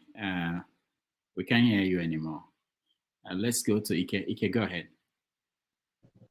Thank you, Dr. Damages. Thank you, everybody in the panel. For me, I don't know. Let me go to climate change first. I don't know individual on this panel. The last time they went to Nigeria, once you descending to Nigeria, the cloud turned brown. The cloud to descending to Nigeria turned completely brown. America speak about ozone layer. They speak about climate change. Are you telling the guy that is in the market that is burning tire and bringing the wire to do ngiga to stop burning the tire? Or are you telling the wheelbarrow man and all these people that are throwing things on the trash? For me, what all these things is all about is that Nigeria, in terms of election, somebody saying that the election was free. Yeah, senator and national house was good. Nobody's challenging those elections. The election that people are challenging Almost $1 billion. Almost $1 billion. And you're comparing it in 2007 and 2015. That's rubbish comparison. That is really rubbish, because I was listening to the guy on Arise TV talking about the election, the guy from River State. He always talk about election before election. After the election, he talked. He was comparing Nigeria with England. How England, it took them 99 years to get election stuff right. So do we need to go 99 years to get things right? We can't go 99 years to get things right. And when we talk about tribalism, somebody is saying it's not always Igbos. It is always Igbos. It's the people that they burn their market. It's the people that they take their livelihood away. You have a shade and you have money in that shade. You have your goods in that shade, and all of a sudden somebody come and burn it. The first thing it takes people that depend on you. There's so many people that depend on you. You take the food away from them. It takes your family food away. It takes your livelihood away. I don't know if anybody remember when Obasanjo was president and Atiku was vice. He locked down the ports and seized all Igbo's containers. Do you know how many people that died because of heart attack? Because their blood pressure was high. When somebody says it's not about Igbo, it is about Igbos. They have been killing Igbos. They have targeted Igbos. I don't know why the jealousy. I have asked this in this panel and nobody ever answered that question. What did the Igbo man do? Igbos want to go to become Biafra. Nigeria doesn't want them to go. Stay in Nigeria. You're telling an Igbo man, leave Lagos. If we leave Lagos, what they are fighting is to get things that they have sold to Igbos. An Igbo man came to you, even Sadhana Sokoto, if you go online on YouTube and watch Sadhana Sokoto back in the day, he said an Igbo man will come to your place, become your servant. All of a sudden, they make you an offer that you cannot refuse. And now you become servant. And that have resonated to different tribes. They make it as if Igbos are evil people. We are not evil. All we were doing is to survive. If you go to any part of the world, Igbos are. If an Igbo man is not in any part of the world, if you go there and you didn't see an Igbo man, carry your luggage, go, because that land is not fruitful. That land is not fruitful because an Igbo man will find something. Look at Oporoko. Oporoko that we stockfish that we eat. An Igbo man go over there and make Oporoko and bring it from Norway to Nigeria, and now it become a big booming business for them. The head, they used to throw away the head. Guess what? An Igbo man says, oh, this head is money. Now they are making money off of it. So I don't know why the hate for Igbos. And when you say it's not about Igbos, other ethnic group, look at the percentage of ethnic group in other people that were killed, and look at the percentage that we are Igbos. So I think we need to reevaluate. When individuals say it's not about Igbos, it's not about Igbos. Why are you saying it's about Igbos? Look at it in an objective way. Say, okay, why is the Igbos complaining? In the north, if anything happened to the Josh, they go and burn Igbo shade. In the south, if anything happened, they go and burn Igbo shade. They kill Igbos. How can you threaten an Igbo, an ethnic group, and the commissioner of police come and say he was just joking? And guess what? He carried it successfully. It was successful. They killed the Igbos that they said that they would do. They did that. Because of what? Because of money. Power. I don't understand these people. They come to America. They are nobody. I'm going to be in a wedding at the end of this month with Governor of Nasarawa. The last wedding, his son, the last wedding he came, he drove himself from Houston to Dallas and drove himself back. Nobody knew that he was governor.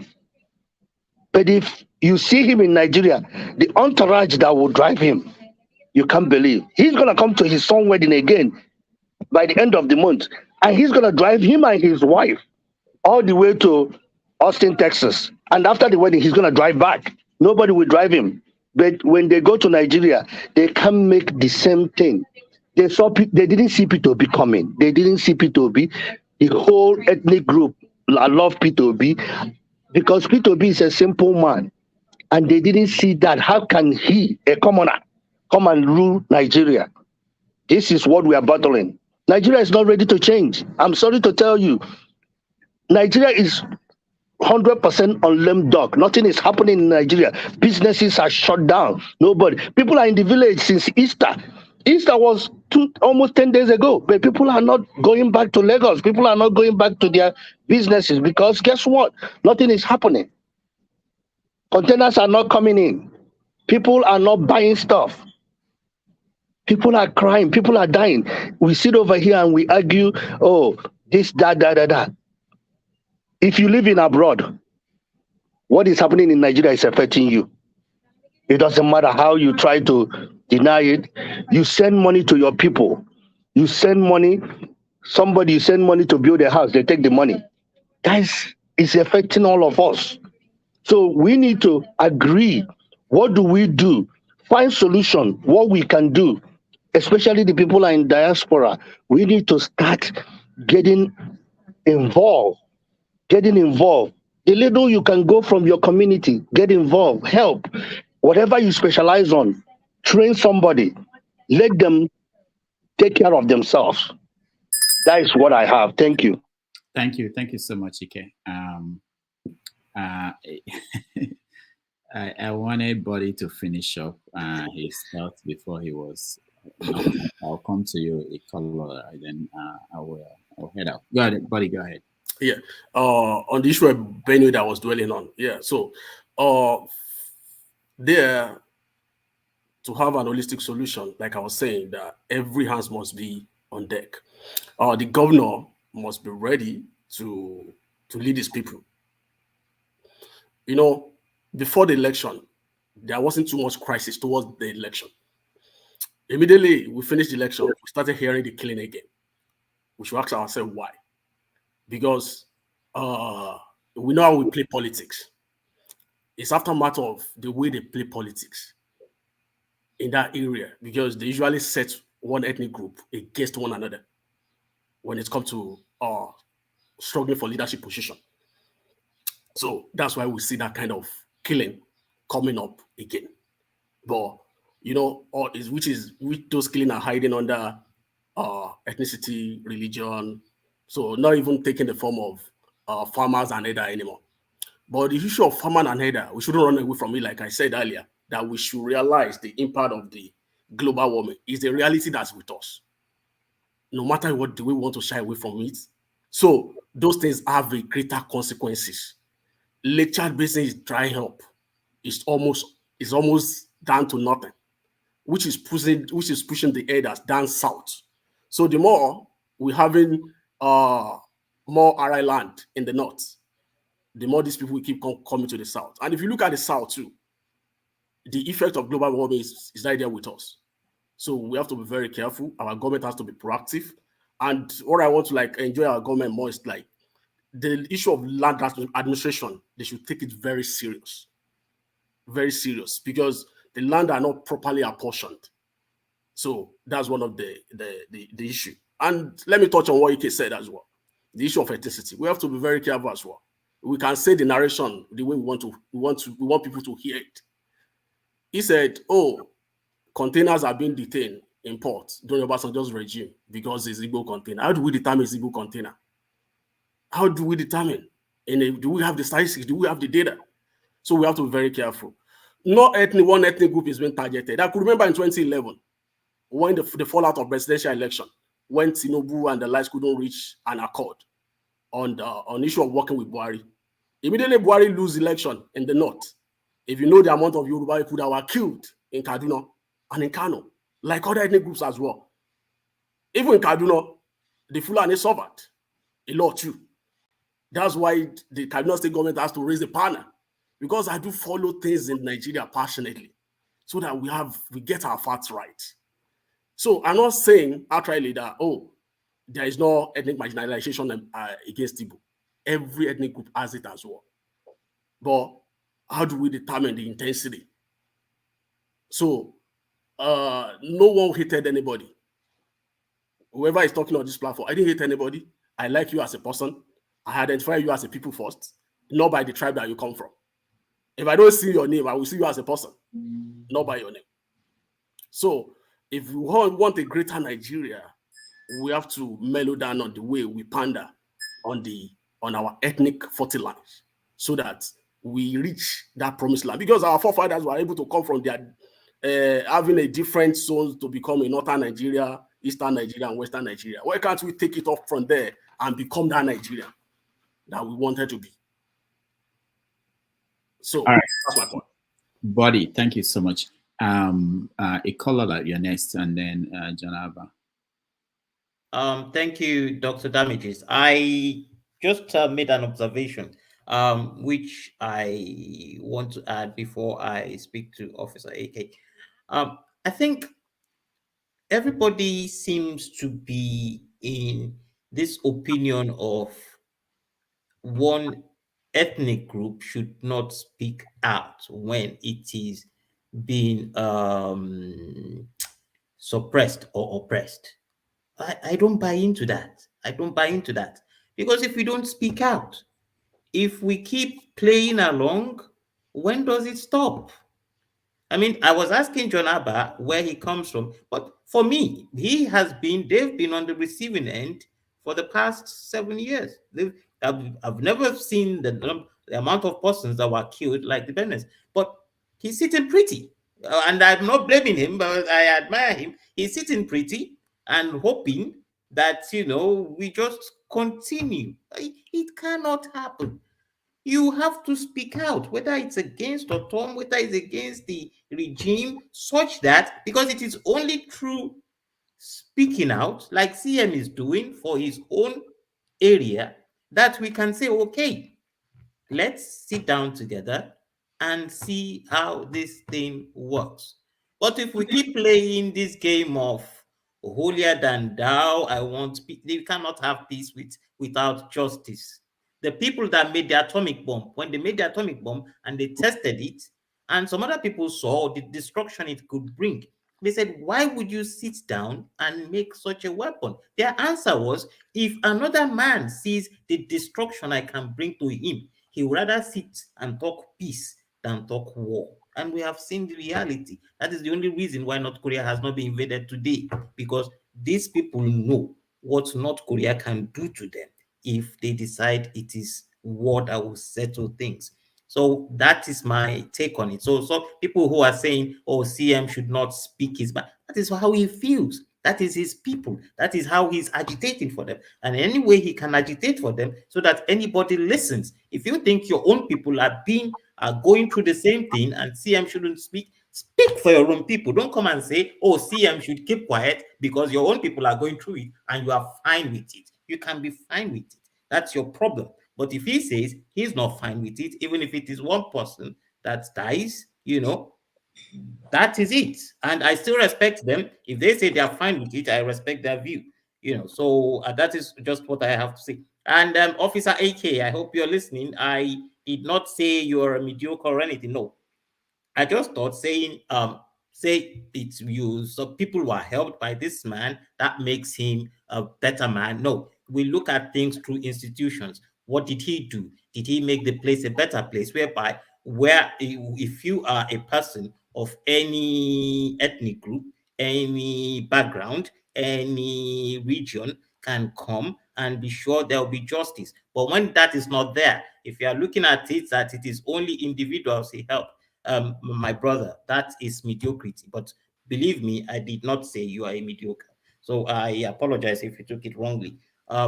So Dr. Rudolph, I will take my leave. And thank you very much. Forefathers, we didn't finish that discussion on business. So hopefully next time. Yeah, I wanted us to finish that conversation. If you can stay after the session, because okay, I'll come back. after session. Yeah, I'm going to leave it for Forefathers to take it. Okay, I'll come back, Forefathers. Let me get some. All right, sounds good.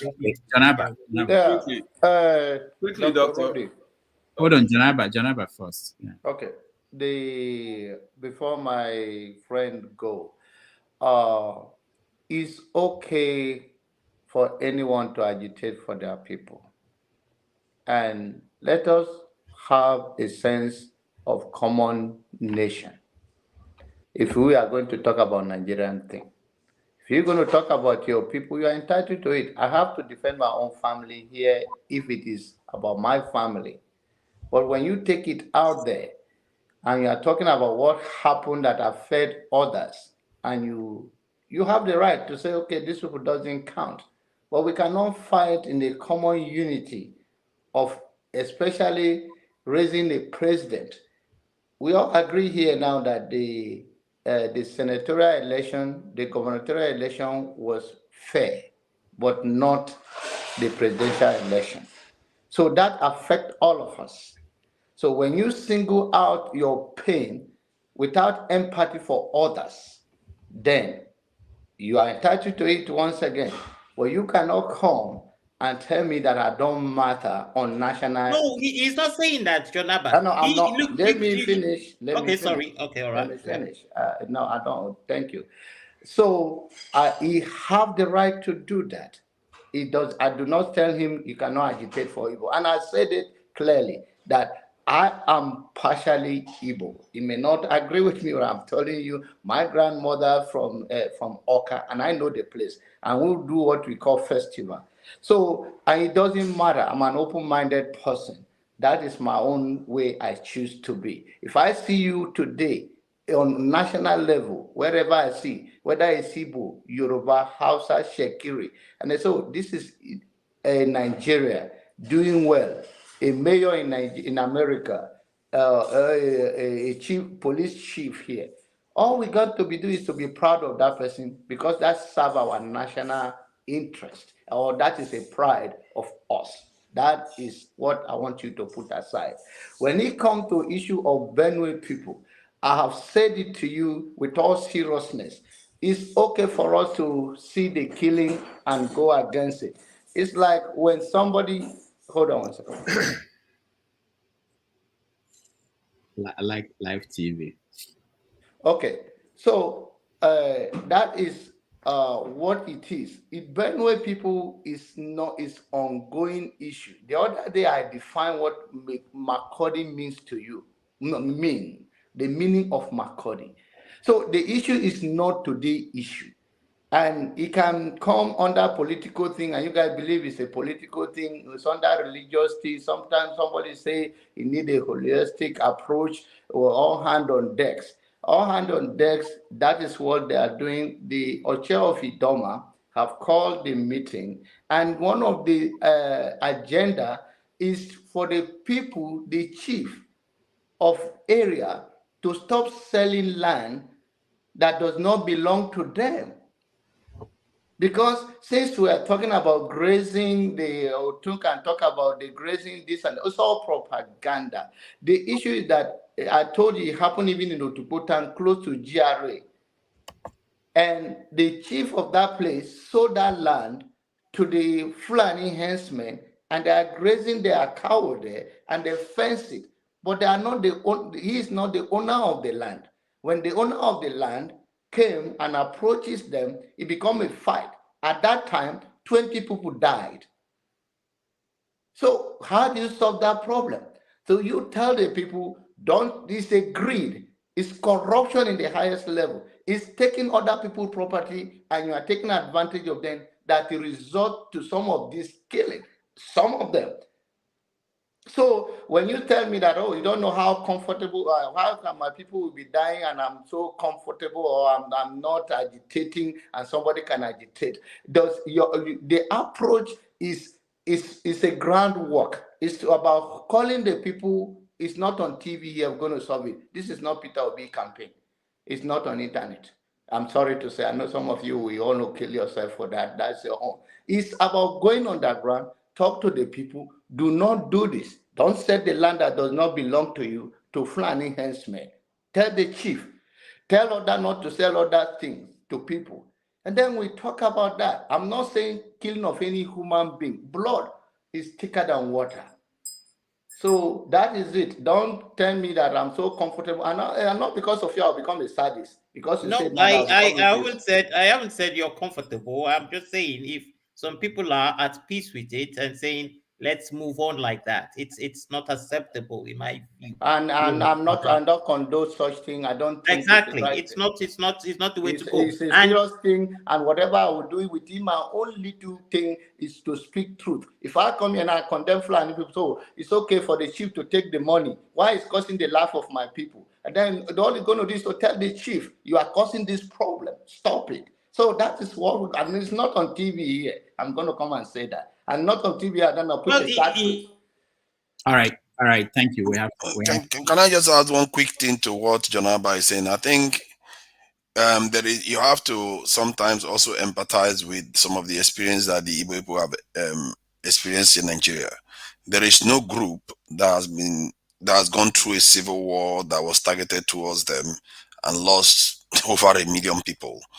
And can you imagine if that was the Middle Belt and they are part of a country that that resulted in the death of 1 million of their own people and their properties being seized from them from various states, like in Rivers State, other parts of Nigeria, they lost a lot of their properties. In the north, they were massacred too. So there is a bit of sensitivity that we are lacking a little bit of, that I think that comes from you sometimes, that you need to be aware of. Because if you were the one, if you put yourself in their shoes, it's like being in a club where they are maltreated you badly, and then they keep reminding you of that. I was on a panel once when Igbo Basic was here, and an old man, he was in tears.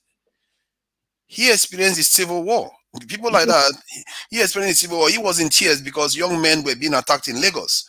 So you have to be aware of the sensitivities. If I can't even imagine if I was in a country like that. I really can't imagine how it feels. So we also have to think about that aspect when we address this type of topic. Thank you. Thank you, forefathers. Thank you for that. Thank you, Jonaba, and thank you, Officer AK. I might see you later on. All right, thank you everybody. Dr. Rudolph, on a final note, please. So what's the way forward now? I'm thinking this platform that you have could be used for something positive in the long run. You like I mentioned earlier. So maybe it's something you should think about, please. Yeah, Officer Eke, thank you so much. We've been thinking about it. We hope that it will happen organically. And I think there are people coming together, and there will be some few things that will be announcing soon. So people are coming together on their own organically and coming up with ideas. And Thank you much, brother. That's the way to go. Yeah. Thank you. I just want to thank everybody that joined us today. We are going to continue, but forefathers will be the person that will moderate. Thank you, those that watched at home. And tomorrow, please, if you can join us, we will appreciate that. We'll talk to David. And Dan, what do you want to say? Yeah, I just want to say to you, Doctor, you asked me to send out music. I sent it. I don't know. Did you get it?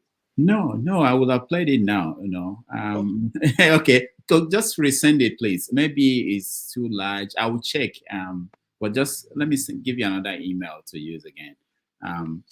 I'll put it on the private chat, alternative email, so you can. Okay.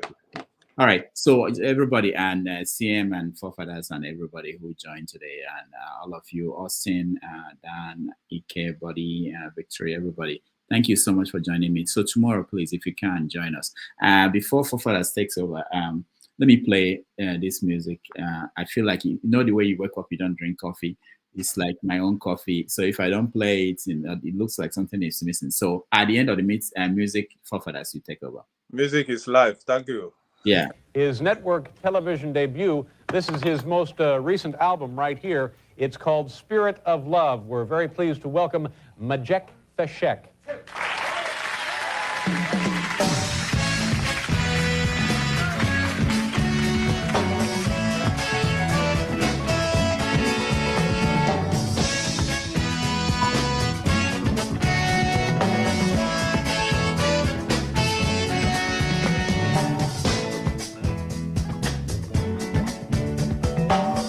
Arise from your sleep, Africa.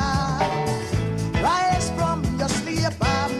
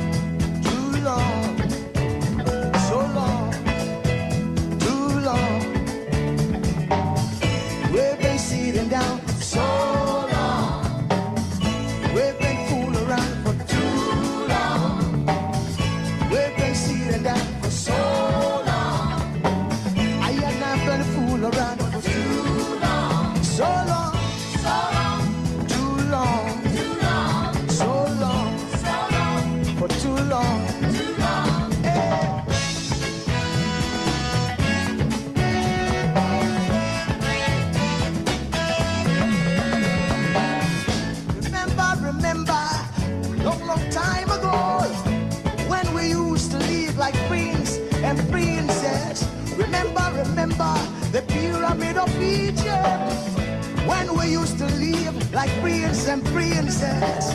Remember, Marcus Garvey, who are the dream for New America. Oh, remember, Martin Luther King, who are the dream for New America.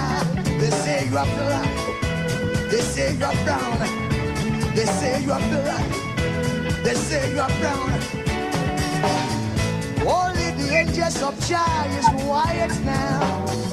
Only the angels of God is white. So long, too long, so long, too long. We've been sitting down so long. We've been a fool around for too long.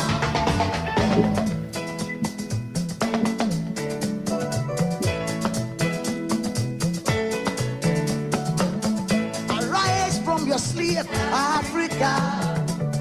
Arise from your sleep, America. There's work to be done, Africa. So much work to be done, America. But if we unite, hey, we will be free. So long, too long, so long, too long. Press down for so long.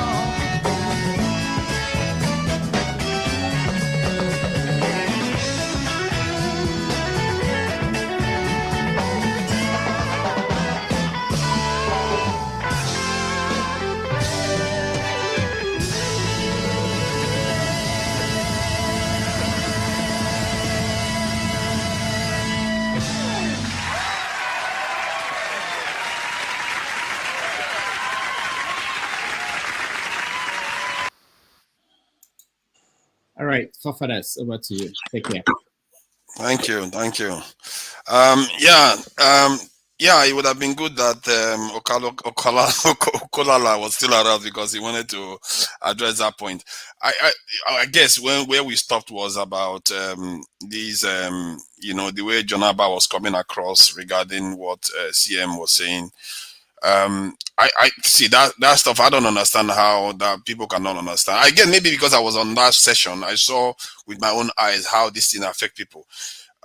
If you have not walked in somebody's shoe, you have to be careful about judging them, because all I can say to CM is that sometimes when you are talking about these things, you have to remember the lives lost, because you tend to focus a lot on the business.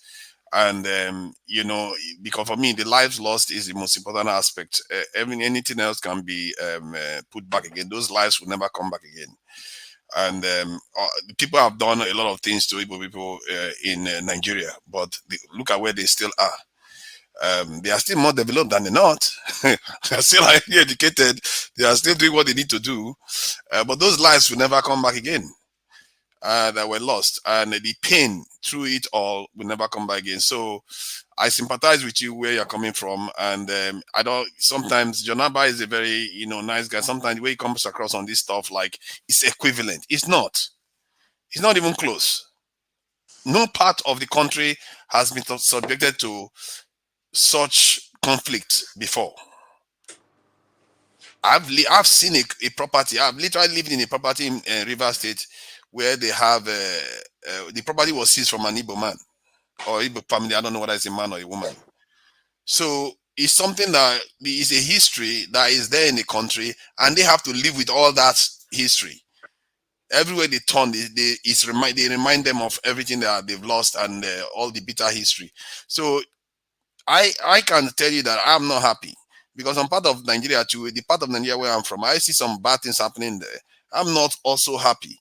But it's not, I cannot say the tragedy we are experiencing is the same as what the Igbos will have experienced. It's not the same. So, and I think that people should be a little bit more sensitive about that when they talk to Igbo people. Because if you want to build a nation and you cannot empathize with members of your nation, what are you building? You're not going to have a nation. You're just going to have people that are fighting each other, like we are always doing. So I will leave it for that anyway. I would like to address the business issue that Oko Lala was highlighting, or Kalolo. I think it's Oko Lala. I think there is risk in every business. In the West, from what I gather, at least 60% of businesses shut down within a couple of years. And I'm not even sure Nigerian businesses shut down that quickly, but you have some risk and you may not make a lot of profit. But there's a chance that you could make a whole heap of profit compared to the West. Because the West here, what you have in the West is that if you have a business, you make 5% profit, it's massive in the West. That is massive. I don't even think many other companies don't make 5% profit in the West. And everybody will be like, oh my God, they are running away with our money. But in Nigeria, 5% profit is like, it's easy to make 5% profit in Nigerian these businesses. So there are some people actually prefer to do business where the risk is high because the rewards is also high. And some people may not want to take the risk. It's fine if you don't want to take the risk. But ask yourself, if you're not taking the risk, what is the use of your wealth? Nobody is saying you should invest all your assets and all your resources in Nigeria. But right now, I can assure you, most people send barely 5% of all their total earnings to Nigeria. 5%. Yeah, because by the time they buy house there, they go on lunch and they pay their tax, pay bill, barely 5% make it back to Nigeria. What I'm saying is that from that 5%, if you increase it to 20%, you're going to see the effect on the ground in Nigeria. Because that's how other people did it. And our governments, they are so helpless about this that they are not tapping into it. We don't even tax our own people overseas. We don't tax them. American citizens, if you're overseas, they will tax you. If you like go into Mars, they will find a way to tax you, get your money back. Forefather, if that was done, a lot of people will renounce the Nigerian citizenship. Then let them do that then. Let them do that. Some of them, they can't anyway. Some of them cannot. They don't have it. Somewhere. Yeah. Somewhere. And I tell you what, Forefather, you know that is not going to work. Forefather. Why?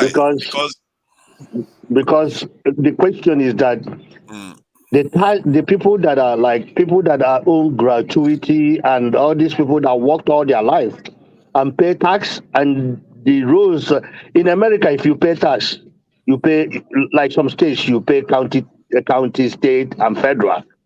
From the state where I live, we pay federal. But all these tax, you will see it reflect. You will see the road walk. You will see, if I'm driving on the road and there's a pothole, I have a number to call. They will fix that pothole.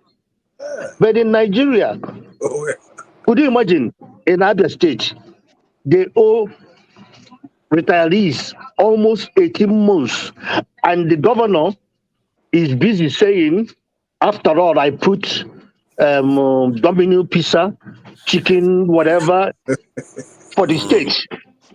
The people are paying the money, are paying the tax. If you're working in Nigeria, you pay tax.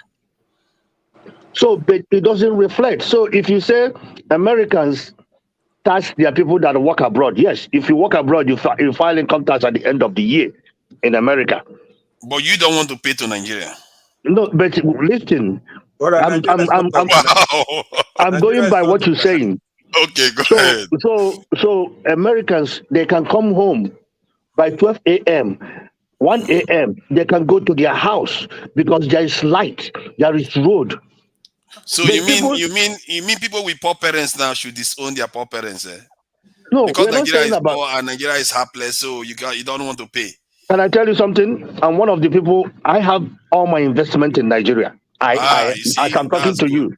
Okay, because good. Nigeria is, like you said, is high risk, but reward is very high. My investment, I don't have investment in America. My wife, luckily for me, the one that I married want to go home. She doesn't want to be here. The one I married, I was lucky to marry that one. The one I married doesn't want to live in Western world. The one you don't marry. What about the one you don't marry?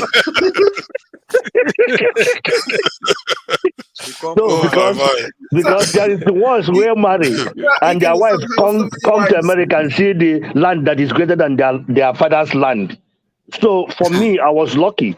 My wife always say, Ralph, we have to invest, because she tell my kids, look, I'm gonna fly in, pick up my grandchildren, go back home. I don't say pay for it. She's tell them I will pay for it. So you don't say I will pay for the ticket. I will pay for everything. I pick them up and go. When the summer is over, I will bring them back to US. My kids understand that because my kids go home all the time. I invested in Nigeria. I don't even have any investment in America. All my investment is in Nigeria. The reward is high. But what I'm trying to tell you is that I noticed that every time a Nigerian person is speaking, both in TV, both every day, they use America and England as a reference point. But when you say, okay, why can't we use like this election? Why can't we use it as America? They say, Americans have been, so you can't have it both ways. The tax, I don't mind getting paid, they charge me tax. But first of all, you got to know how many Nigerians left Nigeria for you to tax them, because there is no way you can track that. No profile. You know, I think they can track them. They are busy flying with our national passport. Yeah, go So I ahead. think if it's tracking, it can be tracked. It's easier to track. Look, the point is this: government policy controls people's behavior. I used to tell my student back then in Nigeria that if I want you to leave the class now, I don't need to force you. Let's say I have the powers. I will just switch off the light in the class and put the lights outside where I want you to go and increase the data there. Automatically, you moved on your own because you are looking for light and data. So government policy has a way. One thing sometimes in Nigeria, they say, I will create jobs. Creating jobs no be to move from place to place. Okay, I give you job. No, just put the policies. If you put the right policies, people will bring in the money and the job will come up. I'll tell you, there are times where I'll always say for myself, there are times where I saw I was not properly taxed. I told them, when I know the color money, because you see what the money is doing. You sure? No, that's very normal about me. Okay. If I know that I was not taxed, I'll tell you. I know the color. Then you are 1 in a million now. I take color money because even if in this part of the web it is documented, if you not pay now, you will still pay later for tax owing. You are owing tax. So, but once I see that you are not collecting your money, I'll tell you, it's not like Nigeria, we don't want to pay tax. People will want to pay tax. If everything is done the right way, they use the money and you see them, you go collect your money, pay the tax, because that's your own duty. That's why I was talking about election. It's a civil duty. It's your duty to do. So go and vote. No, even if it's councillorship. But you said that Nigerian government needs to encourage you to do it, but American government don't have to encourage you. You were motivated to do it. Yes, because in Nigeria now, the money when they paid, it lands in my pocket. 100% of the money is here. But in the America, even if they want corruption, they here. Even my supervisor tell me say corruption, they here. But it's minimal. Where the money, it is 1% that is in my pocket. The remaining 80 or 90 or how many percent is out there, and you will see it. That is just what we are complaining. If we see the money, we go pay. But don't you think that if you pay, you are more likely to demand results? Look, let me speak. It's changing. Let me just say one thing, before I forget. I beg no verse. No verse. The truth is here. It is even written. Though some of us are Christians, it is written in the holy books that if you are very judicious in small things, more will be given. The small way they don't collect, waiting to use and do. If we see them working, we will give them more. But what you are seeing now is not so far from what it should be. What we have in Nigeria, what we are spending on the Nigeria is what you should expect. Because have you checked how much California spends, or New York, or any of those countries spend to maintain their societies compared to what Nigeria spends? I think so. You shouldn't be surprised to see Nigeria looking the way it does. No, look at this. I think that they spend much money and they collect much money. But in Nigeria, the one we get before never work. Yeah, but you see, but when you say it, that's why I say when you say the one way we get before never work, the one we have has never been enough. That is what I'm telling Let you. me It's like bring a somebody fresh. using this little money Let me to cook soup, and you let, expect them to cook a luxury soup for you. It's not going to happen because we've got very little compared to what the West spends on their economies. let, let me bring a fresh perspective, please. Let me bring a fresh. I just want to say something. For that, I don't know whether you realize that just before the election, you know, in Nigeria, when you do transfer, the bank charges small amount of money. They call it stamp duty. Do you know how much trillion they said that the CBN lost? That amount is tax. That's tax that you're paying when you do transfer. You pay the bank charges small amount of money because that's one of the easiest way to generate money for the government. And when you talk about when you like here in the UK, when you buy petrol, you pay that VAT. Didn't know how much the government made from that VAT. But the problem in Nigeria is that people will go and dip their hand in that money. They will collect government money, the tax that you've paid. And brother, they don't dip their hand, they take it. It's their own money. They don't dip their hand. So that's the difference. So if you're paying tax and you can see what your tax is for, that's what government is there for. But Nigeria is the opposite. Sorry. The problem is because we are detached from the money. The so-called tax we say we are paying is from the money from oil or something else. Not necessarily the money that the government is using to pay the workers is from oil money or whatever extra money they get. Then they take the money from the workers to pay tax. Most of the money that we pay in tax is detached from us. We are not investing. If you invest in the system, you are more likely to want to get results. You've never paid for anything in this life and not ask for a result. You don't go and pay something for a shop. You say, well, let me just walk out. You're like, where's my stuff? No, and that is that kind of ownership mentality. That's what we need to start having. Otherwise, I just give you an example that the tax people pay when they do transfer through that network. Because everybody do transfer, right?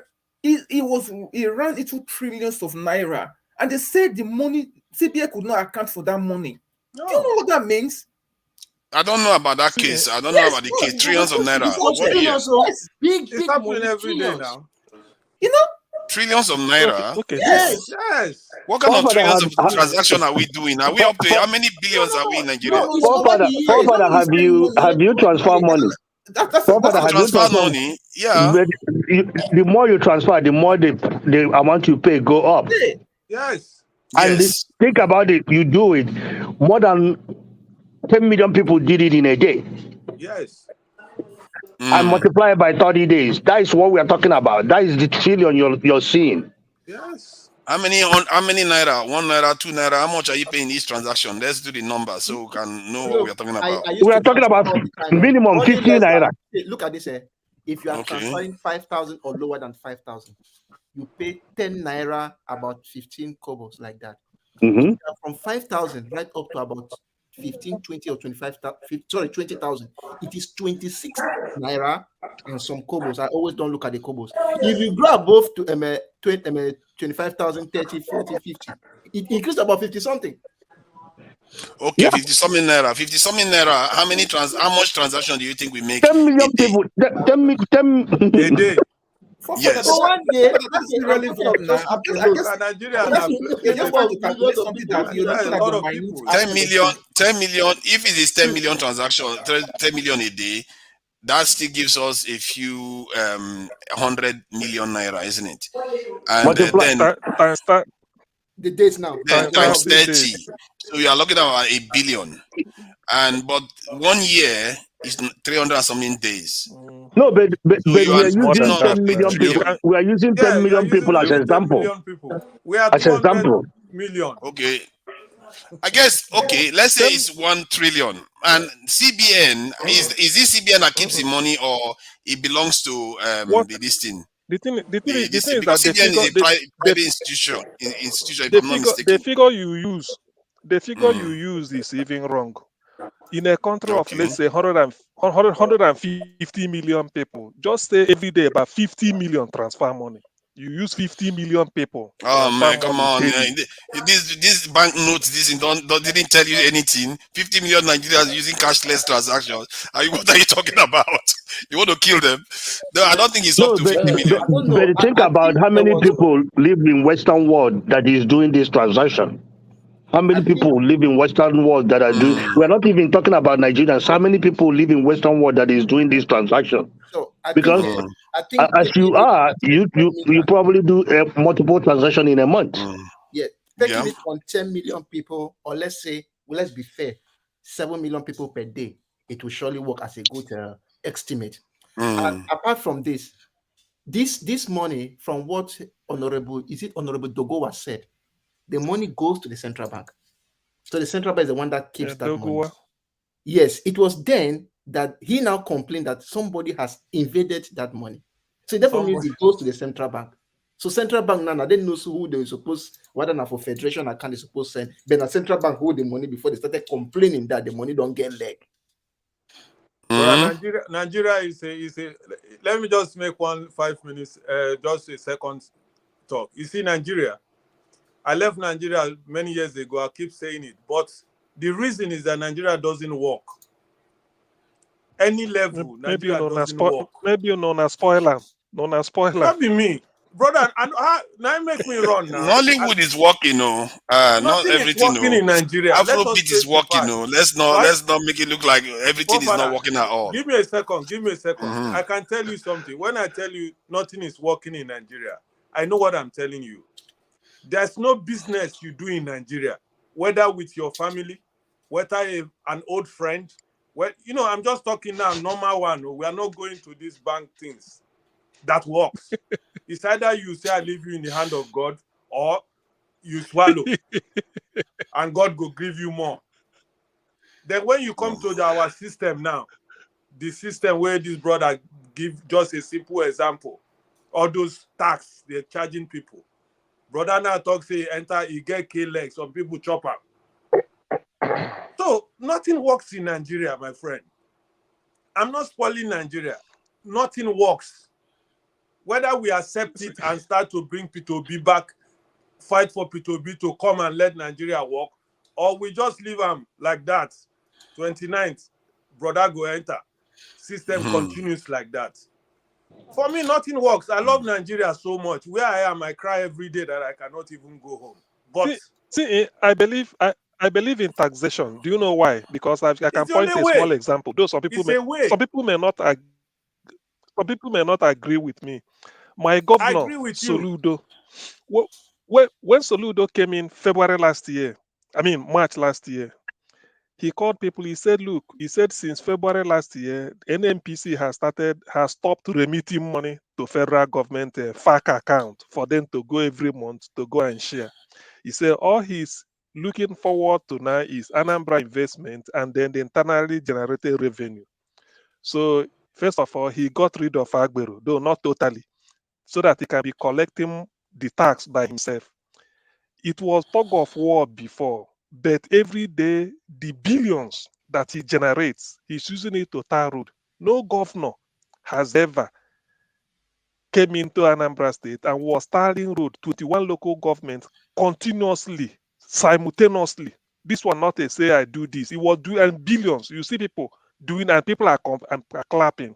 So he's telling them that if any money you put in my hand, in the government hand, you will see what we do with it. So taxation works. If you get a good leader, telling people to bring back money from any part of the world, people will do it willingly. But they want to know, can you trust the person at the helm of affairs? Because if they do not see evidence that it is being managed or you are not doing it, nobody will bring out their money. So in Anambra, it was tug of war. Now he want to tell them that if a Okada person can pay 25,000 a month, you, the person importing container, you should be able to release up to 200,000, or let's say 100,000 a month. And people are agreeing. So he's trying to build the base, get the money and use it. And to my understanding, yes, please, he's trying. Yes, he's doing don't it. forget about the cost of living. When you tax people so much, especially people importing containers and goods, and you say because their Okada is paying 25, for example, and you say a container comes in and you want to charge them at that stage, you are going to bring inflation and a lot of cost. So tax, where I live in Sweden here, tax doesn't go to it's that. agreeable. No, I'm giving an example. They have to agree. Okay. No, Now I understand. they have to know. He's trying to. He called them. He said if Okada agreed, because Okada said they will pay. I mean, keke people, they will pay 25,000 a month, because what Agbero collects from them in a day sometimes is more than 15,000 a day, sometimes 10. So they said 25,000 a month is okay for them. They agreed. So he now told them, said, if Keke can pay 25, you the person having warehouse doing all this, making millions or this, can't you pay, even if it's every month 50,000 or 60 or 40 or just to show? So it will be something. So he's looking forward to bringing the IGR base, because he's using it to tar everywhere. To be honest, anybody from Anambra will tell you he And he doing was every logo at the same nowhere. time. At the same time, he was taxing the buildings. He gathered all the landlords and taxed the buildings. He was taxing the That buildings. is tenement rate. That you see, But he listen. started No, taxing the people that put borehole in their house. That is where I don't like. no, no, no. See, listen. Just for me. Let me finish this. Do you know one thing? He said, "Look at your Onisha. Look at your Saba. That a 3-story building in Onisha, they may say 70 million or 50 million asking price. But if you go over to Asaba, 3-story building there may say 100 and something million. Soludo said, do you know why? Because Onisha has been abandoned, infrastructure, roads, all these things. He said what he will do is get the tax, rebuild Onisha, put some infrastructure, and then when the value, when people see that Onisha has time being rebuilt in sort of a Oboko area, doing all these things, the property price will come up, and that is what he's doing, and that is what he's going to do. So I believe tax works, but the thing about us is that we are not honest. If we are honest with our taxation, the government, people will pay. Do you know those keke napep? He said for every month you pay tax, give them a card. So you can go to government hospital, there's some discount you will get as long as you go there. So that is a Soludo is trying to put this. So I studied it, I found out that it is true. But the thing is, our government are thieves. If that's why when you tell people to pay tax, they will refuse. But with the Anambra example, if Um, that's why I'm wishing the man well. If he works, I he saw. will. See, I saw. Let me just correct something. I don't know whether it's correction or something. I saw some information regarding the trillion because I searched Nigerian CBN and because I couldn't find anything related to trillion naira. So I just searched Nigerian CBN and trillion. What came out was an accusation of 80 something trillion this in naira stamp duty fraud, and they seem to have denied it very very strongly. That even the asset of the entire CBN is not up to that amount. I don't know how people just accuse them of something like that when their entire asset is not up to. I remember CBN prints cash too. The money that is in your economy, they are printing it. Where do you think they are getting it from? They are not stealing it from thin air. Sometimes we don't account for things like that. And I see the amount they said they collected in 6 years was 300 and something billion naira. That's what they collected in 6 years. The whole purpose of the debate is that it's very little. If you compare that money to what California, in short, California is too much. For further, you believe that? Should You I? believe- Should you I? believe Should what I? Nigerian people No, are telling if I you? do the numbers, it will make Yeah. sense. It If does- I do the no. numbers, it will make sense. For that, it does not make sense. I do transaction in Nothing Nigeria. makes sense in Nigeria. So I know what I'm Further. talking about. When you transfer money, those little pennies that you're saying, 15 naira, 20 naira, and all that, Niger bashing. multiply that by people that are doing transaction every day. And now with this policy now that they brought in, this cashless policy they're trying to drive, a lot of people now are doing transfer more. I don't know if you know about Kuda Bank. Do you know, like, if you're trying to transfer money through Kuda Bank to any other bank, if the bank is having a network issue, Kuda Bank will even inform you that this bank takes time to deliver, to receive money. Do you want to go ahead with the transaction? Right? Because the main banks were messing up, all the bigger banks, First Bank, GTP, and all I'm talking about the established bank that people know. They were messing, their network was messing up. It was the new tech banks that have been set up by the younger guys that are into fintech at the moment that are thriving. Do you know how much Flutterwave is worth? Flutterwave is worth over $3 billion. Go and check it out. It's owned by Nigeria. I know. I'm looking at the transactions. This in Nigerian transactions in cashless transaction. One of them from 2011 says that it's 16 billion this in naira of cashless transactions in Nigeria. But I think it's gone up significantly because there's another one in 2023 that seems to have risen because of all the naira note change that they're talking about recently. I think it's gone up to, if that seems crazy, 39 trillion, which is crazy if that is true. So they are saying that cashless transaction is increasing in Nigeria. If that of 2001 is around billions, now we are talking about trillions. That is crazy, and I will need to confirm that report. But I think we can find out. I don't think the central bank can run away from or hide money because people know the amount of transaction that are expected. But they can't. Father, you trust Nigeria more than I do. No, there are some things you can steal. There are some things. Let me give you an example. Is it not the same Nigeria people will go to CBN, and CBN will give them dollar at official rate?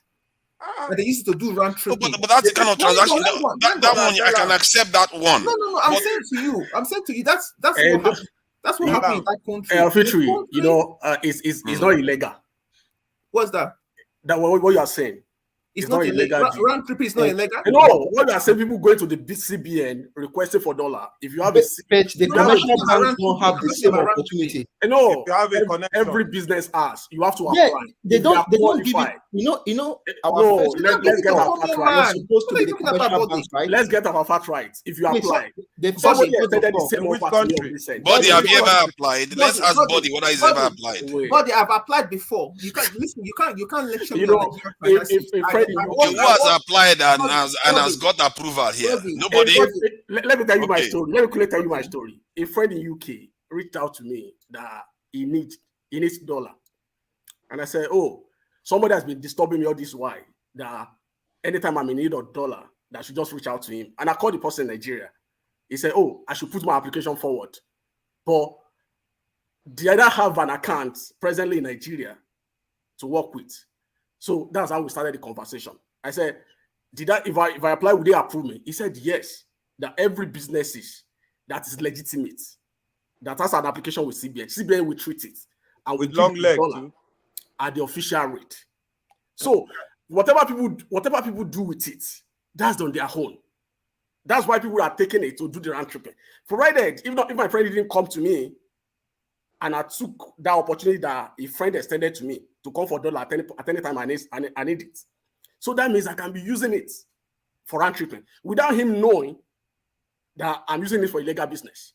Bobby, it's but people you said taking advantage of the system. Excuse me, the system is there to give people the dollar. Excuse me, Bobby, you said something now. Somebody connected you to it, so you are special. You are not like me or some other person. You have a connection. That's what we are talking about. No, I don't want it. I don't want it. I know they do it. Somebody just not that they do it. You just confirmed it. You confirmed it now. Why are you saying? No, what I'm saying is this. Not that I solicited for it. You know what I solicited for? Brother, don't change the game, man. No. You are missing the point. Body, you are missing the point he's making. Body, you are missing the point. Dan, wait. Body, hold on now. You are missing the point he's making. He's saying that you didn't just walk to the bank and applied. You went through someone. So the trick is, do you know anyone that just went to the bank and applied and got it? Never. Yeah, that's father, I can testify to this. I can't say I've not heard people. I've heard the story. Okay, let Victory say something. Victory wanted to say something about that he applied directly. What I'm saying to you, I've applied through my bank before and I didn't get it. So let me tell you something. I used to you have a business to Nigeria. Do you have a business? Yes. I used to take goods to Nigeria to sell. I used to take mobile phones to Nigeria back in them just to sell. So I know how the Nigeria system work. I used to sell mobile phones big time in Nigeria before I stopped. It was this exchange rate nonsense that's why I left the business. Because I would take a phone to Nigeria today, they will sell it. As the following day, the dollar has jumped from 340 to 350. And you're calculating your business based on 340. So how are you going to make money? I'll tell you, that is debt with me. That thing showed me Pepe. I said Nigeria, you know what? I'm done. That's why I stopped that business. And it's the same thing. It's just like here, when you're here in the UK, further, if you want to go and buy dollar or anything, do you go to any bank to fill any form? You put You send your money online and it goes through. So what I'm saying to you, look at all developed country. There's nothing such as black market. No. So you do your transaction and it goes through. But Nigeria is a corrupt entity. Yeah, they like to oppress people.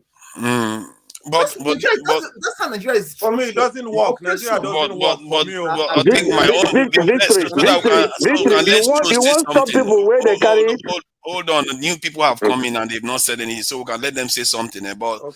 For me, anyway, I think that by just condemning the system by just condemning the system that is corrupt, it's not going to heal it. It's by adding. If somebody is ill and you say because I gave them one tablet and he's dying, let me not bother again. It's not going to solve it. The solution is still involves keep doing more.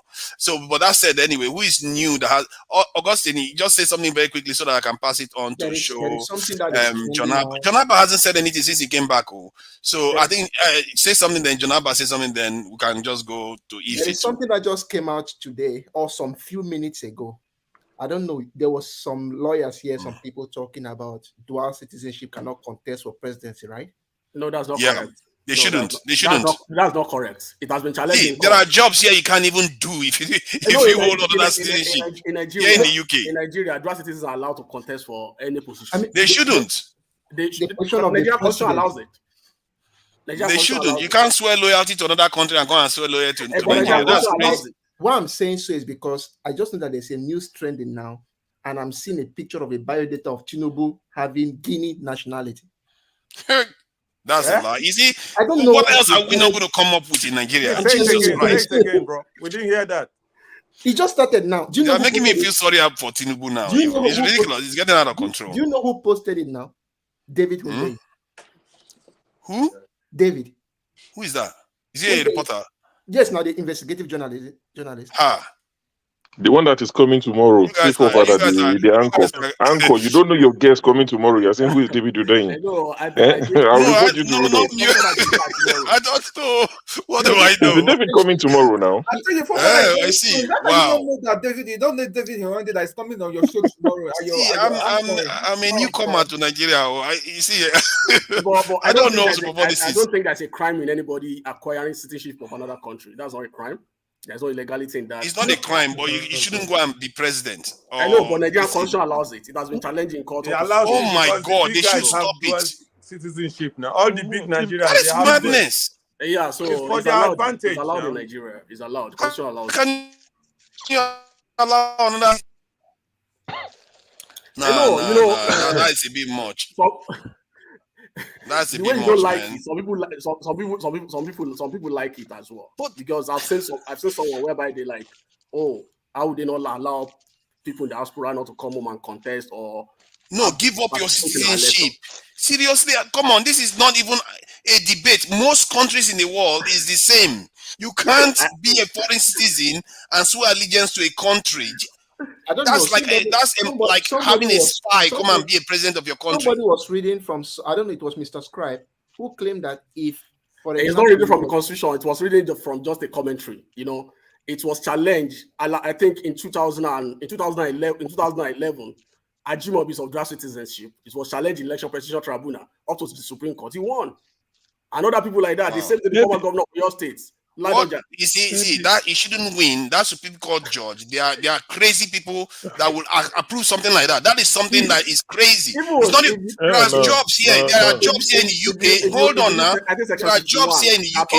Hold on, body. Hold on. There are jobs here in the UK. They will tell you if you hold one nationality, you can apply. I know. That is not even high scale job, but that's not political office.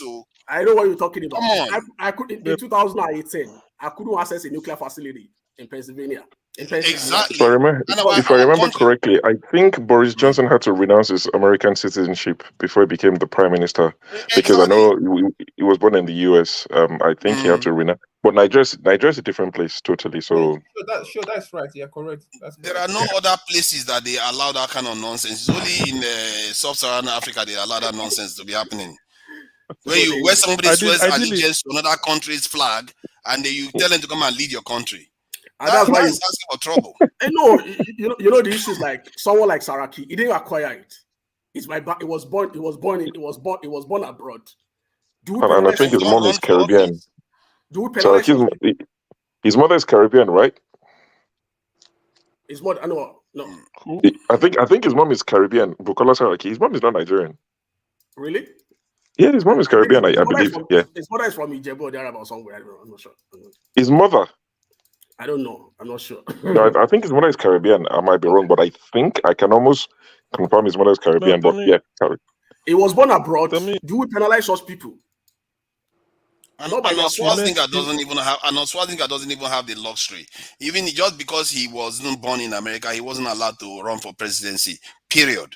And see, that kind of stuff, I don't even know how the debate is even. That for me, that is, if you have dual citizenship and you want to run Nigeria, give it up. The fact that you have dual citizenship is already questionable. Then they ask you to give it up. You're like, no, I don't want to give it up. Come on, you are not serious. Sorry, Jonaba. Sorry, let's let Jonaba talk because he hasn't said anything since he got back. Sorry, you are next show. You will be allowed to go as long as you want. Jonaba, please. Thank you. Let me straight something before we come to the business, because we were saying something before I left the line about the suffering of the Igbo people, and that we should be sensitive to it. And I told you I am sensitive to that. But one thing you cannot also don't dismiss the minority also who are not as popular, who also have suffered losses. So you cannot also discard that, and then you want me not to talk about it. There's no reason anybody that knows Nigerian history that will talk about Biafra war that will not say with empathy, except you don't have a soul in your heart. So that make that clear. So there's no time that we do not. When we are talking about national unity and when people affect other people, even though they are not much in number, based on their minority, if you put the percentage together, they suffer the same thing. So that is about that. Come to Nigeria, there is nothing merit in Nigeria. So Bodin was talking about a friend asked him to open an account with CBN and do business, and he got it. Victory said he did the same thing, he will not get it. That's Nigerian for you. So the fact that you get it like that doesn't mean every Nigerian will go and get the same result. That's not happening in Nigeria. You have a long leg, you have somebody you know, you get it done. So, and then the POS in Nigeria, where bank liars with people on the street and take money, especially right now, and take money from the bank and give to certain people, and then you go and do exchange rate, they charge you percentage and give you cash. You buying cash in Nigeria actually right now. You're going to use money to buy money in Nigeria on the street right now. So some bank, even the ATM, limited it to 20,000 naira, while the POS can give you 40,000, give you 100,000, and they will charge you. I think personally, in Adamawa State, where I stay, 20,000 is for 1,000 naira. If you POS is going to give you 20,000, you're going to give them 1,000. So if you are changing 40,000, they're going to take your 2,000. When you go to the north, it's double. So it's all over Nigeria. So why? Please. Because the limit of the bank, there's no. It's about in some 18 local government or 13 local government, you can only find one bank. So the scarcity of money in the north is higher than the west and the east. In Lagos, it's even much better. But that's the Nigerian we are running. There is nothing merit there. If you have a long leg, you go anything you can do. So Nigeria is on life support. And that's what I say that every Nigerian, we all owe each other the truth.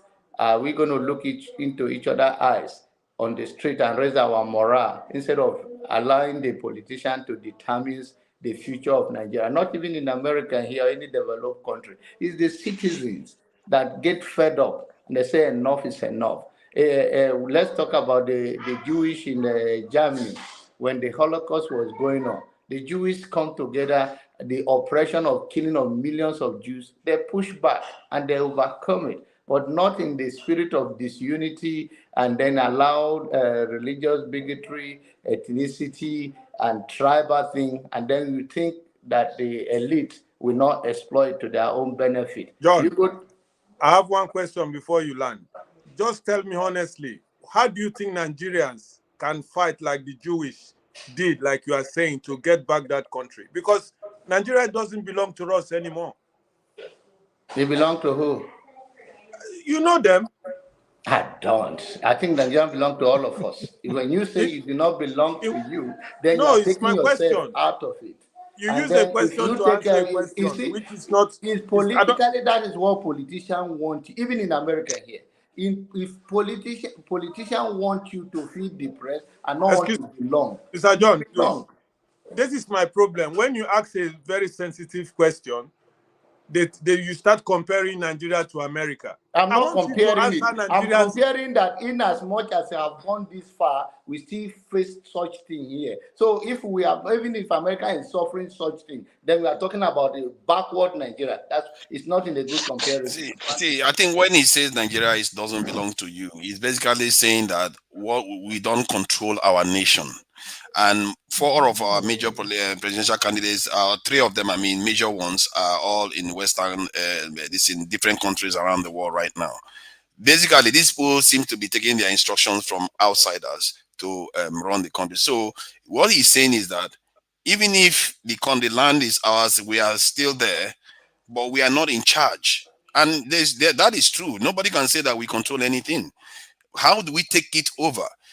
We know how Israel did it, so you can give him other solutions that you know of, because this is actually true and it's a serious thing.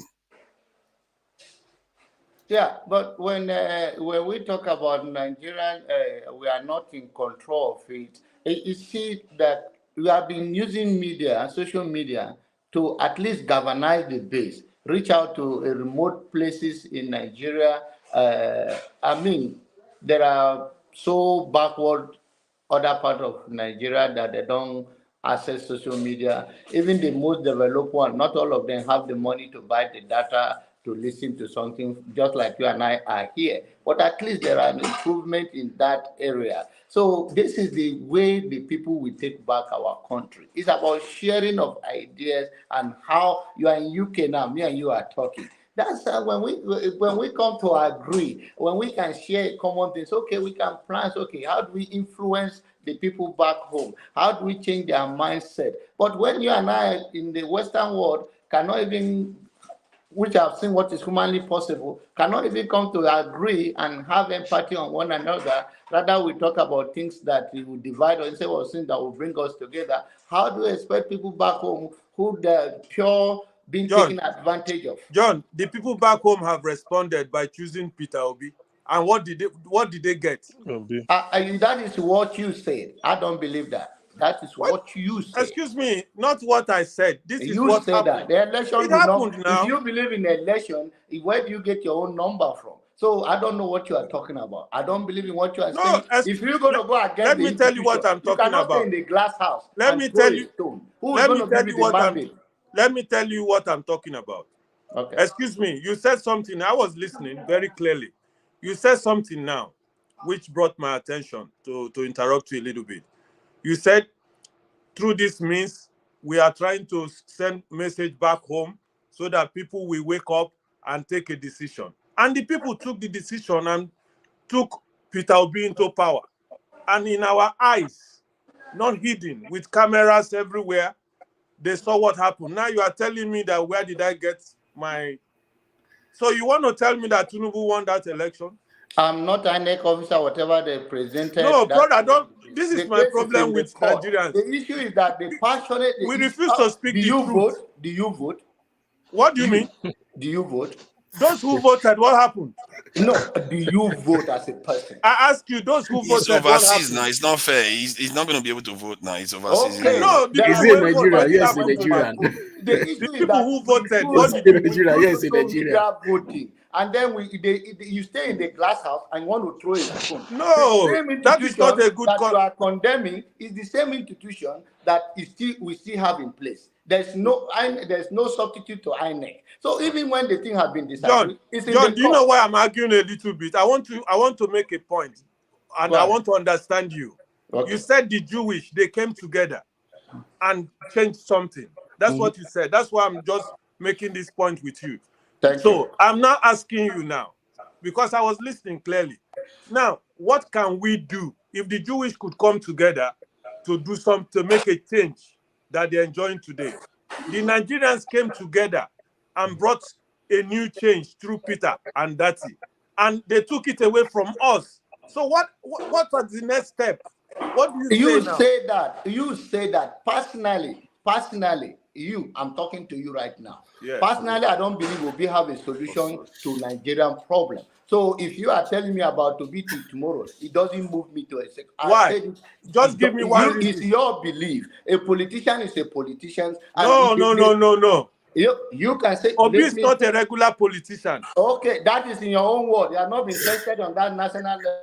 Okay, I give up. I give up. Okay, so let's Jonathan, have you finished? Oh, yeah, I think it's frozen. Sure, please go ahead. Okay. Hi, forefathers. Hello, everyone. I think I joined just when Rudolph was about to leave, just about 2 minutes before he left. So what I've actually caught most of is the discussion around taxation. I quite agree with Victory because I have 2 Nigerian bank accounts, and every month I think I make about between 20 and 25 transactions a month, between Access Bank and Union Bank, those two. And every time I try to send money, they will tell you before they take it, like on this transaction, you're paying 50 something naira, on that one, you're paying whatever naira, depending on how much you're transferring. So all this money, I mean, as far as I'm concerned, it counts as tax. And I'm hoping that someday we would go beyond the days when you'll be charged for sending money to a different bank account. I remember until maybe about 10 years ago, thereabout in the UK, if you transferred money to a different bank account, it took a while before it got there. They didn't charge you, it just took longer. But in Nigeria, they charge you for everything. You withdraw money, you have Access Bank card, you withdraw money from UBA, they will charge you, all these charges that. And like people rightly said, people who spoke before me, if we see the benefit of this money they're taking from us, less people would complain. But in a country where, when we complain, it's not like we're trying to paint Nigeria bad or we're just... No. I mean, some people have chosen to carry the good news, and I won't stop them. I've put it on my head to expose the bad news. It needs to be spoken about. For those who don't like it, I can't help you. I would keep talking about it until things start to change. See, we have a country where we're going hand in hand, shamelessly, Babiala, Almajiri government, borrowing money, begging for money all over the world. That's what we do. People laugh about the Almajiri kids they see, or some people empathy, sympathy. These kids that are throwing their food bowl in the air. That is the Nigerian federal government on the world stage. You can shake your head, you can curse me out, you can say this one doesn't believe in anything. We're always borrowing, begging for money. They say they will remove subsidy. Already there's a grant. Some people are saying it's a loan, some people are saying it's a grant. 800 million is it dollars. So we're constantly borrowing. And you're taking money from us in every way. Look at Anok. When was it 2 weeks ago that the bus drivers in Lagos complained? They went on a strike. They said they were paying 13,000 naira a day. Please calculate that by 365 days. Let's even say it's 300 days in a month, in a year. Some days they don't work, they're at the mechanic garage. Okada driver said they pay 2K a day. That's 60,000 naira. That is more than an average civil servant will pay in Lagos. On tax, what does this Okada man get in return for the 60,000 naira he pays? One of the boys that were, protesting on the streets of Lagos during the bus strike was saying that Agbero is buying G-Wagon for girlfriends. The bus driver is struggling to pay school fees of their children. This is why people are complaining. It's not, these people are paying this money, but someone mentioned that, I think it was CM. If like the system they have in Anambra was replicated across Nigeria, where if you pay tax and you can show that you pay tax, you can go to, your primary health care, like that's your GP, your local hospital, without going to the main UCH or Luth or whatever. You're close by hospital. You can go there for little things, and they can treat you maybe for free or for a fraction of what people who don't pay tax will pay. People would not mind, but people pay these monies and they don't get anything in return. And you have governors who would say, "I'm drinking a 40-year-old whiskey that cost about 10 million naira a bottle." Just In a imagine. country where you're constantly going around the world begging, literally borrowing money. But if you speak, they say you are hating on them. Is it the taxes using to buy whiskey? Was it not rich before? What is the job of most of these people before they became politicians? Yeah. See, it's different having source of funds. What is your source of wealth? Where did this money start from? Because you can tell me, somebody has a McDonald's franchise in the US, fine. That's the source of funds. That's where the funds come in. But source of wealth, what was the origin? Was it inheritance? People who do KYC, not the one they do in Nigeria, they just come and knock on your door. Do you know Mr. Show? We want to open Access Bank. Not that KYC. Proper KYC. How did you make the money that you used to buy this KFC, McDonald's franchise? Was it inheritance? Was it, where did it come from? So we have people who are spending money reckless. Only today, was it yesterday? I saw in the papers that Jigawa State, they made a down payment. That made me laugh. For those who follow the election, down payment for roasted corn. Jigawa State made a down payment for Hajj pilgrimage 2023. They deposited, I think, 2.5 billion naira. What is the business of the state with pilgrimage? I don't care if it's Jerusalem or Mecca. It is not the business of the state. If it was in our days of surplus, maybe. But Nigeria is currently struggling. According to our politicians, they keep telling us, we're broke. We're broke. You're constantly borrowing money, but you are sponsoring people to go to Hajj, to go to Jerusalem, to go and how is that our business? You see, so this is why people get angry about this. I don't mind. I pay tax in the UK, and for somebody saying they pay, forefathers, for those of you who live in America, let me shock you. We pay TV license in the UK. I've seen so many people in the US say, sorry, what does that mean? If you buy a TV in the UK, the day you buy a TV, they would ask you for your address. Postcode. In a day or Postcode. two, Postcode. they'll ask you for your postcode. We have that to Nigeria before. If the TV is not registered, they would send you a letter to your address in less than 2-3 days. You get the letter, you have to pay TV license. I pay yearly, it's about £170 a year. Well, let's leave that. But there's some people who don't pay. They just believe, what's the point? So we pay all these things, right? I'm not happy that I have to pay TV license. I'm not happy that I have to pay council tax. My council tax is over about $250 a month. I pay council tax. That's the people who come and collect your rubbish and collect. You're exempted from paying. You're exempted from paying TV license in UK if you get to 75 years. Yeah, exactly. So, and the people who made these laws, the MPs, same, I'm not sure if you're aware, the MPs do not pay TV license in the UK. Members of parliament don't pay, they're exempt. And they're the ones that made these laws. So I'm saying all of this to say there are a lot of taxes we pay in the UK. But when you look back at where you're coming from, you look at where you are, you see the services you get. Like I keep saying, I've worked in and around the NHS. I've seen people, they will bring the homeless alcoholic to ED, and you would see the treatment they would get. They will be there for days. Breakfast, lunch, dinner. They will ask you, what choice of food do you want? After a week or 2 weeks, they will go home, goodbye. There's no bill afterwards. So you see where your tax goes. You see how it's spent. I'm not saying, anywhere there's politics, there's corruption. So the politicians everywhere in the world are corrupt, but there are levels to it. They're minimal. When an average hardworking Nigerian cannot send their children to school, no hospitals, the roads are bad. I mean, I don't care if it's Lagos, Enugu, Anambra. I'm not doing all this, Southeast, South. It's bad across board. You see some of the roads and you're thinking, sorry, people actually live here and people pay taxes. So this is why people complain. It's not because people are crazy or they're unreasonable, but our government, I saw another video. I'm not sure how old the video is. There was a panel that was set up to speak to some people, some Islamic organization setting up exams for some people, something to do with Islamic studies. And they're saying that their budget a year is about 20 billion naira. And they have to set an exam for 1,000 pupils or students once a year. And the panel was saying, it was a government panel, saying that how can you ask us for this much money? You generated $350 million naira in the last financial year, and all you remitted was about 25. What happened to the rest? All these alhajis and imams and all this, they were just stuttering. And these are the people that they are fasting right now. You are fasting, you are going to Mecca, but you are corrupt. This is why people are angry. It is not rocket. Governance is not difficult, especially in Nigeria.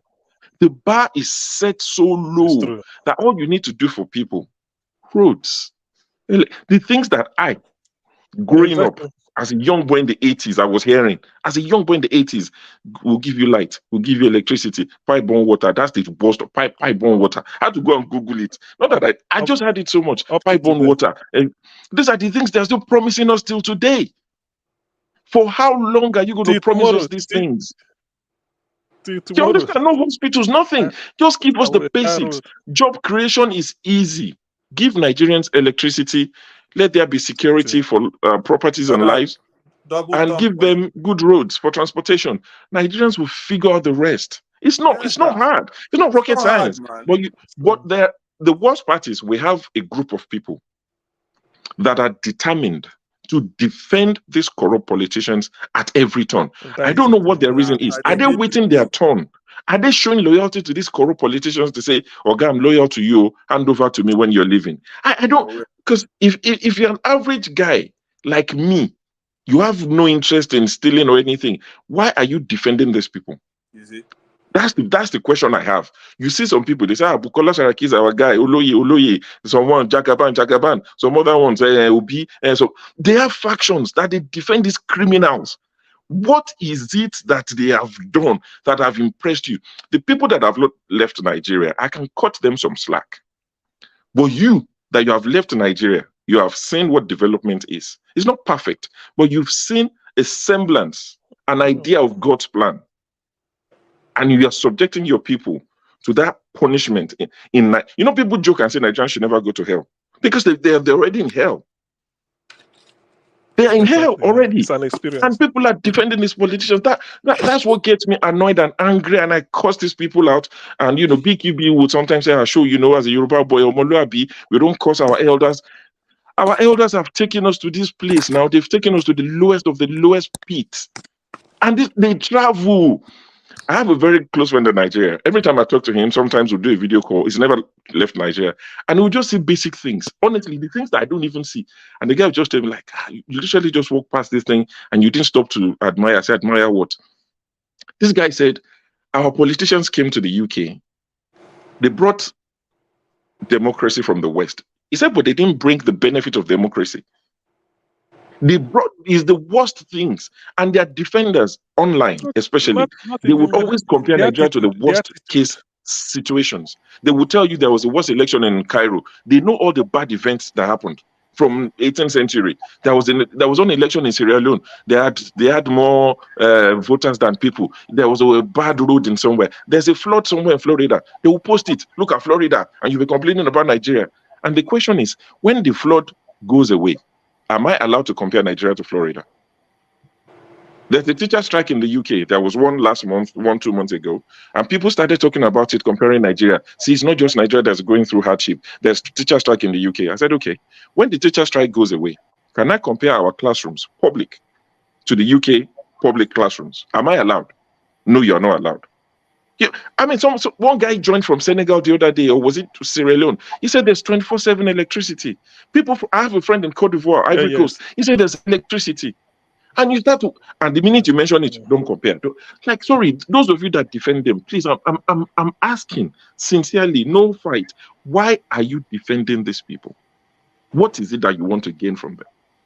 Nothing. Is it a case of as long as they sort you out, you don't care about the rest? Because for me, honest, I keep saying it, it's not bragging, it's not anything. I don't need anything from Nigeria, nothing at all. God has done it in such a way that I will never need anything from Nigeria as an individual. I don't, and I'm not bragging. I wish I could, say, oh, my country will give me this and that. I don't need, but I'm just thinking of the average guys on the street. Mama Icho would always say it. The blood of the innocent, the blood. I would laugh about it all the time, but it's true. A lot of young boys. I'm not justifying Yahoo. I've never done it once in my life. I lived in the UK. Nothing criminal at all about me. But a lot of people, you don't know what they could have become. Why is it that Nigerians leave Nigeria and they thrive wherever they go?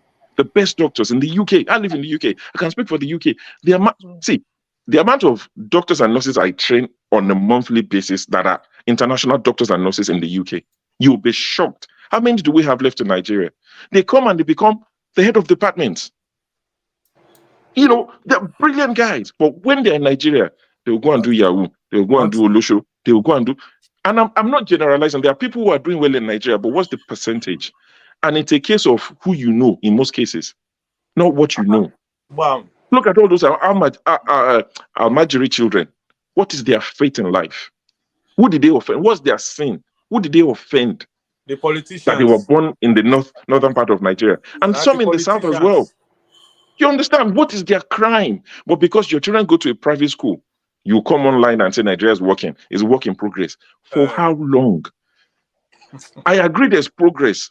But at what speed are we going? People are talking about something totally different. When there's an election in the US or in the UK, they'll be talking about Trident. They'll be talking about trade deals. We will be talking about where's your father from? Where's your mother from? Things that shouldn't exist anymore. And some of us are saying, let us call these politicians to order. But people amongst us would go back, collect whatever they collect. And for some people, they don't even collect. They have just been brainwashed. They love APC. It's so dear to them. PDP, oh, my beloved party. If Labour Party do nonsense tomorrow, I will drop them like hot coal. I'm not attached to rubbish. I'm not attached to the one that they said kill somebody, kill the PDP guy. They said they should just torture him. He died. Please try him. Send him to the maximum prison in Nigeria. If found guilty, don't kill. That's what we're running away from. But sure, don't you think that Nigeria, given the resources we have at our disposal, is functioning the best it can? If you look at the numbers, has anybody bothered to look at the numbers? No, it's functioning to the best of what it can. No. Before you say no, Nigeria, a country of 200 million people, do you know what the national budget is? The national budget is not big enough. $1 billion. While the UK, while the same UK we are hold on, while the UK that we compare it to of 66 million people spends over $1 trillion. Why is that? Why do you think that is? Because they built from scratch. What we do is we compare a country that has already arrived to the one that is starting from. It's corruption. Corruption in Nigeria. I'm saying we should start. I'm saying we should start. I just mentioned Cote d'Ivoire to you. Cote d'Ivoire, they have light. Yes. Senegal, they have light. Now, forget UK. Why don't we have light? And they have light in Cote d'Ivoire. But Senegal used to be like that. Senegal used to be like Nigeria. Sorry. So 63 years, we are still talking about electricity. I'm saying let us start. I'm not saying let us start. I'm saying let us start. Let us start. Let's start. Because forefather, see, at this rate, in 100 years, we'll still be saying the same thing you're saying. Nothing will change. I don't want to. We don't have that long. We need to start from somewhere. We barely have 20 years. We can't take chances. They told me when I was under 10, we would have electricity. There will be pipe-on water. There will be road. I'm over 40. There's none. So I'm telling you, all these our elders, they sometimes man, they really have a lot to account for because it's the people that defend them that have the biggest problem with. The major issue is that the truncation. How can they not be able to figure out electricity? The military intervention. So how many decades? I hear that truncation, but from 1999 till today, electricity situation has gotten worse. Electricity has gotten worse.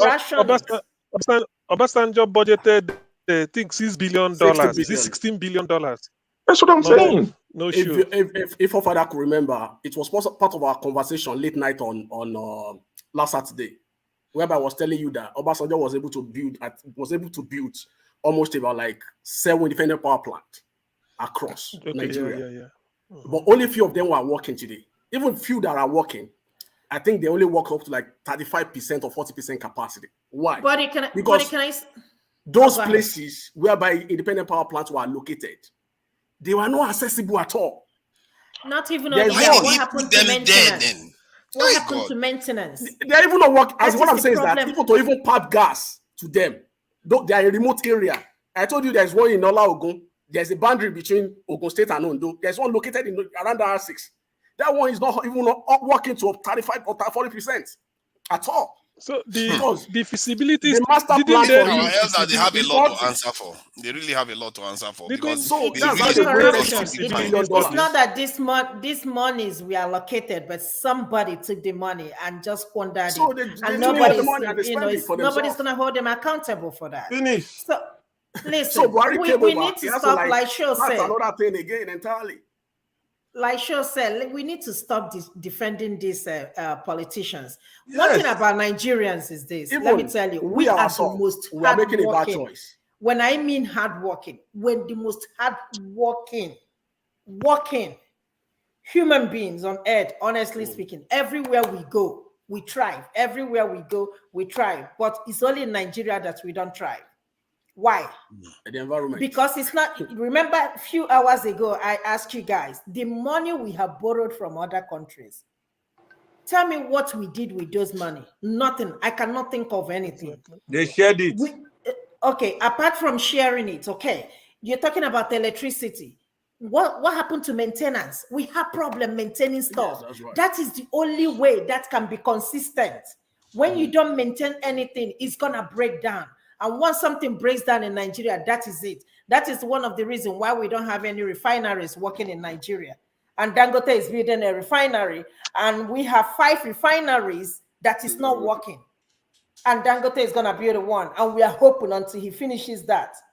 So we are still relying on crude oil, Nigerian crude oil, while other countries that have crude oil are literally dashing it to their citizens.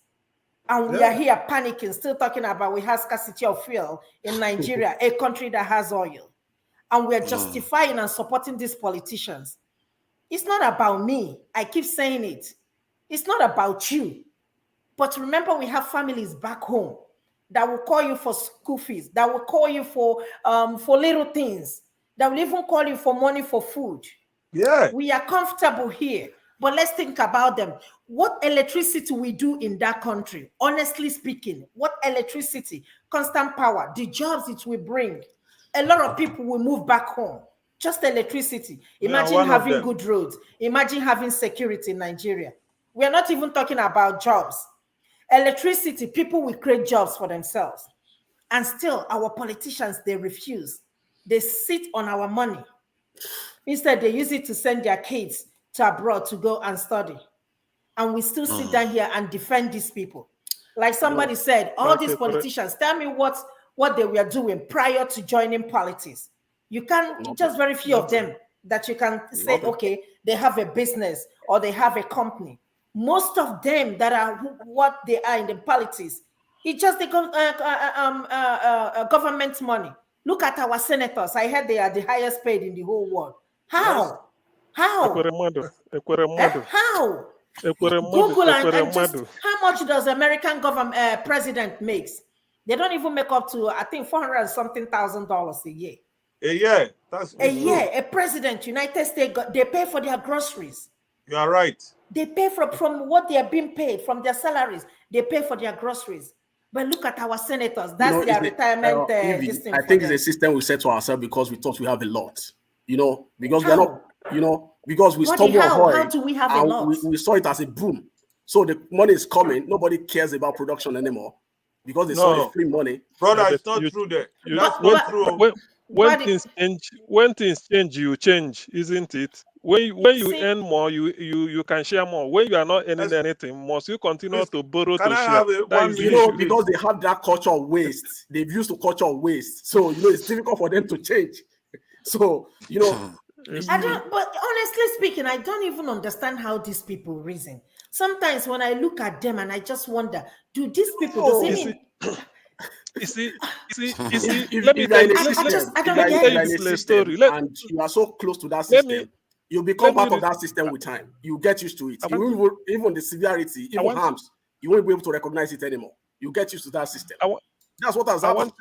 My brother, I will never get used to that system. I will never. I will How? not get used to that system. This is because this is the where mind is corrupt. This is where the problem is. No. This is where the problem Because is. the mind is corrupt. That's why an want average Nigerian cannot think straight anymore. My brother, I will not get It's not true, used but to when that they leave system. Nigeria, they can think. Because you know what place so much demand on them is like. I watched. If you tell me that's the way, This is what the way you are working here, your productivity here, can you compare it to your productivity back when you are in Nigeria? No. The demand of the society you are here presently. Okay. I didn't even have demand a that job, placed so on I you don't that even know what you're challenge talking you. about. That challenge you to work I want more. you to. You understand? Let's So see him. Let's see him say society, something. ladies. CM has been trying to say something. There's something Obi called wealth without enterprise. Obi was in my local government in Anambra. I went to meet some people in the course of the campaign. He called one man out called Winko, who manufactures mattresses. He has an industry since the 80s. He told the man, he said, you've been a manufacturer since the 80s. Everybody knows about your Winko foam, but you are not a billionaire. You pay salary every 4 weeks. You buy raw materials. You do all sorts of things. You sell. You do genuine business. You are not a billionaire. Yet, somebody will move to Abuja as a politician. In the next year, he started being a billionaire. He said, that is what I want to go to Abuja and change. So if you vote for me, I'm going to change it. No more wealth without enterprise. So And they because, refused. do you see how it works? See how it works. Somebody driving Okada anywhere in Nigeria, we start work in the morning.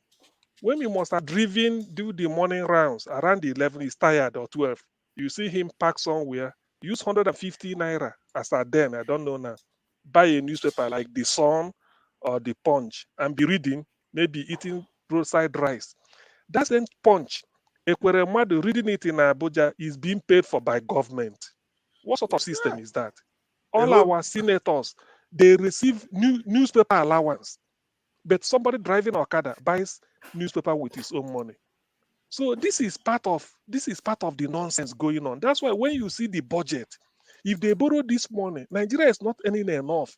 Yet their salary keep increasing. Sometimes they approve the cars for themselves. This is where the money goes. Obi said they are sharing money in Abuja. That is what they do. So that is where the annual budget goes. When you, even if even if as small as the budget is, it may sound in trillion, but they don't use it for capital project that will help me and you.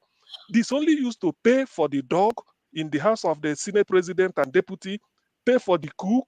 Every day, every year, they budget for cooking utensils in the budget. This is what they keep putting, and the money will be going. So it is purely. But how much do we have error. the estimated amount they spend for, like, the salaries of the senators and basically the government officials, because they have to pay the soldiers, they have to pay the teachers, they have to pay all the other groups. Exactly. No, I understand the legislator. I understand an average senator goes on with about 14 million every month. 14. For what? Actually, it's more than that. Doing It's what? more than that. It's more than that. So 14 million is about so 14 million. just over 10,000 pounds a month. And that is, it does not include their staff and everything else. No. They make more than that. They make more. So let's assume, let's assume that they're making 10,000 pounds. Tell me what they are doing for us to be making that money. No, but what? Okay, they are suffering with you in Nigeria. Obviously, they are not performing enough. That's for sure. They are not performing enough. And you see a country like Nigeria, and why not? In this country, I remember when this guy came in, David Cameron. He said in 2008, he said that Britain is going through cash crunch. I think he slashed his salary from either 100 and something to 98,000 a year. I think either 132 to 98,000, and all the ministers followed suit. Why can't our people, the leaders, say, look, Nigeria is now the poverty capital. Let us reduce our salary. Have you ever had? Don't say reduce. They can't do that. No, but they went over there to make money. They can't do that. Now, how can See, they stop? my thing is that is no matter, even if they become payless, that they don't pay, they do it for free, the problem still remains. The problem is so big that it remains. So we need to focus on where the real gap is. And because even if you take all the money from this thing, take even our budget. If you look at it, by the time you pay, do for university, do for military, do for police, do for this, it's gone.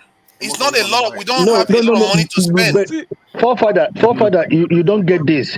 The president of Nigeria is entourage is almost 100 to 150 cars that are armored bullet cars.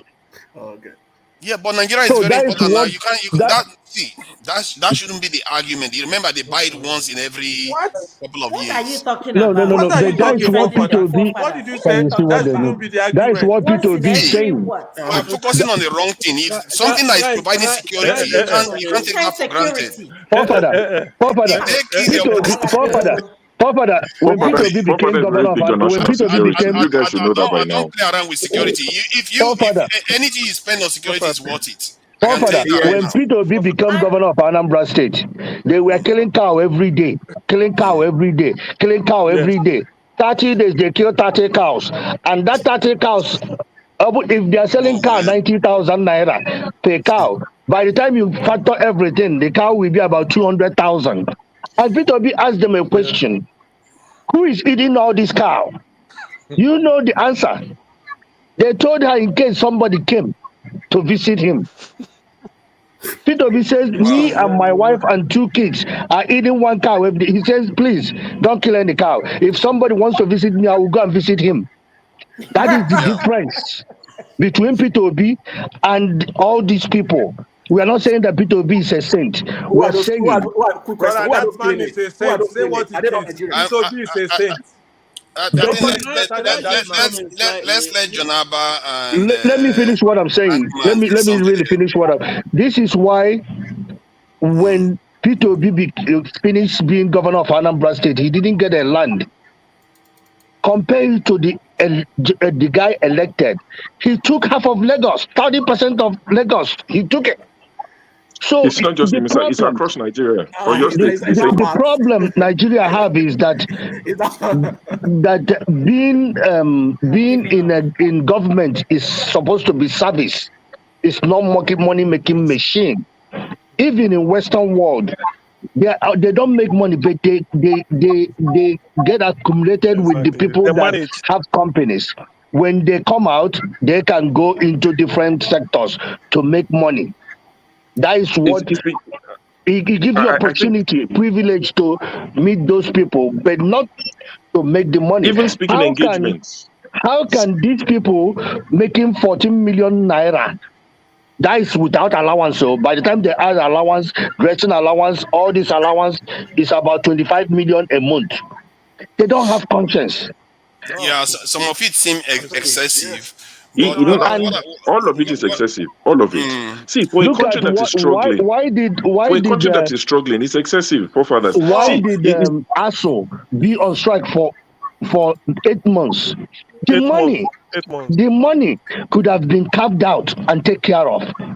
The money is easy. So this is money that was proposed in 2000 and when Jonathan was president. 2009. And they didn't pay it up to today.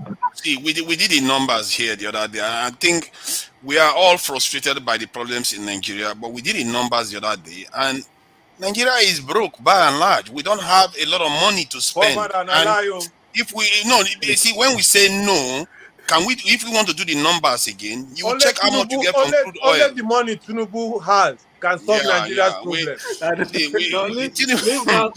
Tinubu, by international standard, is not that rich. Money is not Only Tinubu can solve Nigeria's problem.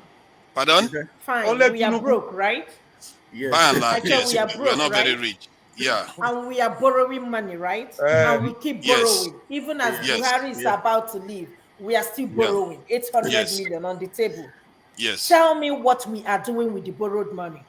How are we gonna pay How are we going to service the loan? Poverty. If there is no capital project that will yield money that we use to service that loan, so how are we going to pay for it? Okay, let me see something that I saw yesterday that I found quite astounding, because I was in Rivers State about 2020. I was there, but what I saw yesterday on a video of somebody driving around Port Harcourt, I saw a significant improvement in Port Harcourt. So, like if you look at train station. No. Not only there. I'm talking about like train lines. There's train lines in Delta State now, like in Agbo, Asaba, train lines going through there. That I tell. Then second Niger Bridge is there. Airports are in southeast now. Wait. When you're talking about this second Niger Bridge, you are talking about as if you are going from Lagos to this thing. What is the distance from Asaba? When you're talking about this second Niger Bridge, that we won't even drive for like 5 minutes. You don't want it anymore. You don't want it anymore. How many years did it take them to build that second Niger Bridge? See, why are you giving them credit? The point is that all I'm saying is that okay. See, let me give you an example of what the scale we are dealing with here. California spends 200 and something billion on its healthcare budget. Not everything else, so only on its healthcare budget. Nigeria spends about 40 billion on the national budget, and we are 200 and something million. So what do you expect from that? What do you think you are going to see in that country? Forefathers. You're comparing Nigeria and America again. I don't think you don't get it. You know why you have to compare it? Because the equipments that you use are the same. You have to go to the same market to buy those tools. So please, I don't agree. Please. You may not agree. That's fine. Guys, give me a chance to say something. How much they take to election? How much they take to election, forefather? Election, I think from what I gather, about 500 billion naira. Census, So what are you saying? How much are they planning to spend on census? That census one, personally, I think they shouldn't have spent that kind of money on census, because you can even do extrapolation of the Nigerian population. I don't know why you need that census, this thing, because they need to chop money now. Honestly, I'm not sure if you keep up with Nigerian news. So Sunday Diary, I think is the Minister for Sport or something. There's a guy, Sunday Diary is to do with I think NFA or Minister for Sport. He's asking for 950 million naira to pay electricity bill for two stadia, Ibadan Stadium and the National Stadium. He said they are owing 950 million naira. They're about to leave office in May. He wants 950 million naira for that. He's saying that to renovate the National Stadium, it would cost Nigeria 21 billion naira. That's what he wants to renovate. See, the way these guys are cashing out, the way they are cashing out. So when you say Nigeria is broke, this is why some of us disagree. The money is being stolen. It might not be enough, but when you have people stealing it, it makes it worse. Fire car, the car. You see how many billion? Let's not just how many billion about for the fire? The amount you are mentioning here, when you mention them in billions, it sounds like a lot. But when you compare it's a lot. When you compare it to this in dollars, it's just about 10 million this in dollars. By Western standard, that is almost still nothing. But we're not in the West. We don't understand. And the tools are still the same. No, because the scale. Okay, let's. I don't agree with you on this one. I don't agree with you. That's fine. You don't have to. Drive Niger second Niger Bridge. You wanted to take it away. How many years? I have to clap for them. You see. I'm not saying you should clap for them. I'm saying that's where some of the money is going to. The same Nigeria that they will say snake. Okay, so how do you defend snake eating money? Termites eating vouchers. This is the country we are talking about. Snake, monkeys, termites. These are the people we are dealing with. Okay, come on. When they call them to come and explain, they will be collapsing and fainting. That professor that collapsed, what happened to him? See, we can try to all the things you are seeing. Let me just say this: all the things you are seeing are just symptoms of a country that doesn't have a lot to go around. $40 billion. There's a lot to go. Stop saying there's not enough to go around. Stop. See, not even asking for let me disabuse you of that mindset that there's not enough to go around. There is. See, we might not have enough champagne to go around, but there's enough water to go around. Stop saying there's not enough. There is enough. The reason why I say 40 billion. Okay, so You think you can run the UK with $40 billion a year? Bro, we're not the UK. We are not asking for No, but UK they are the same standard. human beings now. No, let's not do this. We are not Okay, asking can for you UK increase the standard. standard of living? They build. We are Even not when asking they for UK standard. We're asking that let people be able to go to the hospital and there's electricity at the hospital. Bro, I'm telling you, UCH in Ibadan, quote me, UCH in Ibadan, you'll be walking in the long corridors of the outpatient department. I followed my mom to the hospital when I was in Nigeria last time. I bashed my knee into one of the benches because UCH would not put on generator. There's no electricity. University College Hospital Ibadan, the one that the royal family of Saudi used to come to for treatment up until the 80s. Bro, don't tell me. Stop saying there's not enough to do some certain things. I'm not asking for dialysis for free. I'm saying there's no electricity. Put on the generator. You're telling me there's not enough for that, bro? Come on now, stop defending this thing. That shows the leadership failure at every level. That's what I'm saying. At UCH, they have a CMD. Which is just like chief executive. Okay, sorry. Let's John Lambert say something. He's been very patient with us. I don't know how to talk over people, and let's. Yeah. And after you, Hank can say something because he hasn't said anything at all. They've all been very patient with us. The Nigerian politicians and all the thing we all argue here, we all have that passion to see Nigerian change for the better. But it's like some city in America here, 99% of them are black, but their mayor is white. How did he win that election? It's the morale of the people back home. They don't put a demand on the people, on the politicians. And once the politician win election, it's not to their service. They become his servant. And once the morale remains like this, there are places where pastors call themselves a pastor, start a house fellowship. Before you know it, they become a big body. The pastor becomes the God over the people. It's the morale of the people. The hospital you are talking about, governor is not working there. It's the citizens that work there that stole most of this stuff. So many people have left this part of the world, establishes business, even within the family cycle. It gets run down by the people because we don't have the cultural the maintenance culture. We don't have it is one thing. But then beyond that, we lost our self-esteem of people that are supposed to serve us. We serve them. It's abnormal. And that's why there's no accountability. Even the judiciary system, to me, they are the one that cause all the problem in Nigeria. Because if you run to say you call, there's things that you're supposed to go to court. They say call a police. So if you're supposed to call a police, they say go to court. And if you go to any one of those things, you will never, is the highest bidder. If you don't have anybody and you don't have any power and don't have any connection, even though the case is on you did nothing wrong, you end up being locked up. So when you talk about Nigerian issues, the road, the money is allocated to somebody. Sometimes it's not even a politician. Maybe it's a contractor, and the contractor will turn around and bribe somebody. In any part of the world, or even your own personal life, if you give a contract or give something to somebody to do, if the person is not doing it, you have to hold him accountable. Whether take him to court, and there will be a consequences for that action. But in Nigeria, no consequences for actions. Anything you get away with it, because the people do not have that stamina, and they believe that the law is not on their side.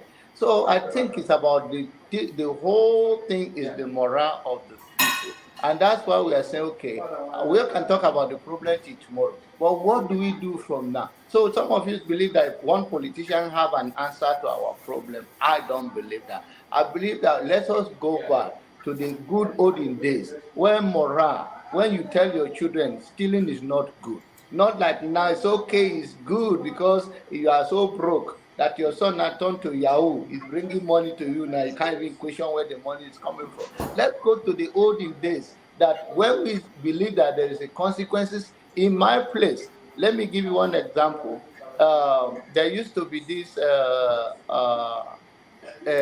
ransom killing, kidnapping, And I'm telling you life story now. And give me 1 second.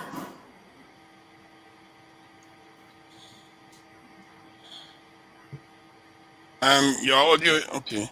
I'm here, please. So when the morale of the people now invoke that if anybody do this in this place, and they invoke the god, and the youth took it for granted, and they went and removed the transformer that they're trying to bring electricity to that the village or community.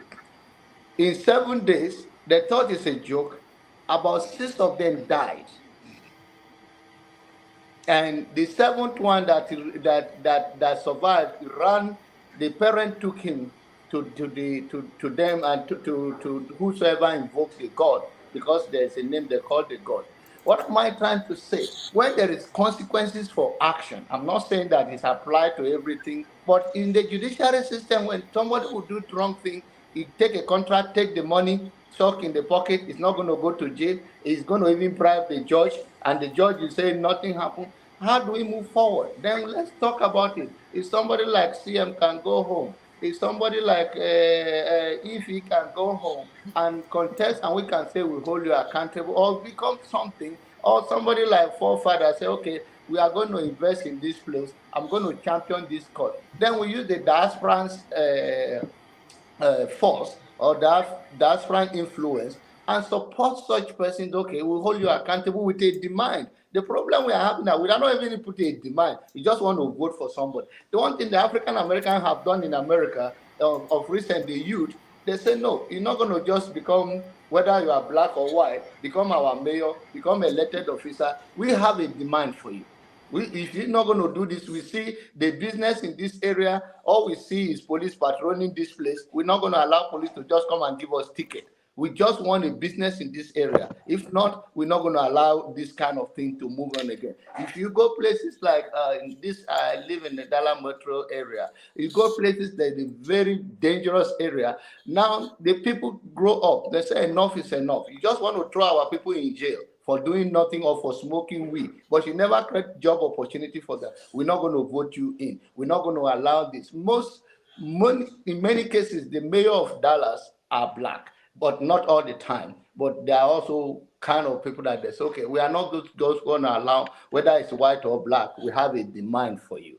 So let us go out there. 2023, I believe, is over. But in 2027, let us have a demand for somebody and say, okay, we cannot just allow you to just run an office, but we have to start from somebody. We have to trust somebody. When the person do not perform, then we all can say this is not right. We cannot vote you in again. Like we said, there was fairness in the gubernatorial election. There was fairness in the senatorial election. It's only the one that was not right was the presidential, which we stand to be improved. But Janaba, before people will want to hold people accountable, don't you think they have to have a stake?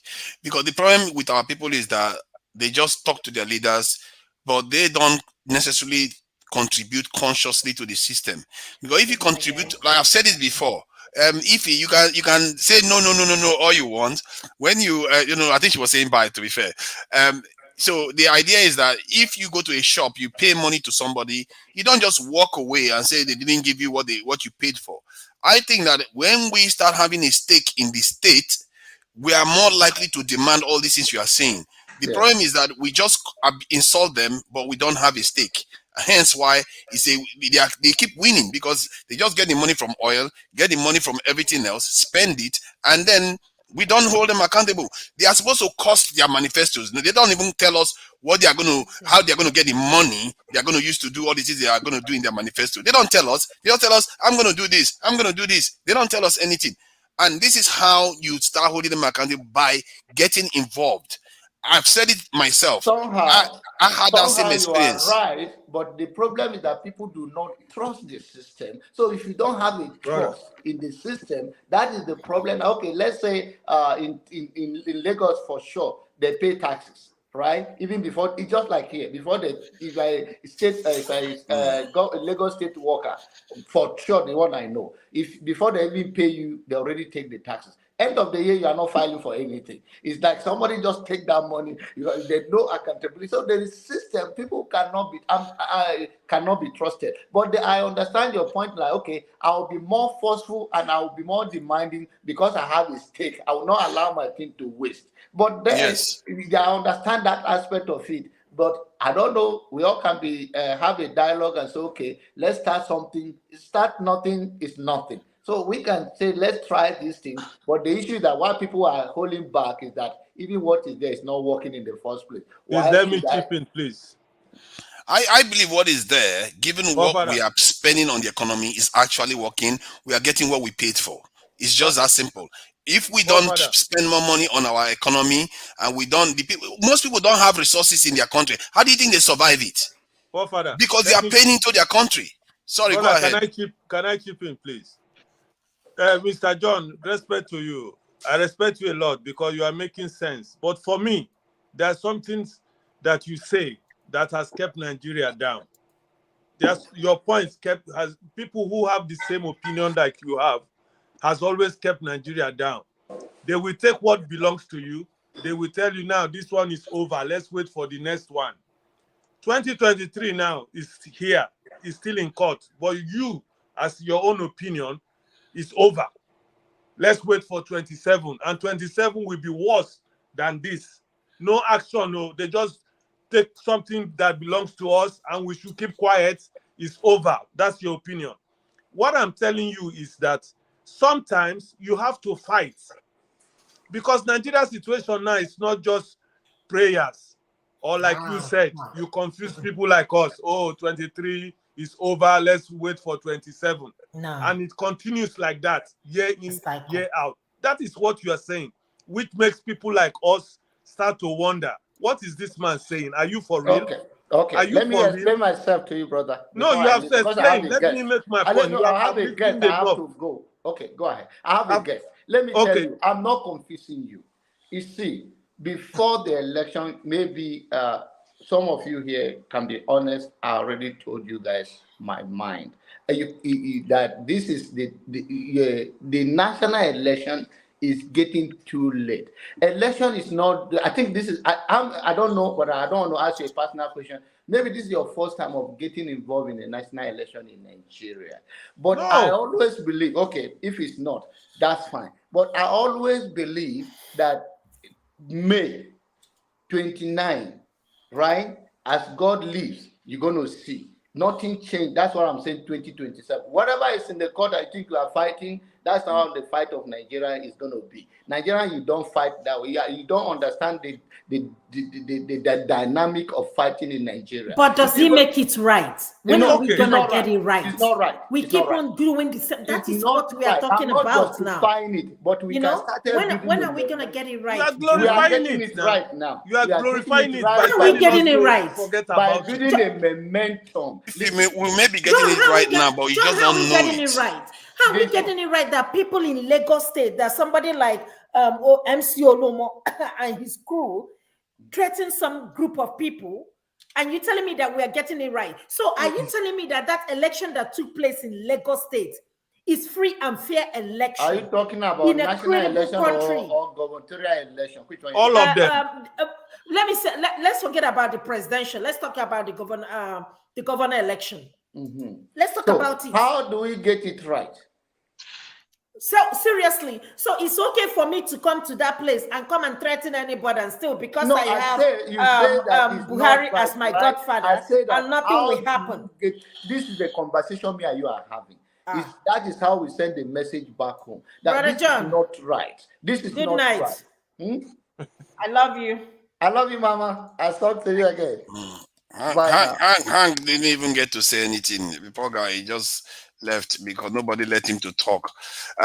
So yeah, about this thing, what I was saying was simple. If you don't pay into a system, you are not invested in the system. If you don't have any thing to lose, you are not invested. You're not going to care about the system as much. You will stand afar and complain, but you will not. Nothing is going to get fixed. The way other people fix their countries is by saying, you know what? Yes, we are overseas. we need to start working with our nation. We need to start putting money into our countries so that our country can start healing itself. By just saying it from afar, it's not going to solve the problem. For that, you think people are not doing that now? That's why I don't. I used to sometimes I used to wonder about how Nigeria, sometimes how we will phrase things or how we think things. For that, CM gave you an example that people how I don't know. I think it was 2 weeks ago when CM was explaining how Igbo people start their business and all that. Anybody if you've run a business before, you understand how difficult it is for you to run a business, how to keep it afloat. Yes. So somebody takes his money, you start a spare part business, and somebody come and burn it down. Yes. Overnight, a goose of 100 million is gone ablaze. And you're thinking to yourself, where will I start from? There's no insurance. With Nigeria, don't have a proper insurance system where you can go and claim, because insurance does not function in a dysfunctional country. Because insurance function in the country where there is rule of law, where the police will do the right thing, the judiciary will do the right thing. Your money assuming that you invested 30 million naira in a spare part business in Lagos and it was burnt down. Where are you going to get that money from? You took a loan from the bank in the UK here, from Lloyds Bank or Barclays Bank, of £25,000. Now you're left paying a loan here. Your business has been burnt down. You cannot get compensation. You're sitting there looking. Now that has set you back 5 years or 10 years because you have to pay off that loan first. You understand? So Nigeria case is a basket case. I don't even know where to start. And you were talking about why I actually joined the show. You were talking about the amount of convoy Nigeria president used to go with. Have you seen? I don't know if you're privileged to have seen Boris Johnson's convoy. I've seen it because of the kind of work I do. Boris Johnson does not move with more than maximum 5 cars and two motorbike escort in front of him. I've seen him several times when he's but you cannot compare the environment of Boris Johnson versus that of Nigeria. Okay, how did they get the there? Nigerian environment? Exactly. Pardon? How did they get to UK? You and who? In other words, we didn't build it. You and who? All of us, we're all partakers in it. So keep acting as if we are. Our children are not going to distinguish you. The next generation, they're not going to distinguish the mess we are doing. We're all partakers in it. We're all partakers in it. So we left it like that. That's what it is. Nigerians are good at oppressing other people. That's what it is. Brother, please give me 2 minutes. Let me just make my own contribution. For me, if you ask me what's the next step for Nigeria, it might be like what Showore is saying. Revolution. We have to take these people by the horns and fight them physical. If not, I will tell you, it will continue to get worse as it has been going worse and worse. They are very few now. Even the soldiers and the policemen, they suffer more than me and you. No salary, nothing. They all suffer. That's why they take bribe everywhere. If we can stand up, do something. Peter Obi came up. What have they done to us? They pushed the man aside. Go court. Now we're in court. John Eba is telling us that hope, we should forget about it. Can you imagine? So now, what is the next step? We should wait for 2027. It hurts my mind. Sometimes I want to go mad. I can't. We should now forget court, wait for 27. There must be a time of uprising in that Nigeria. If we keep quiet and say no uprising, no revolution, my brother, I can bet the whole thing I have in my life, that country will not change. Thank you. Danny, you're correct. 100% correct. 100% correct. The people have to take that thing by force, because somebody that is oppressing you will not lift his leg off your neck. He will not take his knee off your neck. He will keep pressing your knee or your neck until either you fight back or you strike him very hard so that he can take off his knees from your neck. It's as simple as that. To buttress what my brother said, can't see your name, but the brother with the dreads. Only this week. Daniel, only this week, about 4 or 5 days ago, I saw an article. The police force in Nigeria paid out money to families of slain officers who died on duty. It was about 78 police officers or thereabout. Each family got 350,000 naira. 350,000 naira. That's what they paid each family of a police officer that died while on duty. And the CEO and the CFO of NNPC Limited just paid themselves billions, the two of them, billions of naira in gratuity. So these are the things. So when we say there's money to do more than we're doing, I'm not saying we'll get UK standard. I'm reasonable. You won't get UK standard in, like with time, we should get better. What does UK have that we don't have? Taxes. That's what they live on the most. We have everything.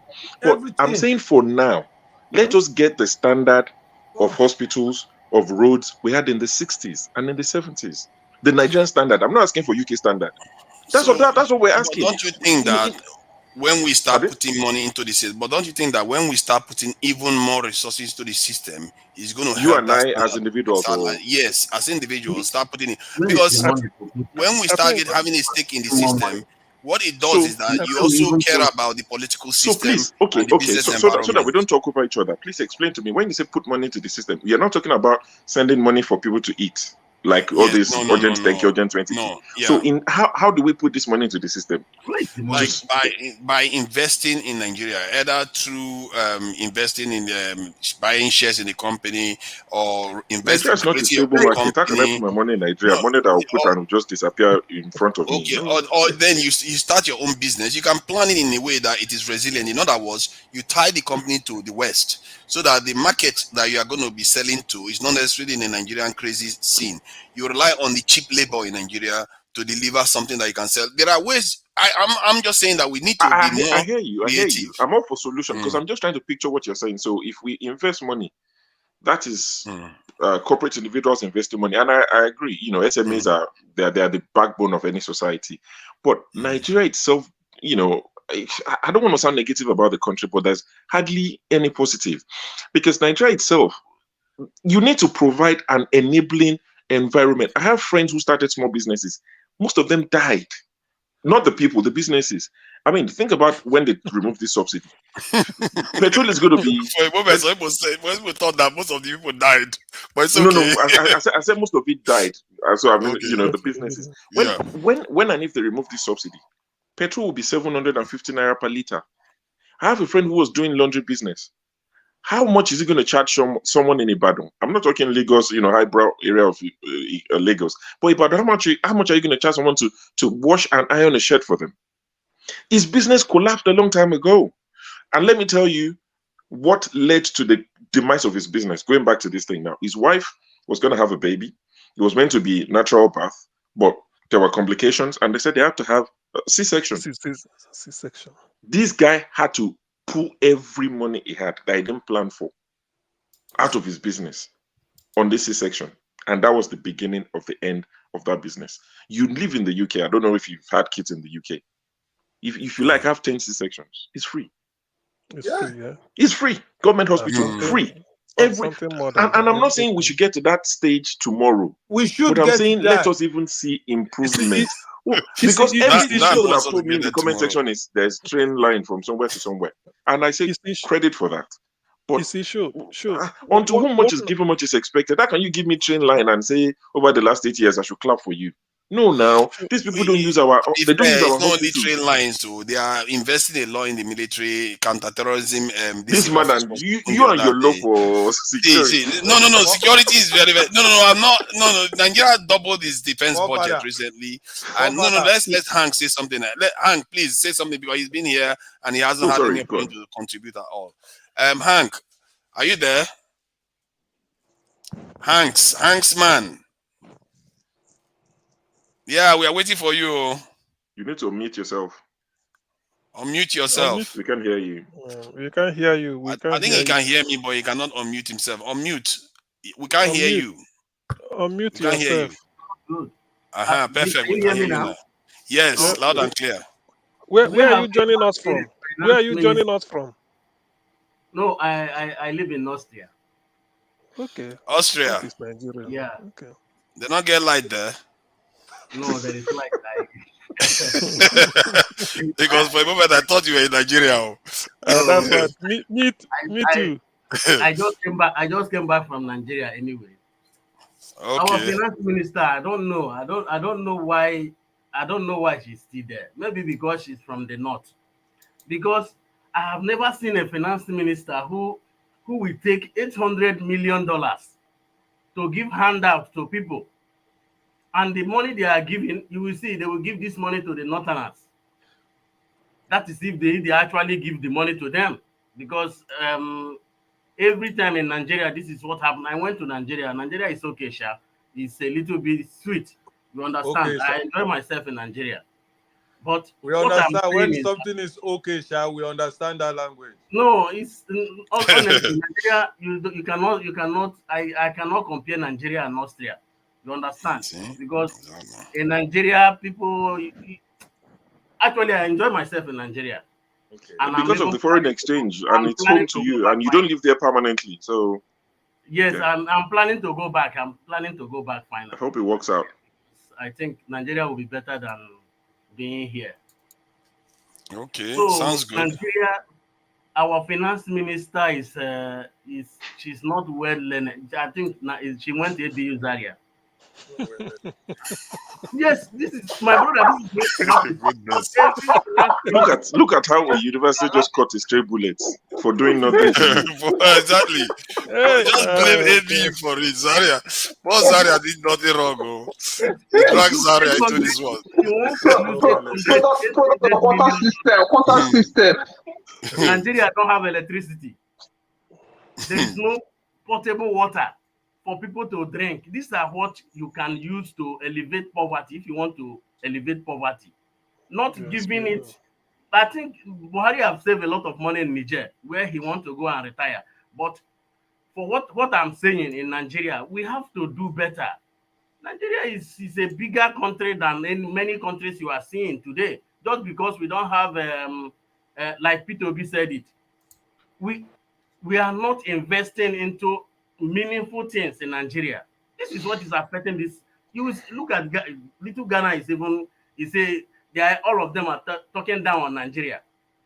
When we get somebody who at the aim of affairs that is going to, that like Peter Obi, I know Peter Obi is not a saint, but that investment business, this thing is going to elevate Nigeria. Nigeria will do better than all these countries. It's a big country. It's a very nice country. So the things that we like the president elect, he has gone for lesser Hajj, like I have been hearing many years ago.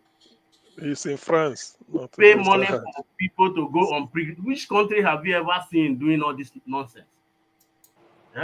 You pay millions of dollars for people to go for Hajj, to go for pilgrim in Israel and Saudi Arabia. This is uncalled for. And we are complaining that our currency is failing. You are Telling using you, dollar to fly. what I went through. Although Nigeria is okay because of this. And spending the money over there in the meantime, all of them, they are almost all our leaders are overseas now. Every single one of them. Jigawa State. Is it Jigawa State? 2.5 billion they've deposited for Hajj. I think you see what Nigerian system needs in terms of leadership is not just leader, but somebody, a good financial manager. Why I like Peter Obi, I campaign for him or I long for him is that when he gets in, there will be sanity in public finance. Yeah. Because you will find out, why I'm saying this is that you may find out that Peter may say, you won't borrow. He will tell you that if I plug this loophole, sell this off, all this waste, cut it, I will have a bulk of money to invest in defense, in education, in health. And you start seeing, or even in power. Okay, let's just say power. This he said we declare war on power. But because the problem is the money is being wasted. Wasted in the sense that it's not that you don't pay salary, but there are things you don't pay. You don't pay for the price of toothpaste for toothpick. No, it is not worth it. That's what we are saying. When you get this money, what are you putting it on? If you are saying that you want to renovate all hospitals in Nigeria, from every local government at least one, and you map out that it will cost you, say, something like $50 billion. Where is the money coming from? Peter may sit back and say, if I cut this, cut this, cut this, cut this, I will get like 30 billion. If I stop crude oil theft, at least for 2 weeks or 1 month, I will get this. He will not carry it, put it there. There is no way that you will do it like this. Within 6 months, people will start seeing effect. Then you continue it like this for the next 1 year, 2 years, forgetting that you won't borrow. Because I remember when Peter said, that was when I remember the man's economics. He said Nigeria is borrowing money to go and do a runway, repair Nnamdi Azikiwe runway. That was when they started diverting all flights to Kaduna. He said you don't need to borrow. 80% of the flight entering Nigeria goes to Lagos.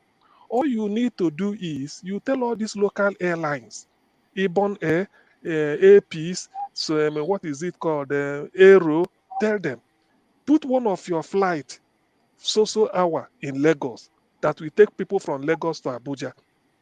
Anybody flying to Abuja from Nigeria, from abroad, goes to Lagos. By the time you get to Lagos, they transload you, take you to Abuja, so that you go to the local wing. That international wing they are doing the wrong way, it will be done. The money they are going to use, the money that comes from Lagos, you are not borrowing money. Within 6 months, you've done that. Then you move to Kano. He said between 2 years, you must have gotten 4 good standard tarmac in Nigeria without borrowing shishi. So you don't need to borrow, because for anything you borrow, you pay interest. He said what you need to do is look for a way that all these people are cutting money. Okay, but tell me, why should a governor, a senate president or deputy senate president be having up to 10 cars?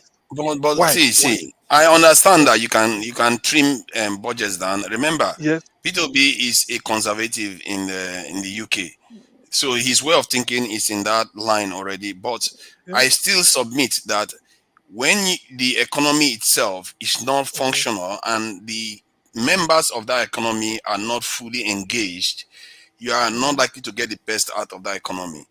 Many countries that don't have natural resources, I don't even think Singapore doesn't have a natural resource, but look at how well they are performing, is the people. And I think we that are in the diaspora have a big stick there. Because the leaders, not the people, the leaders. The reason why I say the West is because many in overseas, because we have access to capital, one, and we also have access to the bigger picture. As a matter of fact, I can even to an extent forgive a politician that rose up in Nigeria, never traveled overseas, and even when they travel overseas, they just go for visit. All they see in the West is like heaven. They don't know anything else.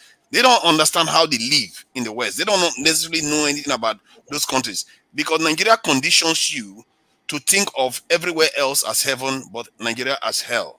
So we in the West that know this is we should be contributing to our country more and ensuring that we have a stake in it. Otherwise, things are not going to change, because we also have protection here that the people locally don't have.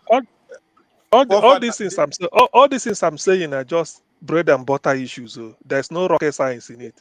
Power, good road infrastructure. These are what will attract me and you to go and invest, and then with ease. If not just us, anybody. So what I'm saying in effect is that Nigeria. Well, you know that there are some people investing right now as we speak in power. Like one of those ladies that questioned Peter Obi and Tinubu during the presidential candidate. There was this session they were having, and this lady was talking about how to get gas to the power plant that they built is the problem. So, and Nigeria has gas pipeline from what I gather. So, but the power stations are not getting it. So that was the question she was. And the point I was trying to make is that there are some people that are actually engaging in Nigeria. Nigeria is a massive market. And we need to start seeing it like that.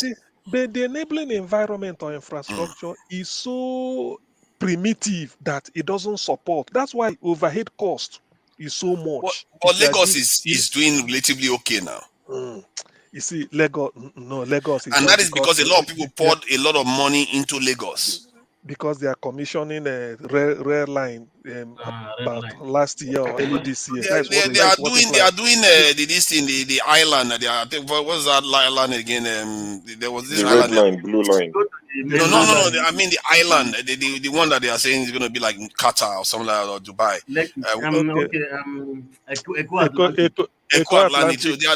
So there's a lot of ambitious stuff going on in Lagos that wouldn't normally happen if people were not pouring a lot of investment there. You see, what I'm trying to say is that God help us, Peter Obi gets in. Amen. By the time you trim, by the time you bring discipline to public spending, you find out that Nigeria do not need to borrow money. That cash you are looking for will be available to do whatever we take off. That's what I'm saying. When you see the way they waste money, that's what pains Peter. He said there's a lot of squandermania for nothing. Yeah, but if Peter is not there, what are you going to do? Are you just going to say fold your hand, don't do anything? We're going to get in this time. But that's why where we are now. Nobody will have No. will. See, what I'm saying is that it doesn't matter about who is in office. If you like, let that proper drug baron is in office. If you want to take charge of your country, you can. And one of the ways you can do it. How many? Does anyone have any idea the estimated size of the Nigerian diaspora? If all of them start having in their mind that they want to get involved in Nigerian affairs, remember, like I said earlier on, we have a level of protection that most Nigerians don't have.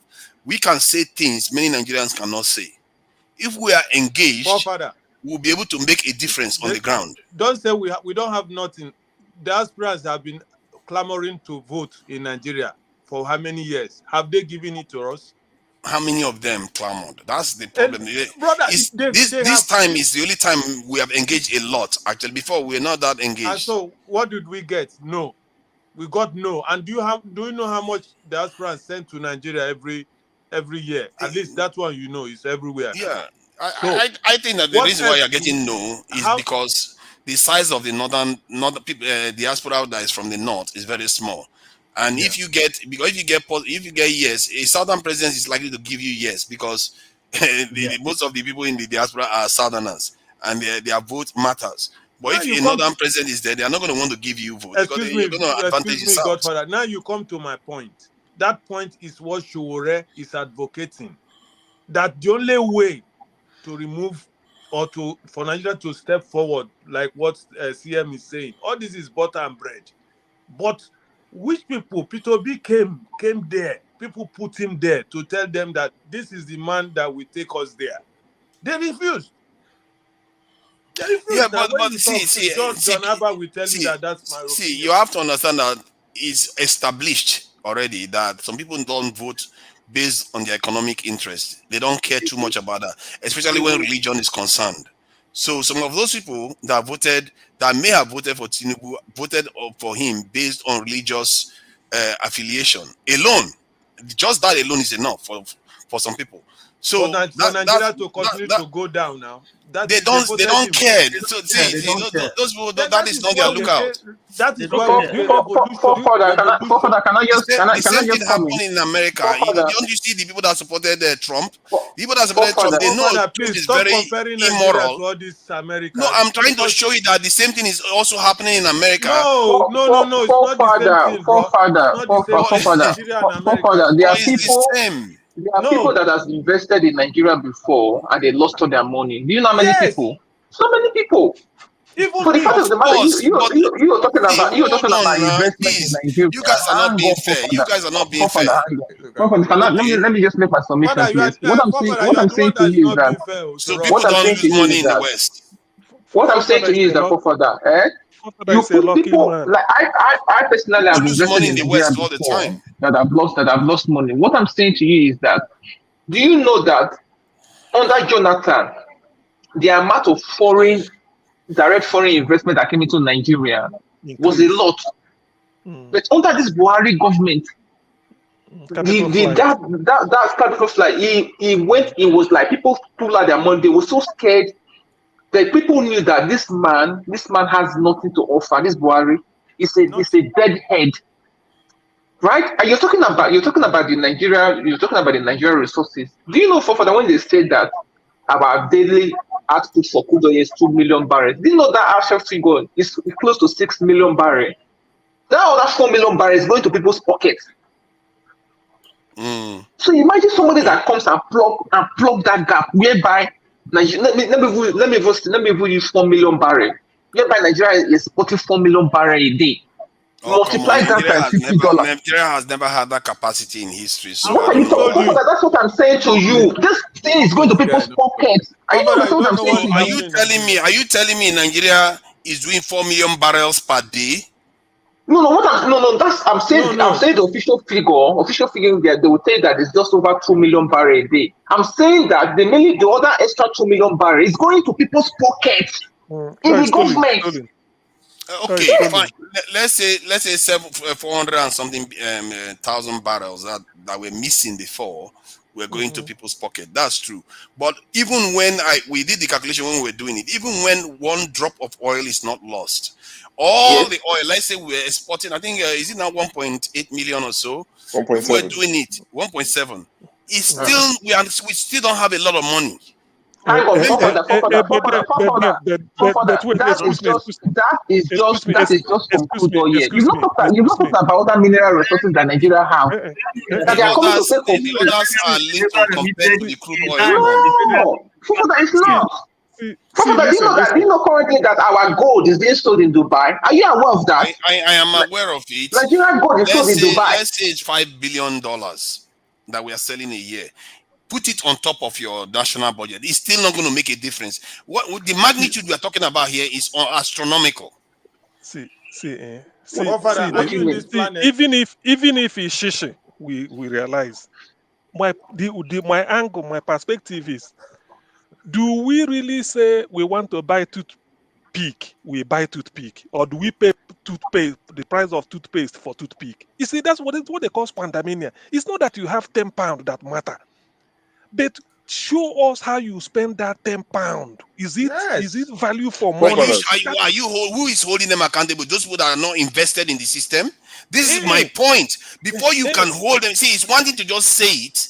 It's another thing to actually feel the need to make them do it. That is what I'm. Hold on. This point is very important. That is the point I am making. You are making a correct assertion that they should show you what they have done with what they've got. But the only time you will make them do that is when you feel invested. You can say it all you want, but you don't have the need to force them to do that. I want to tell you a story. There was a guy, I don't know, he was based in US for many years, a doctor. Okay? After so many years, he took a lot of money and decided to retire back to Nigeria. If you are talking about, if you think people are not investing in Nigeria, he went back home to invest in Nigeria. That guy left Nigeria after investment with his life. Barely his life, barely. You know the reverse is also true. You know, people come to the West and they live barely with their life back to Nigeria. You know, you are making some statement. I'm wondering, are you really from in this planet? My point is that what you are saying is that the way I look at it is that there is always going to be problems in this world. There's going to be suffering in this world. There's going to be disappointments in this world. But the question is, what are you having all those things for? All those negative things for? Is it for just your comfort and the degrading of your own heritage, or you are going to suffer those things to uphold your heritage? For me, I think it's better. My own calculation is that it is better to have all this suffering for something positive, to defend make your people get richer, to increase the living standard for your people, to protect your heritage, or your children. Have you invested in Nigeria before? Yes. Be honest. Believe you me, I have, and I've suffered a lot of reverses in Nigeria too. But see, you have to just have the mindset that anything you do for the West is basically a privilege. It can be taken away like that. People think what they have there can remain eternally. It doesn't. It doesn't have to. They can just change it. No, because you don't control the society. That is why people are angry. People want to go home to Nigeria to invest, but they can't. Then invest. They get involved with nothing. The only solution is for the diaspora to get involved. If you want to change stuff, because the diaspora, I keep saying it. Especially for accountability. That is one area the diaspora has a lot of power, because you can force things to happen on the ground. Because you're not afraid of politicians. See, you are Look not at what afraid he's of doing politicians in in Lagos. Nigeria. Pardon? MC Oluomo came from the US. I think you know. He Yeah, lived why in do you the think he's US able to for do all the many nonsense years. he's able to do? Look Then at he's going to what run back to he's the doing in US. Lagos. This is the same thing we are talking about. That if you go back to Nigeria, you will just join the system. You don't even know how. Huh? Yeah, but that's my thing. Now, if you go back to Nigeria and join the system, it's just amplifying the problem. You want to start with the mindset of fixing the problem. You don't know how. My You just distant, Yeah, like my because most people, to be fair, This he's right. I think He's the first actually step is correct. putting in the right leadership. brother. that's what I'm How that saying. would It's just happen, I don't know. But I think the first step is to vote in the right leadership. If you have the right that's why leadership, it people are makes things a rooting. lot easier. Yeah. But has that It ever makes, worked honestly, in Nigeria? it changes it that okay. So let me refer you to what Awolowo did or what he said when Awolowo proposed free education in the Western region. They thought it was mad. Where are you going to get the money from? Where's the money? And he said we're going to cut cost. All this they've been supplying newspaper to all these parliamentary for time. It was one of the things he said we're going to stop it. Why are we buying newspaper for anybody? It sounded silly. It sounded little.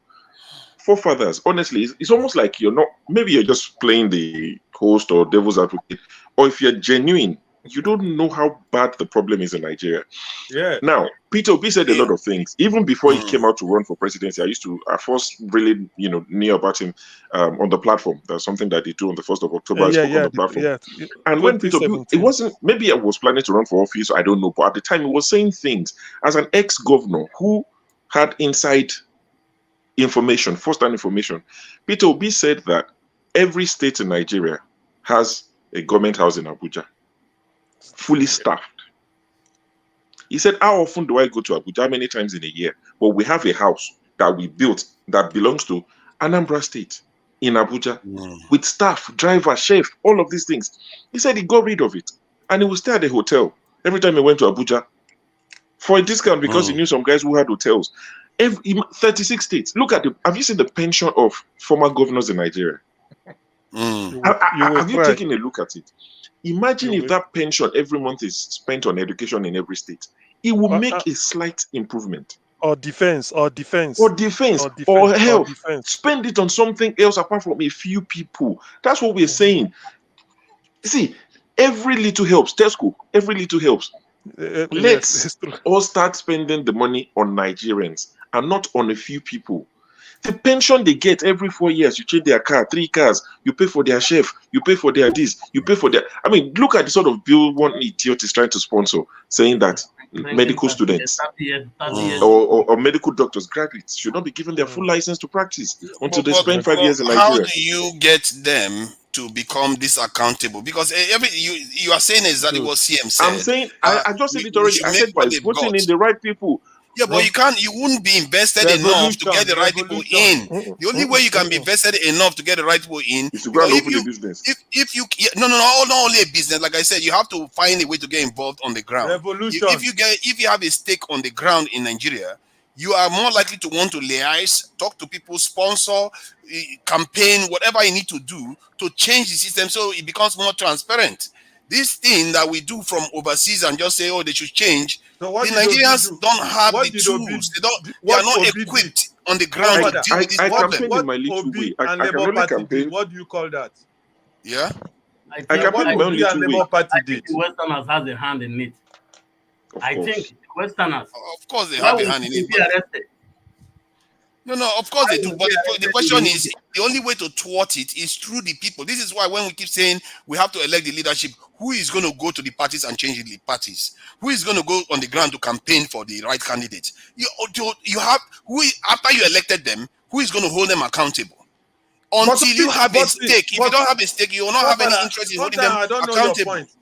I don't know your point. What just happened? Obi came in. So what happened? What happened in that process? Was it just a joke to you or what? Obi came in, but the people that were already entrenched, that have people on the streets, that have their people in high offices that pretend as if they don't know what the child looks like, they are already on the ground. That's why I'm saying that if you are invested in Nigeria, you will engage. You will form alliances. You will do all the things that needs to be done to change the country. Show was telling whether you're a devil's advocate. I don't really understand. I'm not a devil's advocate. I'm telling you the truth Because of what the you're saying solution doesn't here. make sense to me. Sorry. It may not make sense. Do you have any investment in Nigeria? I've told you I've invested and I ran away. Okay, so you invested and you ran away. Yeah, you because invested. they nearly finished me. They took all I got, and now only what they left for me is my life. Okay. said you ran away. Hold on. When you invested, hold on. Let me ask him now. Let's get to the bottom of it. When you invested, he who fights and run away now. Let me ask the question. So when you invested, the reason why the business failed, so you went back to the US or whatever else you would like the country you went to. Did you do business in the West too? Okay, let me answer you. I was where I am, make my money, and I even took some little loans so that I can set up properly. I cannot afford a business here. Bol, you see that? You see what I mean? That's exactly my point. That's why I took it to my homeland, Nigeria. I got there, set up as normally how they told me, but the system that we are trying to change. How long did you last? How long did you last? Ask other people now. They will tell you. No. Sorry. I mean, how long did your business last in Nigeria? My business lasted till I could not continue, and I ran. How many years? How many years? Attrition rate. How many years did it last? I don't have to tell you that. You have to use. No, because that is important. Use your tongue to count your teeth in that question. Answer it yourself. I've told you that matters. The reason why I say that matters is because if it is 10 years, you don't know how many people you've helped. Brother, if you start a business within 6 months and it collapses, what are you waiting for 10 years for? Okay, is this 6 months? They tell you come, they just collect you. Is this 6 months? If it is 6 months, maybe you should ask yourself a few questions. I should borrow another one and come again. Maybe your fault. Maybe you set the business up in a terrible way. Now that's the reason. No, that's not terrible way, forefather. This is not a joke, Nigerians are crying, even those who live there. Hold on. Now let's slow down. Let's slow down. This is your first business, isn't it, that you set up? You said what? The business you set up in Nigeria, was it your first business? No, I think you are joking. I don't have to be serious.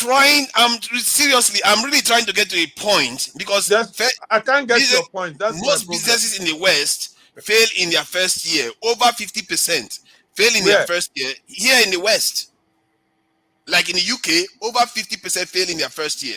So the question you have to ask yourself is, if yours fails in the first year, it doesn't necessarily mean Nigeria is a terrible place. No. Let me explain. Okay, if you want to know in details, I can go in details to just tell you now. Listen, you come to Nigeria, I'm not a small boy that will just go and invest in something I don't know about. I'm an Igbo man. I have studied, did my background, asked questions, went there myself. Not that I say I went there myself for some months to live there, to do my feasibility studies. Nobody said they go tell me, say, bros. No, I went down to tell you the kind of man I am. I don't send people message when it comes to my business because I work hard for my money. I went there, did everything, and I was convinced that I can put in my money. When I put in my money, the system that Peter Obi is telling us that has to be changed, they will frustrate you. They will welcome you because that's what they want. Oh, come in, we do this for you to convince you like 419. Now, I'm not talking of people. I'm investing on the government side. Not when you say 419, maybe you think somebody fooled me. Nobody fooled me. I came in legal in a business. And then when I came in with my money, the system I met there, this your Nigerian system you are trying to protect or to try to say people are running away. They frustrate you, inflation, everything, pay this, pay that, tax, this. Before you know it, I'm telling you, ask other people. Before you know it, I'm telling you, you will tell yourself it's better to take the one that is left before you did. And it's not only me. Many people in West countries are tired. They want to go home. Okay, but I can tell you, Okay, thank you. I really am sorry about that. Their business didn't succeed. Not only And me. I've done it. Don't be sorry for me. I just try to no, tell you that I'm not but giving up. We are people who oh, have gone you see, home that's to good. help that That's country. good. You have The not system given up. on board, which Peter Obi is fighting to take away, brother. If we don't fight it by force, we will continue like this. This will not be story or talk again. No, It's by force. I agree with you by and large. When you want to change something, you don't say because for me there is no other alternative really. Investing in the West alone is just. I'm not saying you should not invest, but I think when you invest in the West, you also have to have in mind that you want to use it to anchor the business in Nigeria. And I think anybody that wants to invest in Nigeria should not just go, oh, my first business is to start in Nigeria. Then when you fail, you blame Nigeria for it. When even Western companies are failing, Excuse that me, is not a fair you standard. get my point probably. In the West where I live, brother, I cannot afford a business. Let me make myself clear. Don't think I'm. I get that one. I I'm don't talking want you about to other think that people. I'm a rich person. I'm talking In the about West, other I people. work hard like a civil servant, put my money together, because that's the only way I can be able to invest in Nigeria, where it's cheaper and more reasonable. I cannot invest here in the West. I don't have that type of money. Dan, my own was my Sorry, own. One moment. CM, I think this point is important. I just wanted to finish the point. I think, okay, maybe you can't invest in the West. I'm in a way I can differ from that because sometimes some businesses are quite cheap to set up in the West. But if you want give an example. Depend. If you are into IT, you can set up online business, e-shop. As a matter of fact, you don't even need online. You can even start up eBay. This is business. You just start selling stuff on eBay. Before you know it, you gain customer over the years, and you start what selling. Are you You selling? become reliable. What product? Depending on whatever you like to sell, you can go to China. No. Let us be specific. As an African man, let us talk the only reality now. I'm an African man living in the West. So what do you expect me to sell for? Who are my customers? People in the West, like if you want to set this is sorry CM, I want to trash it with him so we understand ourselves. See, sometimes people, you want to sell, let's say, a machine like a CNC machine, and this CNC machine that you want to sell, who's going to buy it? Africans or international? No, Westerners. You see, that's the beauty. I'm not a dreamer, forefather. I'm not a dreamer, I'm a realist. I know the dream. Hold on now. Yeah, I'm trying to give you an example. Okay, let's say you are selling dog. Example, something within my Don't worry, I will let you go. Why are you always? I'm trying to give you a solution.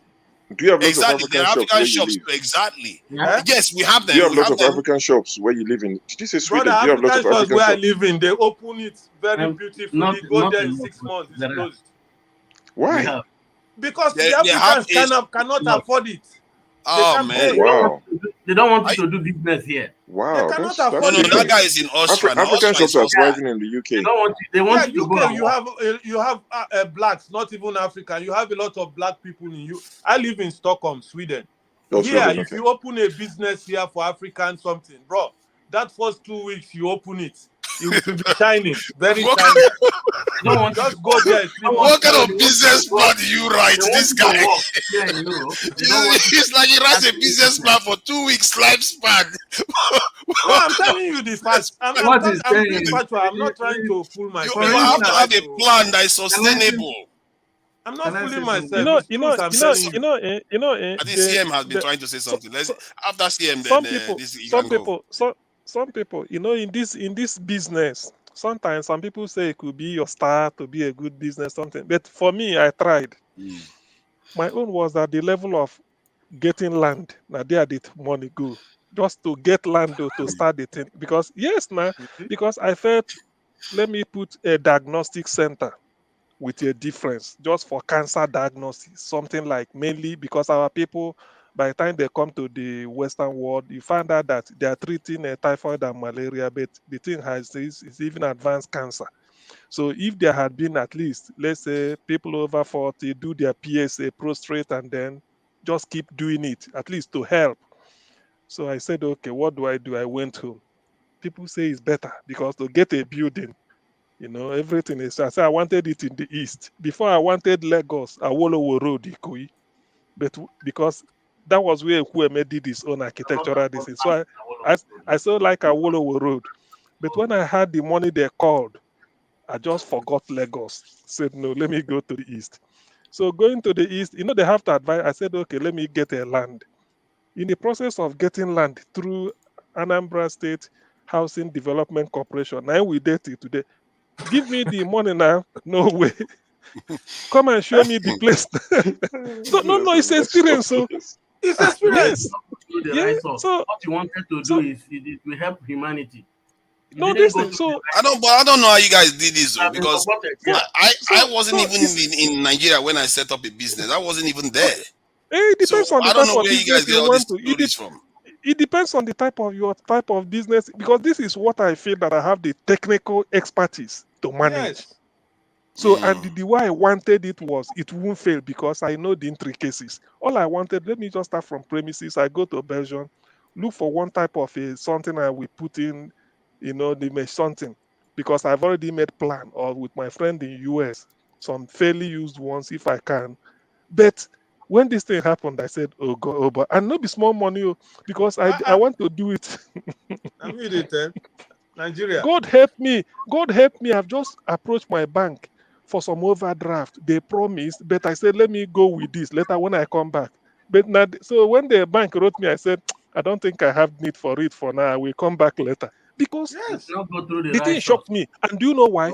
When some, let me tell you this thing where Peter Obi, the change that Peter Obi will make if Peter Obi is in power like this, all these things will be streamlined from the federal level, because Nigeria is still controlled. Our policy in establishing this type of thing has to do with government policies. You make it business friendly. For instance, assuming power, because part of the logistics I made was power too, because you have to make way for power and everything. I said I will be the only person managing it at least for the first 6 months to 8 months. I look for somebody, then from there I know when to go down finally.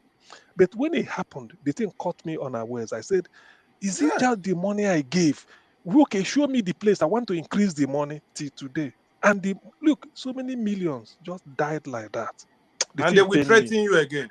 The thing pained me so much. Don't go to Nigeria telling them that you are from somewhere to invest in Nigeria. They will finish you.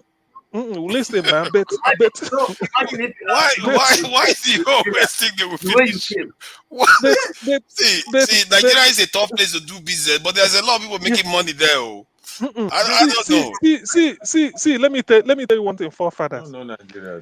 You can go to Nigeria. Let me tell you, forefathers, you can go to Nigeria and make the money and make the money you can never make any part of the world. But it depends on how crooked are you. Can you cut corners? And how connected? How connected are you? Do you know that? Exactly. Do you know that if you know the chief accountant, say of Lagos, let me just say I want to establish in Lagos.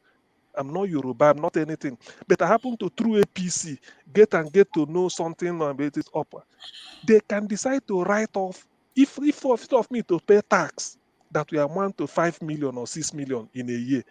They can decide. Somebody can decide. Give me 1 million, I write it off. Which one is cheaper? To go and pay 6 million or to give somebody 1 million? Which one is cheaper? So you see, so when you now give the person 1 million, you will go and invent the figure and say you've paid.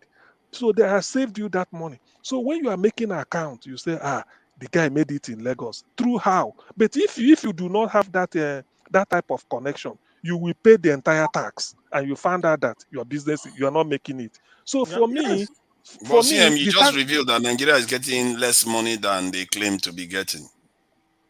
Do you mean? You said the guy is going to claim that they took 6 billion when he actually got 1 million. No. I'm just I'm trying to buttress your point that somebody can go to Nigeria and make money. Yes, because they won't tell you how.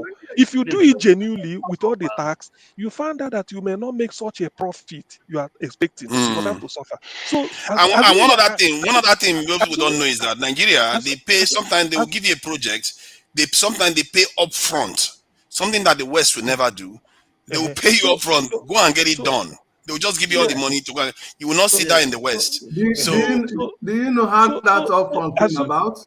Do you know how that upfront came about? It's because of the system of cutback. of cutback.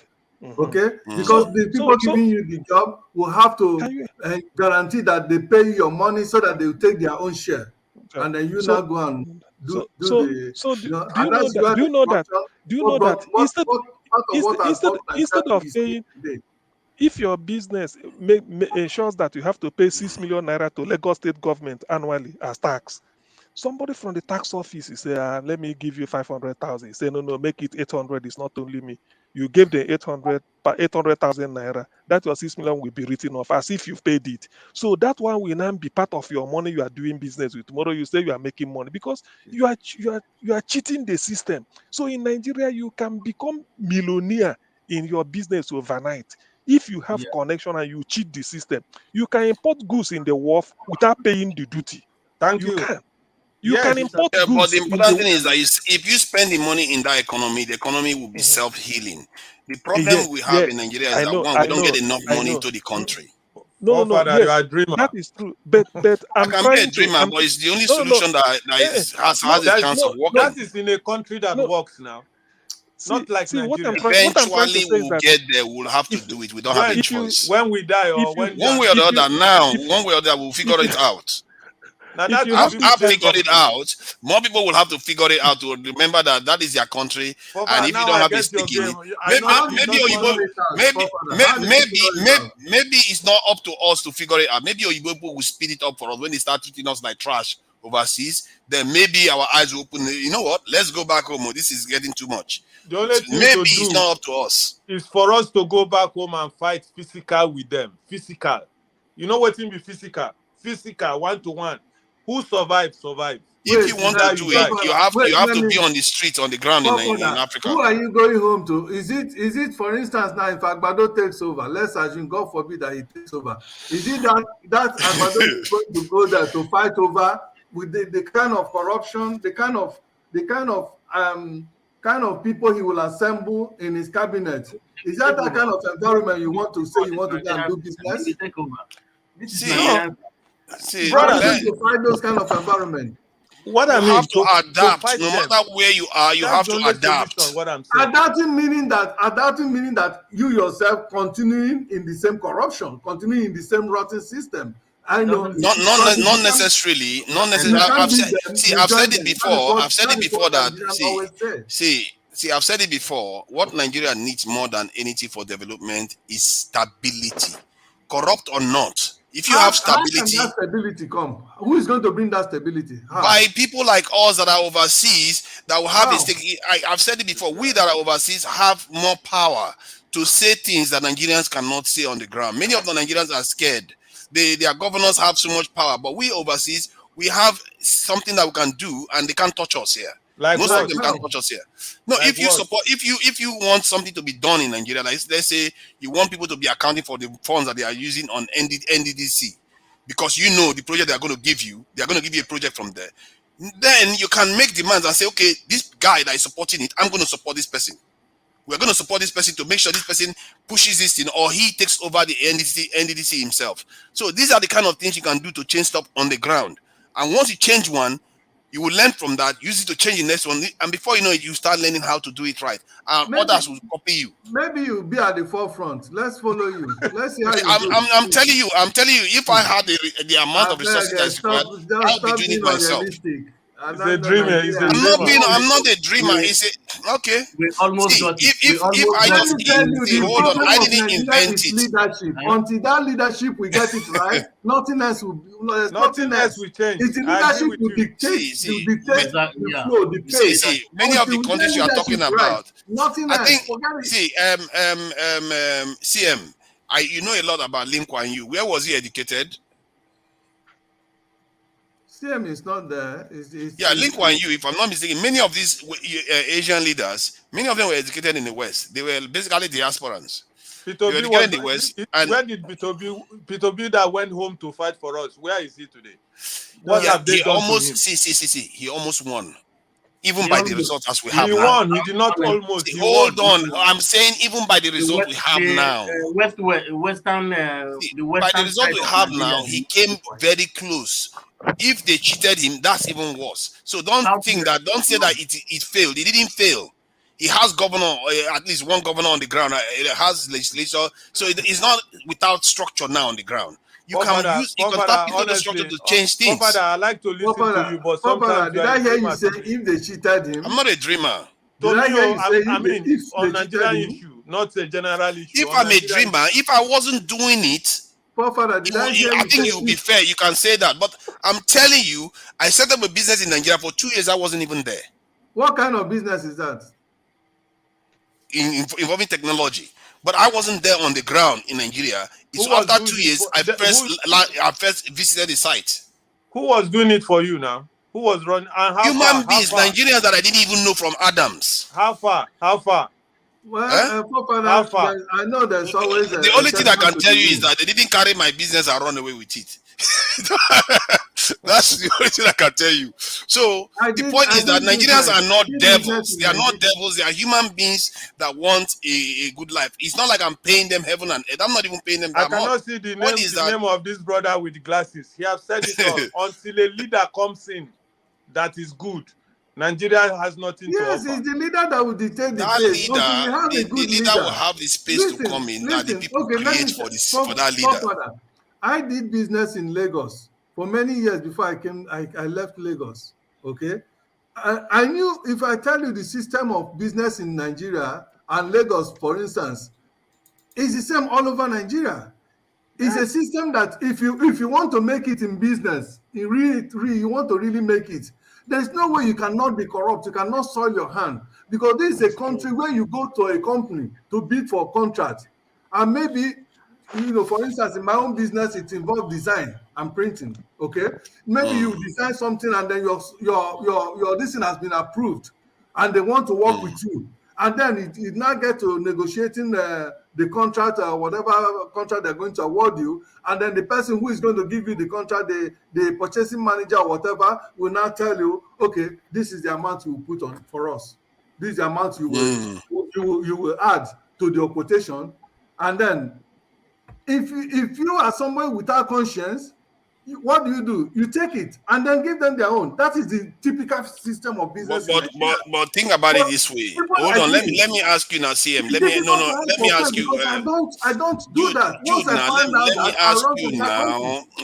Let me ask you. So if you now have control of the project and you wanted to give it out, would you need kickbacks too? How can I give a kickback to somebody when it's would you ask somebody for kickback when you want to give them projects? Why would I? I'm paying somebody. Hold on. I'm trying to get to somewhere. The point I'm making is that, so by taking yourself out of the Nigerian equation, are you not depriving Nigeria of somebody that could have been instilling this positive qualities in the business environment? That is the point I am making. If you pull yourself out, what you are saying there is that you are saying that the system is corrupt, but you that is not corrupt is taking your. Come on. Everybody that is dying. Come on. What Fofada is saying is, your country needs you.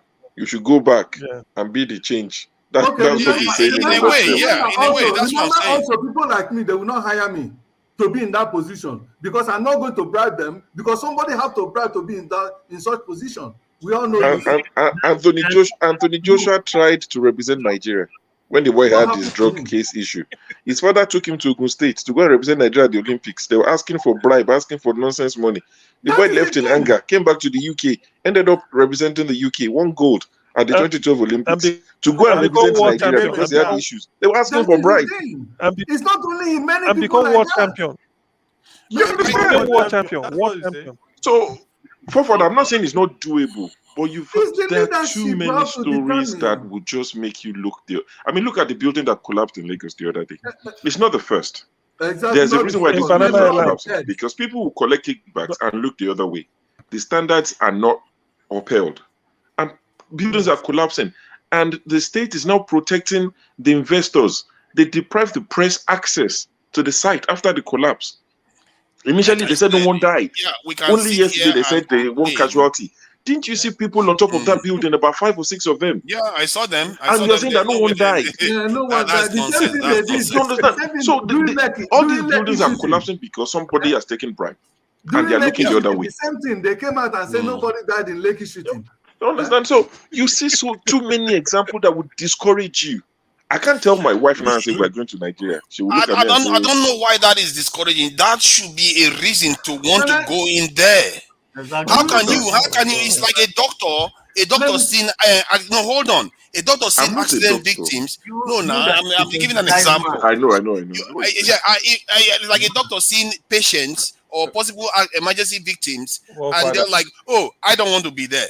No, that's where you are needed. I don't get the logic whereby you want to run away because of the negative thing. That's the reason why you should get in there. You only say in the system that will appreciate it, that will be able, that you'll be able to survive, and then also hold your integrity or your conscience. You can't be, for instance, now, if you hear that if a Nigerian person tells you, "Oh, I got a job in Nigerian custom," and he's happy. He is not happy because of the salary he's going to get at the end of the month, the legitimate salary. He is happy because he knows, as a custom officer in Nigerian context, of course, you and I knows that it's you'll be minting money. Of course, was it not how Atiku became a billionaire? Was a billionaire by stealing people's 4 cars and putting it in transportation. By stealing importers, people who have struggled to import car, and stealing their car, taking away their car from them, and then labeling it his own, and say he purchased it and put it in. You're making it look like they are stealing all the cars. They are seizing all the cars now. See, you my can list 1,000 negative stuff. My brother's car that came from Idiroko. Why are they seizing it then? Where is the car from? There are positives, but there are very few. That's the thing. There are very few positives. Because of few naira you have to give to people for you to be there. Because if you are a sensitized man, you must join that Nigerian system to change that system. That is the first thing you must do. If you have to be engaged. That's true. You have to. So you came to abroad because of few naira you have to give to people for you to be there or to win the contract. That isn't a nice idea. Jude, who is this talking in darkness? We are in darkness. We can't see you. Jude, can I share that Kabu Kabu story that you told me? So Jude once told me about the problems of Nigeria, and he was complaining how Nigerian police always want to take bribe, and he didn't want to give them any bribe, and that they are breaking the law and all the rest. All this, that he wants to make sure things are upstanding. Then he went out and I said, but why? He said he refused to pay them, and they held him for a long time, but he got away without paying them. Then I said, but what were you doing anyway? He said he was doing Kabu Kabu. I was like, but do you have license to do Kabu Kabu? No, he said no. Which Jude is that? Is it Jude? You told me that story. So I said I was traveling to visit my parents in Delta State from Lagos. And at Shagamu toll gate, they stopped us. They stopped me. Okay, and then while I was going, there were people like on the road. I remember when I didn't have anything. I remember sometimes I would want to travel, instead of going to the park where I have to pay a lot, I will go out of the park and stay on the road, and then on the road you get it cheaper. That is Nigerian system. Did you hear him? Okay, so I saw people on the road whom I believed they needed help. So I picked 2 guys going to eat so that I got them, and there's no sin in that. So does not mean I'm doing Kabu Kabu. Oh my God! I said instead of driving to such a long distance empty, only me. There are people. But you said there's no. Did they pay for it? Did they pay for it? Okay. You took money for them. If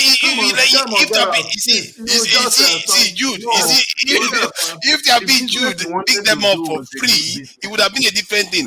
He's running Kabu Kabu. He doesn't want to. He's breaking the law, and I said, where in Nigeria is Kabu Kabu a law, a breaking of law? Where in Nigeria is Kabu Kabu? Okay, now he wants to defend Kabu Kabu without license. That's where we are. Welcome to in Nigeria. You are a proper Nigerian. You are qualified. These guys things to moderate, man. No, I'm just trying to let you understand that some of the things we criticize, we are also practitioners in it. When I say we are all, what are you even talking now? That going out, that traveling. you're traveling in your empty car, and you see people who are by the roadside, who, because they didn't have enough money to go to the park and pay the exorbitant money they pay in the park, and you give them a ride and collect whatever the amount they want to pay. That's the sin. Why did you take the money? You should have just left the money with them. Forefather is not. You wanted to help them, leave them with their money. Forefather is Why not did here you take with the us. money? I don't need to talk to this guy. Don't talk to him. He's Come not here on, with us. Jude, It's just not be fair. realistic. See, if somebody, if you did that in the UK, you see what he's saying now. If he did that in the UK, it would be unacceptable. You see what we do. If you are not allowed to carry passengers, Nigeria. Oh my God! This thing happened in Nigeria. This didn't happen in UK. But you said Even you in want UK, there are things to people work who as used to well do as black it- taxi. You In said you UK. want things to be better in Nigeria just as it is in the UK. So if you want that to happen, you want to behave with the standard of the West, or at least be fair. If you are cutting corners in one What is end, the bad thing that I did? The bad thing that I did. I remember, I as an individual, I can't remember how many times. Whenever I'm going back to school from Lagos, maybe I'm going back to my school in UNN from Lagos. I remember how many times I will have to say, I don't have enough money to go to Izuchukwu luxurious bus to take to this thing. And I'll say, you know what? I can cut my journey short. Maybe take to Benin, from Benin to Onitsha, from Onitsha to Nsukka, to UNN Nsukka. And then I'll just walk out of the park and go along the road where I know that taxis or other transportation that didn't fill up, they always stop and then pick up passenger to fill up and then continue. So what is wrong in doing that? I don't see. As an individual, what I'm helping is wrong in doing that? Is that if you are a judge, this is how you're going to make a judgment? See, hold on. The point I'm just trying to make here is that as an individual, if you catch a cab, it's a different thing from somebody giving you a ride without a license to do that same job. So in the end, they are all breaking the rules. This is how we have so many drivers in Nigeria without proper driving license. They are costing us lives. Pardon? Is it not the same as this hitchhiking they do in America everywhere? Hitchhiking, they don't pay. They pay. Brother, sometimes they pay a little fee. Buy petrol, I take you. Go and check very well. I've never seen that too. I've never seen here in hitchhiking America, for instance, you don't know, but it happens. If you are doing if they catch you're going to answer for it in the West too. The same thing, if they catch you kabu, you go answer now. That's what they caught him now. He was wrestling with the police people for hours. Did I tell you they caught me for kabu? Did I say they caught me because I was carrying people? You were carrying people at the time now. Come on, please stop telling lies, man. That's not what I told you. I thought, okay, maybe I'm misunderstanding. Maybe you were telling me something else. I don't know. What I said. Okay, I don't know. Maybe I'm mistaken. That's how I understood it when you told me, and I said I took your permission to say. They catch me for Kabu. How can I pick up passenger in Lagos, and then they will catch me in Shagamu, another state that is Kabu? How can I? Where on that? Okay. So where did the Kabu discussion come from then? I was only trying to emphasize the fact that in Nigeria, if people refuse to give bribe, then there will be no somebody that will collect bribe. I used that example one day that to see how the extortion that the police people always extort car owners in Nigeria.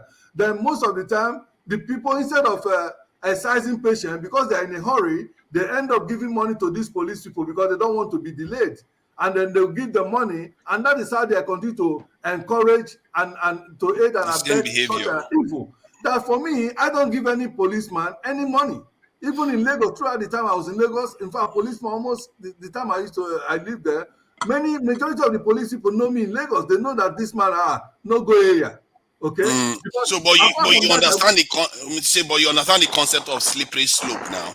When you say they should not do that, I agree with you. Nobody should be taking bribe on that end, and I don't believe that Nigerians should be going on the road driving a car. They stopped me. They started asking me. Let me just finish the point.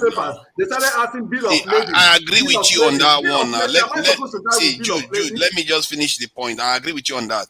What I'm saying is that just I don't agree with Nigerians getting on the street, on the road, without having a proper driving license. Many of them do, and I don't agree with rule breaking. And then when the consequences come for rule breaking, then we complain that the consequence is coming to me, but the other person is doing it too, and their own should stop. The point is that if he hits you, like me now, if I violate anything in Nigeria, I'll put my hand up. As a matter of fact, it's important you put your hand up so that it will reinforce the same behavior. That is why sometimes even here in the West, they use some rich people as sacrificial lamb. They'll say, you know what, you did something wrong, even if they don't convict a lot of rich people, but they will convict this person, then that person will be used to send a signal to others that this type of behavior is unacceptable. And I just think that we as Nigerians, our favorite sin is hypocrisy. We will say we don't want this, but while we are practicing it too, and the worst part of it is that when it comes time to pay for the consequences, we push back. We don't want to pay for it, and I think that's where it is truly wrong. Forefather, you are not. I don't think you are into this discussion.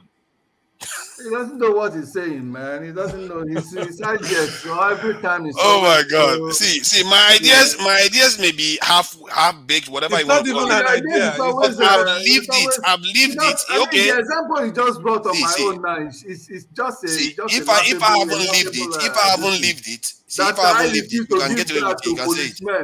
And then that is I'm supporting I don't understand. I just don't understand. There was a time Nigeria cost me more than how many thousand this thing. If anything, I should even be people like me should be encouraged in Nigeria to lend a helping hand, because it was a helping hand I lent to the individual that I pick on the road and collected from them whatever they have.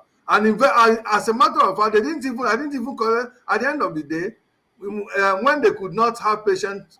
By the time I was dealing with the police, they even abandoned me. Throughout all the time, he's acknowledged that he was with Kabu Kabu. With their money. Did you hear him? A moment ago, he said he wasn't Kabu Kabu. Now he's admitting that he was with Kabu Kabu. Do you know what is Kabu Kabu? Anybody who must change. I am not a commercial Kabu Kabu driver. Not acting like yourself. Do you think Peter Obi is going to forget? It's not Kabu Kabu. It's just a way of saying that you are picking up people who are corrupt, like he was saying. Traveling somewhere, you are traveling such a distance. You're traveling alone, and you see people standing on the road who could not afford to pay transport money in the park, and you decide to give them come on, man. If you give them a ride without charging them, it's a different thing. If you charge them, then it becomes a commercial function. To travel, right? I don't have to buy fuel. If you were traveling by yourself, you will still buy fuel. If you are traveling by yourself, you will still buy fuel. Then if I decide to pick them and take whatever they have. But Jude, do you understand the need? Did they complain to you? Hold on, Jude, now, do you understand that it is a good idea to disincentivize people from picking up people on the road when they are not licensed to do it? If you are not licensed to do it, it's a good thing that somebody discourages you from doing it. Then you don't have a good conscience. So you don't please, can I ask a question? Conscience is good conscience is not taking money for it. If you sleep with a woman, and you didn't pay that woman, nobody will accuse her. See, hold on, now let me make this point. Let me give you the example. If you sleep with a woman and you didn't pay her for it, nobody will accuse you of sleeping with a prostitute. Well, when you start paying for the service, then it turns into something else. That is what I'm saying here. If you want to help somebody, help somebody. But the moment you start taking money for it, you are incentivizing more people to do it. Forefather, that is not a good example. Go arrest, man. You don't know what you're talking. You just don't know what you're talking. It doesn't fit in at all. So how does it not fit in? Tell me. Forefathers, I have a question. What is the model of ride-share organizations like Lyft and Uber? Do they require that you have a commercial license? Yes, of course. You have to have a proper license. They have to do their own test. For Uber and Lyft? I think so. I think so. You have to have your license. You don't need a commercial license. You don't need a commercial license. You need to have your license, and then you have to go for their test. And once you pass their that's it. Yeah, no. But the point I'm trying to make is that Uber is not even the government. They're a private organization who used a similar model to what Mr. Cool just said he used, and I mean, I think we're just belaboring the issue. Don't you think that Uber does have liability? Uber has liability if their driver does something, you know that. So that is slightly different. That's why they take the drivers in to test them to confirm that they are capable of doing what they claim to Okay, be capable there of are doing. things there are like there's zip ride or something. I know you could use that even as a college student, like because like in the US, for example, if most universities are a distance away from airports, so students do this ride share where maybe Is your it called carpool? They do it, carpool. yeah they When do you, that. when you So have to pay, I when you I have think to I contribute to think buy gas or to buy for the person that has the car. yeah, I don't think we should nitpick, and we're really I don't know why he's making mountain we're out of. deviating a lot from the topic. I actually wanted to No. say, something in response to what Mr. Forefather said about the diasporans actually maybe investing in the country to see how we can maybe move jobs to the country. Yeah, Yeah. I mean it's a nice idea, except for the fact that it's already being done in some ways, not necessarily by the diasporans. Like there are a lot of there's something called the gig economy, where you can offer a lot of freelance services online. So there are Nigerians today that are in Nigeria offering services to people in the West, right? And they make a lot of money from that. But I don't think my problem is that it's not totally sustainable. I'm trying to like look at that with respects to maybe like other similar economies like India and China. Yes, a lot of jobs from the United States is outsourced to them, but that's not what is really making them grow. What is making them grow is that they are able to bring manufacturing home to their country, and for them to be, yeah, that's what is more sustainable. Like Consumption, production. Is it not? yeah, they're able to attract manufacturing. So you see people, companies like Apple, Intel, having outsourcing production to those countries. But what makes that work is also policy, the enabling environment. The ease of doing business in Nigeria is really, really poor. Terrible. The people Yeah. that So, laid so the people that laid the foundation for that enabling environment, many of them came from the diaspora. That is what I'm trying to impact on them. Even in this, if you check online now, even ask Chat GPT to tell you that too. You ask it about how the Chinese did it, they will tell you the diaspora heavily can I invested. can I say something? Can I say something? Um, Yes, they came from diaspora, but they were sponsored by their government. So in the 1900s, that's the 20th century, Japan sent a lot of their scholars to the United States to study the system of the United States. The China currently has a program. I'm trying to remember the name. So it's a program where they try to sponsor research in the United States. It's illegal. In short, during the COVID virus pandemic, a lot of American professors were implicated in that. I'm trying to remember. I think it's 1,000 talents. You can Google it. 1,000 talents program, which was developed by the Chinese government to see to sponsor a lot of Chinese nationals to the United States and other countries in the West, so that they can go and learn. And there were a lot of concerns about that, including intellectual property thefts through that means. But what all I'm saying is that for that kind of initiative to work, it has to come from the government, because it's like when the government sends the diaspora to go and learn stuff like that, they are backing it up. They are backing it up Yes. in terms of creating the enabling environment, in terms of the goodwill, in terms of the political will to see that happens.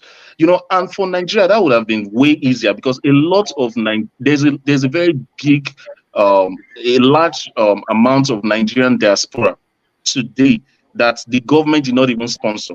So all they are crying for, like you, Mr. Forefathers, like I believe everybody here is actually in the diaspora. All they are crying for is just create this enabling environment, and we will come back home. Thank The you. fact, And yeah. and So all, so and so all it I'm is that. saying is that we keep putting the cart before the horse. The people in Nigeria, yes, maybe they can do it, and it was like Peter Obi now. He was a diasporan. It tells you that the pattern, the pattern I'm talking about is what needs to happen. Vietnam, many of these countries that even North Korea, some of their leaders were educated in the West. They came to the West and they went back to their country and made the change that they needed to make. If the diasporans don't realize that they have a stake in Nigeria, they need to really, really get deeper and more involved. Let's say right now we're getting maybe 10% involvement. We need to increase it maybe to 30% involvement to actually start having more impact on the ground.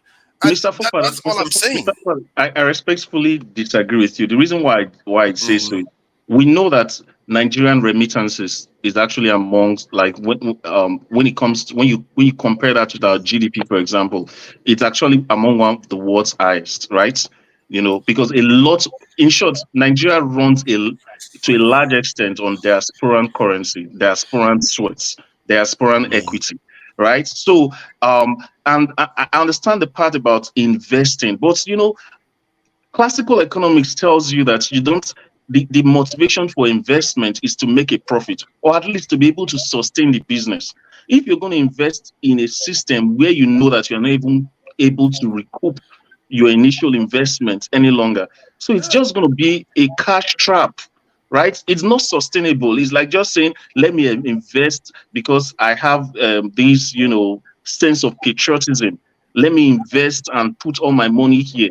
And that money is like hiding the talent under the ground, right? And you know, you can't recoup that money, and everybody does that. How are we going to, you know, get that result that you're looking for when you're not able to sustain that cash flow?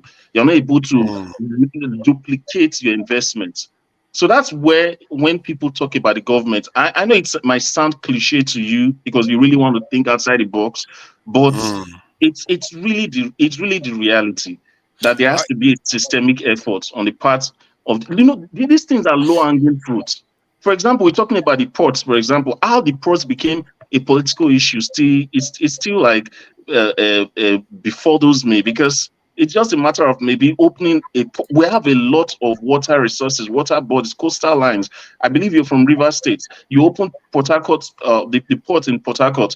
You open the port in Warri, and just allow people be able to bring stuff into the country, you know, and you're even going to make more. You're going to make more because of that ease of doing business. Not just your diasporans, even foreign investors want to bring things in. So I look at like China and India, and I see what they have gained so much, especially in the light of this technological revolution, IT. I feel like this is something that a country like Nigeria should have really been able to do.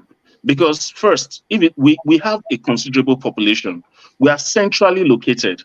For you to go from the United States, from New York to Mumbai, that's like almost a day's journey. Whereas you can do that to Nigeria within like 9 hours, and you can get cheap labor. So all we need to do now is to like maybe advance our educational capacities. And these were things that Peter Obi talked about. Like if we can develop, we can create, you know, this environment where our youth can probably learn more of IT skills, because that's what countries like India and China have been doing. That already creates a lot of, you know, income inflow for the country. If you can create like easy, if for example, you know, if for example a company like Apple wants they need some of these rare earth metals, for example, and Nigeria has like a good amount of it, right? It's very easy for them to come and establish, even if it's just a small factory here in Lagos.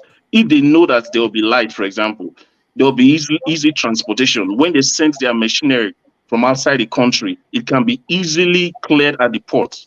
You know, so these things are very low hanging fruit. Yeah, but if you wanted to deal with these things, don't you think people in Nigeria most of them are ill equipped to handle some of all these problems? If the diaspora is not engaging more directly in Nigeria, the people in Nigeria don't have the time. They have too many problems. But we are trying. We are trying to be involved. You know, the old Peter Obi, you know, the wave that went with Peter Obi was to a large extent, you know, sponsored by the diasporans. You know, we did a lot of organization, a lot of fundraising for him. Please, you know, and when we talk about even the diasporan involvement, the people we're even fighting against, like the president-elect, he's supposed to be a diasporan because it was here like during the military era, right? So you see, those are the issues that we're fighting against. So it's not just we see what Peter Obi is going through. Like he's virtually just walking on thin ice. I think thin ice. At every minute they are thinking of, oh, will he be arrested? The next moment, a lot of people have gone home The United Kingdom was to arrested. invest out of passion for their country. They've gone home to invest, and they didn't come back. And some of them ran away. The problem with Nigeria is with the Westerners. This is what why was Obi arrested? What has he done? So, but my submission still remains the same. I don't know why we okay, but are how do pushing you back think? against How it. do you think the West? How do you think the diasporans can go back like en masse and be able to change things? You think they go there and invest without some assurance of recouping their initial investment and guaranteeing the sustenance of that business? Do you think that will just make things work, or it's just going to be very brash to do? Yeah, I think at the top of it, the list is have a stake in the country, and I think maybe part of it too is getting the diaspora to vote, and because something has to attract you to some exactly.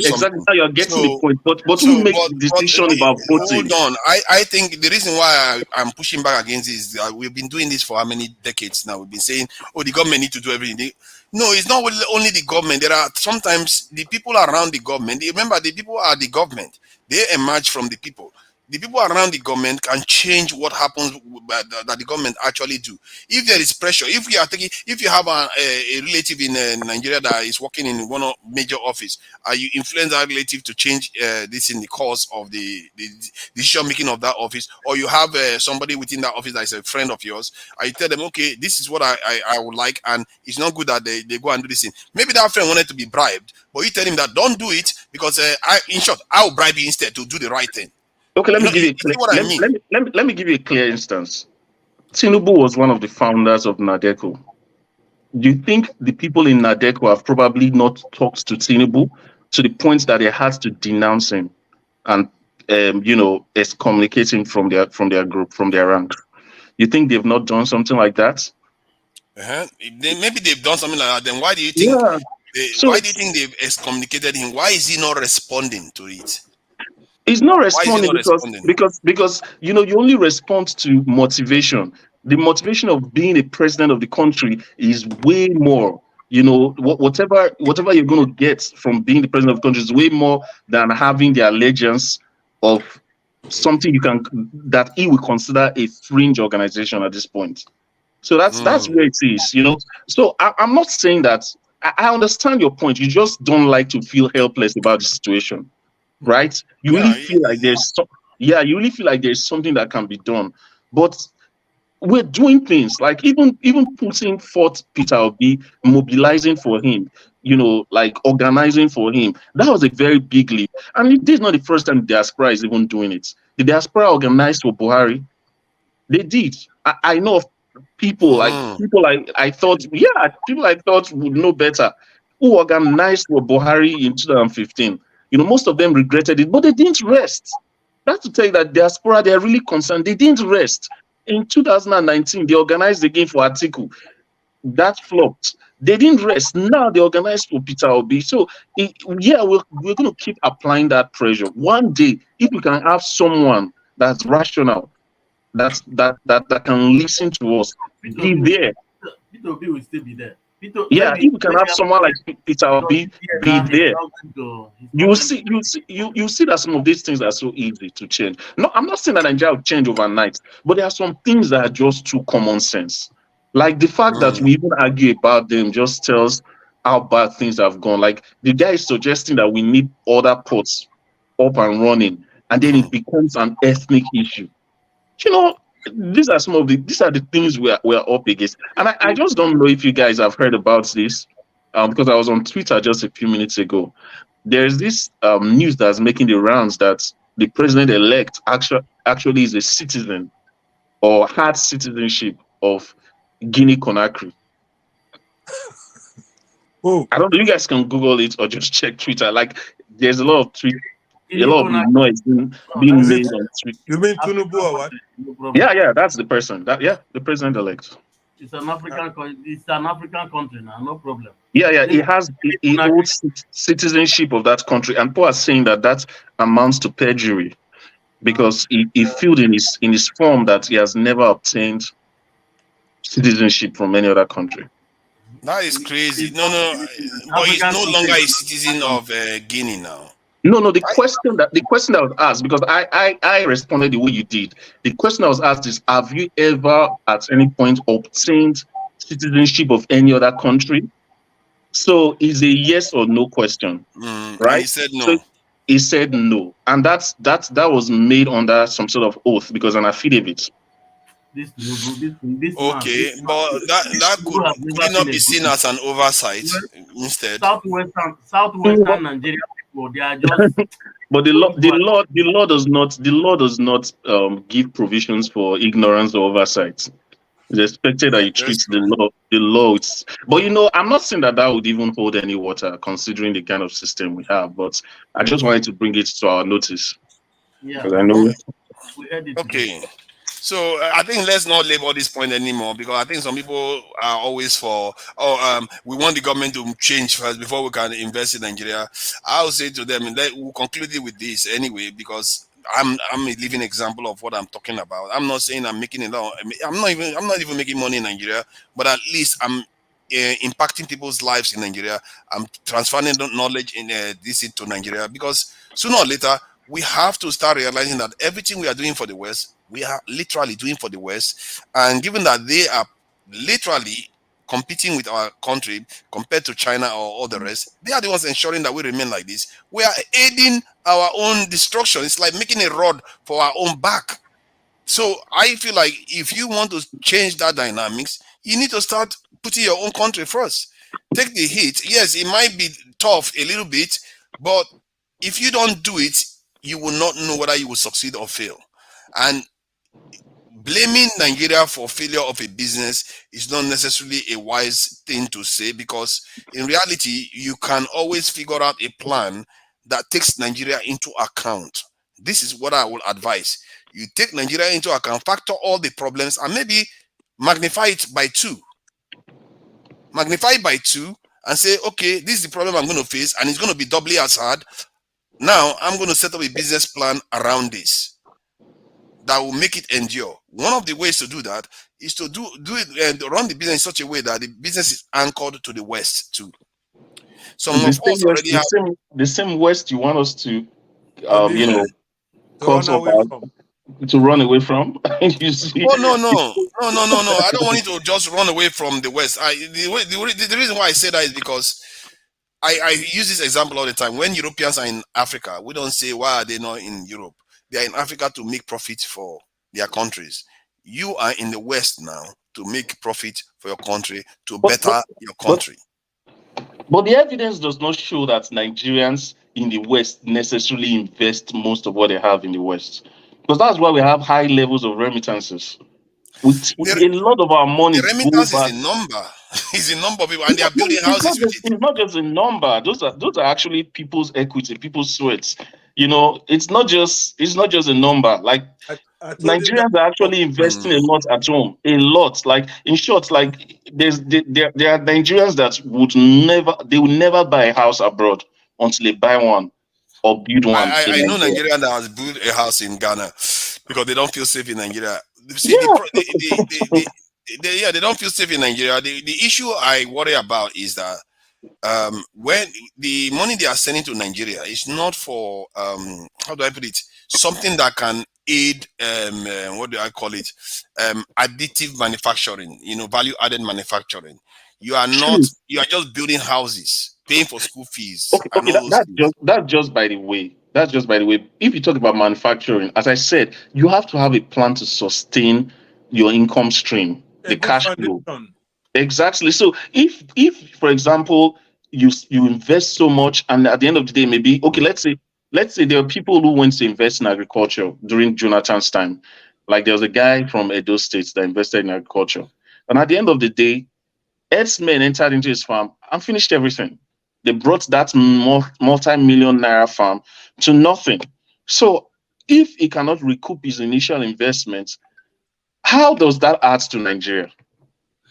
You see, that's the thing. There are risks involved in business. If he was smart, like I said, you have to take Nigeria. Nobody is smart in his face. You see, hold on now. I'm just advising. I'm giving advice. I'm not saying this thing. The idea, see, to be fair, I too have fallen for bad business, but not in Nigeria, in the West, where you do business and you don't succeed. The point is that if you wanted to run a business in Nigeria, if I was the one doing it, I will factor all these things into account, especially when I know that the state I'm investing in, they have that kind of stuff going on. I could take the risk. And when you want to take a risk, remember, the only thing you risk in this life is something that you are willing to part with and still march on. And secondly, if you don't want to risk that thing so that you can lose it, then you go ahead and make this thing, insure it against possible damage. So you have how strong do you think our insurance industry is, like in Nigeria? And wait, and we're talking about something like in that case, that's agriculture. We don't have in economics they say complete markets. We don't have complete markets for insurance, for crop insurance in Nigeria. But they will have for damages like that, I think. No, it's not very strong. Like crop insurance is something that, it's not strong. Like, when have you heard about crop insurance? They used to be like agricultural. I'm sure they have it. Otherwise, they used to be agricultural guarantees, agricultural guarantee schemes in Nigeria, like somewhere around the 1980s, the 60s, the 70s. But now we don't. That was under the government, so the government guarantees to an extent. But now it has to be private. How many private agricultural insurance do you know? They're not. Before you conclude, let me just remind him something. During the floods that destroyed so many farms, what did they get from the government, not to talk of insurance? They did give them some money. They did give them some money, if I'm not mistaken. Mention one person. I don't know the names. There are quite a lot of people that lose their stuff. Bro, the government got a lot of money to pay people. What Ed is telling you, please listen to him. Please. I'm hearing what he's saying. He says it's not very mature, and I agree with him that it's not, but it's not zero. And I'm just the example I'm giving here is that is one solution. There are other ways to ensure your farm doesn't fall prey to that. Maybe security measures, or if you fear that you are going to risk too much, then don't go into that farming business. Find something that you can control. Okay, let's look at manufacturing, for example. You're doing manufacturing. You need to import. You need to import inputs for you to manufacture, right? Yes. And you can't determine, because you have to be able to have some sort of guarantees, to minimize risk. You can't determine when the things you are importing into the country to carry out your production will get to you. There's a lot of uncertainty in that. You can't even guarantee that if they come, you have power. Okay, let's say you factored in the cost of generating your own electricity, maybe through generators and that, and then all of a sudden generate a gas that you used to buy for like 200, it can easily become 500 naira within one night. Yes. Everything you're saying right now, let me quickly say something. When you do business analysis, you do a micro environment analysis and you do a macro environment analysis. So that macro environment analysis, you look at political factors, economic factors, you look at social factors, technology, legal, environment, right? They call them pistol factors. Yeah. And you look at all of these things.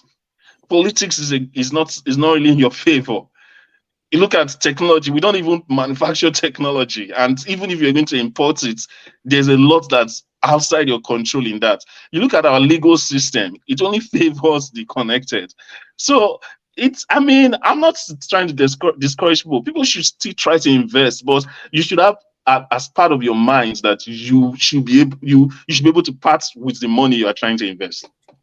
Everything you've just said just now are the things you are supposed to plan for.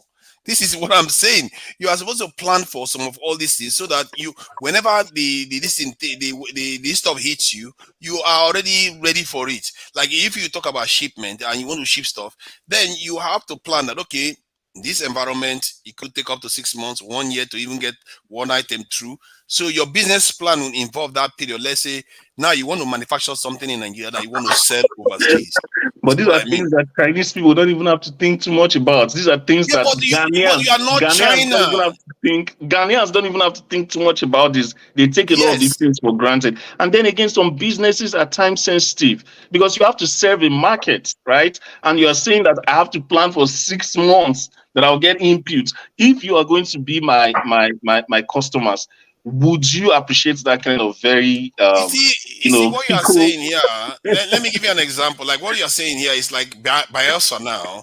To build a property in Bielsa because of the soil and all those things, from what I gather, it's it's more expensive than most parts of Nigeria. So because of that, the people in Bielsa should not build anymore. See, the plan is that you plan for what you have. Don't say you plan for something you wish you had. You plan for what you have. Are you going to And plan that for is how. wastage? Are you going to Pardon? plan to waste your money? Is that what you're saying? No. Nobody. Why would you plan to waste your money? I'm not going to advise you to do that. I'm going to advise you to plan so you don't waste your money.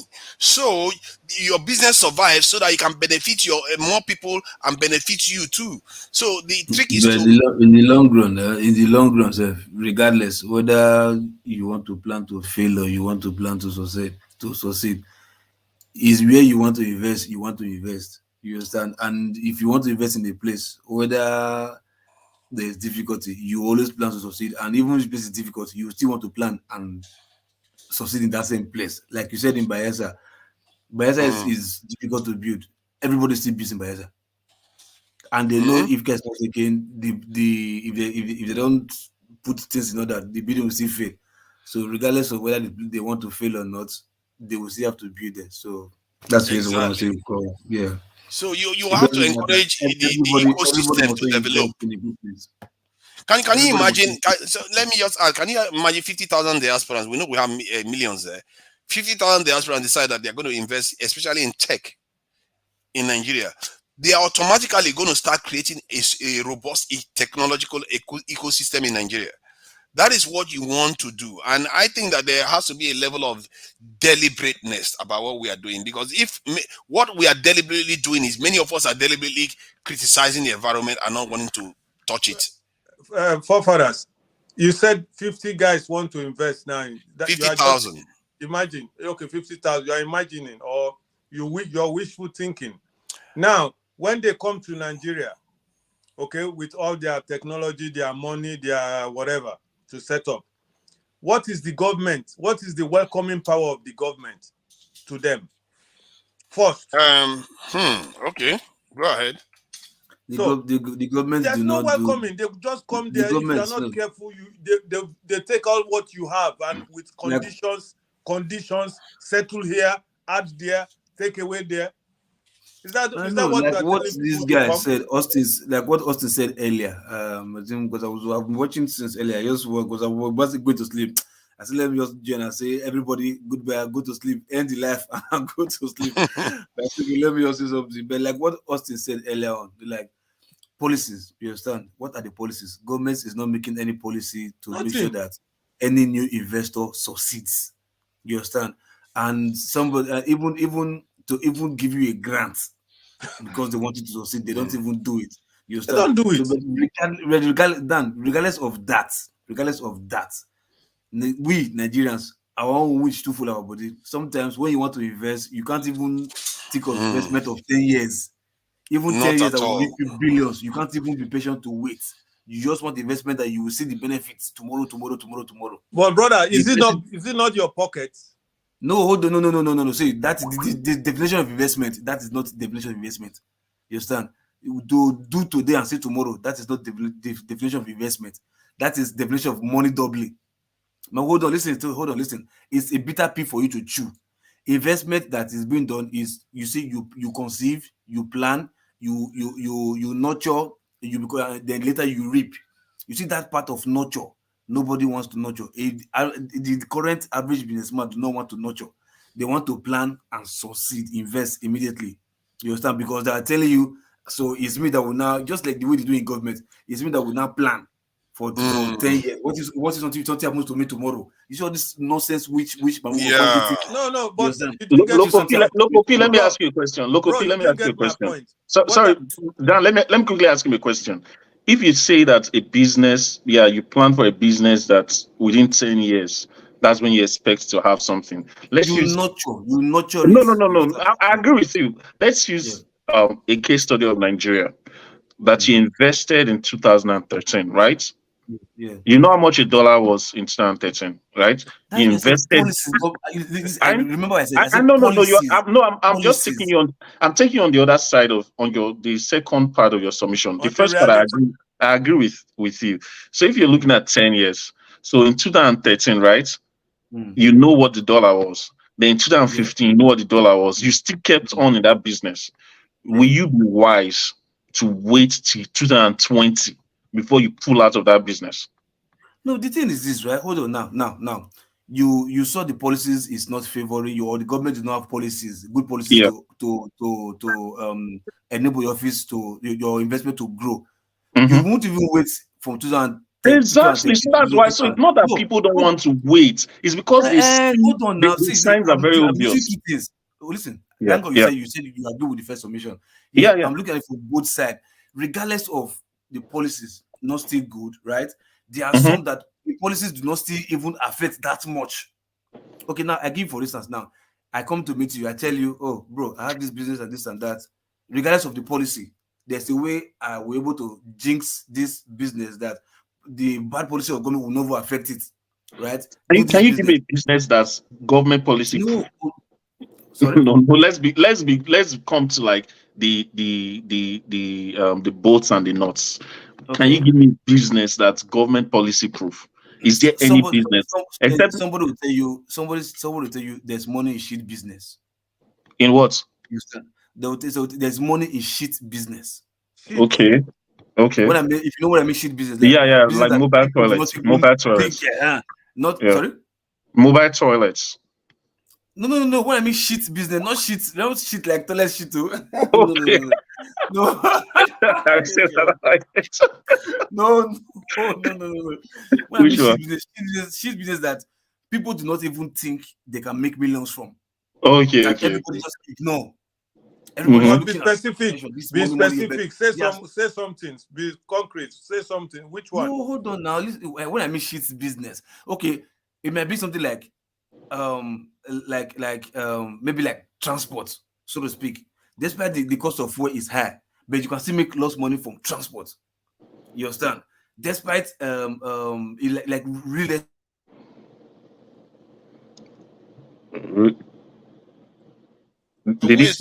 I think it froze. His internet froze. There are ways. Okay, go ahead. I made a mistake. Yes, I just touched something. I put my laptop on airplane mode. So you understand? They're like in real estate investments. You understand? Despite the government policy is bad, but you can still invest in such business and still make good money from it. You understand? So like there are some business you just tweak, so to speak. Like is research. You understand? I might not give you like this is that, but like, there are so many that people are not looking into. You see that's the thing. Yes, this. And let's for instance, like maybe IT, like software development, like GP or what do you call this last one that this Nigerian guy did that GP chat or whatever, something like that people are not even looking into. You start chat GPT, that you can do videos. So that like